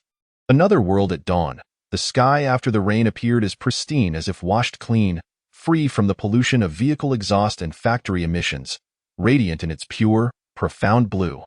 Outside, two towering gray-white structures. Scattered zombies wandered aimlessly, tirelessly seeking food to satiate their insatiable appetites.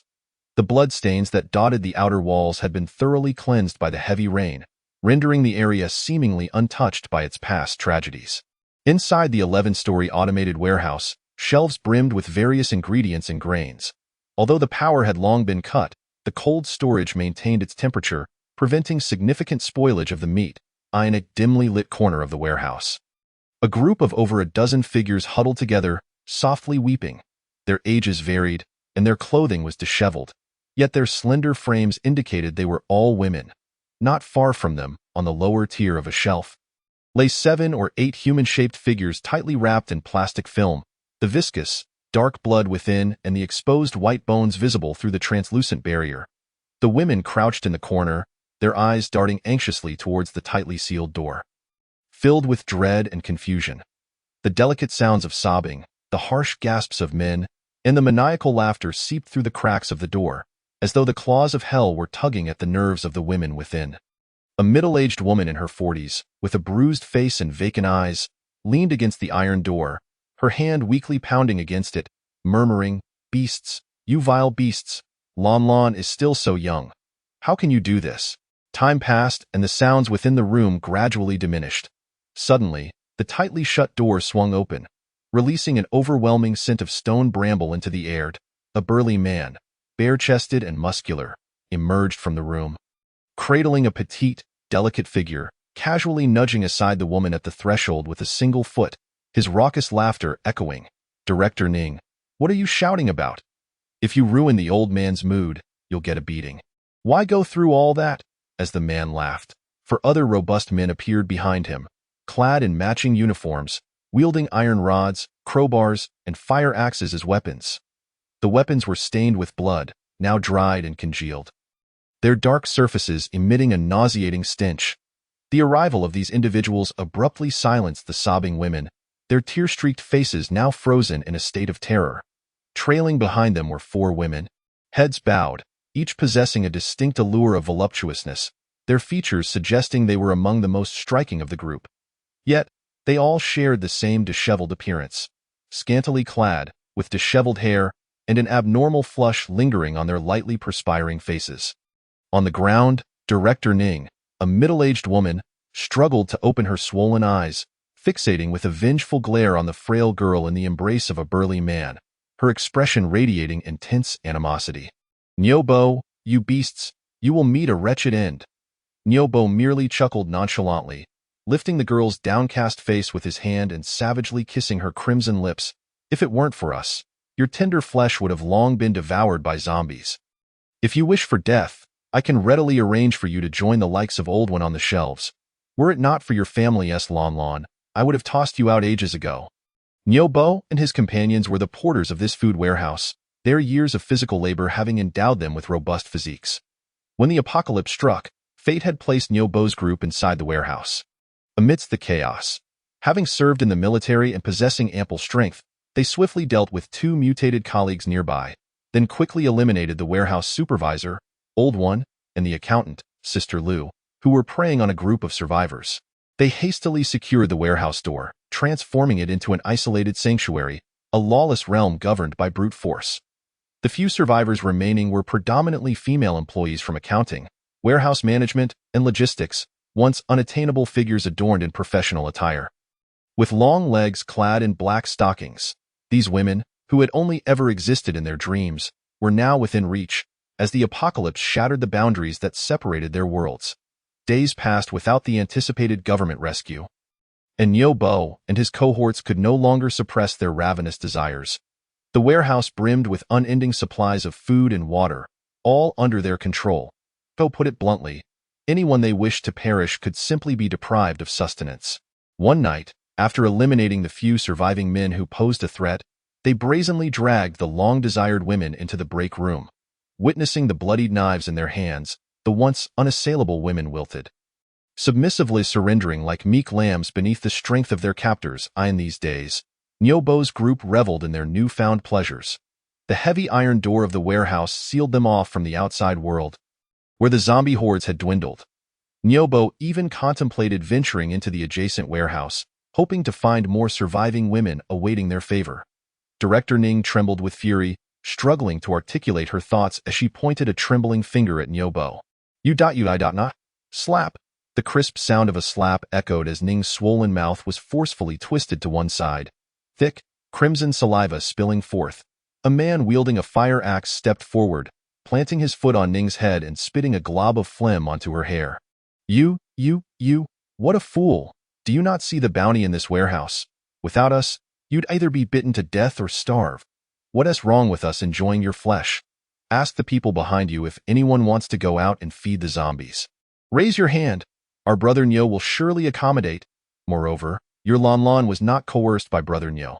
She willingly sought him out last night at tea that moment.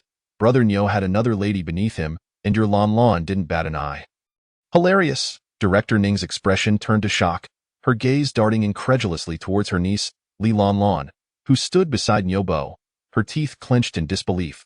The petite Li Lanlan's face flushed with shame, her hands anxiously gripping her shirt collar as she stole a glance at Director Ning. Aunt, just leave it be. Why should they enjoy the good food while I am left with instant noodles? I am no less attractive than them, and who knows how long we'll be stuck here? With so much food and drink in this warehouse, it's ultimately Brother Nyo who calls the shots. I refuse to be a starving ghost. In a fit of anger, Director Ning had not anticipated that her attempts to protect her niece would lead to such dire consequences, and she coughed up a mouthful of blood. At that moment, a distant voice echoed from the high skylight. The goods in this warehouse do not belong to you, nor can you dictate their fate. Chapter 79. Encountering the mutated rodent horde. The sudden proclamation from the skylight startled the crowd below, prompting Nyobo and his companions to push the women aside and ready their weapons. Upon seeing 2 young individuals sliding down from the automatic shelves, they exhaled in relief.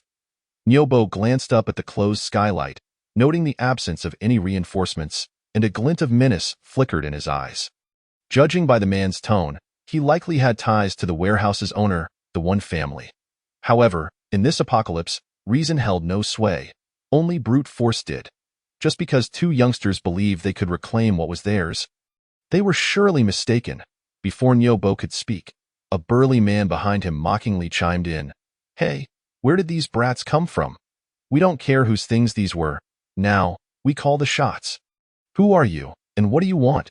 Behave, and you can enjoy the good life with us. But if you insist on acting tough, see those packages over there? They serve as a warning. As he spoke, he eyed the shapely figure of Tao Yaoyao behind Chaija.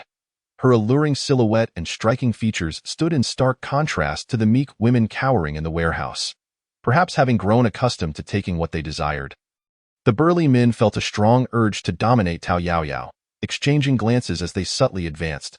Struggling to maintain her composure, Director Ning, half sitting against a wall, gasped, Run, young man, run.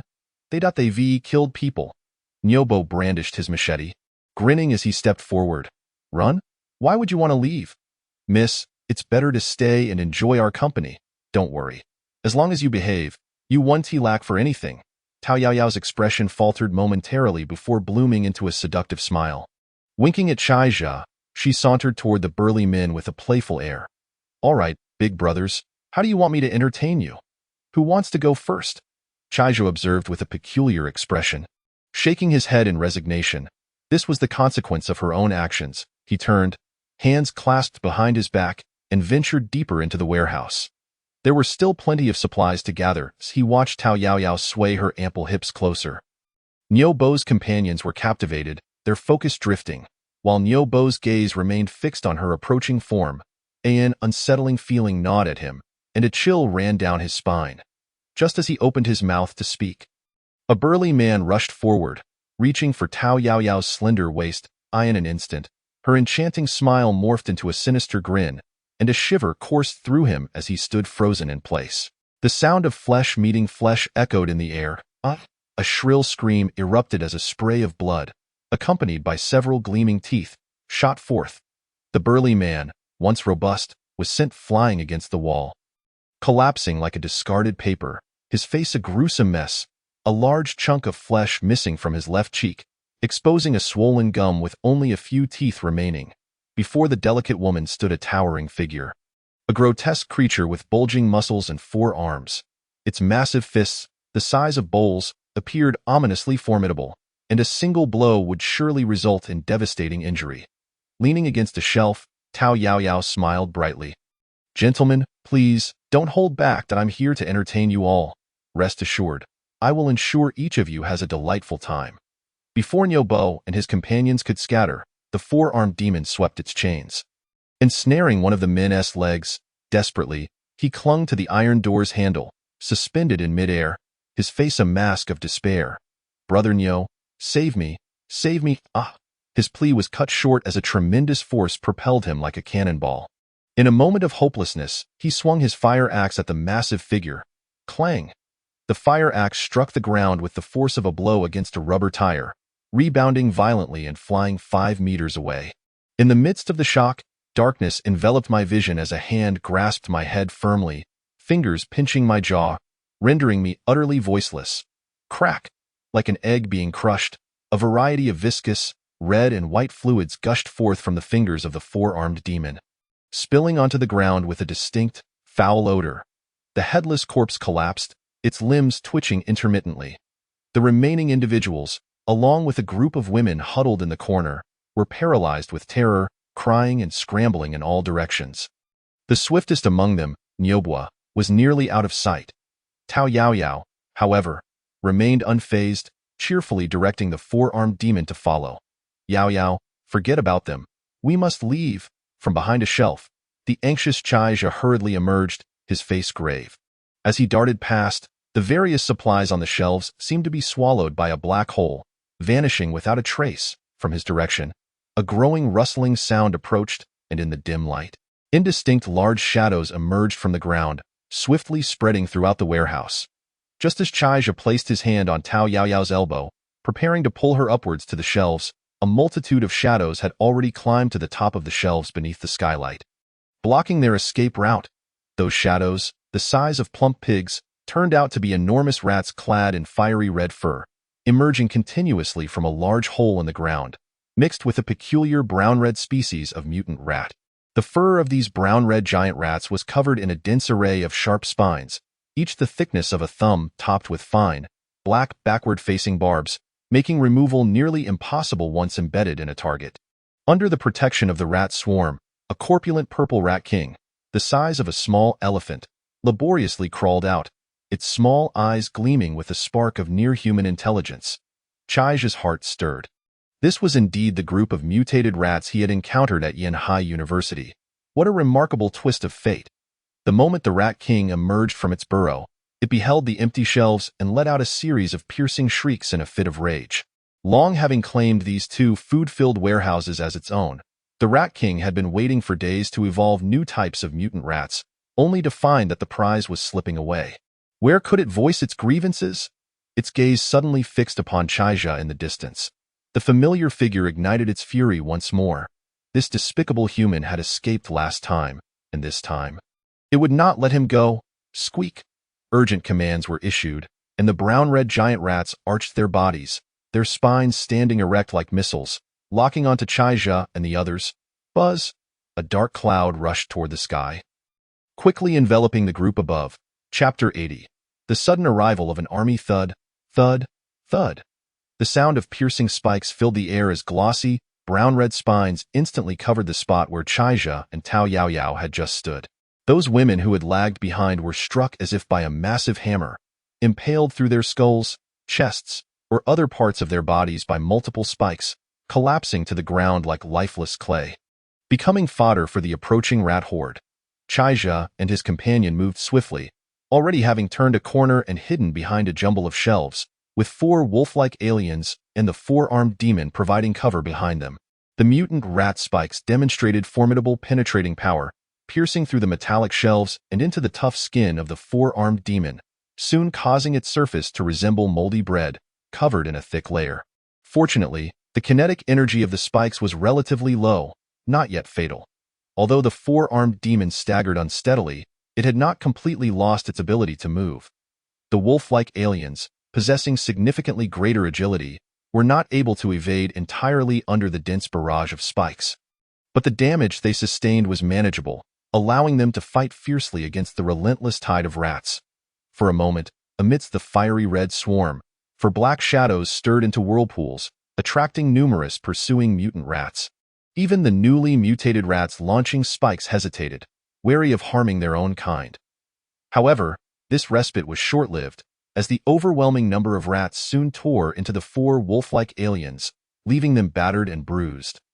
With two of their tails bitten off, had it not been for their highly corrosive acidic blood, which instilled fear in the rats, the aliens would have already been overwhelmed. The black tiger alien, towering over 3 meters and nearly 9 meters long, emerged, posing a significant threat to the rat horde. Clad in a yellowish bone-like hood and covered in black armor, it bore two crescent-shaped elbow blades at its sides. Its curvaceous form stood elegantly on the smooth, broad back of the black tiger alien, rising and falling in rhythm as it approached the rat swarm, exuding a unique tranquility amidst chaos. The warehouse entrance. Nyobwa, having sprinted the fastest, was nearing the switch for the electric door, with only one of his original subordinates trailing behind. With merely 10 steps left, he could no longer afford to consider the possibility of zombies lurking outside. His bloodshot eyes were fixed on the large red switch box, calculating the perfect moment to press it. Unbeknownst to him, on the left side by the shelves, several fiery red mutant rats had tensed their bodies, their exposed claws deeply embedded in the metal beams of the shelves, intently observing the two men below, ready to pounce at any moment.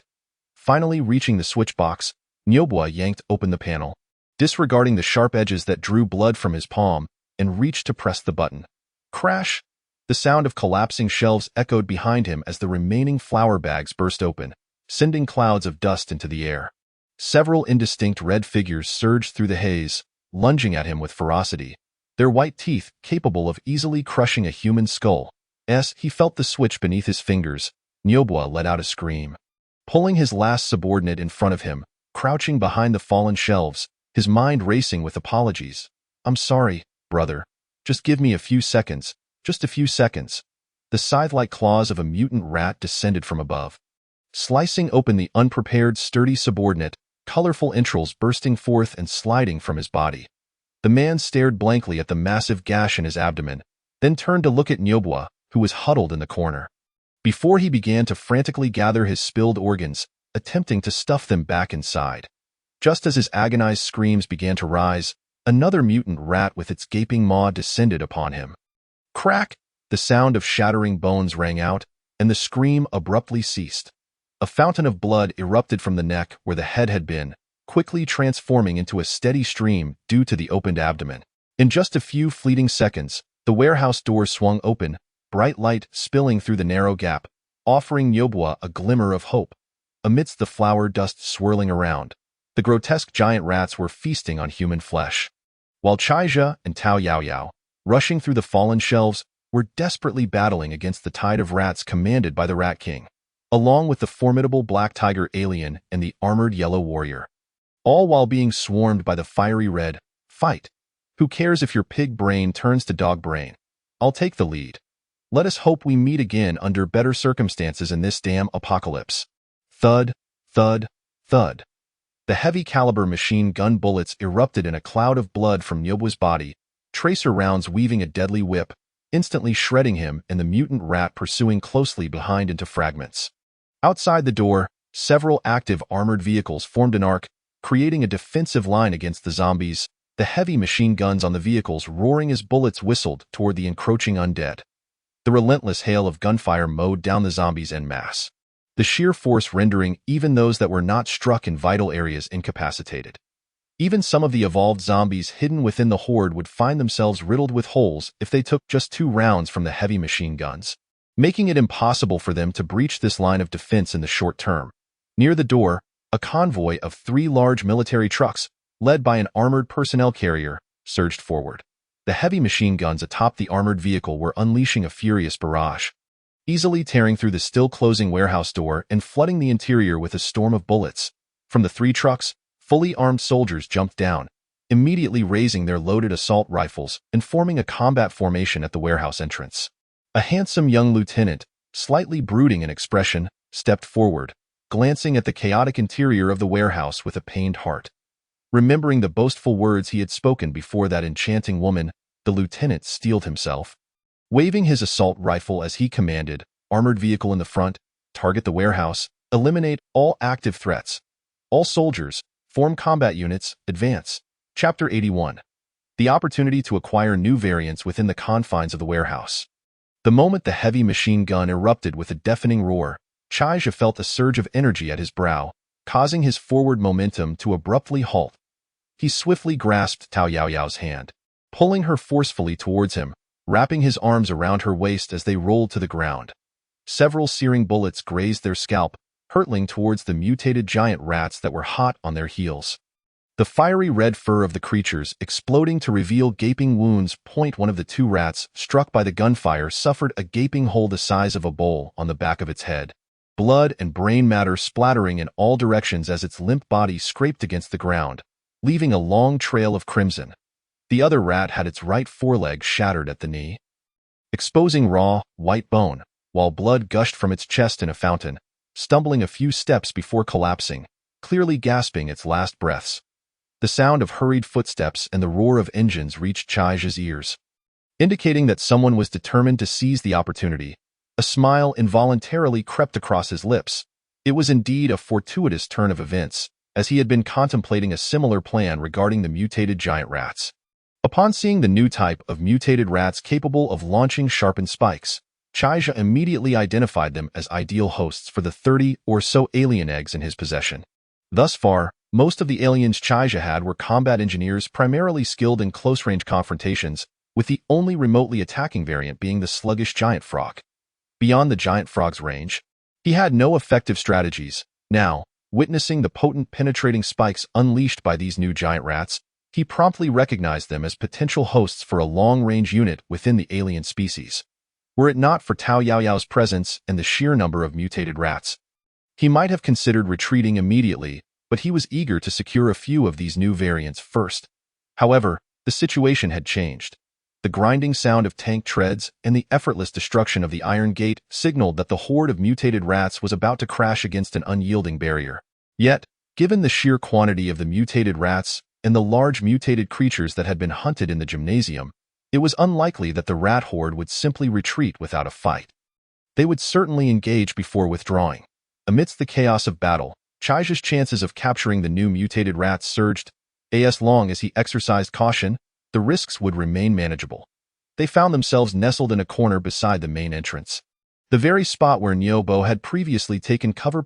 Two deformed shelves had collapsed, overlapping in front of them, while bags of rice and flour that had not been collected scattered across the ground, forming a small hill that effectively concealed their prone figures.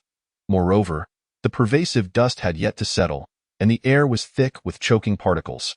As long as the giant rats did not venture within a few meters, it would indeed be quite challenging to detect them. The engine's roar outside grew increasingly thunderous as a steel behemoth crashed through the iron gate, a square armored personnel carrier slowly rolling in, its treads creaking as they pressed against the concrete floor, causing a slight tremor. As the armored vehicle passed, it jolted twice, sending large splatters of blood flying from beneath, likely from the mangled bodies of the mutated rats caught beneath its chassis. The vehicle's mounted machine guns unleashed a relentless barrage upon the advancing horde, shredding flesh and spilling entrails, the mutated rats collapsing in droves under the onslaught, creating a significant breach in their ranks in mere seconds. The Purple Rat King, in a frenzy, had never suffered such a loss since its ascension. It emitted rapid, frantic squeaks, and the few mutated giant rats the size of calves that had been guarding it broke through the horde. Charging towards the armored vehicle, these larger rats bore deeper crimson fur, almost tinged with violet, and their coats were thicker, indicating a higher degree of evolution. Although the machine gun rounds inflicted severe lacerations upon these larger rats, they failed to deliver fatal blows. Instead, as these mutant giants attracted a torrent of gunfire, the previously faltering horde regained its ferocity. Amidst the furious barrage, Chaija gestured for Tao Yaoyao and Huang Dan to remain concealed, plunging his focus into the alien space. Within this realm, for wolf-like variants, previously gravely injured, were submerged in a healing pool formed by a fungal carpet, their pockmarked wounds rapidly mending, even if they had not fully regenerated. A thick layer of gelatinous membrane now covered their injuries, and the acidic blood had ceased to flow. The immense head of the black tiger variant bobbed up and down as it used its inner fangs to clear the spikes embedded in its flesh. Though the spikes had not penetrated deeply, the toxins they contained caused a persistent discomfort.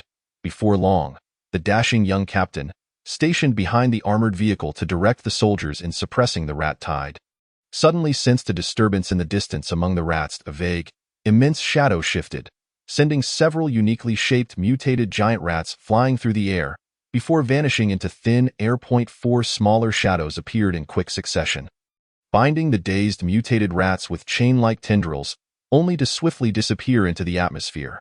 Shaking his head, the captain blinked twice, refocusing intently on the commotion unfolding deeper within the warehouse. Aside from the frantically writhing Purple Rat King, no trace of the earlier shadows was visible. Just as he was about to divert his gaze, the previous scene replayed in his mind like a film in reverse. The same colossal shadow among the rat horde, the same smaller shadows seizing the mutated rats, but now there was an additional figure, a humanoid creature resembling a mere sapling. Just as he attempted to discern further details, these shadows vanished once more. As if they were phantoms. Chapter 82. Hiding away to reap benefits despite the heavy machine gun's relentless fire inflicting considerable damage upon the horde, the majority of casualties consisted of ordinary mutated rats. Given their reproductive capabilities, it would not take long for the population to replenish, potentially yielding even more offspring.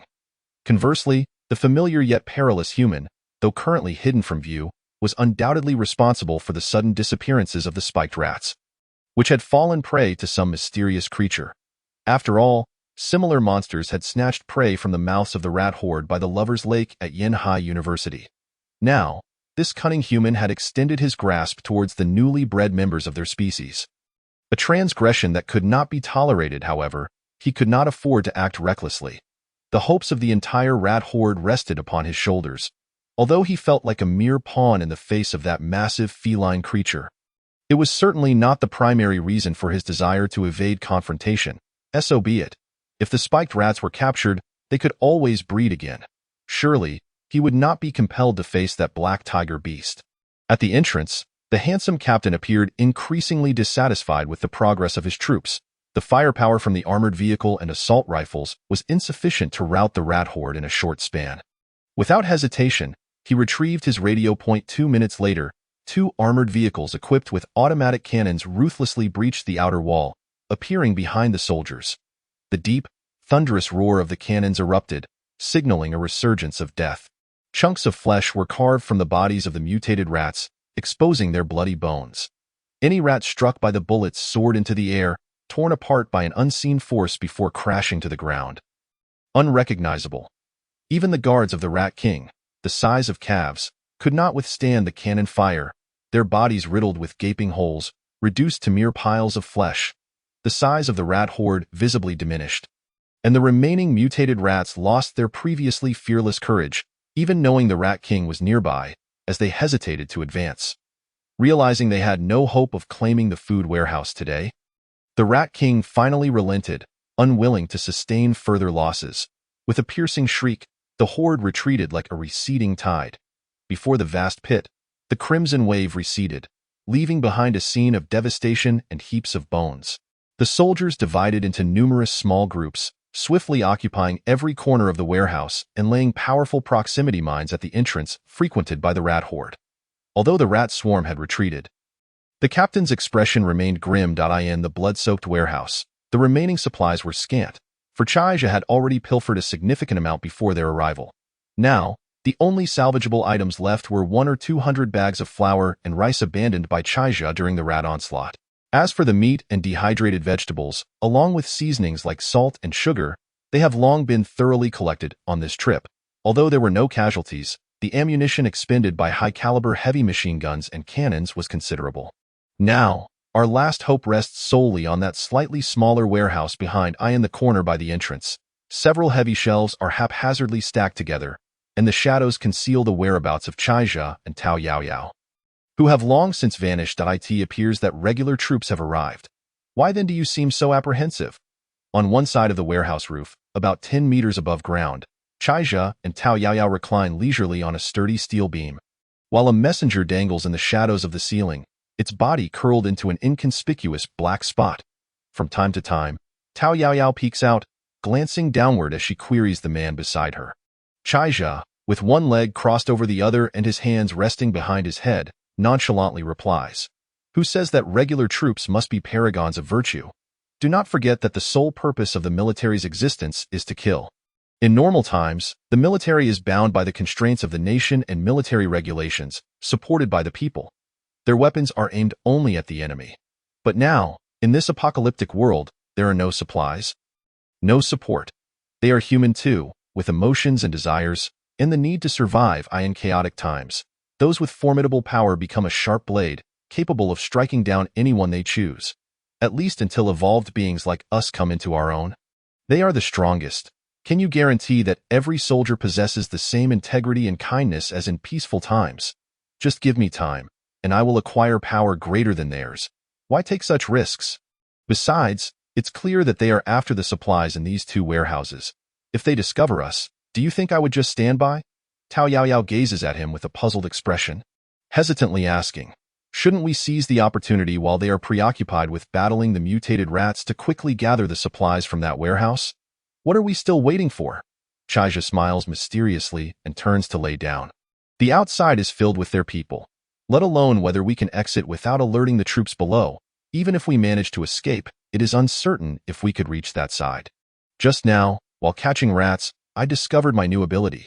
Within 100 meters, I can collect anything my alien form touches into the alien space. Just a moment ago, I dispatched 3 messengers to that warehouse. I believe that with their speed, little will be left there now. The supplies gathered will suffice for us to live well for several years without worry. Moreover, while the flesh and blood of those mutated giant rats may be of little use to ordinary people, for me, they are treasures I cannot easily relinquish. One must take advantage of such opportunities, and I have no qualms about it. In the alien space, the queen sits regally upon a throne made of fungal mats. Her mouth full of sharp teeth stretched into a grin that reaches her ears. Viscous, translucent saliva drips slowly from her ample bosom, casting glimmers of light across her body covered in tiny scales. She is filled with immense joy, for before her, new members of her species are about to emerge, heralding the arrival of a powerful long-range strike force for the alien race. The surrounding walls, illuminated by the light emanating from the fungal mats, cast an ethereal blue hue, while Liao Yijuan, Chao Rue, and others, captured in the fog, are barely clinging to life in a state worse than death. Sticky organic fluids tightly envelop their suspended forms, while their paralyzed naked bodies remain motionless, uncontrollably excreting waste that is whisked away by a thick, plant-like conduit, resembling wriggling maggots. Before them, the once smooth alien eggs have already burst open. Leaving over 20 empty cavities, a row of spiked rats occupies the majority of the space, unconscious on the ground, their chests heaving as they bear the shells of young face-hugging creatures. Chapter 83. Long-range power, arc blade alien on the road out of the city. The ground is littered with dismembered chunks of zombie flesh, now mingled with dust to form a dark red sludge. Zombies, undeterred by their injuries, drag their mangled bodies forward, their gaping mouths filled with yellowed teeth, writhing madly towards the center of the road. Crack, splat, greedy, elongated arms are swiftly pulled beneath the treads of the passing armored vehicles, transforming into a spray of gore flung far behind at rat-a-tat-tat. Hot shell casings continuously rain down, as the heavy machine gun atop the armored vehicle spews forth flames, sending any approaching zombies to their doom. Although the engine of the armored vehicle is powerful, its roar draws numerous zombies from the surrounding area. After prolonged firing, the machine gun barrels have begun to heat up, but fortunately, they are now close to breaking through the zombie encirclement at the urban-rural fringe, with only a few more minutes to go. The armored personnel carrier in the middle of the convoy jolts violently, tossing the occupants upward, evidently having rolled over some large zombie corpse, prompting the driver to mutter a few curses under his breath.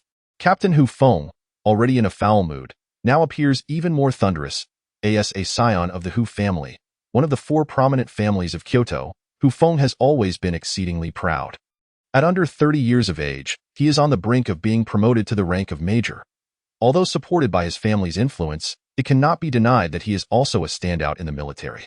Since the onset of the apocalypse, as a captain, he has become one of the 7 power brokers among the remaining troops in the Smoke Sea, commanding a formidable armored battalion of nearly 600 men. His lofty ambitions had never led him to consider personal matters until a few days ago when he encountered Jiang Yanan, the district chief of the West District of Smoke Sea City, also from one of the 4 prominent families of Kyoto. Her alluring figure and poised demeanor captivated him completely. Moreover, she is an exceedingly rare potential new human, as conveyed in family communications in just a few days. Her summoned mantis zombies have already shone brightly in the military's resource procurement operations. Utilizing the mantis zombies' ability to evade rejection by ordinary zombies and the formidable strength of evolved zombies, the troops have successfully acquired urgently needed supplies with minimal casualties.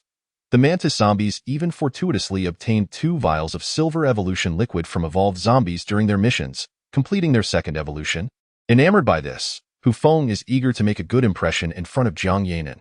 Upon learning that there are 2 major warehouses in the city containing food urgently needed by the military, he immediately pounded his chest, vowing to secure them effortlessly. However, what should have been a smooth operation has cost nearly 1/3 of the armored battalion's ammunition reserves, ultimately leading to his profound disappointment.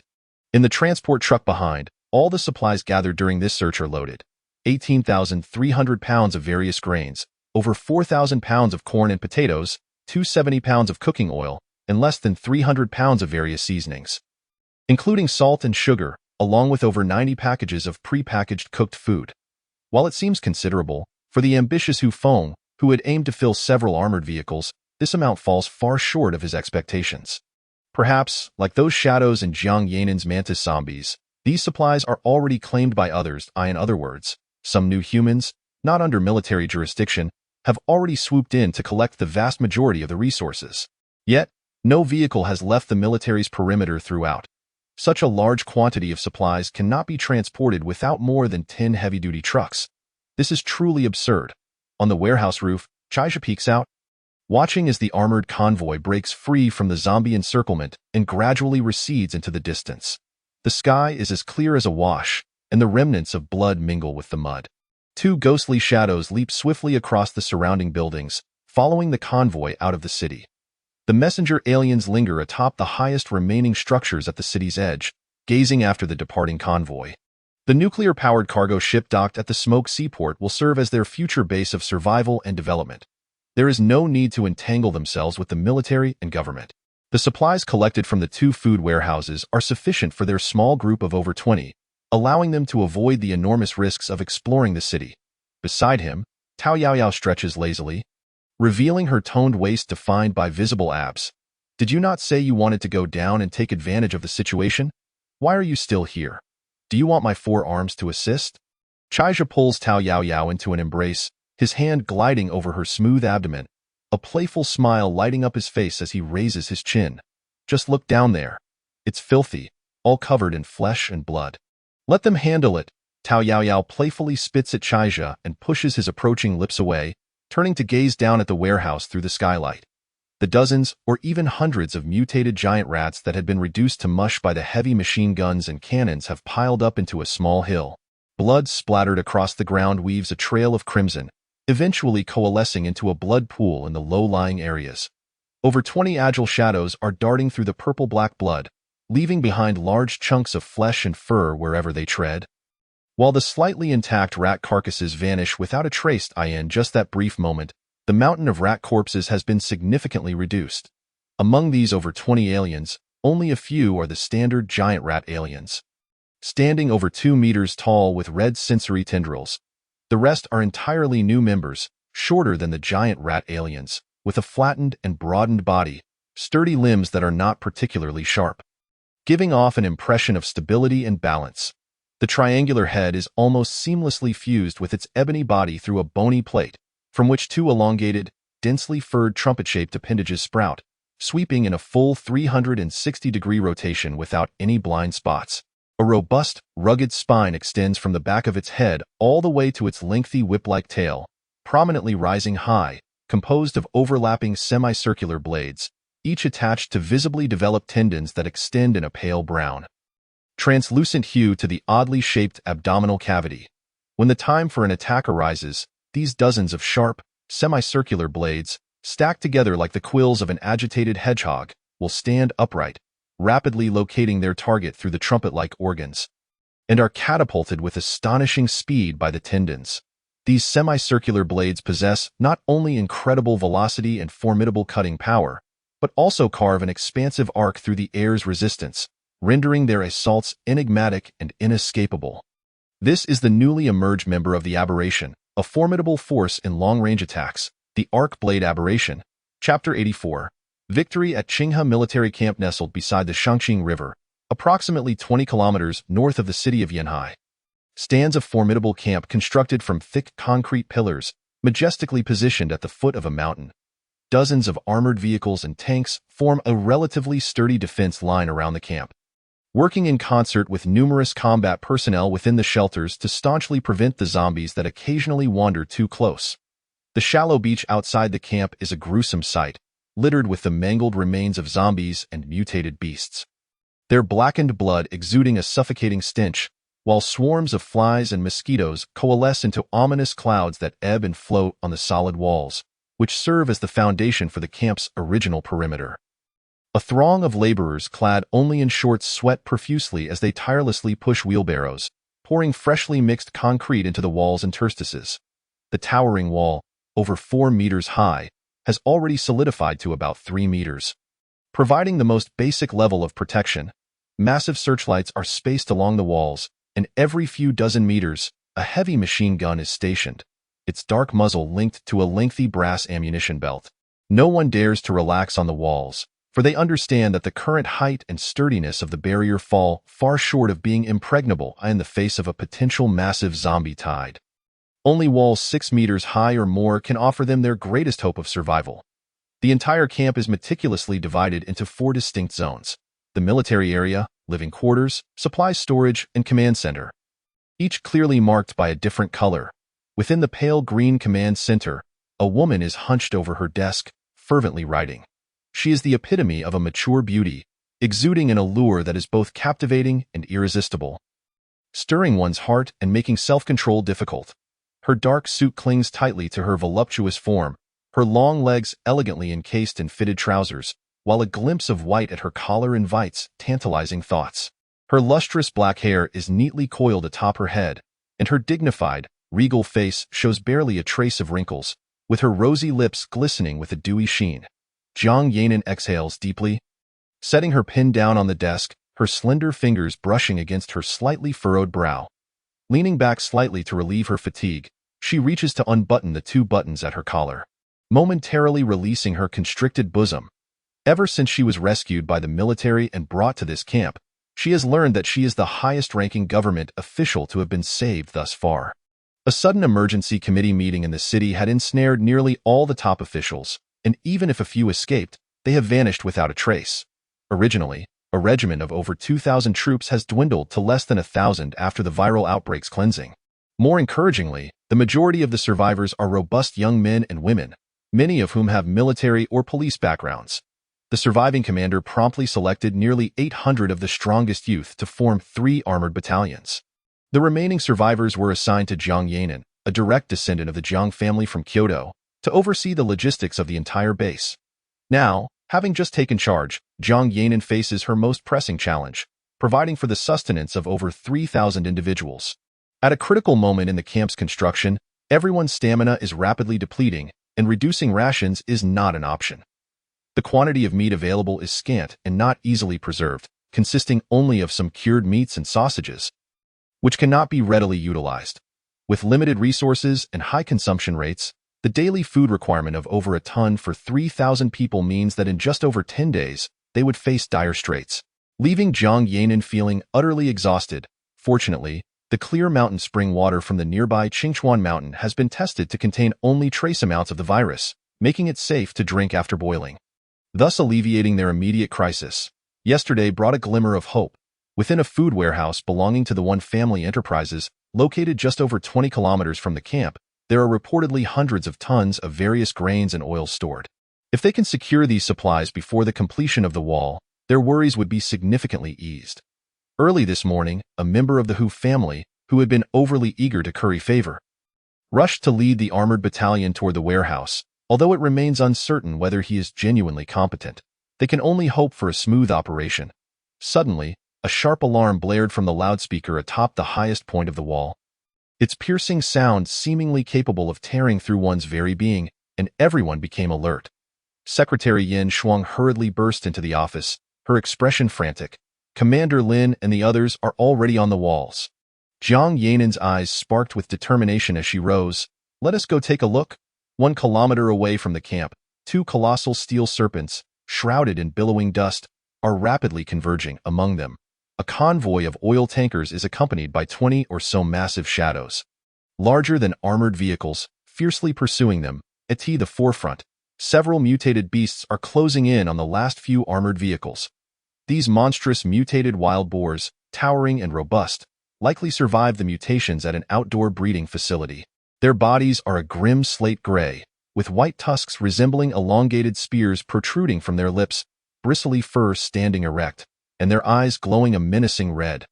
The already thick skin of the wild boars has become metallic in sheen, greatly enhancing their defensive capabilities. Now, their colossal forms weigh at least 8 or 9 tons, and their strength has surged post-mutation, relentlessly colliding with the armored vehicles as they sprint, causing the steel plates to slowly buckle and emit a dull thud.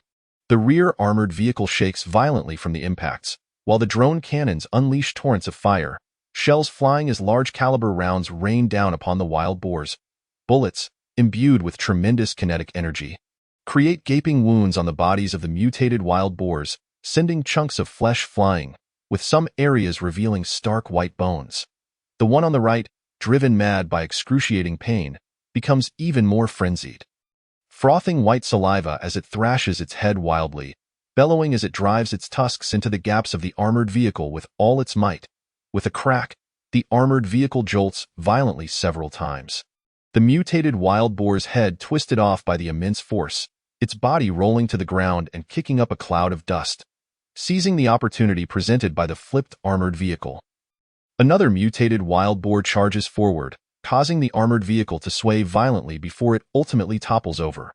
Without a moment's hesitation, the wild boar continues its pursuit of another armored vehicle, leaving the overturned one to the approaching hordes of wild boars. The remaining 3 armored vehicles escorting the convoy leave one behind to continue the journey, while the other 2 split from the lead vehicles, curving in arcs to divert the boar herd and find a chance to rescue the crew of the overturned vehicle. However, no one holds out hope for this maneuver, as 4 armored vehicles face off against over 20 mutated wild boars, rendering the chances of successfully rescuing their comrades exceedingly slim. Just as the tanks outside the camp billowed smoke, preparing to advance, a series of thundering sounds echoed. A barrage of light chains shot forth from the swirling dust, ensnaring the wild boars that were attacking the overturned armored vehicle. Hu Feng led 6 armored vehicles through the haze, charging towards the flank of the wild boar horde. Chapter 85. Jiang Yanan's hesitation. 10 chains of light, paired in groups, roared as they ensnared 5 of the most ferocious mutated wild boars, inflicting grievous wounds upon their robust bodies. The struck wild boars let out piercing screams, staggering backward as bullets rained down upon them, gouts of blood and chunks of entrails spewing from their elongated mouths. At this moment, the overturned armored vehicle had suffered extensive damage, particularly the rear entrance for infantry, which had split open a gap of several fingers wide, as the soldiers inside utilized their assault rifles to shoot at the grotesque faces of the wild boars peering through the opening, creating numerous bloodstains. The enticing scent of fresh blood and flesh drove the already simple-minded mutated wild boars into a frenzy, as they snorted and spat, launching attacks with their tusks. Fortunately, the 10 armored vehicles had already dispatched 5 of the wild boars and were swiftly converging on the remaining horde to continue firing. On the walls of the military camp, Jiang Yanan wore a worried expression as she turned to the middle-aged officer beside her, adorned with 2 stripes and 2 stars. "Commander Lin, why aren't we using tank artillery?" Commander Lin Yu, tall and lean, with keen eyes that sparkled with vitality, appeared somewhat slight but was filled with an energy unmatched by ordinary men. His face was resolute, his gaze fixed unwaveringly on the epicenter of the fierce battle in the distance. "The tank's ammunition is dwindling. Each shot diminishes our supply. You are aware that 1 round is intended for dealing with even more terrifying foes, as long as we have not reached the most perilous moment. I shall refrain from its use. Moreover, I have faith in my soldiers. As long as there is one alive, they will not abandon their comrades." Jiang Yanan silently nodded, her thoughts stirring in the shadow of the watchtower ahead. A slender figure curled up slowly unfurled, the crossed arms on its chest producing a soft clink. 2 streaks of white light cut through the air before the shadow vanished from Jiang Yanan's sight.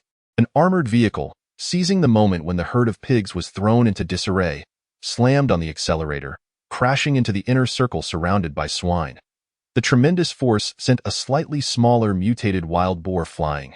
"Damn it, Lao Hu, thank you," a rugged voice crackled through the armored vehicle's radio. Captain Li Chao of the 2nd Armored Battalion was genuinely grateful for the timely assistance from Captain Hu Feng of the 1st Battalion. The operation to collect fuel had been remarkably smooth, with hardly any obstacles, yielding dozens of tons of diesel and gasoline at a suburban oil depot. Under the leadership of a bloodied-headed leader, the relentless herd of pigs commenced an unending chase. The 6-ton medium tanker became precarious under the frenzied assaults of the mutated wild boars. The leading armored vehicles could only unleash maximum firepower, ultimately breaking through the tide of corpses to escort the convoy out of the urban area, albeit nearly exhausting their ammunition. Frustrated, Hu Feng gritted his teeth, controlling the unmanned turret to unleash a torrent of fire while growling into the communicator. "Stop your incessant chatter and eliminate those foolish pigs quickly. Who knows what else might come our way if we take too long." Just as he was about to press the accelerator hard, a shadow suddenly flickered in the periscope. In the next moment, a mutated wild boar leapt into the air, its hefty rear twisting into a flower-like shape. A slender, human-sized shadow was firmly anchored onto the plump back of the wild boar, its serrated arms piercing deep into the spine. As the boar struggled violently, the arms tore open 2 gaping wounds, exposing the pale fat beneath, which was soon engulfed by a surge of blood. The wild boar's legs buckled, collapsing as its long snout plowed a deep furrow into the ground. Before it could emit a cry of distress, the second evolved mantis zombie leapt high into the air. Arms arched back, body bending like a bow, and then swiftly descended for a lethal strike. The enormous head of the boar widened in fury, a half-hearted scream caught in its torn throat as a gaping wound opened at its nape. And its legs kicked a few times before it succumbed. The herd scattered. The armored vehicles, aided by the mantis zombies, swiftly dispatched the remaining mutated wild boars, allowing only 2 or 3 injured survivors to escape. In the command center's office, Hu Feng, with a grim countenance, recounted the events surrounding the warehouse incident in detail. Upon mentioning the peculiar, curvaceous shadow he had observed, Jiang Yanin and Yen Shuang's bodies suddenly jolted. Exchanging a glance that betrayed their contemplation, Hu Feng, astute in reading emotions, immediately sensed something amiss and stood up, urgently inquiring, "Director Jiang, do you know who they are? Are they, like you, the so-called new humans mentioned in the Kyoto reports?" Jiang Yanin hesitated briefly before replying softly, "I cannot be certain if it is the individual we have encountered before, but the humanoid you described indeed resembles one of the summoned beings we encountered at the Smoke Sea Emergency Center. This individual is no ordinary foe. They are ruthless and unrestrained. As you mentioned, they likely possess even more summoned creatures now, rendering them even more dangerous. Accompanying them is also a woman, another new human, who commands a colossal centipede-like summoned creature which was stronger than my own at the time." Hu Feng's face twitched, eyes ablaze with fury, as he slammed the table and muttered, "I knew something was off. Those supplies from the 2 warehouses must have fallen into their hands. A mere handful of survivors, emboldened by a couple of new humans, dare to seize military resources? They must be courting death. Even if their summoned creatures are formidable, faced with our overwhelming firepower, they would only be left begging for mercy." Jiang Yanin pondered for a few moments, letting out a sigh as she advised, "That individual is one who responds better to kindness than force. If you lead a large contingent, it is likely to provoke a direct confrontation. We are not yet aware of their true strength, and we might suffer losses. The most troublesome aspect is that if we do not capture them in one fell swoop, we may face their relentless reprisals, which is not a result we wish to see. It would be better for me to seek an opportunity to negotiate. Survival in this apocalypse is arduous, and perhaps they would be willing to part with some resources to preserve humanity's essence." Lin Tuan, with his eyes half closed, revealed no emotion on his face. After a long while, he opened his fierce gaze, displaying a hint of ruthlessness. "Very well, diplomacy first. If negotiations fail, we cannot hesitate to demonstrate what a thunderous strike entails for the sake of the thousands who depend on our camp. In this world, certain things must be set aside." Chapter 86. Captain Song Shifu downstream from the Shangqing River, near the estuary, the once lush Songyang Hill now lay in complete silence. The chirping of insects and the singing of birds had vanished, leaving behind only the remnants of dead trees and enormous gray-white boulders. Beneath this desolate layer of ash and withered wood, countless bones of all sizes lay scattered, entwined with thick, purplish-red vines that fed on the remains of both human and beast. Rapidly expanding outward, the hill was not steep, and the narrow pathway had become overgrown with dry moss and yellowing wild grasses. The mountain wind occasionally stirred up clouds of dust, revealing large sections of blue stone steps below. From the mouth of a dried-up spring, a glance to the right revealed a courtyard built into the cliffside, atop a massive flat rock over 4 meters high. The courtyard comprised 2 two-story brick and stone buildings and several single-story houses. The pointed roofs, protruding balconies, and towering chimneys suggested a style not native to Huagua. The courtyard's front yard was entirely made of the massive rock itself, its surface darkened by torrential rains. A stone staircase, about a meter wide, carved into the side of the massive rock, connected the courtyard to the pathway below, with several 3-finger-wide iron chains serving as handrails along the cliffside. At the junction of the staircase and the pathway stood an already abandoned brick and wood structure, its neglect resulting in a web of cobwebs and a buildup of decaying leaves. The thick beams had begun to rot, sprouting several gray-black mushrooms, teetering on the brink of collapse. It was said that this had once been the residence of a naval commander from a bygone era. Considering its proximity to the original old dock of the Smoke Sea, merely about a kilometer away. Nowadays, the bottom of the stone staircase was blocked by irregular blue rocks intermingled with withered tree roots, leaving no chance for passage except for a rat. Today, after a rare rain, the sun shone lazily in the afternoon, casting a drowsy warmth over everything in front of the courtyard. On 6 wooden benches pressed down by blue stone slabs lay a creature with a fur coat that seemed neither human nor beast, resembling an oddly shaped monster. The beast's head was fierce, its eyes wide with rage, and its mouth agape, showcasing 4 tusks nearly 3 inches long. As if it were silently roaring, a generous amount of sea salt and saltpeter was sprinkled over its fur, gradually softening and smoothing its bristly coat, which, after several rounds of kneading, might be transformed into the legendary flame-resistant garments. The flesh beneath the fur had been meticulously stripped away, while pots of undivided bone and flesh awaited attention beneath the eaves. This creature was originally a mutated monkey, having evolved through the consumption of its kind and other mountain creatures, only to find itself now reduced to a meal for humans. Its once vibrant fur had turned gray, and a gloomy fury simmered between its brows, as the captain of an ocean-going freighter. Song Shifu harbored a disdain for urban residences, preferring to reside in this old courtyard allocated to their family during the founding years of the nation. In his generation, only he and his brother, Song Shiyun, remained of the Song family. After their parents passed away, just 9 people remained in this courtyard. His young daughter, Song Yixiang, was constantly on the move with him, living a life devoid of rest. Surviving on the waters, his 2 sons, Shuelei and Shuefeng, were gifted from a young age with immense strength and excellent swimming abilities, opting to cultivate marine products instead of manning a ship. His brother, Song Shiyun, met an unfortunate fate years ago when a falling container crushed him into a pulp while he was directing unloading at the dock, leaving behind a grieving wife and son. When the apocalypse struck, his frail sister-in-law, afflicted by a chronic illness, was the first to be infected. She then bit her son, who had come to visit, by the time Song Shifu arrived with his children and was forced to kill his mother. His infected son had little time left to remain conscious.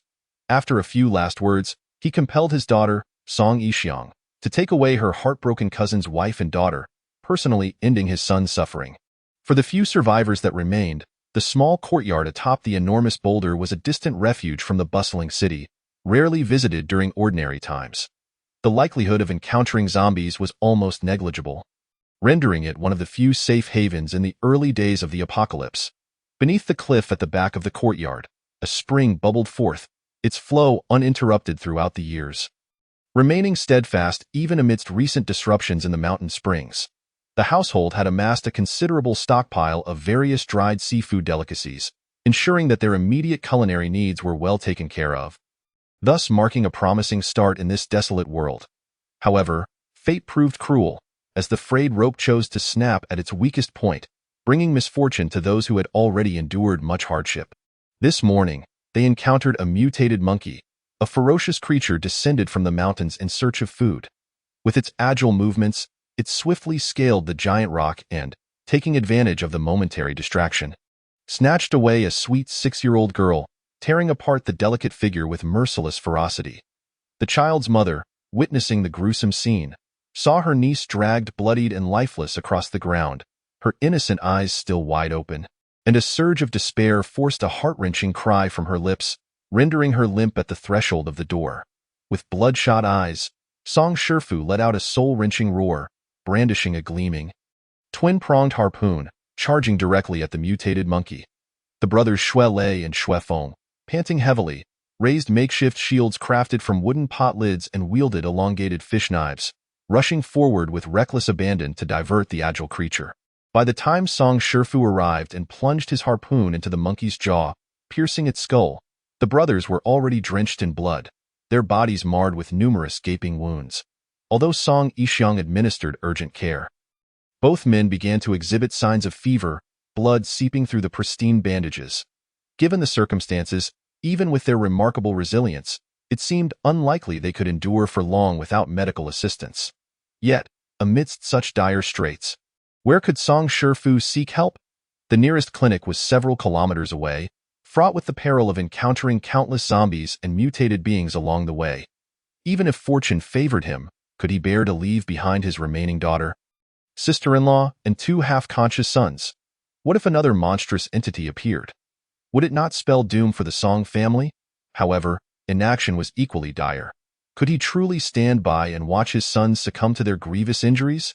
The bitterness of the cigarette in his mouth was a stark reminder of the predicament even this cunning old fox found himself in.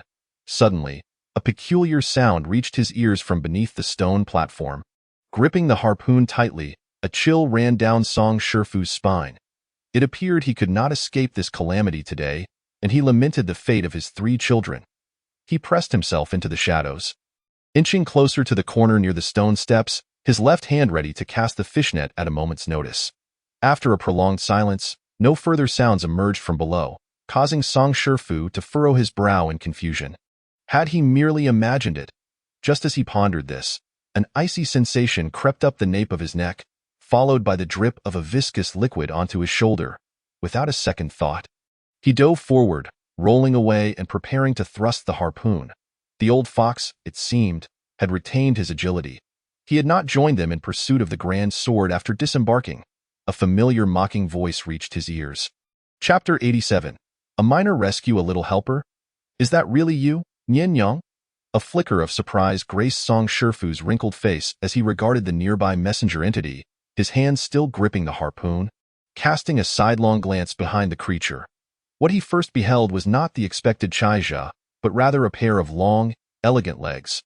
When the poised woman stepped from the shadows into the light, warmth seemed to surge within him. Tao Yaoyao, hands in pockets, languidly chewing on a piece of dry grass, regarded Song Shifu with a bemused expression. Old fox, it seems you haven't fared too well these past few days. Were you surprised to see me? A large hand playfully patted her pert backside, gently nudging her aside as Chaija approached the messenger entity, smiling as he spoke. Relax, relax, old fox. This is my little pet. There's no need to be alarmed.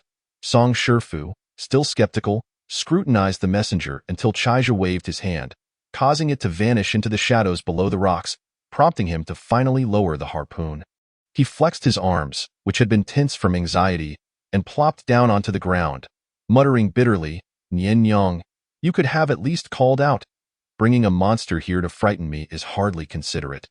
And little Tao isn't exactly innocent, following along with the troublemaker. Tao Yaoyao chose not to engage with his complaints, glancing around before her gaze settled on the mutated monkey hide in the courtyard. Questioning, where are Deku and Xiaoku? Why are you here alone? Upon hearing her inquiry, Song Shifu's brow furrowed once more, hope igniting in his eyes as he looked to Chaija and his companion. Do you have any external wound medication with you? Deku and Xiaoku sustained serious injuries while dealing with that beast in the courtyard, and now Xiang is watching over them. Chaija's heart sank, and he impatiently pulled Song Shifu to his feet. Why are you sitting out here when you should be inside guarding them? In a fit of frustration, Song Shifu slapped Chaija on the head, bellowing, what do you think I'm doing? If no one is watching the door, what will happen if another one of those monsters shows up? Enough with the chatter. Do you have any medicine or not? If not, since you're here, we need to hurry to the town clinic. Deku and Xiaoku might not last much longer. Chaija waved his hand, summoning 2 wolf-like entities and a curved blade entity to appear on the stone platform, along with a few messengers concealed along the mountain path, providing ample protection for the courtyard. Grabbing Song Shifu, who appeared almost catatonic, he led him back inside. Things have truly changed. All manner of supernatural beings have emerged. Is there no chance that, given my tireless efforts in raising these children, I might be granted a charming fox spirit as a companion? Tao Yaoyao, trailing behind, rolled her eyes, bemused by the fact that even in dire circumstances, this man remained a boy at heart. The brothers Shuelei and Shuefeng, affectionately known as Deku and Xiaoku, lay in a windowless room on the first floor, which had been converted from a storage space into a makeshift infirmary, their bodies resting on thick layers of padding. Ever since the mutated monkey had easily smashed through the window to abduct the little girl, Song Shifu had felt a growing sense of urgency. Now, with the brothers gravely injured and on the brink of unconsciousness due to blood loss, Song Shifu was left alone to shoulder the burden of their survival. He could not afford to find himself in a position where he was attacked from all sides. Thus, he had promptly chosen this sturdy, windowless room to house them, knowing that any potential attackers would first have to contend with the vigilant old fox in the main hall. As the 3 entered, they were met by the sorrowful gaze of Song Yixiang. The petite, delicate beauty appeared heart-wrenchingly forlorn, her unadorned face radiant yet tear-streaked, with a slight flush on her nose and eyes brimming with unshed tears. In such a short span, her tender lips bore a small cluster of blisters, evidence of her anxiety. She held a basin, the warm water within now stained crimson by the blood-soaked bandages. Upon seeing the trio, Song Yixiang's expression shifted, and she sprang to her feet, the basin clattering to the floor. Tao Yaoyao, feeling a swell of sympathy, opened her arms, only for a waft of fragrance to brush past her as a rain-soaked figure dove into Chaija's embrace. Chaija offered a sheepish smile to the stunned Tao Yaoyao, wrapping his arms around the lovely girl and gently stroking her hair, reassuring her, "It's all right. The fairy and I are here.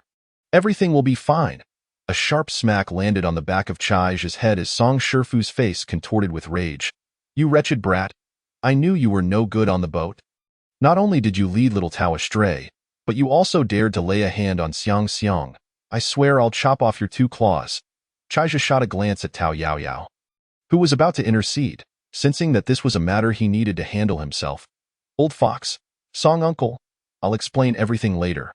For now, we need to check on Deku and Xiaoku. Time is of the essence." Song Shifu's eyes bulged, his face twitching as he struggled to suppress his fury, letting out a cold grunt without further protest. In the room, the thick padding was soaked with blood. As Song Shifu's sister-in-law sat in a corner, her eyes void of life, resembling a lifeless shell, the robust brothers lay silently in the center, their breathing faint, faces waxen, with large splotches of blood seeping through the tightly wrapped bandages, saturating the padding beneath them. Chaija furrowed his brow, gently pushing Song Yixiang away from his embrace, and swiftly knelt beside the 2 brothers. With a flash of dark light, several slender fungal tendrils emerged, quickly wrapping around Deku and Xiaoku. Within just a couple of minutes, they were entangled in glowing blue-violet mycelium, while more dark, viscous liquid oozed forth, covering their horrific wounds. The tendrils on either side of the injuries intertwined, gradually tightening to close the gaping wounds, obscured by the sticky substance, effectively halting the relentless flow of blood. Chaija rose and turned to face the anxious group behind him, offering a reassuring smile. "Don't worry, they won't die. They're just suffering from blood loss and are currently weak. Upon awakening, I shall make some preparations and present them with a stroke of fortune. Ideally, I should have been ready on the way here. However, my eagerness to see you both left me with little time to complete my tasks.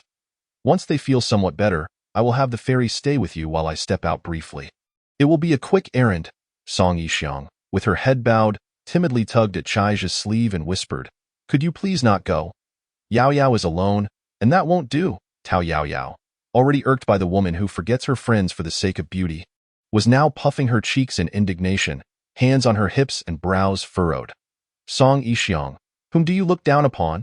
Allow me to show you my strength." From her back, a blue light emanated as a towering, fearsome 4-armed demon stepped forth from the void, its bare feet crashing onto the ground and shattering the tiles beneath. In a dimly lit room, Song Shifu stared in bewilderment at the sudden appearance of the 4-armed demon, nostrils flaring as it searched for prey, his mind a blank canvas. Just moments ago, Chaija had astonished him with living like fungal filaments, and now Tao Yaoyao conjured a creature that appeared most formidable. Even he, who had battled mutated monkeys, now found the situation unfathomable. Scattered rays of sunlight pierced through the vents, illuminating the sturdy, bluish-gray body of the demon, only to be fragmented by its thrumming, muscular arms. To Song Shifu and his daughter, the demon bore a striking resemblance to the 4 heavenly kings they had seen in temples, albeit a zombie-like, inferior imitation. The 4-armed demon, having scanned the surroundings for threats and finding none, shook its head full of wire-like hair and obediently positioned itself behind Tao Yaoyao. Standing at a height that barely reached the demon's chest, Tao Yaoyao proudly patted its rock-hard muscles and turned to the still-stunned Song Yixiang. "How about it, dear sister? Am I impressive? This is a bodyguard Chaija found for me, capable, resilient, and immensely powerful. Even a few of those foolish monkeys that harmed your brother would be no match for this one." At this point, Song Shifu had regained his composure and looked at Chaija, who stood with arms crossed, a strange expression on his face. "I must ask, the opportunity you just mentioned for the Deku brothers, could it possibly involve this?" Chaija, thinking to himself that the old fox was quite astute, realized his casual inquiry had led to a near-accurate guess. He glanced at the woman in the corner. clearly on the brink of madness, and straightened his posture, speaking earnestly. It can be stored away when not needed and summoned when required to confront foes, and no need to worry about ordinary zombies or monsters. As for those creatures outside, they are my personal subordinates, life forms from another planet. Do you recall your unfortunate friend who met with disaster in South America? We divided his loot on the ship. And the item I believe to be a dinosaur egg is actually the progenitor of those extraterrestrial beings, which now belongs to me. Initially, I intended to prepare a four-armed companion for each of you siblings, but I felt it necessary to inform you beforehand. Acquiring this ability entails entrusting your lives to me, as it requires a specific gene entirely under my control. This gene governs not only the summoned creatures, but also yourselves. To put it plainly, your lives rest in my hands. Are you certain you wish to pay this price? Afterward, Chaija produced a pack of cigarettes and offered one to Song Shifu, lighting it for him. Each cigarette was drawn upon several times, the filter singed beyond recognition. Even so, this would be the last one for Song Shifu before Chaija's arrival. He inhaled deeply, the thick smoke filling his lungs, then exhaled slowly, casting a sidelong glance at Song Yixiong, who still clung tightly to Chaija. What more is there to discuss? You saved the lives of the two brothers. What could they possibly say? I can no longer manage this foolish girl. When they awaken, you can explain everything to them. Chaija grasped the damp, delicate hand behind him, chuckling softly, and exchanged a knowing glance with Tao Yaoyao. Tao Yaoyao refrained from speaking, rolling her eyes as she thought, "Old fox, little do you know that this boy has nurtured several blossoms elsewhere. If you were aware, you might not so readily agree." Chaija then turned his gaze to the woman who lay slumped, her eyes vacant and occasionally murmuring to herself, a flicker of compassion evident in his eyes. "Old fox, it seems her mental state is severely compromised. I can assist with physical ailments, but I currently lack the means to address mental issues." Song Shifu's eyes reddened, and his lips quivered. "It's all a matter of fate. Had you arrived just a bit sooner? Perhaps that I don't blame you. I simply think of little Nyonyo. Alas, let her fate unfold as it may. Should she awaken, that would be ideal. If not, it will not harm her to be cared for, as she shall be sustained." Having expended considerable energy tending to her two brothers, Song Yixiong felt fatigued as her spirits lightened. She informed the old fox, then led Chaija and Tao Yaoyao to her room for rest. The three of them nestled together on the sofa, reminiscent of their time aboard the ship. Chaija opened his arms, enveloping the two girls in a warm embrace. The distinct fragrances of the girls intertwined, creating a familiar comfort that made him feel as though the apocalypse had not yet descended. None wished to disrupt this brief moment of tranquility, and before long, they all succumbed to deep slumber. Outside, beneath the verdant rocks, two blood-red mutated squirrels, roughly the size of dogs, emerged from the barren crevices, their noses twitching as they fixated on the distant courtyard. The scent of fresh blood was irresistibly alluring. Though it remained uncertain whether it belonged to the bipedal humans or other mutated beasts, as the two mutated squirrels lunged toward the towering cliffside, a sudden rush of air pierced the silence. Whoosh, whoosh, whoosh. Curved black blades shot from a high platform several dozen meters away, vanishing mysteriously into the AI art. By the time the mutated squirrels heard the whistling, one had its jaw and half its body severed. Blood splattering as they were thrown apart, unable to emit a scream. At the platform's edge, a serpentine creature twisted its form, disregarding the protests of the messenger who had been deprived of its toy. Its massive spine undulated, and in the void left by its launch, several curved bone spurs began to sprout anew, the semicircular blade edges sharp yet slightly dulled in hue. When the three inside the room finally awoke, darkness had already enveloped the sky. Chaija shifted his slightly numb arms, stretching and glancing down at the two girls nestled against him. Reluctant to rise, half-jokingly, he remarked, "Little fairy, you usually have the most ideas. Help me think. When Deku and the others awaken, how should I explain everything to them?" Before Tao Yaoyao could respond, the sleep-dazed Song Yixiong shifted her rosy cheek against his chest and murmured, "It's not that frightening. My brothers only want what's best for me. As long as we three maintain a unified front, what can they possibly say?" Tao Yaoyao, with a playful tug on Song Yixiong's face, pressed her lips against hers, lingering for a moment before pulling away with a thin strand connecting them. She deliberately pouted, her delicate pink tongue slowly gliding over her lips, leaving a glistening sheen. Indeed, Haven't we already unified our stance? We are in agreement with your brother Zhe. The intricate mycelium penetrated the viscous repair fluid, directly embedding itself into the wound, injecting a pale blue nutrient solution into the bodies of the two individuals.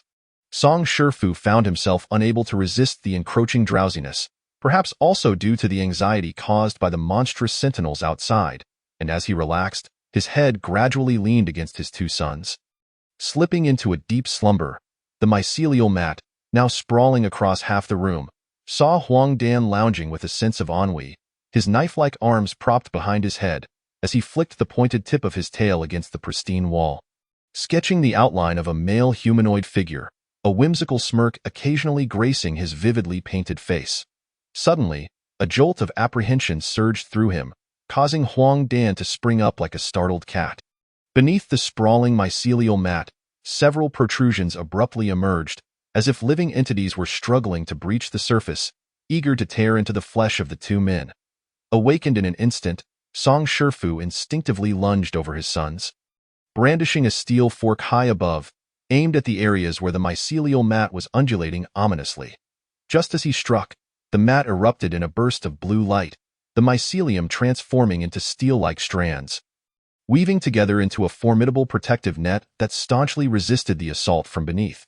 The bloodthirsty tendrils below attempted several strikes, but failed to penetrate the mycelial defense, reluctantly subsiding for the time being.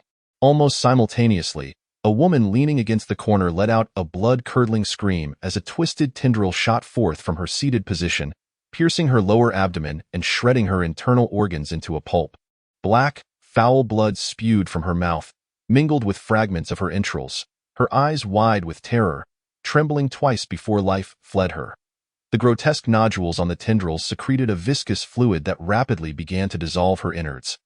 The tendril's tip splitting open to siphon away the liquefied remnants of her body, transporting them to its roots buried deep within the earth. Huang Dan, now in combat mode mid-air, glanced at the two brothers ensconced tightly within the mycelial embrace. Then turned as his entire form became encased in black armor, his sharp arms extending, transforming into a streak of black light that sliced towards the tendril still deeply embedded in the woman's body. It seemed that this blow had inflicted significant damage, for the tendril writhed violently, emitting a series of gurgling sounds as if gasping for breath. A thick, nauseating mixture of yellow fat and pale red tissue fluid oozed from the gash, releasing a suffocating stench. Yet by this time, the woman's body had visibly withered, reduced to a shell that had lost a considerable portion of its mass. Simultaneously, within the vicinity surrounding the woman, several tendrils broke through the ground, lunging towards the still airborne Huang Dan with a resounding crash. The earth erupted, debris scattering as a lithe figure descended from above, accompanied by several grotesque mutant rats and two wolf-like creatures. At the moment the mycelial mat was attacked, Chaija, still on the second floor engaged in playful banter with two women, received a warning from the queen. He shoved the women aside, forgoing the stairs, and delivered several powerful punches to the floorboards. Having not engaged in physical confrontation for some time, Chaija was aware of the remarkable enhancements his body had undergone due to the expanding mutant population. His chitinous fists effortlessly shattered the floor, creating a large hole above the makeshift infirmary. As he leapt through the breach, several mutants capable of fitting within the room were summoned forth. Upon landing, Chaija swiftly grasped two tendrils, pulling them back with a force that made them hum like tightly strung wires about to snap. The surrounding mutants also engaged their targets, their claws bared, launching relentless attacks.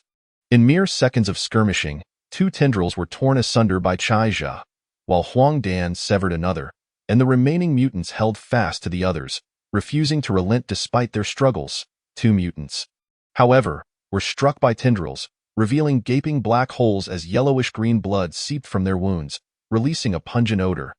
The damage inflicted upon them was not severe.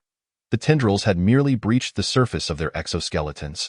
Ironically, it was the two purplish-red tendrils that suffered the most, their sharp tips completely dissolved, leaving behind only bare stalks that flailed violently against the ground, feeling as if they had struck a metal plate. The tendrils desperately sought to extricate themselves from the mutant's grasp, contracting with all their might to retreat into the earth. Yet it was too late. the appearance of the mutated plants had piqued the interest of the mycelial mat within the mutant realm. A mass of steel-like mycelium shot forth from the mark on Chaija's wrist, violently ensnaring the tendrils, while a stream of eerie blue liquid swiftly injected itself into their bodies in an instant. The azure filaments surged back along the tendrils, racing towards their origin. Deep within the hills, a colossal root resembling a ghastly visage trembled violently, as if being scrutinized by a formidable foe, a mix of terror and despair in its expression. Chapter 90. Behold this family at the summit of Songyang Hill.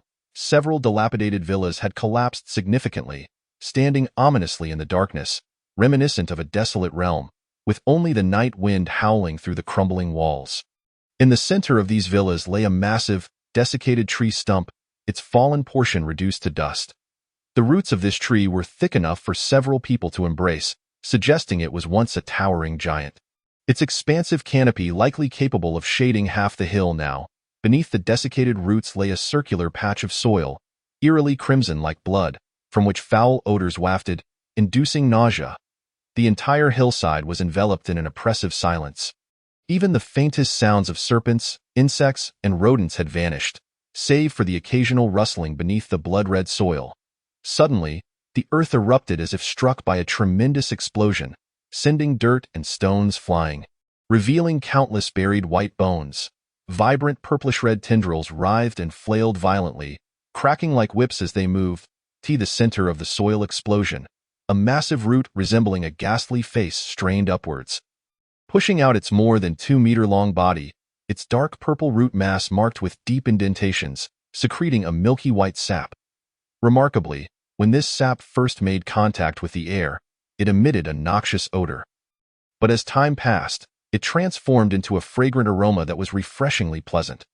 The deep scent wafted with the night breeze, gradually spreading outward, while distant roars of beasts echoed from the mountains connected to Songyang Hill, intensifying the root's desperate thrashing. However, just as it was managing to extract the lower half of the stump from the crimson soil, 2 tendrils glowed with blue light, swiftly advancing towards the root.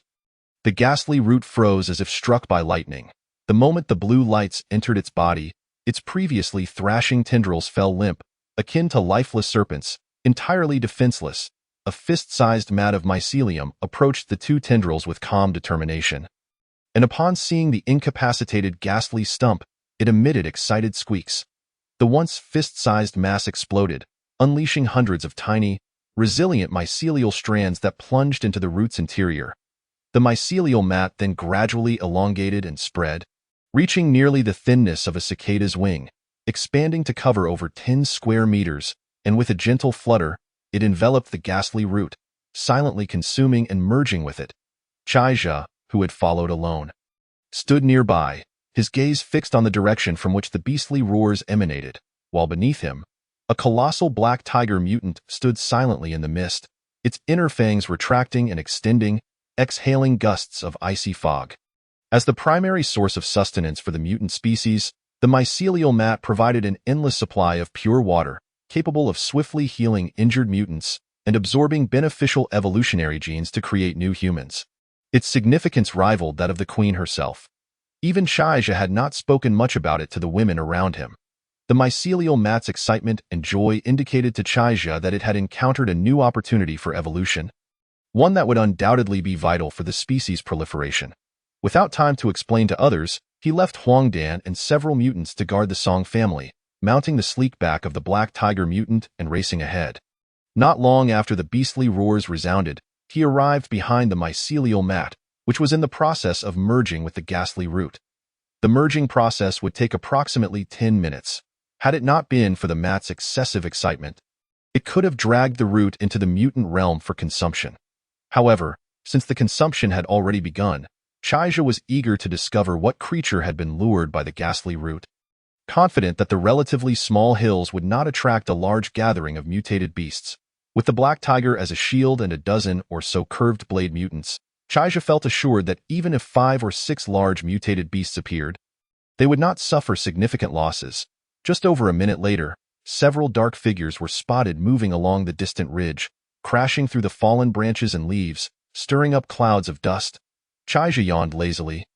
sliding down the smooth neck of the black tiger mutant to its broad, sturdy back, as the tiger leapt lightly, positioning itself in front of the merging mycelial eye in the shadows, about 20 to 30 meters behind the tiger. A relatively flat-bodied curved blade mutant concealed itself within the mist, its hind legs deeply embedded in the soil, while the bone spikes on its back glimmered with a sinister black sheen, emitting a series of crisp, snapping sounds. The fluffy, trumpet-shaped locator atop the skull began to tremble slightly and incessantly, initiating a comprehensive 360-degree scan of the surroundings, ready at any moment to launch the dozens of bony spines embedded in its back into the enemy's bodies. As the silhouettes drew nearer, Chaija suddenly smiled. This was indeed a case of having traversed iron shoes in search of something, only to find it effortlessly. He was contemplating what gifts to present to the brothers Deku and Xiaoku to silence them regarding Song Yixiang's affair. And here it was, practically delivered to him on a platter, eye in the distance. For mutated beasts, too large and too small, leapt towards him. The larger ones stood over 2 meters tall, while the smaller ones were nearly 1.8 to 1.9 meters. The two larger ones had faces as hard as iron, their eyes glinting with a sinister bloodlust, the red pupils swirling with a semblance of human intelligence, their four sharp, white fangs interlocked at the jaws, forcing their lips outward, while their cheek muscles bulged ominously. A single bite from these creatures could likely leave deep impressions even on steel. Their robust, muscular limbs and claw-like appendages carved deep furrows into the ground with every leap. Their grayish-blue fur bristled like steel needles, transforming their already formidable bodies into terrifying, hedgehog-like monsters. Among them, one female displayed a more slender physique with a pronounced chest, while the two smaller ones bore an uncanny resemblance to the juvenile they had previously slain. Confirming they were indeed a family of mutated monkeys, little did they anticipate that Deku and Xiaoku possessed innate strength, managing to eliminate that juvenile at the cost of their lives. The ghost-faced tree root had consumed numerous creatures, converting all energy and nutrients into a precious milky liquid stored within, mere moments away from achieving its second evolution into a true form. It is easy to imagine the rarity of this milky fluid, capable of facilitating a second evolution for newly evolved beings. Driven by instinct, the mutated monkey family rushed over, eager to seize this opportunity before more mutated creatures caught wind of it. However, they were sorely mistaken if they thought they could snatch food from Chaija, the harbinger of doom. Now, they could only face the grim reality of reuniting in death. Chapter 91. A sound at the window. Trouble afoot. At dawn, as the first light of day broke upon the horizon, Chaija was roused from slumber by the shouts from the courtyard below. He gently brushed aside the mass of tousled hair that had fallen across his chest, extricating himself from the covers, and casually picked up a crumpled towel from the floor to wrap around his waist. He strolled to the window to peer down in the courtyard. The two robust figures known as Deku and Xiaoku were eagerly stretching their limbs. The wounds they bore the day before had healed, leaving only slightly darker scars. Their already formidable physiques had grown even more impressive, with arms the thickness of an average adult's thigh and well-defined six-pack abs visible. Their shoulder and back muscles bulging like those of a ghostly visage. Behind them stood two towering black ape-like mutated beasts, each nearly 3 meters tall, their massive forms slightly hunched beneath the eaves, with fierce red eyes radiating menace. The mutated black apes were not only taller but had also transformed from a grayish-blue, bristly coat to a dark, ink-like sheen, their fur now sleek and tightly clinging to their muscular bodies. Occasionally flickering with a blue light on the sofa beneath the eaves, Song Yixiang, having been compelled by the old fox to spend the night alone, lay half reclined, her expression one of dissatisfaction. A silvery little monkey diligently groomed her hair from her shoulder. Deku and Xiaoku exchanged glances, grinning widely, and with a powerful push, they charged into the center of the courtyard, as their figures intertwined. The sound of fists striking flesh echoed loudly, followed by the whistling of limbs cleaving through the air. Occasionally, the wind from their strikes shattered nearby jars and containers into fragments. Having practiced martial arts since childhood, the two were now even more formidable. The mycelium blanket that had consumed the ghost-faced tree root had acquired a powerful ability, capable of producing evolutionary fruits by absorbing the bodies of all living beings.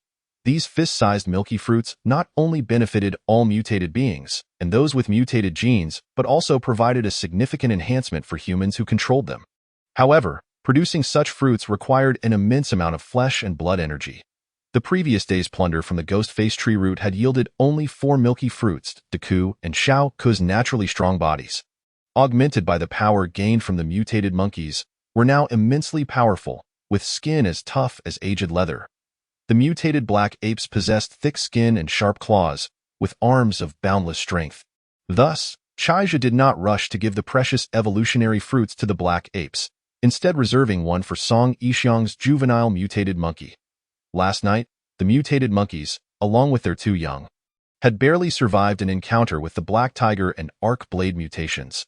The black tiger mutation had merely swiped its claws, sending the 2 adult mutated monkeys flying like blossoms scattered in the wind, leaving them unconscious in midair. Perhaps the arc blade mutation had been unable to temper its murderous instincts, as the 2 unfortunate young monkeys found themselves facing a barrage of over 20 arc blade mutations. Bombarded by a volley of sharp bone spines, .60 or more razor-sharp bone spines, each as wide as a palm, slashed through the air and struck the 2 young monkeys in an instant, sending fur and flesh flying, exposing their skeletal frames and innards. Had Chaija not intervened swiftly, saving one with the recently evolved mycelium blanket, both young monkeys would have surely met their end. Fearing that the remaining juvenile monkey was too frail to withstand the genetic mutation during evolution, which might adversely affect Song Yixiang's transformation into a new human, Chaija tossed a milky fruit into the evolution pool. Unbeknownst to him, this fruit triggered another mutation in Song Yixiang's young monkey, resulting in a smaller, more delicate form rather than a more powerful one. This silvery mutated monkey now possessed intelligence rivaling that of a human, with strength comparable to the black apes, yet its speed was unparalleled, often leaving only a flash of silver in its wake, impossible to track. Additionally, the monkey exuded a delightful fragrance, which caused Song Yixiang, who had been enviously watching her 2 brothers, to become enamored, holding onto it tightly, observing the 2 brawny figures below, entangled and sweating yet thoroughly enjoying themselves. Chaija closed his eyes in dismay and turned away from the window. On the bed, beneath a thin blanket, Tao Yao Yao curled up like a small cat in a C shape, still blissfully asleep, her toned, sun-kissed legs dangling limply, one extending beyond the edge of the bed. Exhausted from the previous night's exertions, she had initially unleashed all her strength, only to realize too late that she had been abandoned, bearing all the pressures and collisions alone. Feeling the cool morning air of the mountains, Chaija rubbed his nose and lifted the blanket to approach her. Alas, it's time to get up. Xiang has been waiting downstairs for quite a while. Don't move me, you beast. You re nothing but a beast. What beast? Wasn't he someone provoking endlessly yesterday? Is this all you can do? I can't anymore. Go find your Xiang, little traitor. I no longer trust her. Tao Yao Yao was completely resigned. Having overexerted herself the previous night, the pain from her torn wounds and her overall fatigue made her feel utterly overwhelmed, and she realized she would need several days to recuperate. Get your pig trotters away from me. I want to sleep. She twisted her body, trying to evade the playful hand before her, inadvertently pushing Chaija nearly off the bed. Yet, her adorable antics only made him chuckle as he traced the pattern of the 4-armed night demon on her smooth back. The air thick with her alluring scent, Tao Yao Yao nestled closer, pressing herself into his solid embrace, scratching her rosy cheeks as she resumed her slumber. As the sun gradually ascended, its rays lazily illuminated the bed. Not wishing to disturb the cozy serenity of the room, Chaija allowed Tao Yao Yao to sleep deeply. Suddenly, a gentle tapping sound echoed from outside the window. The silvery little monkey timidly tapped against the glass, its expression revealing that it had been coerced by Song Yixiang to interrupt Chaija's blissful moment. Just as he prepared to roll out of bed, a sudden tension gripped his brow, and his eyes blazed with a fierce light. Trouble was brewing. Chapter 92. A change of heart as dawn broke. Hu Feng knocked on Jiang Yanan's door within the Shangqing River military camp. Were it not for the mantis zombie dangling ominously above the door, fixating him with its lifeless, emotionless eyes, Hu Feng might have loudly pounded on the door. Fully armed, he urged Jiang Yanan to hurry to the Smoke Sea Emergency Center to locate Chaija and his group, presenting ample justification for his urgency. Currently, It remained uncertain whether the mysterious figure who had seized a considerable amount of food was indeed the person Jiang Yan'an had encountered in Hu Feng's mind. Anyone bold enough to act brazenly in front of a crowd, amidst both military personnel and hordes of mutated rats, was undoubtedly an arrogant and reckless individual. He could not fathom that, having already suffered losses at the hands of this individual, Jiang Yan'an could persuade him to relinquish the spoils simply through words. This time, he was thoroughly prepared. With the consent of the regiment commander, Lin Yu, he not only mobilized part of the armored battalion he led, but also deployed 2 sniper teams from the regiment's reconnaissance company, totaling 4 anti-material sniper rifles. Hu Feng firmly believed that, even if the opposition had a few new humans backing them, they would have no choice but to bow down in the face of such overwhelming force. Should the opposing party adopt a more humble demeanor, he would not be averse to recruiting them as his subordinates, thus bolstering his own confidence in front of Jiang Yan'an. However, if they remained obstinate, he would not hesitate to eliminate them on the spot, establishing his authority before the others. Although Jiang Yan'an repeatedly admonished Hu Feng to refrain from acting recklessly, he outwardly complied while inwardly dismissing her concerns. When they set out, Hu Feng arranged for only 4 armored vehicles to accompany them, keeping the main force at a distance. Unbeknownst to Jiang Yan'an, as dawn broke, the convoy halted behind a hill outside the city. Just before entering a densely populated area of corpses, driving the rumbling armored vehicles into the city would likely lead to encirclement by an ever-increasing number of zombies, potentially even attracting formidable evolved zombies or mutated beasts. Therefore, the 20 soldiers from the 3 squads aboard the 4 armored vehicles would be divided into 3 combat teams, armed with silenced weapons to quietly escort Jiang Yan'an and her companions to the emergency center at Yanhai. Meanwhile, the 2 sniper teams had infiltrated the perilous urban area 20 minutes prior. Their mission was not only to inflict maximum casualties on the enemy, but also to scout ahead and swiftly ascertain the enemy's movements. Before long, Hu Feng and Jiang Yan'an received a low-voiced report through their headsets from the snipers. Target spotted. Southeast corner of the hospital. Near the inpatient department. 3 humans and 1 mutated centipede. Repeat. Target confirmed. Hu Feng exchanged a glance with Jiang Yan'an and signaled to the team to quicken their pace to the base of the hospital's inpatient department. Wang Pengzi and Fu Buping carried 2 bulging backpacks, guarding Qin Shuqing, who stood between them with a handgun in hand.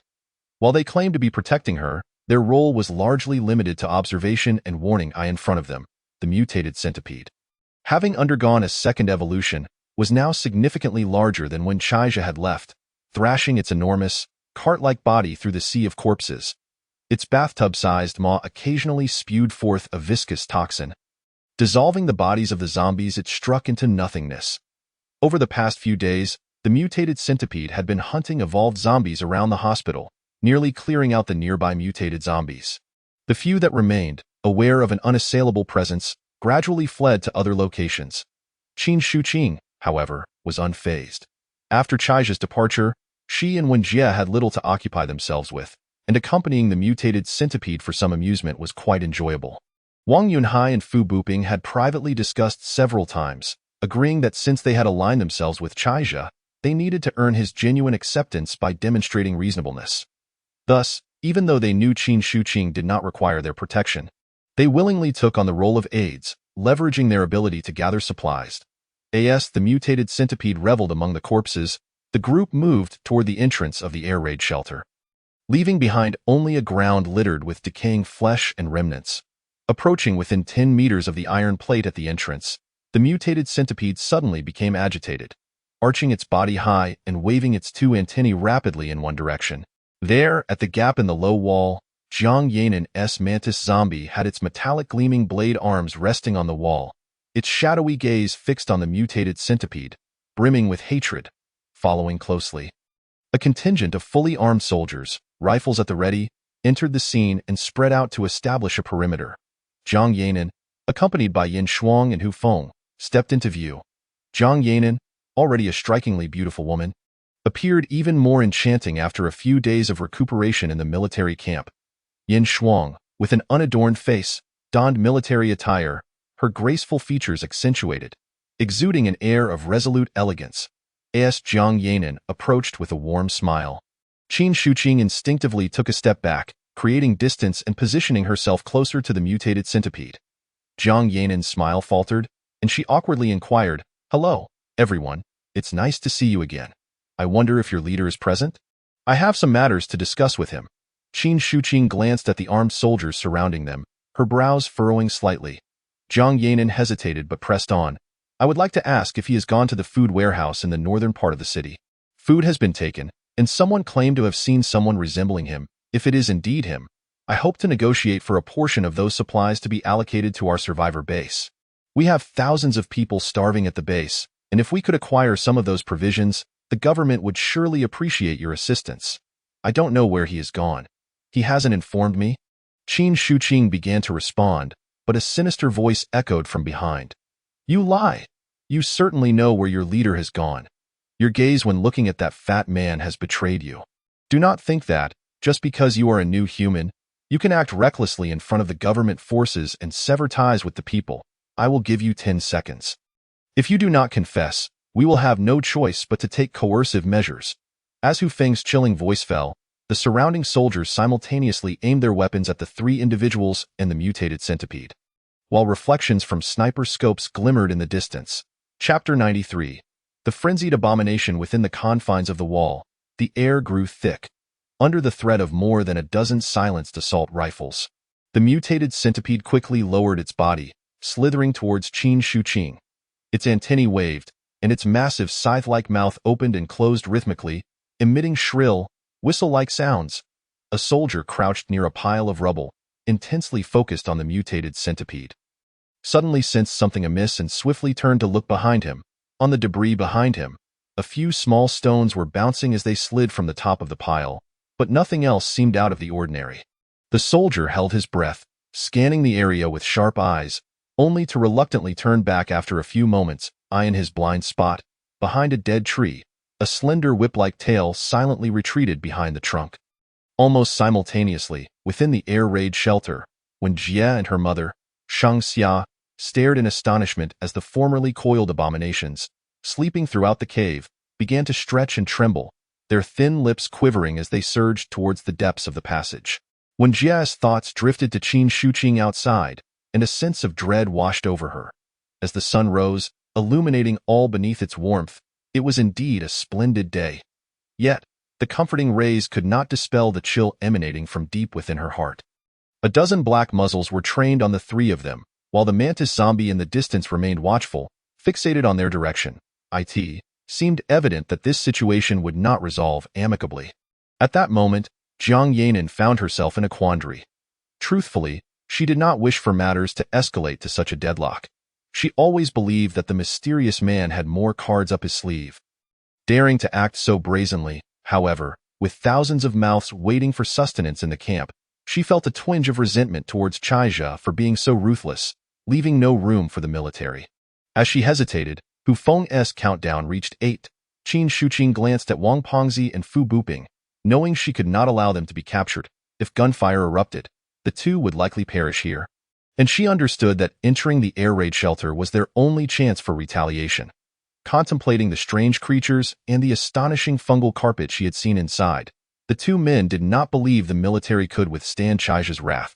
Just as Jiang Yanin turned to say something to Hu Feng, Qin Shuqing suddenly sprang into action. The normally serene smile on her face was replaced by a fierce determination, and with a resolute glare. She pushed the two men aside and shouted, "Run!" As the three bolted towards the iron plate at the entrance of the air raid shelter, a barrage of gunfire erupted behind them, bullets raining down. The massive form of the mutated centipede swirled around the three, using its tough exoskeleton to shield them from the gunfire. Although it appeared chaotic, the mutated centipede sustained no fatal injuries. The rifle bullets barely penetrated its armor, merely embedding themselves shallowly in its body. The mantis zombie beside them attempted to leap forward several times, but, under Jiang Yanin's subtle cues, returned to her side. Even amidst this imminent clash, Jiang Yanin's instincts urged her to remain cautious. The distance of a mere 10 meters could be traversed in the blink of an eye, and the three were already at the entrance. With lips curled into a menacing smirk, Hu Feng's arm swung down forcefully. The previously lively mutated centipede suddenly shuddered as two gaping holes exploded in its chest and head. Vibrant innards and viscous fluids sprang forth. Gunfire echoed from a distance, and a single shot critically injured the mutated centipede. The devastating power of the anti-material rifle unmistakable. The mutated centipede thrashed violently on the ground a few times before disintegrating into a purple light that vanished behind Qin Shuqing, evidently stripped of its ability to resist. Without the mutated centipede to shield them, a flash of light struck the three just as they prepared to open the iron plate. Qin Shuqing gasped in pain as blood splattered from her back. Following closely behind her, Wang Pengzi and Fu Buping were also struck by several bullets. The two held their breath, clenching their bleeding gums, struggling to lift the iron plate to reveal a dark, gaping hole. Just as Qin Shuqing reached the entrance, her vision darkened, her legs weakened, and she collapsed headlong into the abyss below in midair. A monstrous rat-like creature leapt up, its limbs tightly clutching the unconscious Qin Shuqing. As it fell backward, its sharp, barbed tail plunged violently into the smooth concrete wall, sending a cascade of dust tumbling down. With a thud, the giant creature landed on a slick, fleshy cushion, rebounding before it could regain its footing, emitting a chilling shriek as it frantically dashed deeper into the air raid shelter. From the immense shadow that had been struck, two eerie lights flared to life, and amidst a buzzing sound, a swarm of bizarre, long-armed insects ascended into the air, darting towards the source of light above. As Qin Shuqing tumbled into the passage of the shelter, the other two men, resembling blood-filled gourds, had already collapsed at the entrance.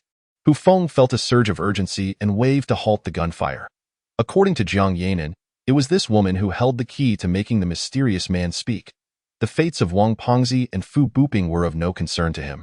Moreover, the sound of the anti-material sniper rifles was decidedly louder than that of suppressed assault rifles, likely alarming the nearby horde of zombies and mutated beasts. Although the gunfire served as a signal to rally the troops stationed outside the city, ensuring safety amidst the dense zombie population was fraught with peril. It was imperative to capture the injured woman swiftly to uncover the target of their mission. He focused on instructing the combat personnel to advance towards the entrance. His eyelids began to twitch nervously, his face contorted with horror. The gunfire that had initially ceased erupted once more, now increasingly frantic. A series of smooth, grotesque heads emerged from the entrance, two pitch-black claws gripping the edge. As a ferocious alien leapt high into the air, lunging forward amidst the hail of bullets. Among these towering monstrosities, bizarre insects, shimmering with a blue glow, zipped through the air, nearly impossible to catch sight of. Without waiting for Hu Feng's command, the soldiers, armed with rifles, suppressed their dread and consolidated their formation. A sudden rush of wind swept past, and a soldier at the rear felt a sharp pain in his chest as a black bone blade pierced through. Blood gushing forth in his final moments, he witnessed a slender black figure plunging into the throng, igniting a storm of carnage. Chapter 94. The team facing collapse on a rooftop in the distance. The iron door leading downstairs was tightly secured, littered with a dozen zombie corpses, most suffering deep wounds to the back of the head or the temples. The waxy, sunken corpses exuded a powerful stench, each covered in a slick layer of corpse oil, making it perilous for the elite sniper team to dispatch them with cold weapons. A five-man sniper team was intently observing the events unfolding at the hospital. 700 meters away, using their single or double-barreled scopes, a formidable anti-material rifle, approximately 1.5 meters long, firing 12.7 by 99 mm special rounds, emitted smoke from its barrel. One of the shots that struck the mutated centipede had come from this powerful weapon. Less than 300 meters away, atop an abandoned mall's cooling tower, another five-man sniper team lay in wait, also successfully shattering the hardened shell of the mutated centipede following Hu Feng's command. Despite taking precautions to muffle the sound of their shots, the dull thud of gunfire echoed through the towering, decaying buildings. According to the original plan, to ensure the safety of the snipers and their weaponry, it was time for the five-man team to withdraw. However, the scene unfolding before them through the lenses of their scopes sent chills down their spines, igniting a sense of urgency.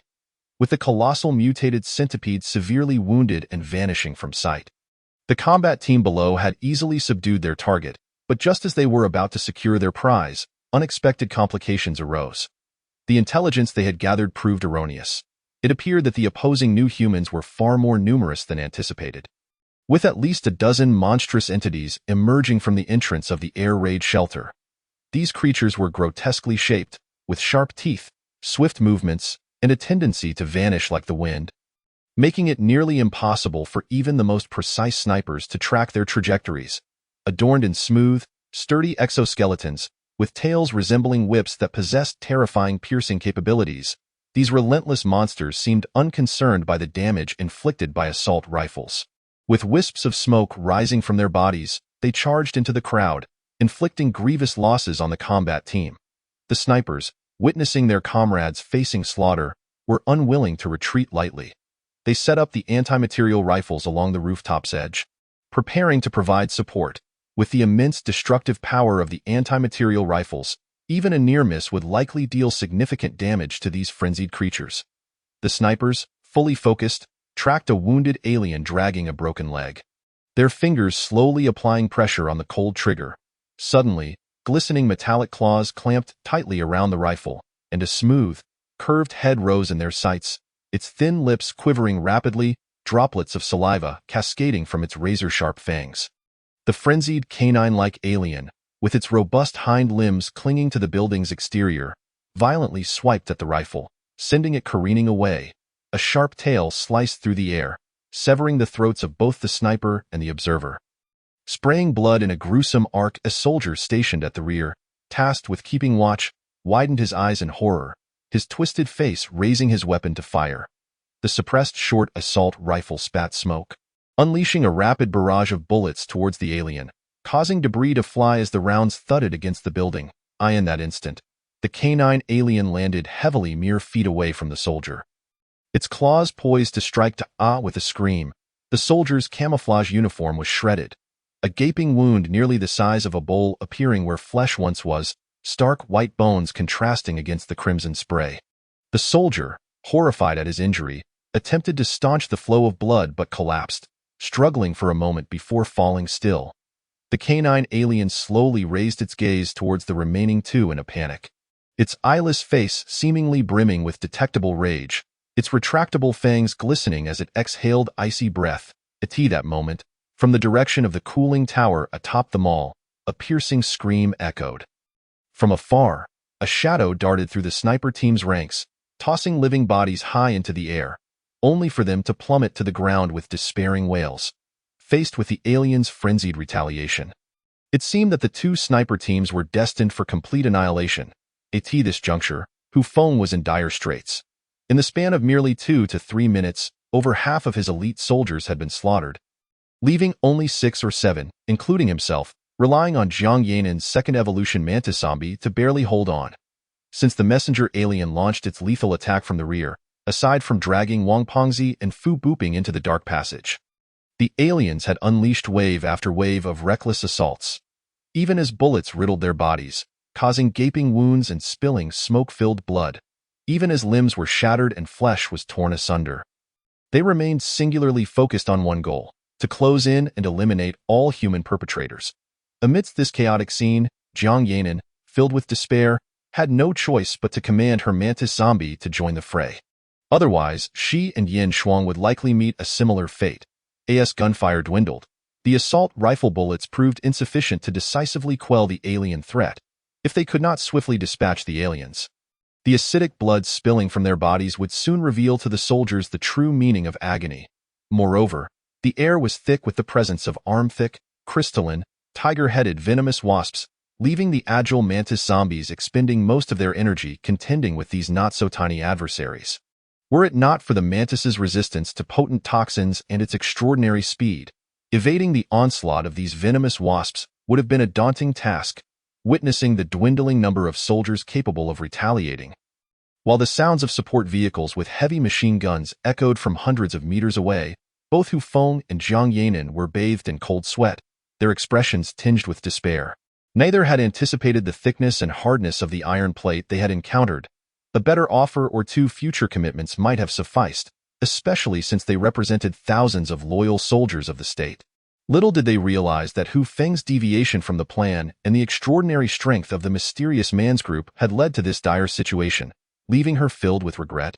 As the colossal rat-like creature breached the line of gunfire, it leaped high into the air, its claws and tail glistening ominously in the light, drawing ever closer to Jiang Yanan's gaze. Second ant. A familiar, melodious voice rang in Jiang Yanan's ears, akin to the sweet nectar of the Yangji tree. Suddenly, the heavy crimson figure crashed down before her, stirring a cloud of dust from the ground. Chapter 95. Visitors from the Jiang family. 3 pairs of scarlet compound eyes revealed an eerie cross pattern at their centers, while the grotesque, swollen abdomen dangled heavily towards the ground. A tail reminiscent of a scorpion S was raised high. And after gathering momentum, it unleashed a barrage of white, thread-like projectiles akin to cannon fire. These filamentous projectiles elongated in the wind, transforming into a vast white net that ensnared the creature as it lunged forward.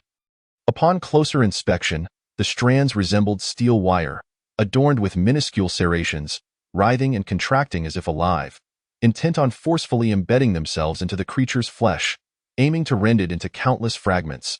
The ensnared rat-like creature was already grievously injured. Having sustained numerous wounds during its frantic escape through the hail of bullets, its yellow-green blood staining its once dark body with a grotesque array of colors, the threads began to slice into the creature's exoskeleton. They encountered the highly corrosive alien blood, resulting in a billowing cloud of green smoke. The resilient threads snapped with a series of sharp cracks, failing to maintain their grip on the violently thrashing creature, which ultimately collapsed and fell away. However, this colossal rat-like creature was clearly in dire straits as well. Faced with the menacing scorpion-tailed arachnid, it wisely opted for a strategic retreat, leaving behind a trail of dripping blood as it staggered away, disappearing into the surrounding ruins. Almost simultaneously, the distinctive chainsaw-like sound of a rotating machine gun filled the air, as 4 tongues of fire deftly evaded the airborne mantis zombie, redirecting their aim towards the flitting crystalline tiger-headed wasps. The bodies of the wasps, now fully crystallized and as sturdy as high-strength glass, could not withstand the tremendous kinetic energy of the gunfire, shattering midair and plummeting to the ground. A muffled croak resonated from beneath, prompting all the previously relentless aliens to scatter in unison, leaving behind a few mangled corpses before collectively leaping into the entrance of the air raid shelter, vanishing from sight as the distant gunfire grew ever closer. Reinforcements were imminent. Hu Feng and the remaining soldiers, trembling hands relinquishing their nearly depleted assault rifles, collapsed weakly onto the ground. With the imminent threat receding from their faces, Jiang Yanan exhaled deeply, turning to the source of the voice. Less than 30 meters behind them, an oddly shaped wheeled armored vehicle was stationed across the broken wall of the hospital. The vehicle resembled a snowplow adorned with horns, its front smeared with the remains of countless zombies it had crushed along its path. Its urban camouflage paint gave the sleek body an unsettling visual distortion. The armored rear had fully deployed, resembling wings raised high to either side. A dozen elite soldiers clad in mechanical exoskeletons leapt heavily from the vehicle, gripping 6-barreled rotary machine guns, while a long ammunition belt swayed precariously from the metal box behind them, their weight crushing the pavement beneath. After landing, the soldiers quickly dispersed, their fully enclosed helmets scanning the surroundings with red lights, capturing every movement in real time within the helmet's processor. No detail, not even a passing insect, escaped their notice. Within the perimeter, 2 radiant young women stood hand in hand, a giant emerald-hued mutated snake coiling around the remains of a collapsed 3-story building, its spiny skin undulating rhythmically with each breath. The girl in red, approximately 18 or 19, possessed a delicate, oval face, with lustrous black hair cascading down to her waist. Her sparkling, doe-like eyes glimmered with allure, exuding an irresistible charm. If Qin Shuqing were present, she would instantly recognize this girl as her daughter, Lin Panner. Beside her, the girl in white, of similar age but taller, bore a slender form with porcelain-like skin, exuding a sweet scent reminiscent of fresh milk. Her long, silky hair was tied back in a ponytail, resting gracefully on the budding lotus flower beneath. Her pitch-black eyes radiated clarity and innocence, a clear indication of her simplicity. At that moment, she gazed at the astonished Jiang Yanan with blooming charm, a playful smile gracing her lips, her pert nose wrinkling adorably. Lu Yao, what brings you here? Jiang Yanan, having just emerged from the jaws of danger, approached the girl with delight, as the mantis zombie swiftly positioned itself protectively beside her. Zhang Luyao grasped her aunt's hands, casting a joyful glance at the mantis zombie that followed Jiang Yanan, her eyes flickering with surprise. Second Aunt, I didn't expect you to. Her gaze flitted to Hu Feng and the others nearby, prompting her to pause momentarily before introducing Lin Panner. Second Aunt, this is Lin Panner from the Lin family, the daughter of Uncle Lin Chong Panner. This is my second aunt, Jiang Yanan. Lin Panner gracefully bowed, a smile brightening her features as she said, Aunt Yanan, after staying in the same city for so long. It's my first time seeing your true self. The last time you visited the school, I happened to be out with the teacher for a sketching trip and missed the chance to meet you. Jiang Yanan smiled in return, yet her gaze involuntarily drifted towards the giant green snake, a flicker of apprehension rising within her. The mantis zombie behind her sensed the scorpion-tailed arachnid was beyond its capability to contend with, and the terror of the emerald snake surpassed even that. She couldn't fathom how these two girls had managed to evolve and tame such formidable mutated beasts. Lin Panner tugged at Jiang Luyao's sleeve, whispering softly, Luyao, you two carry on chatting. Please lend me a few Black Hawk warriors. I need to check on my mom in our community. I'm not sure. Her voice trailed off, fading into a whisper. Jiang Luyao's smile dimmed slightly as she embraced Lin Panner's slender waist, murmuring words of comfort. Panner, those blessed by fate have their own protection. Aunt will be fine. In just a few minutes, those troops will arrive. And everything will be safe. As soon as they arrive, we'll head over immediately. It's going to be all right. Meanwhile, Hu Feng struggled to rise, intending to follow Jiang Yanan, only to be met with the guns of two soldiers clad in mechanical exoskeletons, clearly unwilling to let him approach. Although he belonged to the esteemed Hu family, he was not of the direct lineage from the capital, rendering him insignificant in their eyes. Disheartened, he turned away in frustration and approached the corpses of several slain aliens. Eager to scrutinize these grotesque creatures he had never encountered before. The closest was a dismembered canine-like alien, its body shattered beyond recognition. One claw was severed at the shoulder, while the other was missing entirely. Its hindquarters resembled gnawed bones, riddled with bullet-induced indentations. The most grievous wound was located in the chest, resembling a honeycomb from concentrated gunfire, while another at the base of its skull oozed grayish-white brain fluid, pooling in a large puddle on the ground. The entire area surrounding the corpse was shrouded in a pungent green smoke, as the yellow-green alien blood corroded the ground, leaving behind several craters. The repugnant odor lingering in the Hu Feng, cursing under his breath, cautiously approached the alien with a steel rod, poking at its toppled head a few times before concluding it was indeed lifeless. Contemplating the losses incurred during this operation, with no captures and several personnel casualties, including the two sniper teams that had gone silent, he felt a surge of anger rise within him, kicking the alien's head with ferocity. To his astonishment, the seemingly lifeless creature, still clinging to its last breath, lunged and sank its teeth into Hu Feng's calf. Help! His anguished scream pierced the sky. Chapter 96. Hu Feng's Last Desperate Struggle. In the rear compartment of the armored personnel carrier, Hu Feng awoke from his stupor, his face ashen and bloodied, leaning against the seat. His right leg had been severed at the knee, leaving him with only two legs. The remaining shorter leg was riddled with holes, evidently corroded by some liquid, the first aid dressing revealing only an empty skin bag beneath. Even the powerful analgesics failed to alleviate the throbbing pain. As a cripple, Hu Feng realized that nearly all his dreams had been shattered. Unless the capital Hu family intervened to arrange the most advanced bionic limb surgery for him, there was no hope. Yet, peering through the armored vehicle's shooting port, he observed three women whispering among themselves, seemingly indifferent. Hu Feng understood. No matter how exceptional or diligent he was, as a collateral branch, he would never be accepted by the main family of the four great clans. Let alone utilize the family's prestige to claim one of the fewer than 10 annual slots for bionic limb surgeries. Cold sweat trickled down his face, his muscles twitching in agitation, madness gleaming in his eyes.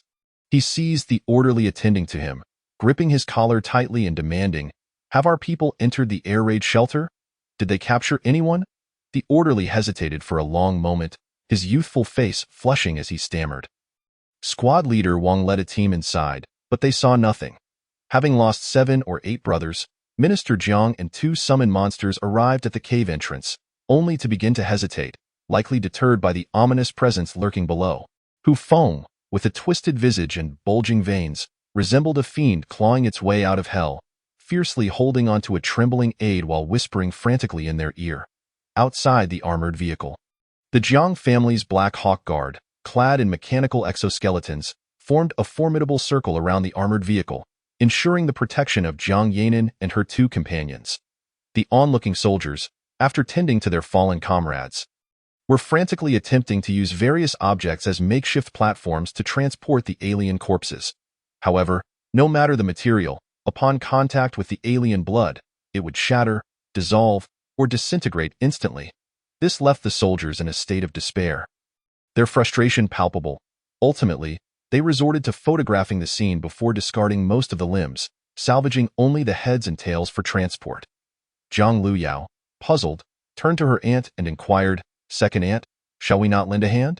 Jiang Yanin had already briefed the two women on the events that transpired, and Zhang Luyao had quietly shared the news of the discovery of a new human evolution method in Kyoto.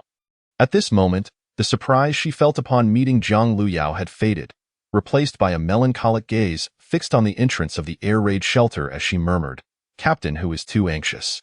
The principal has yet to reveal themselves, yet he is eager to act. Setting aside the possibility of capturing that new human woman, who can assure us that, in this current predicament, that man would forsake a wealth of resources for a woman? I initially intended to establish a connection first, then proceed with caution, but alas, my greatest concern now is that during the crossfire, that new human woman may have been killed. If so, we would have forged a bitter enmity with that man. I can't shake the feeling that he is not an ordinary individual. The pressure he exerts on me is far beyond that of mere mutated beasts." Zhang Luyao bit her lip, momentarily speechless, while Lin Panner gently reassured her, "Do not fret, Aunt Yanin. Once I visit my mother, we shall depart from Yanhai. Even if they seek revenge, they won't find you, moreover, regardless of how formidable that individual may be. Pitted against an army of thousands, I doubt he possesses any leverage for retaliation." "Ah? What are those soldiers doing?" Jiang Yanin and Zhang Luyao followed her gaze to see several soldiers wheeling a shell-like object toward the entrance of the air raid shelter. Jiang Yanin, unfamiliar with weaponry, was oblivious to the shell's purpose, yet an unsettling chill crept down her neck, foretelling impending calamity. Just as she contemplated calling over a few soldiers for clarification, the soldiers surrounding the entrance swiftly scattered, shouting and waving their arms in alarm. Suddenly, the earth trembled violently, a thunderous roar resonating through the air. Moments later, a tremendous explosion erupted, causing the ground surrounding the entrance to bulge upward before bursting apart like a ruptured abscess. Fiery orange flames, mingled with cement debris, shot up several meters into the sky, forming a small mushroom cloud that then rained down like the petals of a celestial goddess. The ground, which had just expanded, seemed to be violently yanked back by unseen forces, collapsing in on itself along the tunnel's direction for several dozen meters. A plethora of concrete fragments and dirt sealed the air raid shelter tightly, with only wisps of acrid smoke wafting up from the cracks in the earth. "Bloody hell, this is madness. Have they deployed cloud explosion bombs?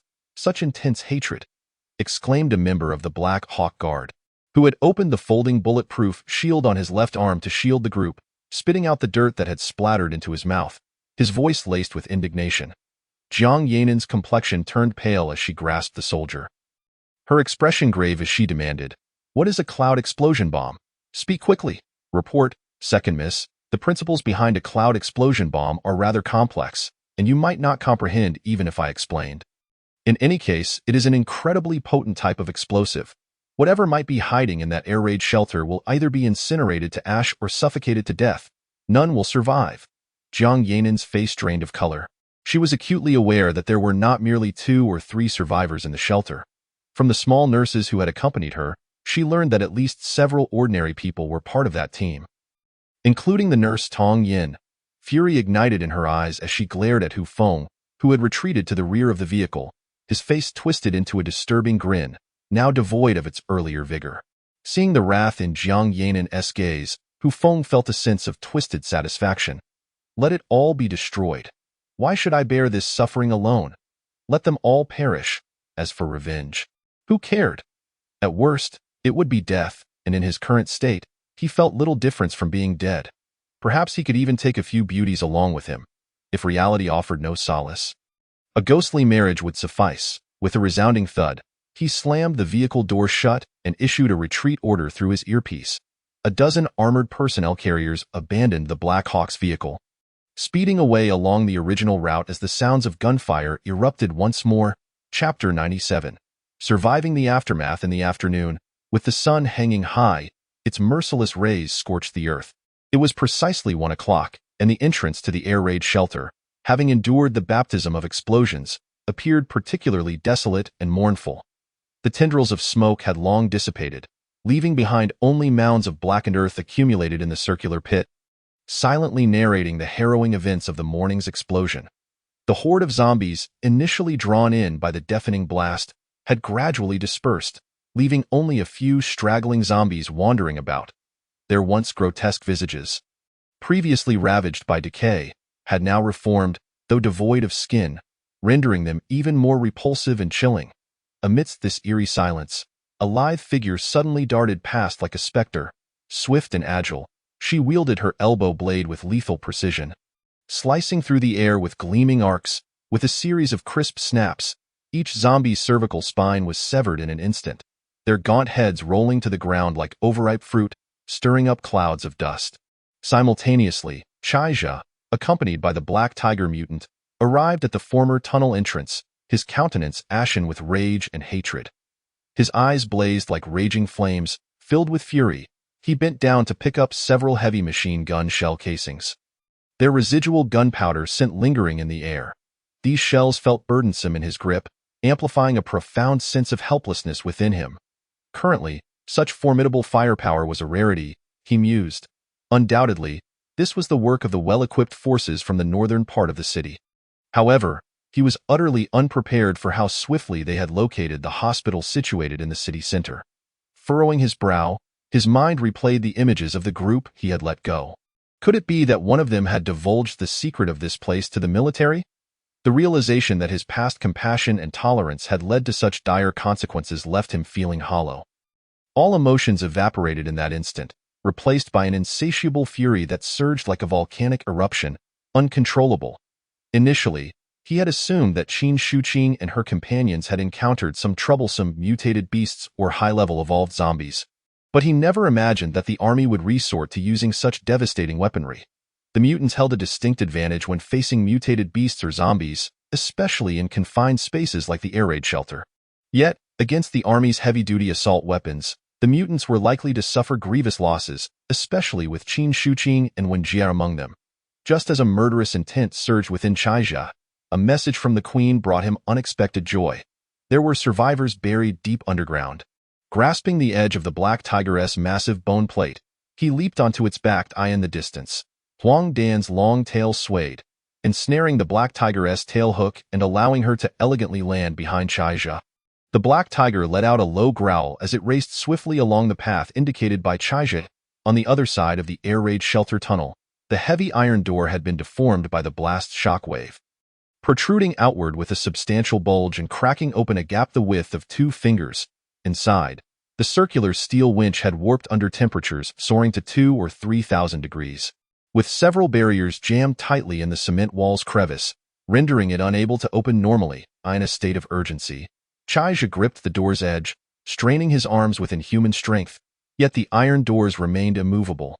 In a moment of desperation, he seized the tail of the Black Tiger mutant, which was attempting to stealthily retreat, his gaze fierce.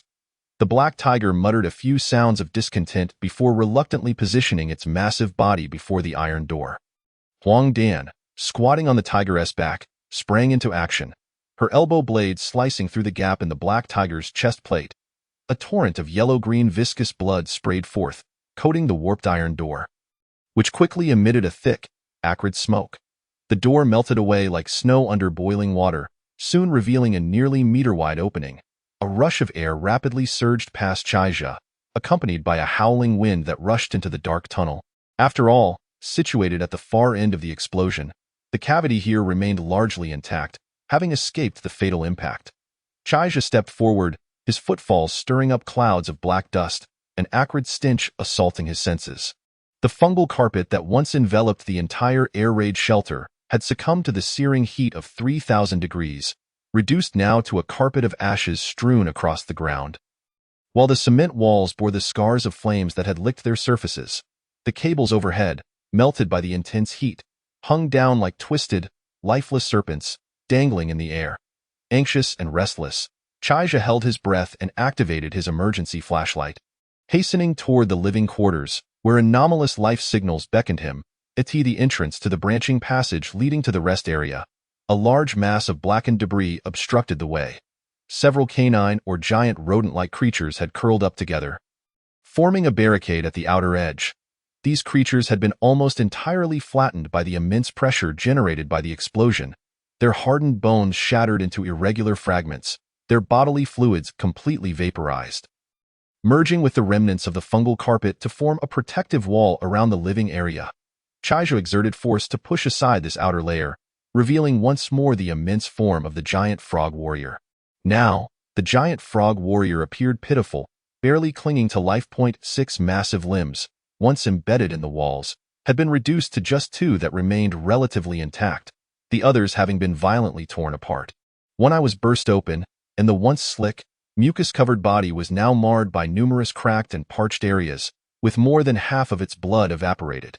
Within the gaping wound, internal organs could be seen twitching slightly. Not a single crystalline tiger-headed wasp remained, as all the nests had been filled with blackened ash. Chaija hurriedly transported the giant frog into the alien space for restoration and treatment. As the remnants of the fungal carpet collapsed, the next layer of creatures slowly unfurled their curled forms, their dust-covered skulls wobbling as they struggled to stand. In the instant that the black ash was stirred up, a faint azure hue burst forth, revealing a wall of intertwined mycelium vines illuminated by the intense light. As Chaija drew closer, the vines split into countless mycelial threads, spreading outward to unveil the dilapidated living quarters. The rest area had nearly collapsed. The fungal carpet that had once sprawled across the ground now shrunk to less than 4 square meters. 6 silk sacks dangled in the air, tethered together by numerous mycelium threads, their faint azure glow flickering in accordance with the breathing frequency of the human occupants. Within. One of the silk sacks had already dimmed, no longer emanating blue light, while another hovered on the brink of extinguishment, its faint glow akin to a candle flickering in the wind, ready to be snuffed out at any moment. Chapter 98. Night Raid. In the air raid shelter's rest area, the weak blue light from the silk sacks reflected in Chaija's crimson eyes, an endless fury simmering like a ghostly flame. With a flick of his wrist, several mycelial threads that had split from the fungal carpet shot into the half-wilted silk SSI in the collapsed space. The mycelium expanded like a raging dragon unleashed, the azure glow intensifying. The ground beneath the 6 silk sacks began to sink as crystalline, translucent liquid surged in, quickly forming a small pond. The silk sacks slowly submerged into the pool, the mycelium contracting to reveal the few individuals trapped inside. Each person's face bore an eerie mask of interwoven silk threads, completely enveloping their heads. The masks were connected to a flexible, hollow vine-like tube that extended from the silk sack above, where a circular gas chamber pulsated, continuously supplying special gas to the masks. A copious amount of translucent mucus gushed forth as the silk sacks opened, undoubtedly saturating every corner of the sacks. The mother and daughter, Wenjie and her child, along with the young nurse Tong Yin, appeared to have suffered little harm. Though their eyes were closed, their complexions were rosy and serene. However, the 3 others beside them painted a far grimmer picture. Their conditions dire. Qin Shuqing bore 3 gunshot wounds, one narrowly missing her heart, tearing through the pristine contours of her chest. Another bullet had lodged in her shoulder, embedded within her scapula, while the last had shattered a portion of her liver, leaving her abdomen in disarray. Yet, her companions, Wang Yunhai and Fu Buping, seemed even more hopeless. Wang, having chosen to follow Chaija initially, had forfeited his chance to be with his beloved Xiaomi, placing all his bets on this godlike leader. Tragically, he had lost. 2 bullets had viciously shredded his lungs, blood flooding into his trachea, and before the silk sack could fully envelop him, he succumbed to asphyxiation, his eyes wide open, filled with a mix of regret and despair. Fu Buping fared slightly better. Though his wounds were not immediately life-threatening, the severe injuries were concentrated in his lower body. His right leg was nearly severed, blood loss critical. A gaping hole in his abdomen oozed with a grotesque mixture of colorful intestines and excrement. a thoroughly repulsive sight. Now lying on the ground, his complexion a ghastly gray, he appeared lifeless, save for the slight rise and fall of his chest, which hinted at his lingering existence. Fortunately, the fungal carpet had evolved once more. Now capable of utilizing the abilities of the ghost-faced tree roots to absorb the bodies of the undead and convert them into energy and nutrients, ensuring the survival of Qin Shuqing and Fu Buping was likely assured. As night fell, the stars and moon were shrouded, the sky seemingly devoid of life, the pitch-black darkness unfurling its vast wings to envelop the entire earth. Shadows flitted about the Shangqing River camp, a stifling atmosphere pervading the command center. Commander Lin sat in silence, the tea on the table long cooled, the cigarette between his fingers wafting smoke that rendered his already haggard visage even more ethereal. Hu Feng, this eager vanguard, had left without briefing Commander Lin, citing urgent medical needs, and stubbornly accompanied Lin Panner and her companions in search of her mother, abandoning a mess for the capital. Remembering Jiang Yanan's well-meaning warning as they departed, Commander Lin's irritation deepened. The monstrous beings he had never encountered seemed exceptionally troublesome, and whether the remaining threats in the passage had all been dealt with remained uncertain. Under the cloak of night, most areas of the camp were shrouded in profound darkness, with only a few campfires casting a faint glow. The obsidian-like surface of the Shangqing River rippled slightly as Chaizha, his exterior entirely covered in armor, slowly emerged from the water. The clear river water cascaded down his smooth armor but could not wash away the raging fury within him. Beside him, Huang Dan sensed the almost palpable murderous intent hanging in the air, her expression transforming into one of bloodthirstiness. Perhaps the river had deterred the undead and mutated beasts from attacking from this direction, for the defenses along the riverside were not particularly stringent. Occasionally, a powerful searchlight would sweep across the muddy shore, where only a few guards idled together in conversation atop the high cement wall. Chaizha silently broke the water's surface, slipping into the darkness beneath the wall with a speed far surpassing that of any human. Shadows materialized from thin air, more than 40 variously sized creatures arriving in hushed roars. Throughout the afternoon, Chaizha had scoured a several-kilometer radius centered around the hospital, capturing numerous wicked survivors and a handful of ordinary mutated beasts, hatching all the accumulated alien eggs within his space, now boasting nearly 60 diverse creatures, except for a dozen left behind, including the old fox family who guarded the hastily repaired air raid shelter. He had brought them all along.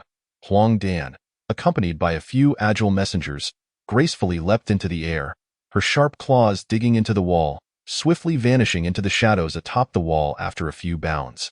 After a brief struggle, the alien creatures surged forth, merging into a thick darkness that enveloped the camp. Chaizha leapt down from the wall, his eyes suffused with blood, as he landed a foot upon the neck of a still-breathing guard. The crisp sound of bones breaking echoing through the still night air, a patrol of 5 soldiers passed by the boundary of light and shadow, seemingly noticing a peculiar shape moving in the corner. The leading officer, accustomed to the clandestine dealings between various figures within the camp, muttered discontentedly as they walked past. Just behind this large disaster relief tent, where the firelight could not reach, the deadly spines of several curved-blade creatures rose ominously. Aimed at the approaching patrol, a few sharp whistling sounds pierced the air, followed by the faint, muffled thud of bodies collapsing, the faint scent of blood barely taking flight before being swiftly dispersed by the night breeze. In the command center, Commander Lin, having sat in silence for far too long, felt increasingly agitated. He reached for the ice-cold teacup, only to find it completely empty. "Someone, brew me another cup of tea," he called out, turning his back to the door as he lit another cigarette, inhaling deeply, allowing the bitterness to linger in his mouth. The door behind him opened, yet no footsteps followed. Chapter 99. A bone every 5 seconds within the spacious and solemn command center. Commander Lin Yu sat at a somewhat antiquated desk, his gaze penetrating the night sky through the window. Just then, he instinctively raised his hand to grasp the now cold cup of tea on the table.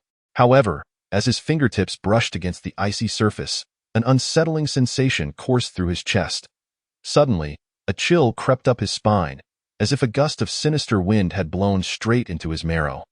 In that moment, he felt the hairs on the back of his neck stand on end, as though some terrifying presence lurked just behind him. The sudden sensation of horror sent a shiver down Lin Yu's spine. Without a moment's hesitation, he sprang to his feet, his movements as swift as a predatory leopard. His right hand shot towards the holster at his waist, while simultaneously, he exerted all his strength to kick the heavy wooden chair beneath him forcefully backward. The impact was tremendous, and the sturdy chair flew backward like an arrow released from a bow. Just as Lin Yu's fingers grazed the holster, his peripheral vision caught a shadow darting past him like lightning. In the next instant, a sharp crack echoed through the air as two muscular arms suddenly erupted from the seemingly solid wooden chair, grasping it tightly like claws from the depths of hell. Accompanied by the deafening sound of splintering wood and flying debris, those powerful arms effortlessly tore the chair in two. A man clad in black armor emerged from the shadows, disrupting the room's lighting. He was tall, his muscular physique sculpted beneath the armor, reminiscent of steel forged in fire. His face was shrouded by a peculiar mask, leaving only a pair of eyes visible, which glinted with a chilling, icy intensity, as if he were a vengeful spirit risen from the abyss. Before Lin Yu could react, in the blink of an eye, Chaija had closed in on him, casting a cold gaze upon the commander, who was half slumped over the table. You are. Just as he was about to speak, Lin Yu was engulfed in darkness as a massive hand clamped down on his face, its fingers digging into the muscles like iron hooks. In the next moment, a tremendous force crashed his head onto the table, producing a resounding thud. The pain radiating from the back of his skull nearly caused him to lose consciousness. However, being a seasoned soldier, his formidable willpower suppressed the dizziness, and his fingers deftly maneuvered the handgun into his palm. Regardless of whether he could hit this formidable man, even discharging a single round could alert the nearby guards. A cold snort pierced the air as Chaija's left hand lunged forward, seizing both the hand and the gun in his grip. The sound of cracking bones echoed like thunder, as Lin Yu's fingers shattered like decayed wood, reduced to a mass of mangled flesh entwined around the contorted firearm. Instantly, Lin Yu's eyes bulged with blood, his complexion paling to an ashen hue, cold sweat beading on his forehead. Desperately, he twisted his head, a wretched cry rising in his throat. Yet, that powerful hand held him firmly, allowing no chance for a scream. In those fleeting seconds, he nearly lost consciousness, his eyes rolling back. Chaija's icy gaze fixed intently on Lin Yu's face, and upon witnessing him slowly regain consciousness, he spoke indifferently.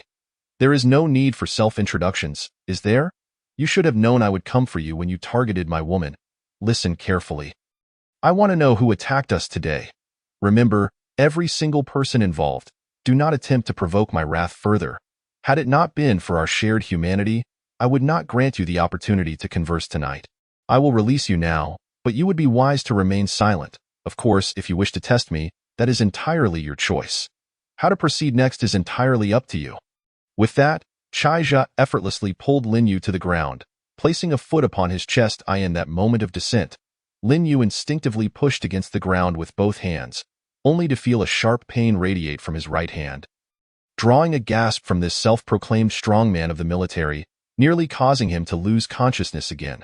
Without the support of his arm, he tilted awkwardly, collapsing toward the ground.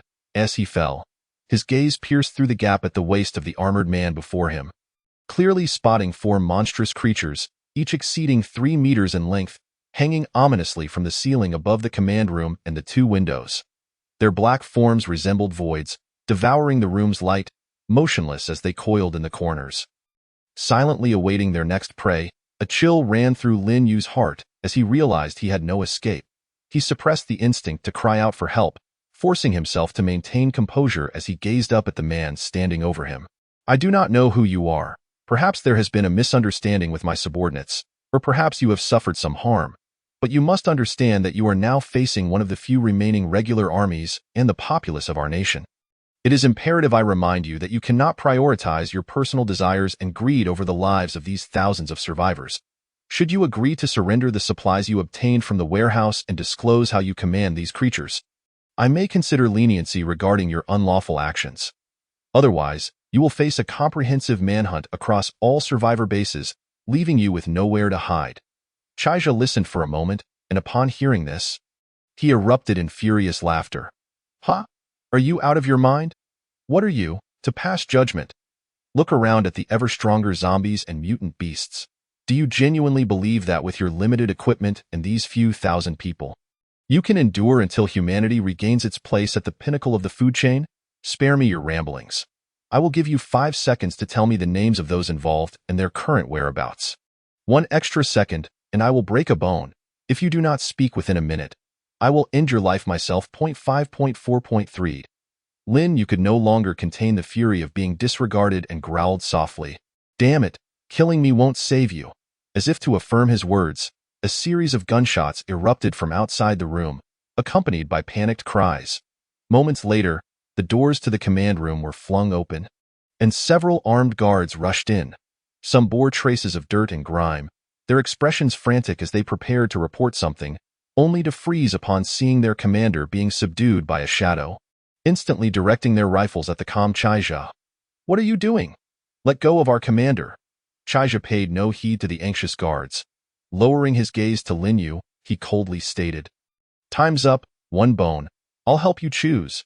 As soon as the words left his lips, his arm whipped out like a steel whip, striking Lin Yu's calf. A harrowing scream erupted, but this time Chaija did not stifle his cries, for he was ready to unleash a massacre.